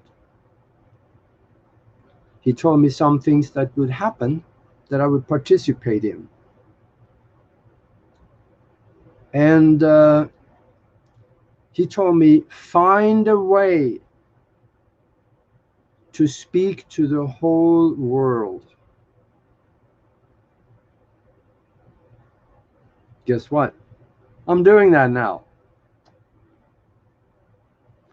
The whole world have access to this conference. So we need to spread it around. And there were some things that he told me could happen that I should be careful about. But on the other hand, I have not talked much about this, but it is in the back of my mind. And he also said that when the time is right, we will help you. And I know I've had help several times. That's one experience. There is another one that involves a cigar-shaped craft that I want to tell you about, because it was really kind of almost amusing. But I was on a medical flight in a King Air. I think we were probably heading somewhere. May have been going down through Kansas, I'm not sure. But we were up around 24,000 feet. It was me in the left seat, captain seat, and the co-pilot in the right seat. And we had two nurses and a patient in the back, 2 or 3 nurses. And we were going in and out of the clouds. And we were in an area where was between clouds. And I saw this from the left side of the corner of my eye. There was a cigar-shaped, kind of pencil-looking object. It was fairly short, but it looked like a short pencil. It was black and moved straight across my flight path. And it took about, from the time I saw it on the left to when it disappeared on the right, it may have taken 2 to 3 seconds. And it was probably just measuring the distance to the clouds. It may have been about 3 to 4 miles ahead of me. But it was big enough that I could see that had no wings. And I saw there was sharpened off. There was tapered off at the front and flat in the back. And that thing just went right across my path. I looked over at the co-pilot. He looked at me. And I asked him, "Did you see that?" He didn't say anything. I asked him again. He still didn't answer. So I left it alone. We went and we came back. And when we got on the ground, I asked him again, and there was still no answer. He didn't want to talk about it. And I kind of filed it away. But then later on, I found out that my co-pilot, he was I guess maybe a born-again Christian or something similar to that. And that made sense, because anything like this, to them, they would be demons. And I can understand why he did not want to talk about it. But that was one incident. I had another one where I was on a flight into northern Nebraska, and somebody wanted to go up and have a flight lesson since I was a flight instructor. And we were flying around, and there was one ship that came underneath my airplane, flew about 400 foot below me. I was probably about 3,000 feet above the ground, something 4,000. And that thing just flew right underneath my airplane, and it looked kind of like, there was no disc. It looked like seen from above like this. So it was like a rectangular, but it was also an edge going up at the end of it, kind of like a skateboard. But it appears also to have some windows on the side in it. But it was small. People like me would not fit in it. But it had windows. So there were probably some small people in there. And I am totally good with that. Not everybody in the universe look like us or have our size. There are some smaller, because about 5 years ago there was a skeleton found, petrified skeleton found inside of a rock in Antarctica. It had a perfect human skeleton inside of it, and it was 11 inches tall.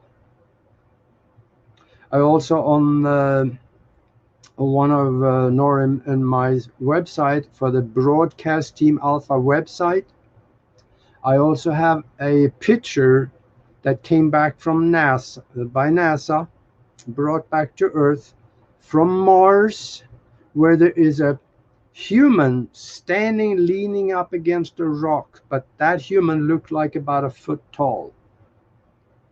You can go to Broadcast Team Alpha, go to Picture Gallery, and you will find it somewhere in there. You may have to hunt a little bit, because there's over 5,000 unbelievable pictures of things that should not exist, but it does. You will find that. So those are the experiences that I could talk about here. There is more, few more. So I would also say, start looking into what your mind can do, and that be open to, that the mind can create absolutely anything. And a good way to do that is join us in the Mastermind Connection on Sundays, where we do some incredible things. We are masterminding the future of us, our community, our country, and the world. And so far, pretty much everything we have asked for has either happened or is in the process of happening. We've been masterminding on this global calamity that is going on, and Canada is now opening up just like we envisioned it to do. And we haven't quit here. We're moving on more. We also, our mastermind group also helped, I would say, we can't take total credit for it, but it helped shutting down a tornado. It was about 210 mile-an-hour winds. That was almost 2 years ago, leaving Cuba, heading straight for Florida. And in 90 miles, we helped collapse it to less than a tropical storm of less than 70 miles an hour.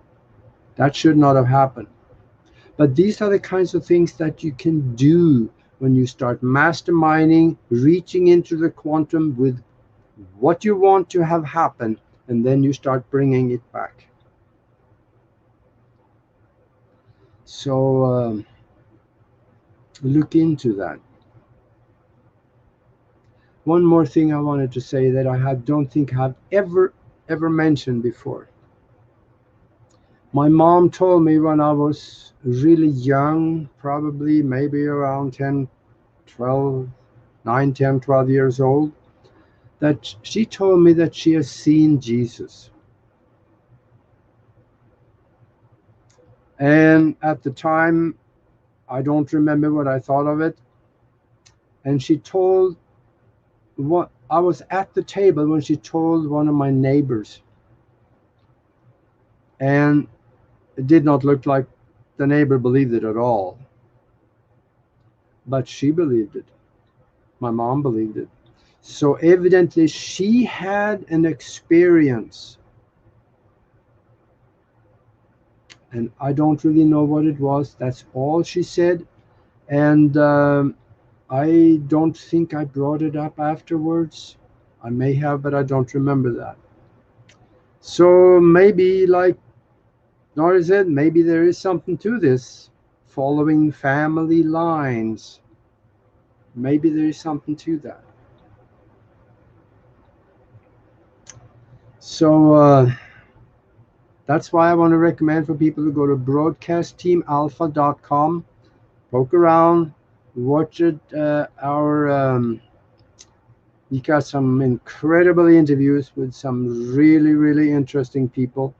We got some videos on there, anything from the meaning of life according to quantum mechanics all the way to how to reverse the aging process. Yes, it's very possible. The Nobel Prize was given in 2009 for the discovery, and nobody told you. If you want to find out more about how to do that, spiritual science, higher conscious thinking, and how to access the universal consciousness. It's on Amazon and also at Aage-Nost.com. It's under books there, I think. By the way, it's on sale over there. So I don't know. I could continue for a while, but I'll be glad to take questions if you guys have anything. We got quite a few questions on you, so let's get into it. I think Omar's got a few on the back burner. Yeah, I've been copying them from all our platforms and just adding them to the chat room here in our studio. And Rob, if you just scroll up, you'll see tons and tons and tons of questions. While you do that, I'm just going to share Aage's website addresses that he just mentioned so that everyone's on the same chapter. So just give me a moment, please. Yeah. Okay. So let's see. Just Joe D did the same thing and reject Harrington rod surgery. Say again. That one I don't understand. Let's go to the next one. DeBenza, I'm submitting the B for the ones that don't work on breast. I'm not sure where you said you were putting these questions, but I do not see these questions. I need some coffee on this one. Yeah, take a sip because I'll find the questions. I'm not to worry. Not to worry, my friend. Here's one quick one. It's from Stacy Singer. Can you do the type of hypnosis Dolores does? Boy, I didn't hear that at all. Okay, let's scroll up just a tad bit here. You kind of sound like you're in a barrel, and you're not, are you? I don't think he is. In a barrel? No, I don't. Maybe my apartment is a barrel. Actually, I could hear Rob much better. Really? Uh-oh. Now you're putting us against each other. That's not good. Okay, where did these questions go? I saw seven set up. Says, I suppose someone who is a Christian might interpret UFOs as being demonic. Okay, it says. I still got one here. So why do some believe that they are demons? I see that a lot in various chats, such as this. Is that what they are taught? No, absolutely. Hey, that's what religions are all about. You got to make sure that you get your daily dose of fear when you open that black book. Bible, I suppose, Quran, whichever one you pick, they're usually black. I wonder if there's a connection to something because of the color. I don't know. Because I know how these books were put together. They were not necessarily put together for spiritual purposes, but mostly for political and control purposes. But that doesn't take anything away from the love in it, and there's a lot of good things. I read the Bible in my early days, and it is a book that I absolutely think everybody should read.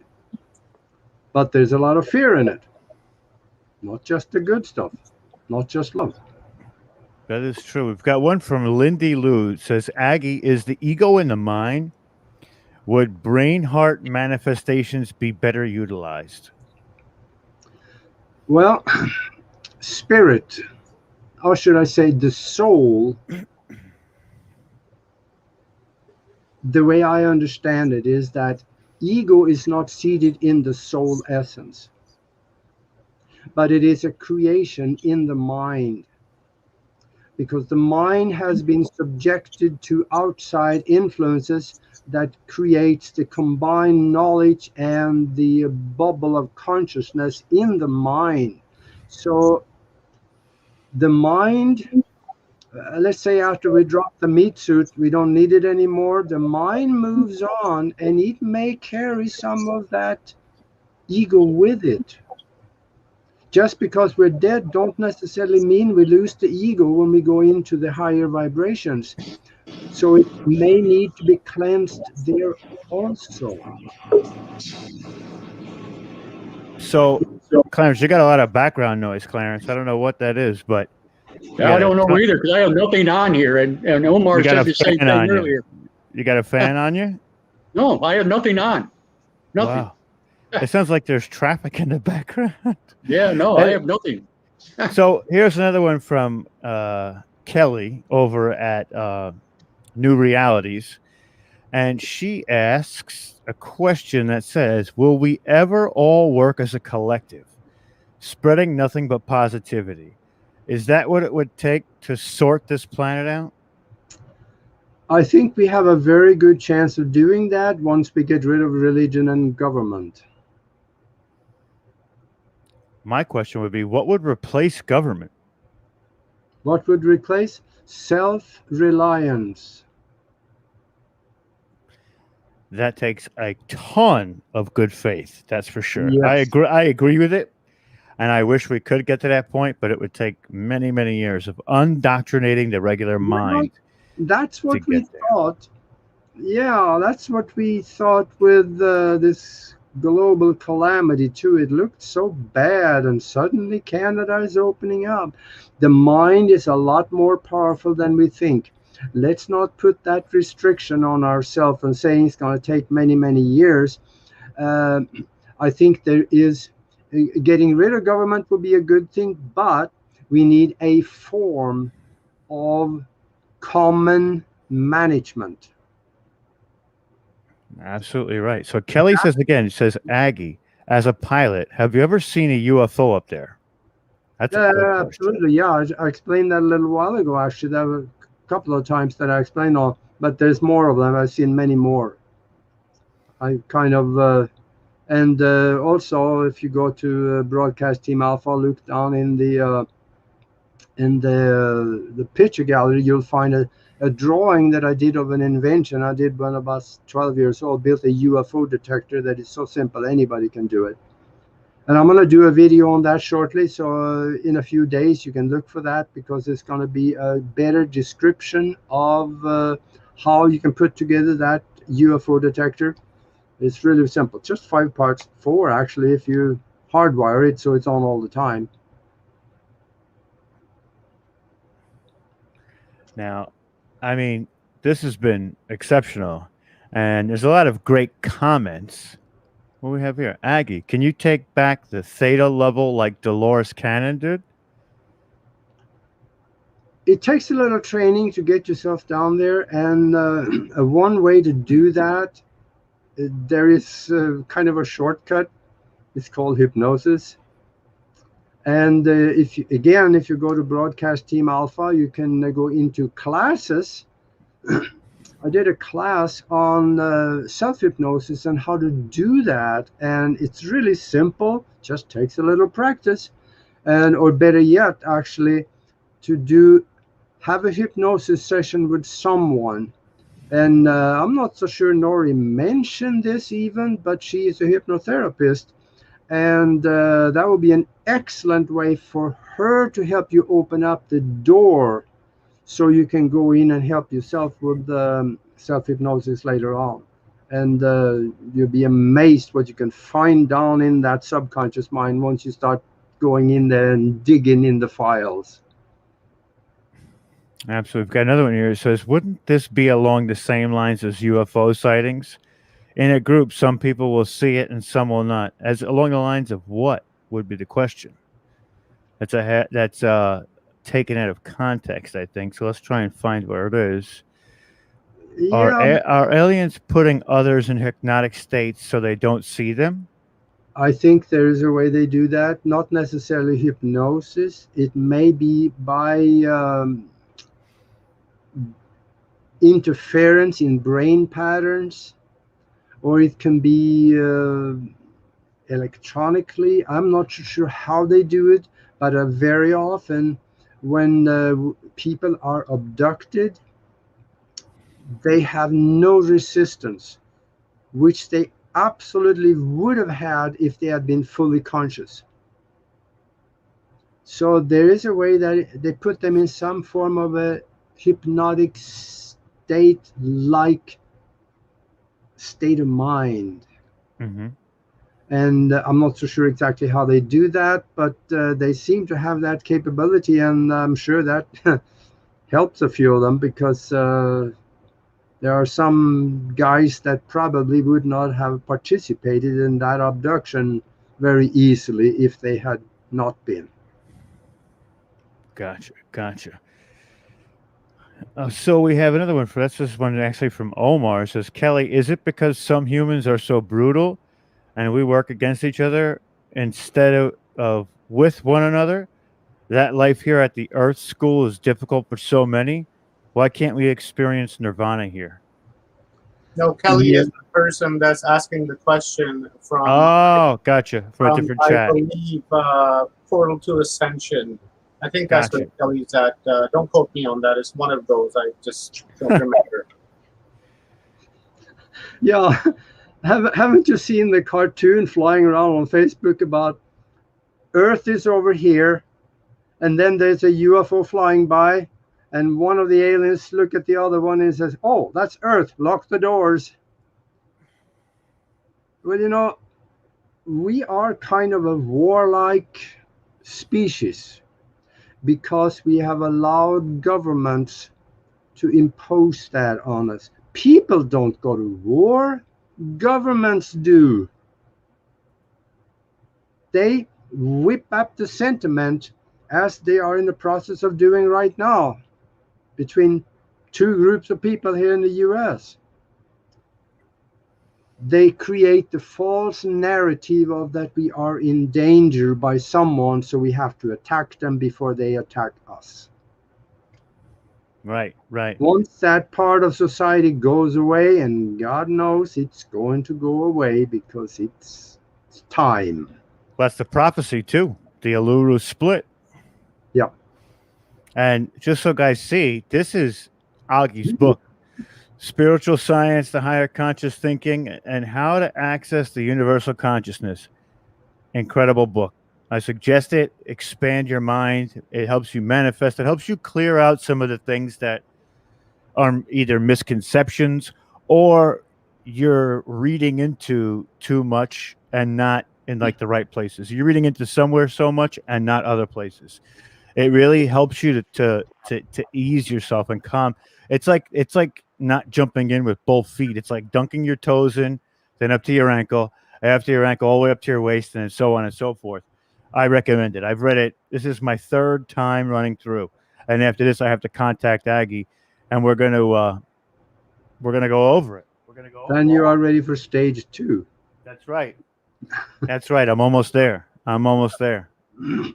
Yeah, and I would say in that book there is about 50 different subjects that are close. I mean, it get into every corner of the universe just about, including what this guy that you know that lived 1690 years ago. About, I guess you know him as Jesus. Mm-hmm. According to the old surviving records, there is 2 different pieces of record that explain what it looked like. Or I talk about the creation of mankind, what kind of genetic manipulation was done. Not necessarily mankind, but one specific brand of mankind, because we have been seeded from space many times. So it goes into a lot of different things. And if you go to Amazon, put my name in there, and then find the book and go through a listing of all the subjects that is written about, you're going to find a few that you probably can't live without. So have a look at it. Good question coming in from Full Spectrum Universe from Carol Campu.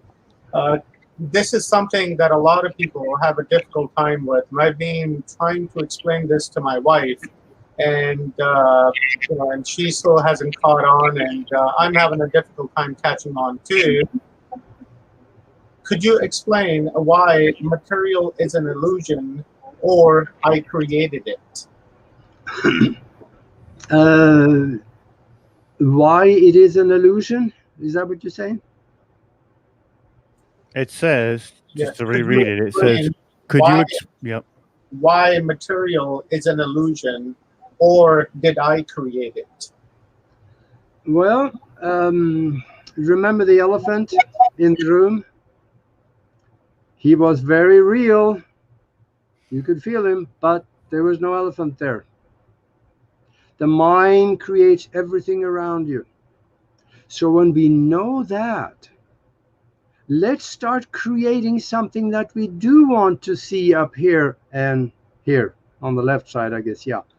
So let's start creating the things that we want. Create a vision board. Put things on the bathroom mirror. Yeah, that's fine. We can do that, and it helps. But in order to retrain the subconscious mind to believe and start achieving that thing, we need to do it in a state of lowered vibratory brainwave patterns. Like twice a day when we fall asleep, that's a good time to impose or direct the subconscious mind to do certain things for us.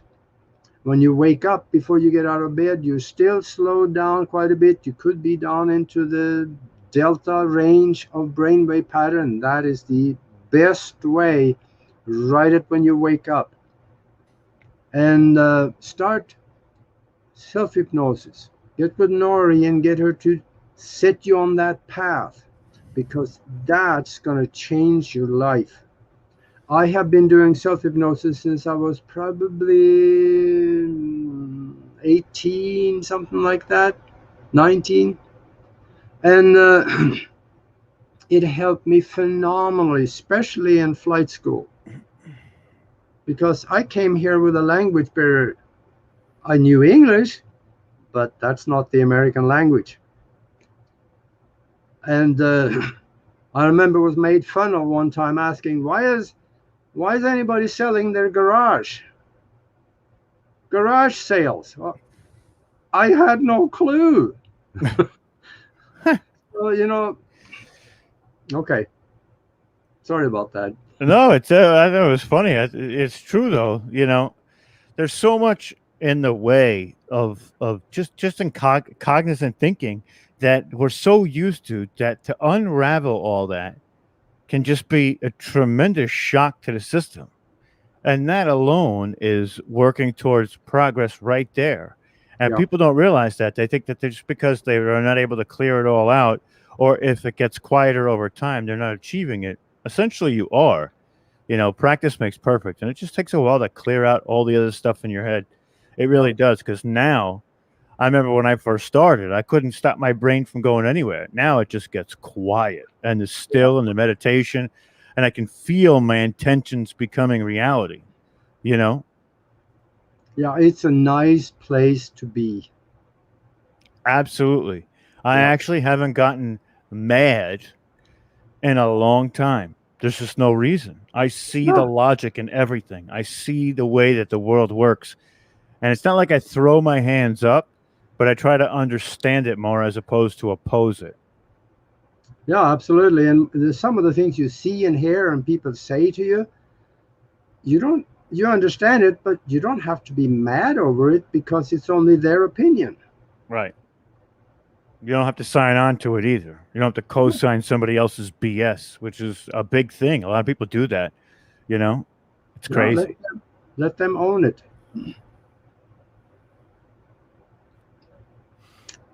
Yeah. Yeah.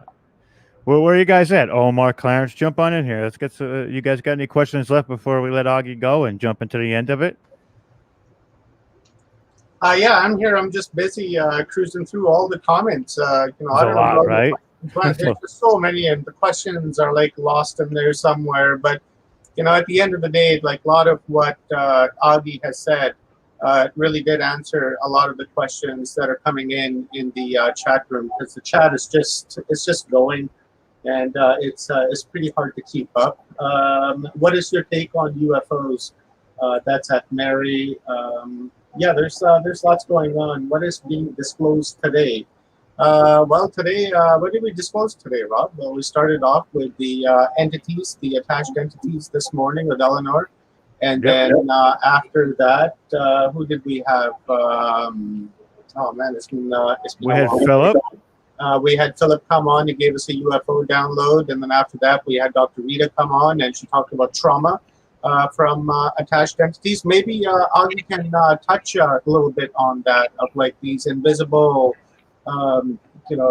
beings that are, that we somehow archons, parasites, whatever the case may be, on how they feed off of our dense energy, which is created by fear and, and loathing and, things like that creates that denseness within your center. So maybe you can talk about that, and then we'll pick up from there.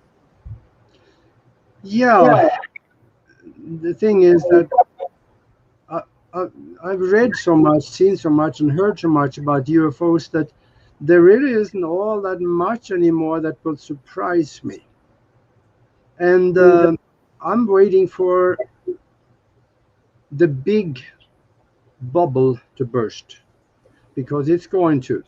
It is on its way now. There is this, excuse me, I'm going to shut something off. Okay, there is this bubble of consciousness that is growing. It's growing and growing, and they're not going to be able to stave this off. It's going to come, and when it comes, it's going to be very quickly.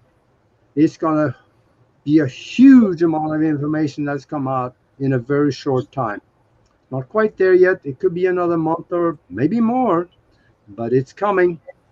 And at that point, these people that's been holding back this information and not responding to Freedom of Information Act requests like they are supposed to do by law, they're going to be looking like the lying fools they have always been. And it's going to turn the people on them, and deservingly so. I have a question for you. What do you think the likelihood of them using this disclosure of UFOs against us in some way? False flagging. We're not going to get into the ultimate darkness going on right now, because we don't want to get banned off any YouTubes or anything like that. But we'll stick to the false flag of the UFOs and how the control is really, really getting thick. I mean, how do you think that that's a likely scenario that they're going to do that?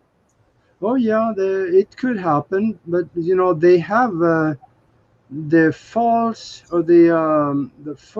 alienation is a very well worked out program that they have sitting in the wing, and they can release that anytime they want. And most of the ships that you will see in the sky, then they will be holographic images. Holograms has been worked on since the early 1960s.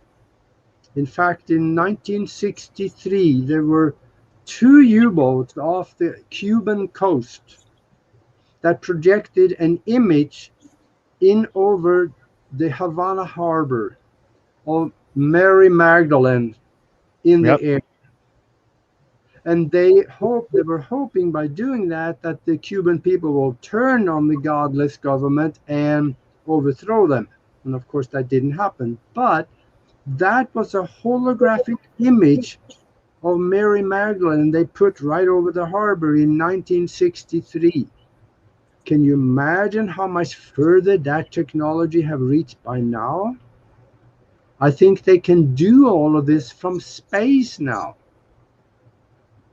So they don't have to have airplanes flying around. And imagine within that false invasion, they could have some real flying saucers that shoot at something on the ground so you could get some real fear whipped up. That is a real program that they worked out. And I don't think it's going to get to that. But if it does, the second wave of UFOs, those will be the real ones because they are here to do away with the first ones. So if it gets to that, wait for the second wave. That's like what I tell people when I'm having a conversation. I never take my first thought because it's usually a reactionary thought, and I always take the second because it's a more logical, thought out, and there was a breath in between there, and I don't jump to conclusions. Yeah, go ahead and Google Operation Bluebeam. Mm-hmm. You can read about it. Wild stuff. Wild stuff. Excuse me.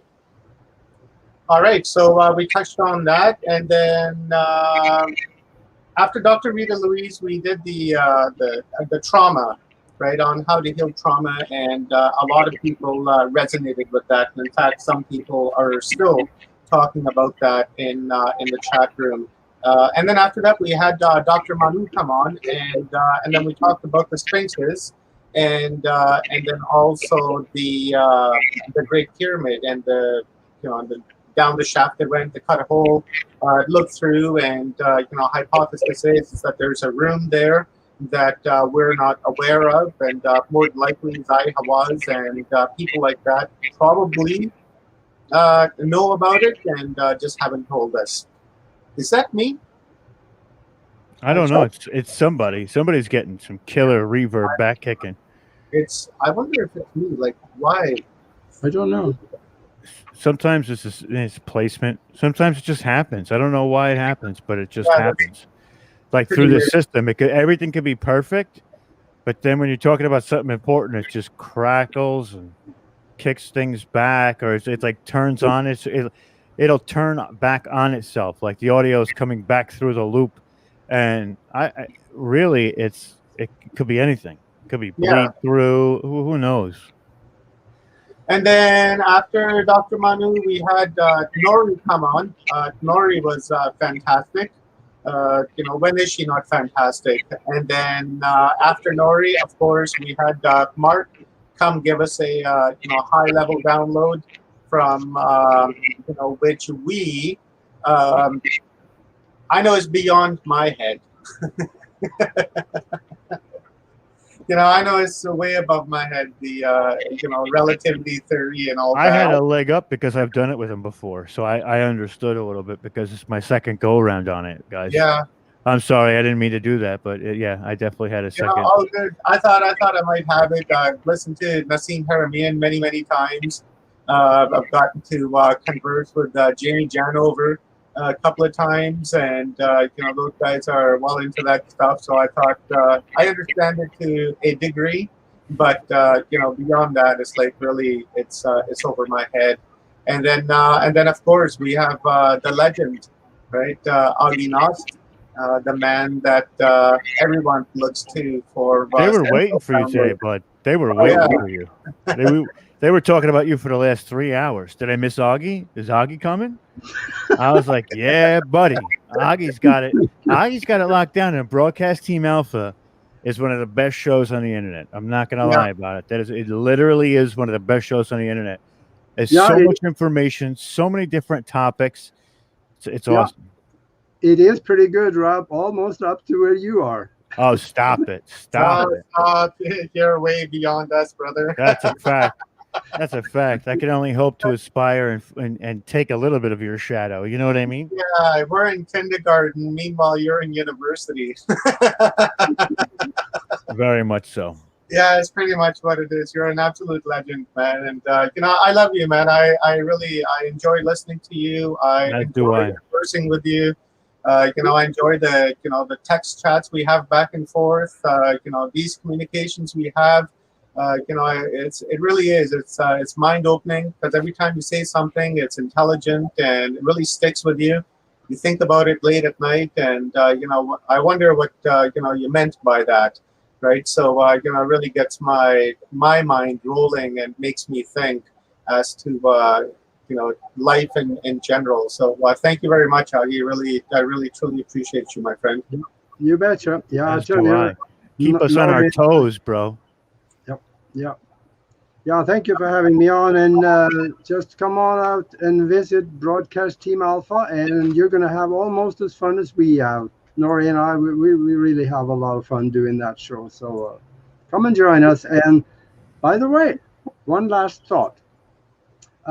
If you want to be participating in a mastermind, we're doing that on Sundays. Send us an email and ask for information, and we'll get you some information on what we do in the mastermind and also a link so how you can participate. Send that email to themastermindconnection@gmail.com. themastermindconnection@gmail.com. We do some incredible things there, and I think you're going to like what we're doing and be participating in it. So then, I thank you very much for having me. Thank you so much for coming out, brother. It wouldn't be the same without you. You've been on all of our events up to this point, and I look forward to having you on all the rest from this point.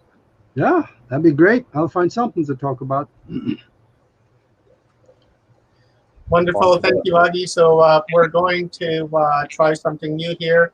Guys, also, I've been posting Aage's website address. So if you just scroll a little bit up in the chat, you'll come across that. And also, we're scrolling on the bottom of the screen for a little while, aage-nost.com. Thank you very much, Aage. And now we're going to try something new that we've not tried before. But before we go there, Clarence, do you have any thoughts before we let Aage go? No, not really. I just wanted to thank Aage for being here. He always has such a great show when he does it. I love his input and stuff, and he does some awesome work. And I'm really glad he showed up today and had his talk. Pretty cool stuff. But Thank you. Yeah, not a problem, my friend. Live long and prosper. Yeah, absolutely. I almost got it.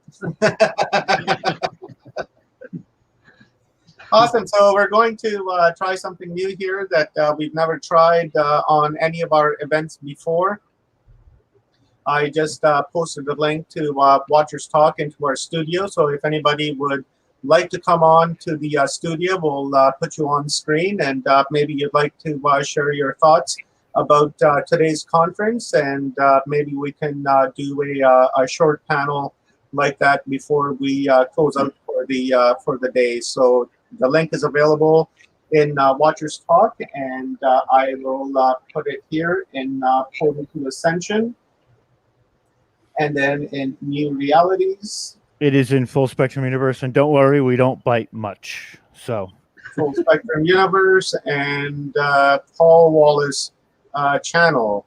And there you go, guys. The studio is open for anybody that would like to join us in the room and maybe share your thoughts on today's conference.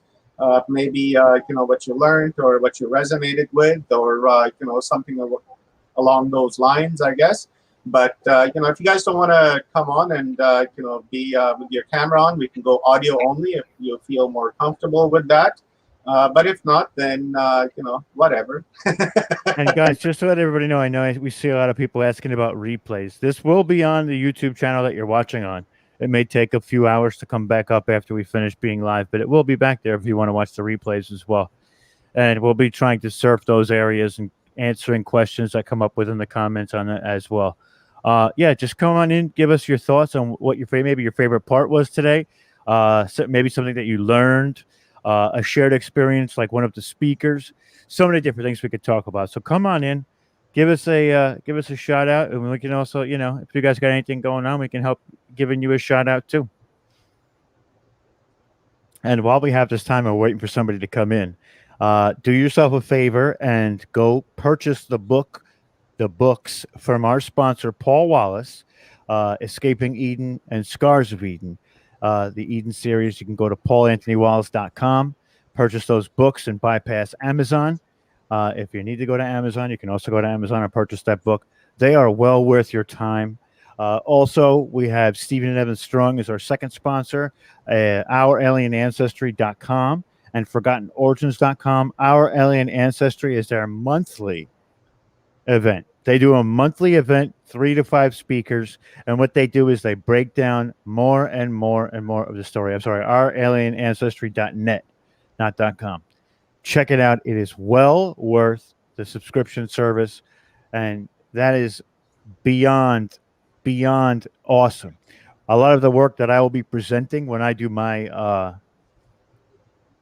presentation on this specific event, I will be focusing in on some of the out of Australia theory and connecting a few of those dots.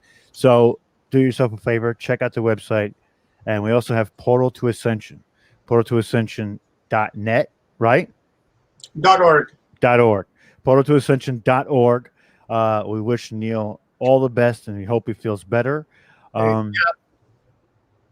Right on. Also subscribe to the Portal to Ascension YouTube channel. Also subscribe to the WatchersTalk YouTube channel. And last but not least, please subscribe to my channel, Full Spectrum Universe. Yeah, for sure. Today's been fantastic. I want to, first of all, just give a huge thank you to Neil Gore from Portal to Ascension for allowing us to stream this to the Portal to Ascension YouTube channel. And as well, we're going to be streaming to the website as well, but we had a little bit of difficulties last night in setting up the video player on portaltoascension.org. So I'm pretty sure that in the next day or so, we will be streaming to the website. So check that out. There's thousands of hours of content and videos and exactly about the things that we were talking about in great detail on Portal to Ascension. So check that out.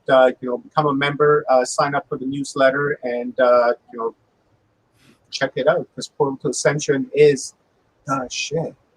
It is the best place to get conferences like this as well. It is the model at which we go after, because Neil has literally put on the best events that we've ever seen, and we try and hold a candle to that light. I'll tell you that. I like to look at Neil as a mentor. Yep. Because he's been he's a professional at holding events and facilitating events and organizing events. And, to me, he's a mentor, he's a friend, he's a brother. And I really look up to him and his experience and everything that he's taught me on how to facilitate events. I truly appreciate that. So much love to Neil Gore. And then, of course, our friend Paul Anthony Wallace. A huge shout out to him as well for giving us the opportunity to stream this to the Paul Anthony Wallace channel on YouTube. So thank you very much, Paul. Really appreciate it. And least but not last, Alan Steinfeld of New Realities. Thank you very much, Alan, for giving us the opportunity to once again stream on your channel. Really appreciate it, and really appreciate your support in this endeavor. So, and then least but not last, all of our guests, a huge thank you to all of them. Really appreciate, them coming in, sharing their wealth of knowledge with us, and taking questions and answering questions and just being genuine human beings, right? And then all of the people that were watching us today. We had thousands of people watching. It was, it was really cool. It was, super awesome. And the conversations that were happening in there, I tried to, jump in from all of them, but, as you know, they move pretty fast, right? So, it was a lot of information in there. You guys showed up. We really appreciate that. Stuck around all day long in solid numbers. Really appreciate that as well. And, our awareness, when it increases just for ourselves, not only does that awareness increase for ourselves, but it increases the awareness of our community, right? And by the community, I mean, this genre that we're involved in, but the greater community in itself, which is humanity, right? So one drop at a time is what, fills the ocean. And we are those drops that, the one becomes the whole and the whole becomes the one. So, it's really up to us and our consciousness to, really help bring forth this new paradigm that we're going into. And Rob just like loosely mentioned it with the Urlu split, and also the Hopi talk about this, and a lot of Aboriginal stories have the very same story, that there's going to come a time when the road is going to split, and then we'll have a choice to make. And if we make the right choice, then we carry on. And if we make the wrong choice, then we're going to suffer. But I really heard something super awesome the other day when I was at the hybrid conference with Portal to Ascension. Maybe some of you guys were there as well. But there was a gentleman there by the name of Daryl, and he has been channeling Bashar for almost 40 years. And what he said really made great sense to me. And he described it as the railroad track theory, where he said, imagine yourself on a railroad and there's two railroads, and the mind shift that we're in right now, and all of us in the rooms that we're in, this mind shift that we're in, imagine a train that's going like this, and eventually those trains are going to begin to split. And when that split happens, the consciousness and our reality begins to change. And those people who decided to make the other choice, their train will go off that way, and then we'll become invisible to them as they will become invisible to us. So we'll be on the same playing field, but we'll be invisible to one another, just as like the dark forces that are operating here on this planet today, where we can't see them, but they can see us. So this is where the consciousness is really taking us, and that's the direction that we're heading. You guys have anything to say? I want to try something really quick. So, all of us have our monikers and what we use to describe our shows. So I'm going to try and put them all together to make one coherent sentence that's going to be incredible, right? So we all know that we are the ones that we've been waiting for, and as we slowly get together, we realize that everything is connected. When we're observing humanity from outside of the cube, and we use the knowledge and passion and keep our eyes to the sky and others' intelligence, right? We're able to grasp the concepts of our own reality, right? We take part in conversations that bend. We talk about spiritual consciousness and what it does for us. And ultimately, it brings us to this point where we will become that harmonious race into the future. And I just want to give many blessings to everybody. And I hope everybody has an absolute amazing event like we've been having so far. And today is just the beginning. This is chapter 1 of a 5-chapter saga that by the end of it, you will have so much downloaded information, you won't know where to go back and start with doing your own research. How was that? Was that pretty good? That was fantastic. I loved it. Awesome. Awesome. I was thinking about it. I was thinking about it really hard. So let me just quickly share my stream here, guys. And before we close out for the evening, give you guys a schedule for tomorrow. There we are. There we go. So tomorrow we've got ourselves a very long day. This is supposed to be 7:00 p.m. Let me just quickly fix that. That's all right. We could tell the people. We'll fix it and have it done. Not a big deal. So tomorrow we've split it into 2 days because No, 2 sessions. Yeah, two sessions, because YouTube doesn't allow us to stream for more than 12 hours. And if we do stream for more than 12 hours, then the video that's after 12 hours will be lost. So we decided to split the day into 2, so no sessions are lost. That happened to us at Seed, and we're not going to repeat that mistake again. So tomorrow morning, we're going to start off with Stephen Cummins at 6 a.m. All times are Pacific Standard Times, Los Angeles times.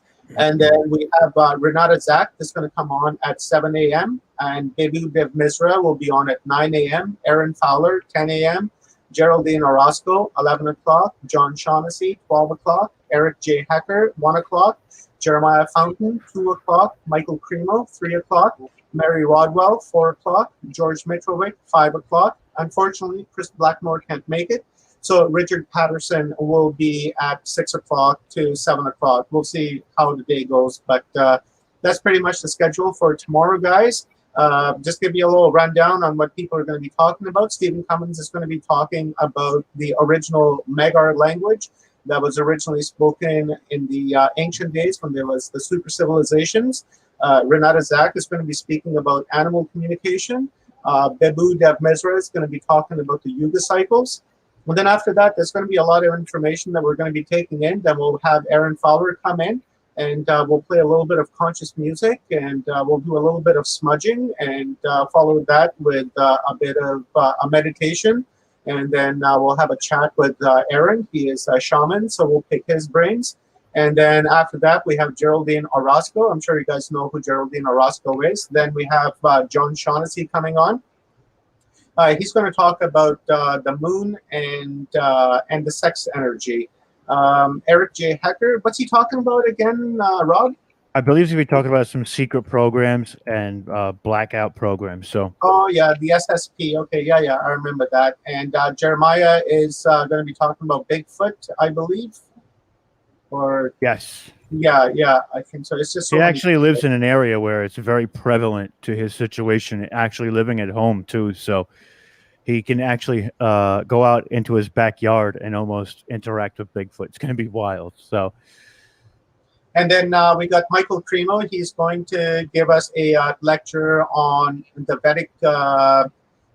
Vedic stories and how we can apply that into our day-to-day life. And then, of course, we have Mary Rodwell coming on. Everybody knows who Mary is. And then George Mitrovic. He's an author of nearly 50 books on everything, from archaeology to space to Bigfoot to all kinds of creatures. So we're going to have a one-on-one chat with George and just really throw every question in the book at him. And then see, put him in the hot seat. George is one. Oh, he's going to get it. He's going to get it because we've been saving it for like two actual events. So he's definitely going to get hammered a little bit, but that's okay. George is good in the hot seat. Yeah, George loves it. George loves the pressure. And then after that, we're going to have Richard Patterson.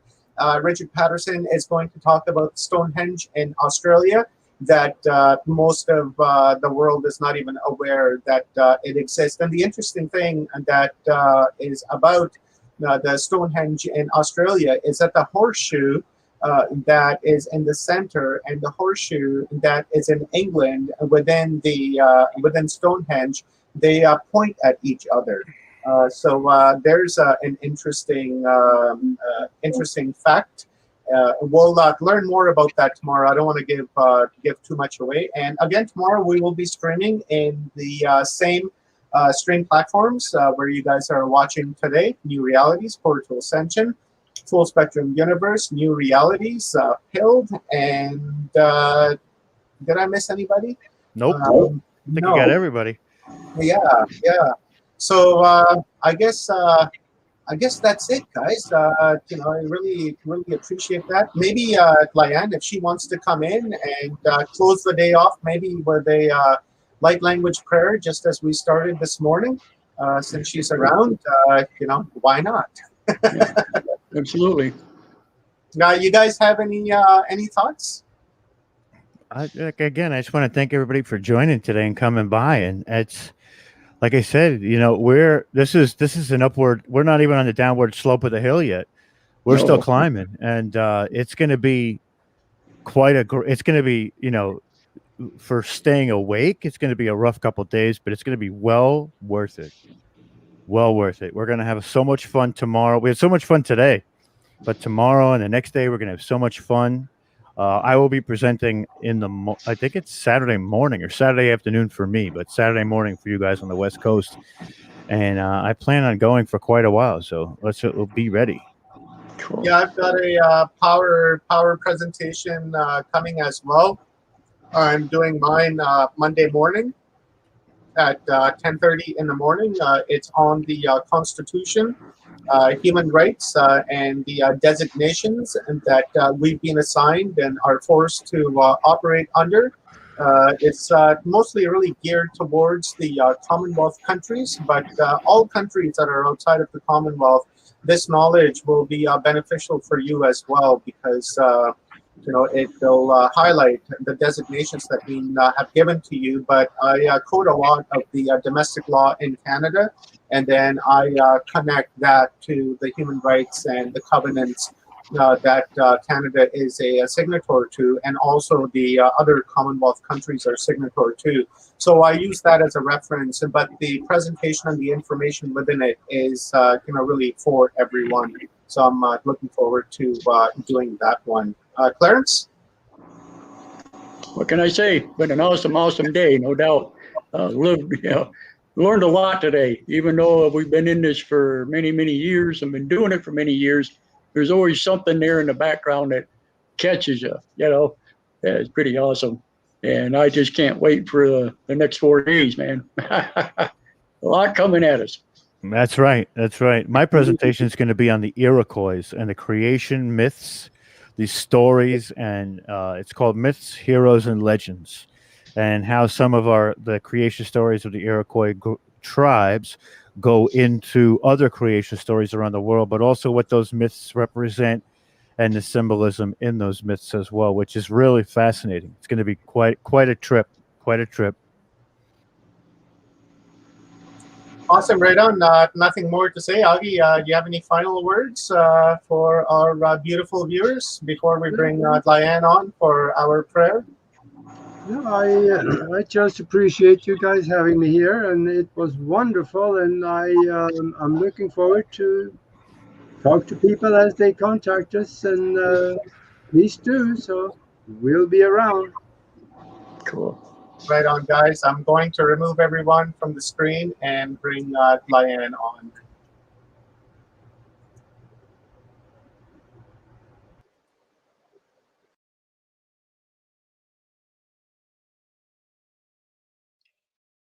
Before I do this, I just want to say thank you for a wonderful day. I look forward to the next 4. Oh my goodness. You guys are great. Thank you so much for all of your hard work. Seriously.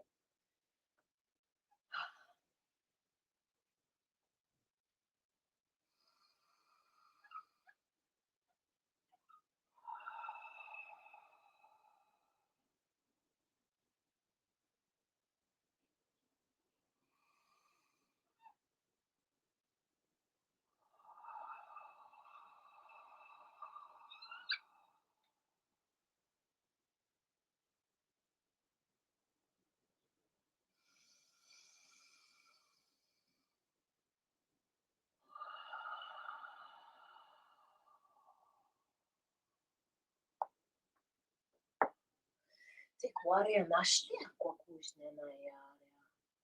Te kekiera na yeta tatorea wustata kwa kuena. Te kuarea nashte te takakia. E ke kur na kuia akangiara aneatakia. Ishta kiao to kukur. Shijino wawe area te kur. Ne kukuti tiara ne urea shaje.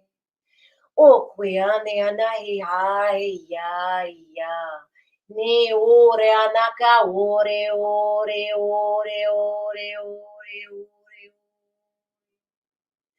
To qui area to te aqua questa curamba. E chiarena quea te jaje ka chiara wane ka cura te cesea. Quarena e aka ki quarete te awera ne te ora. E shejena ua te area jejea ua. Washte ta weania. Te jojea uea jejea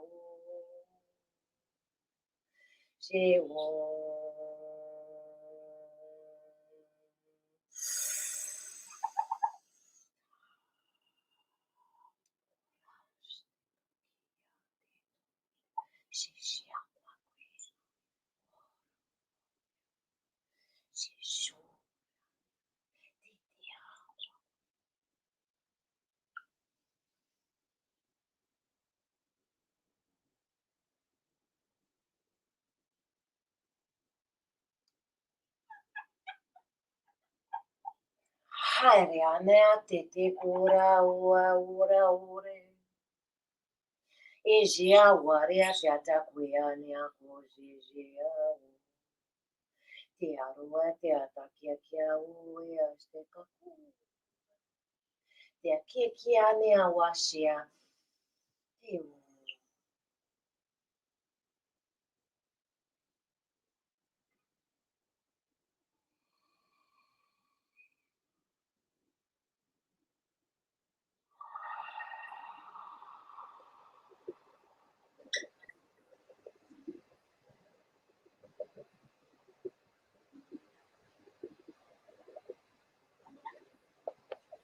Thank you, Lyanne.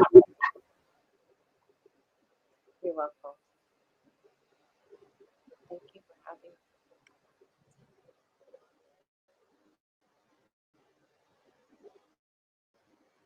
Good night, everyone. My name is Omar, host here at WatchersTalk, with Full Spectrum Universe, Rob Yachts, and Clarence Mitchell, Closer Encounters. Coming at you guys from West Coast, British Columbia, Canada.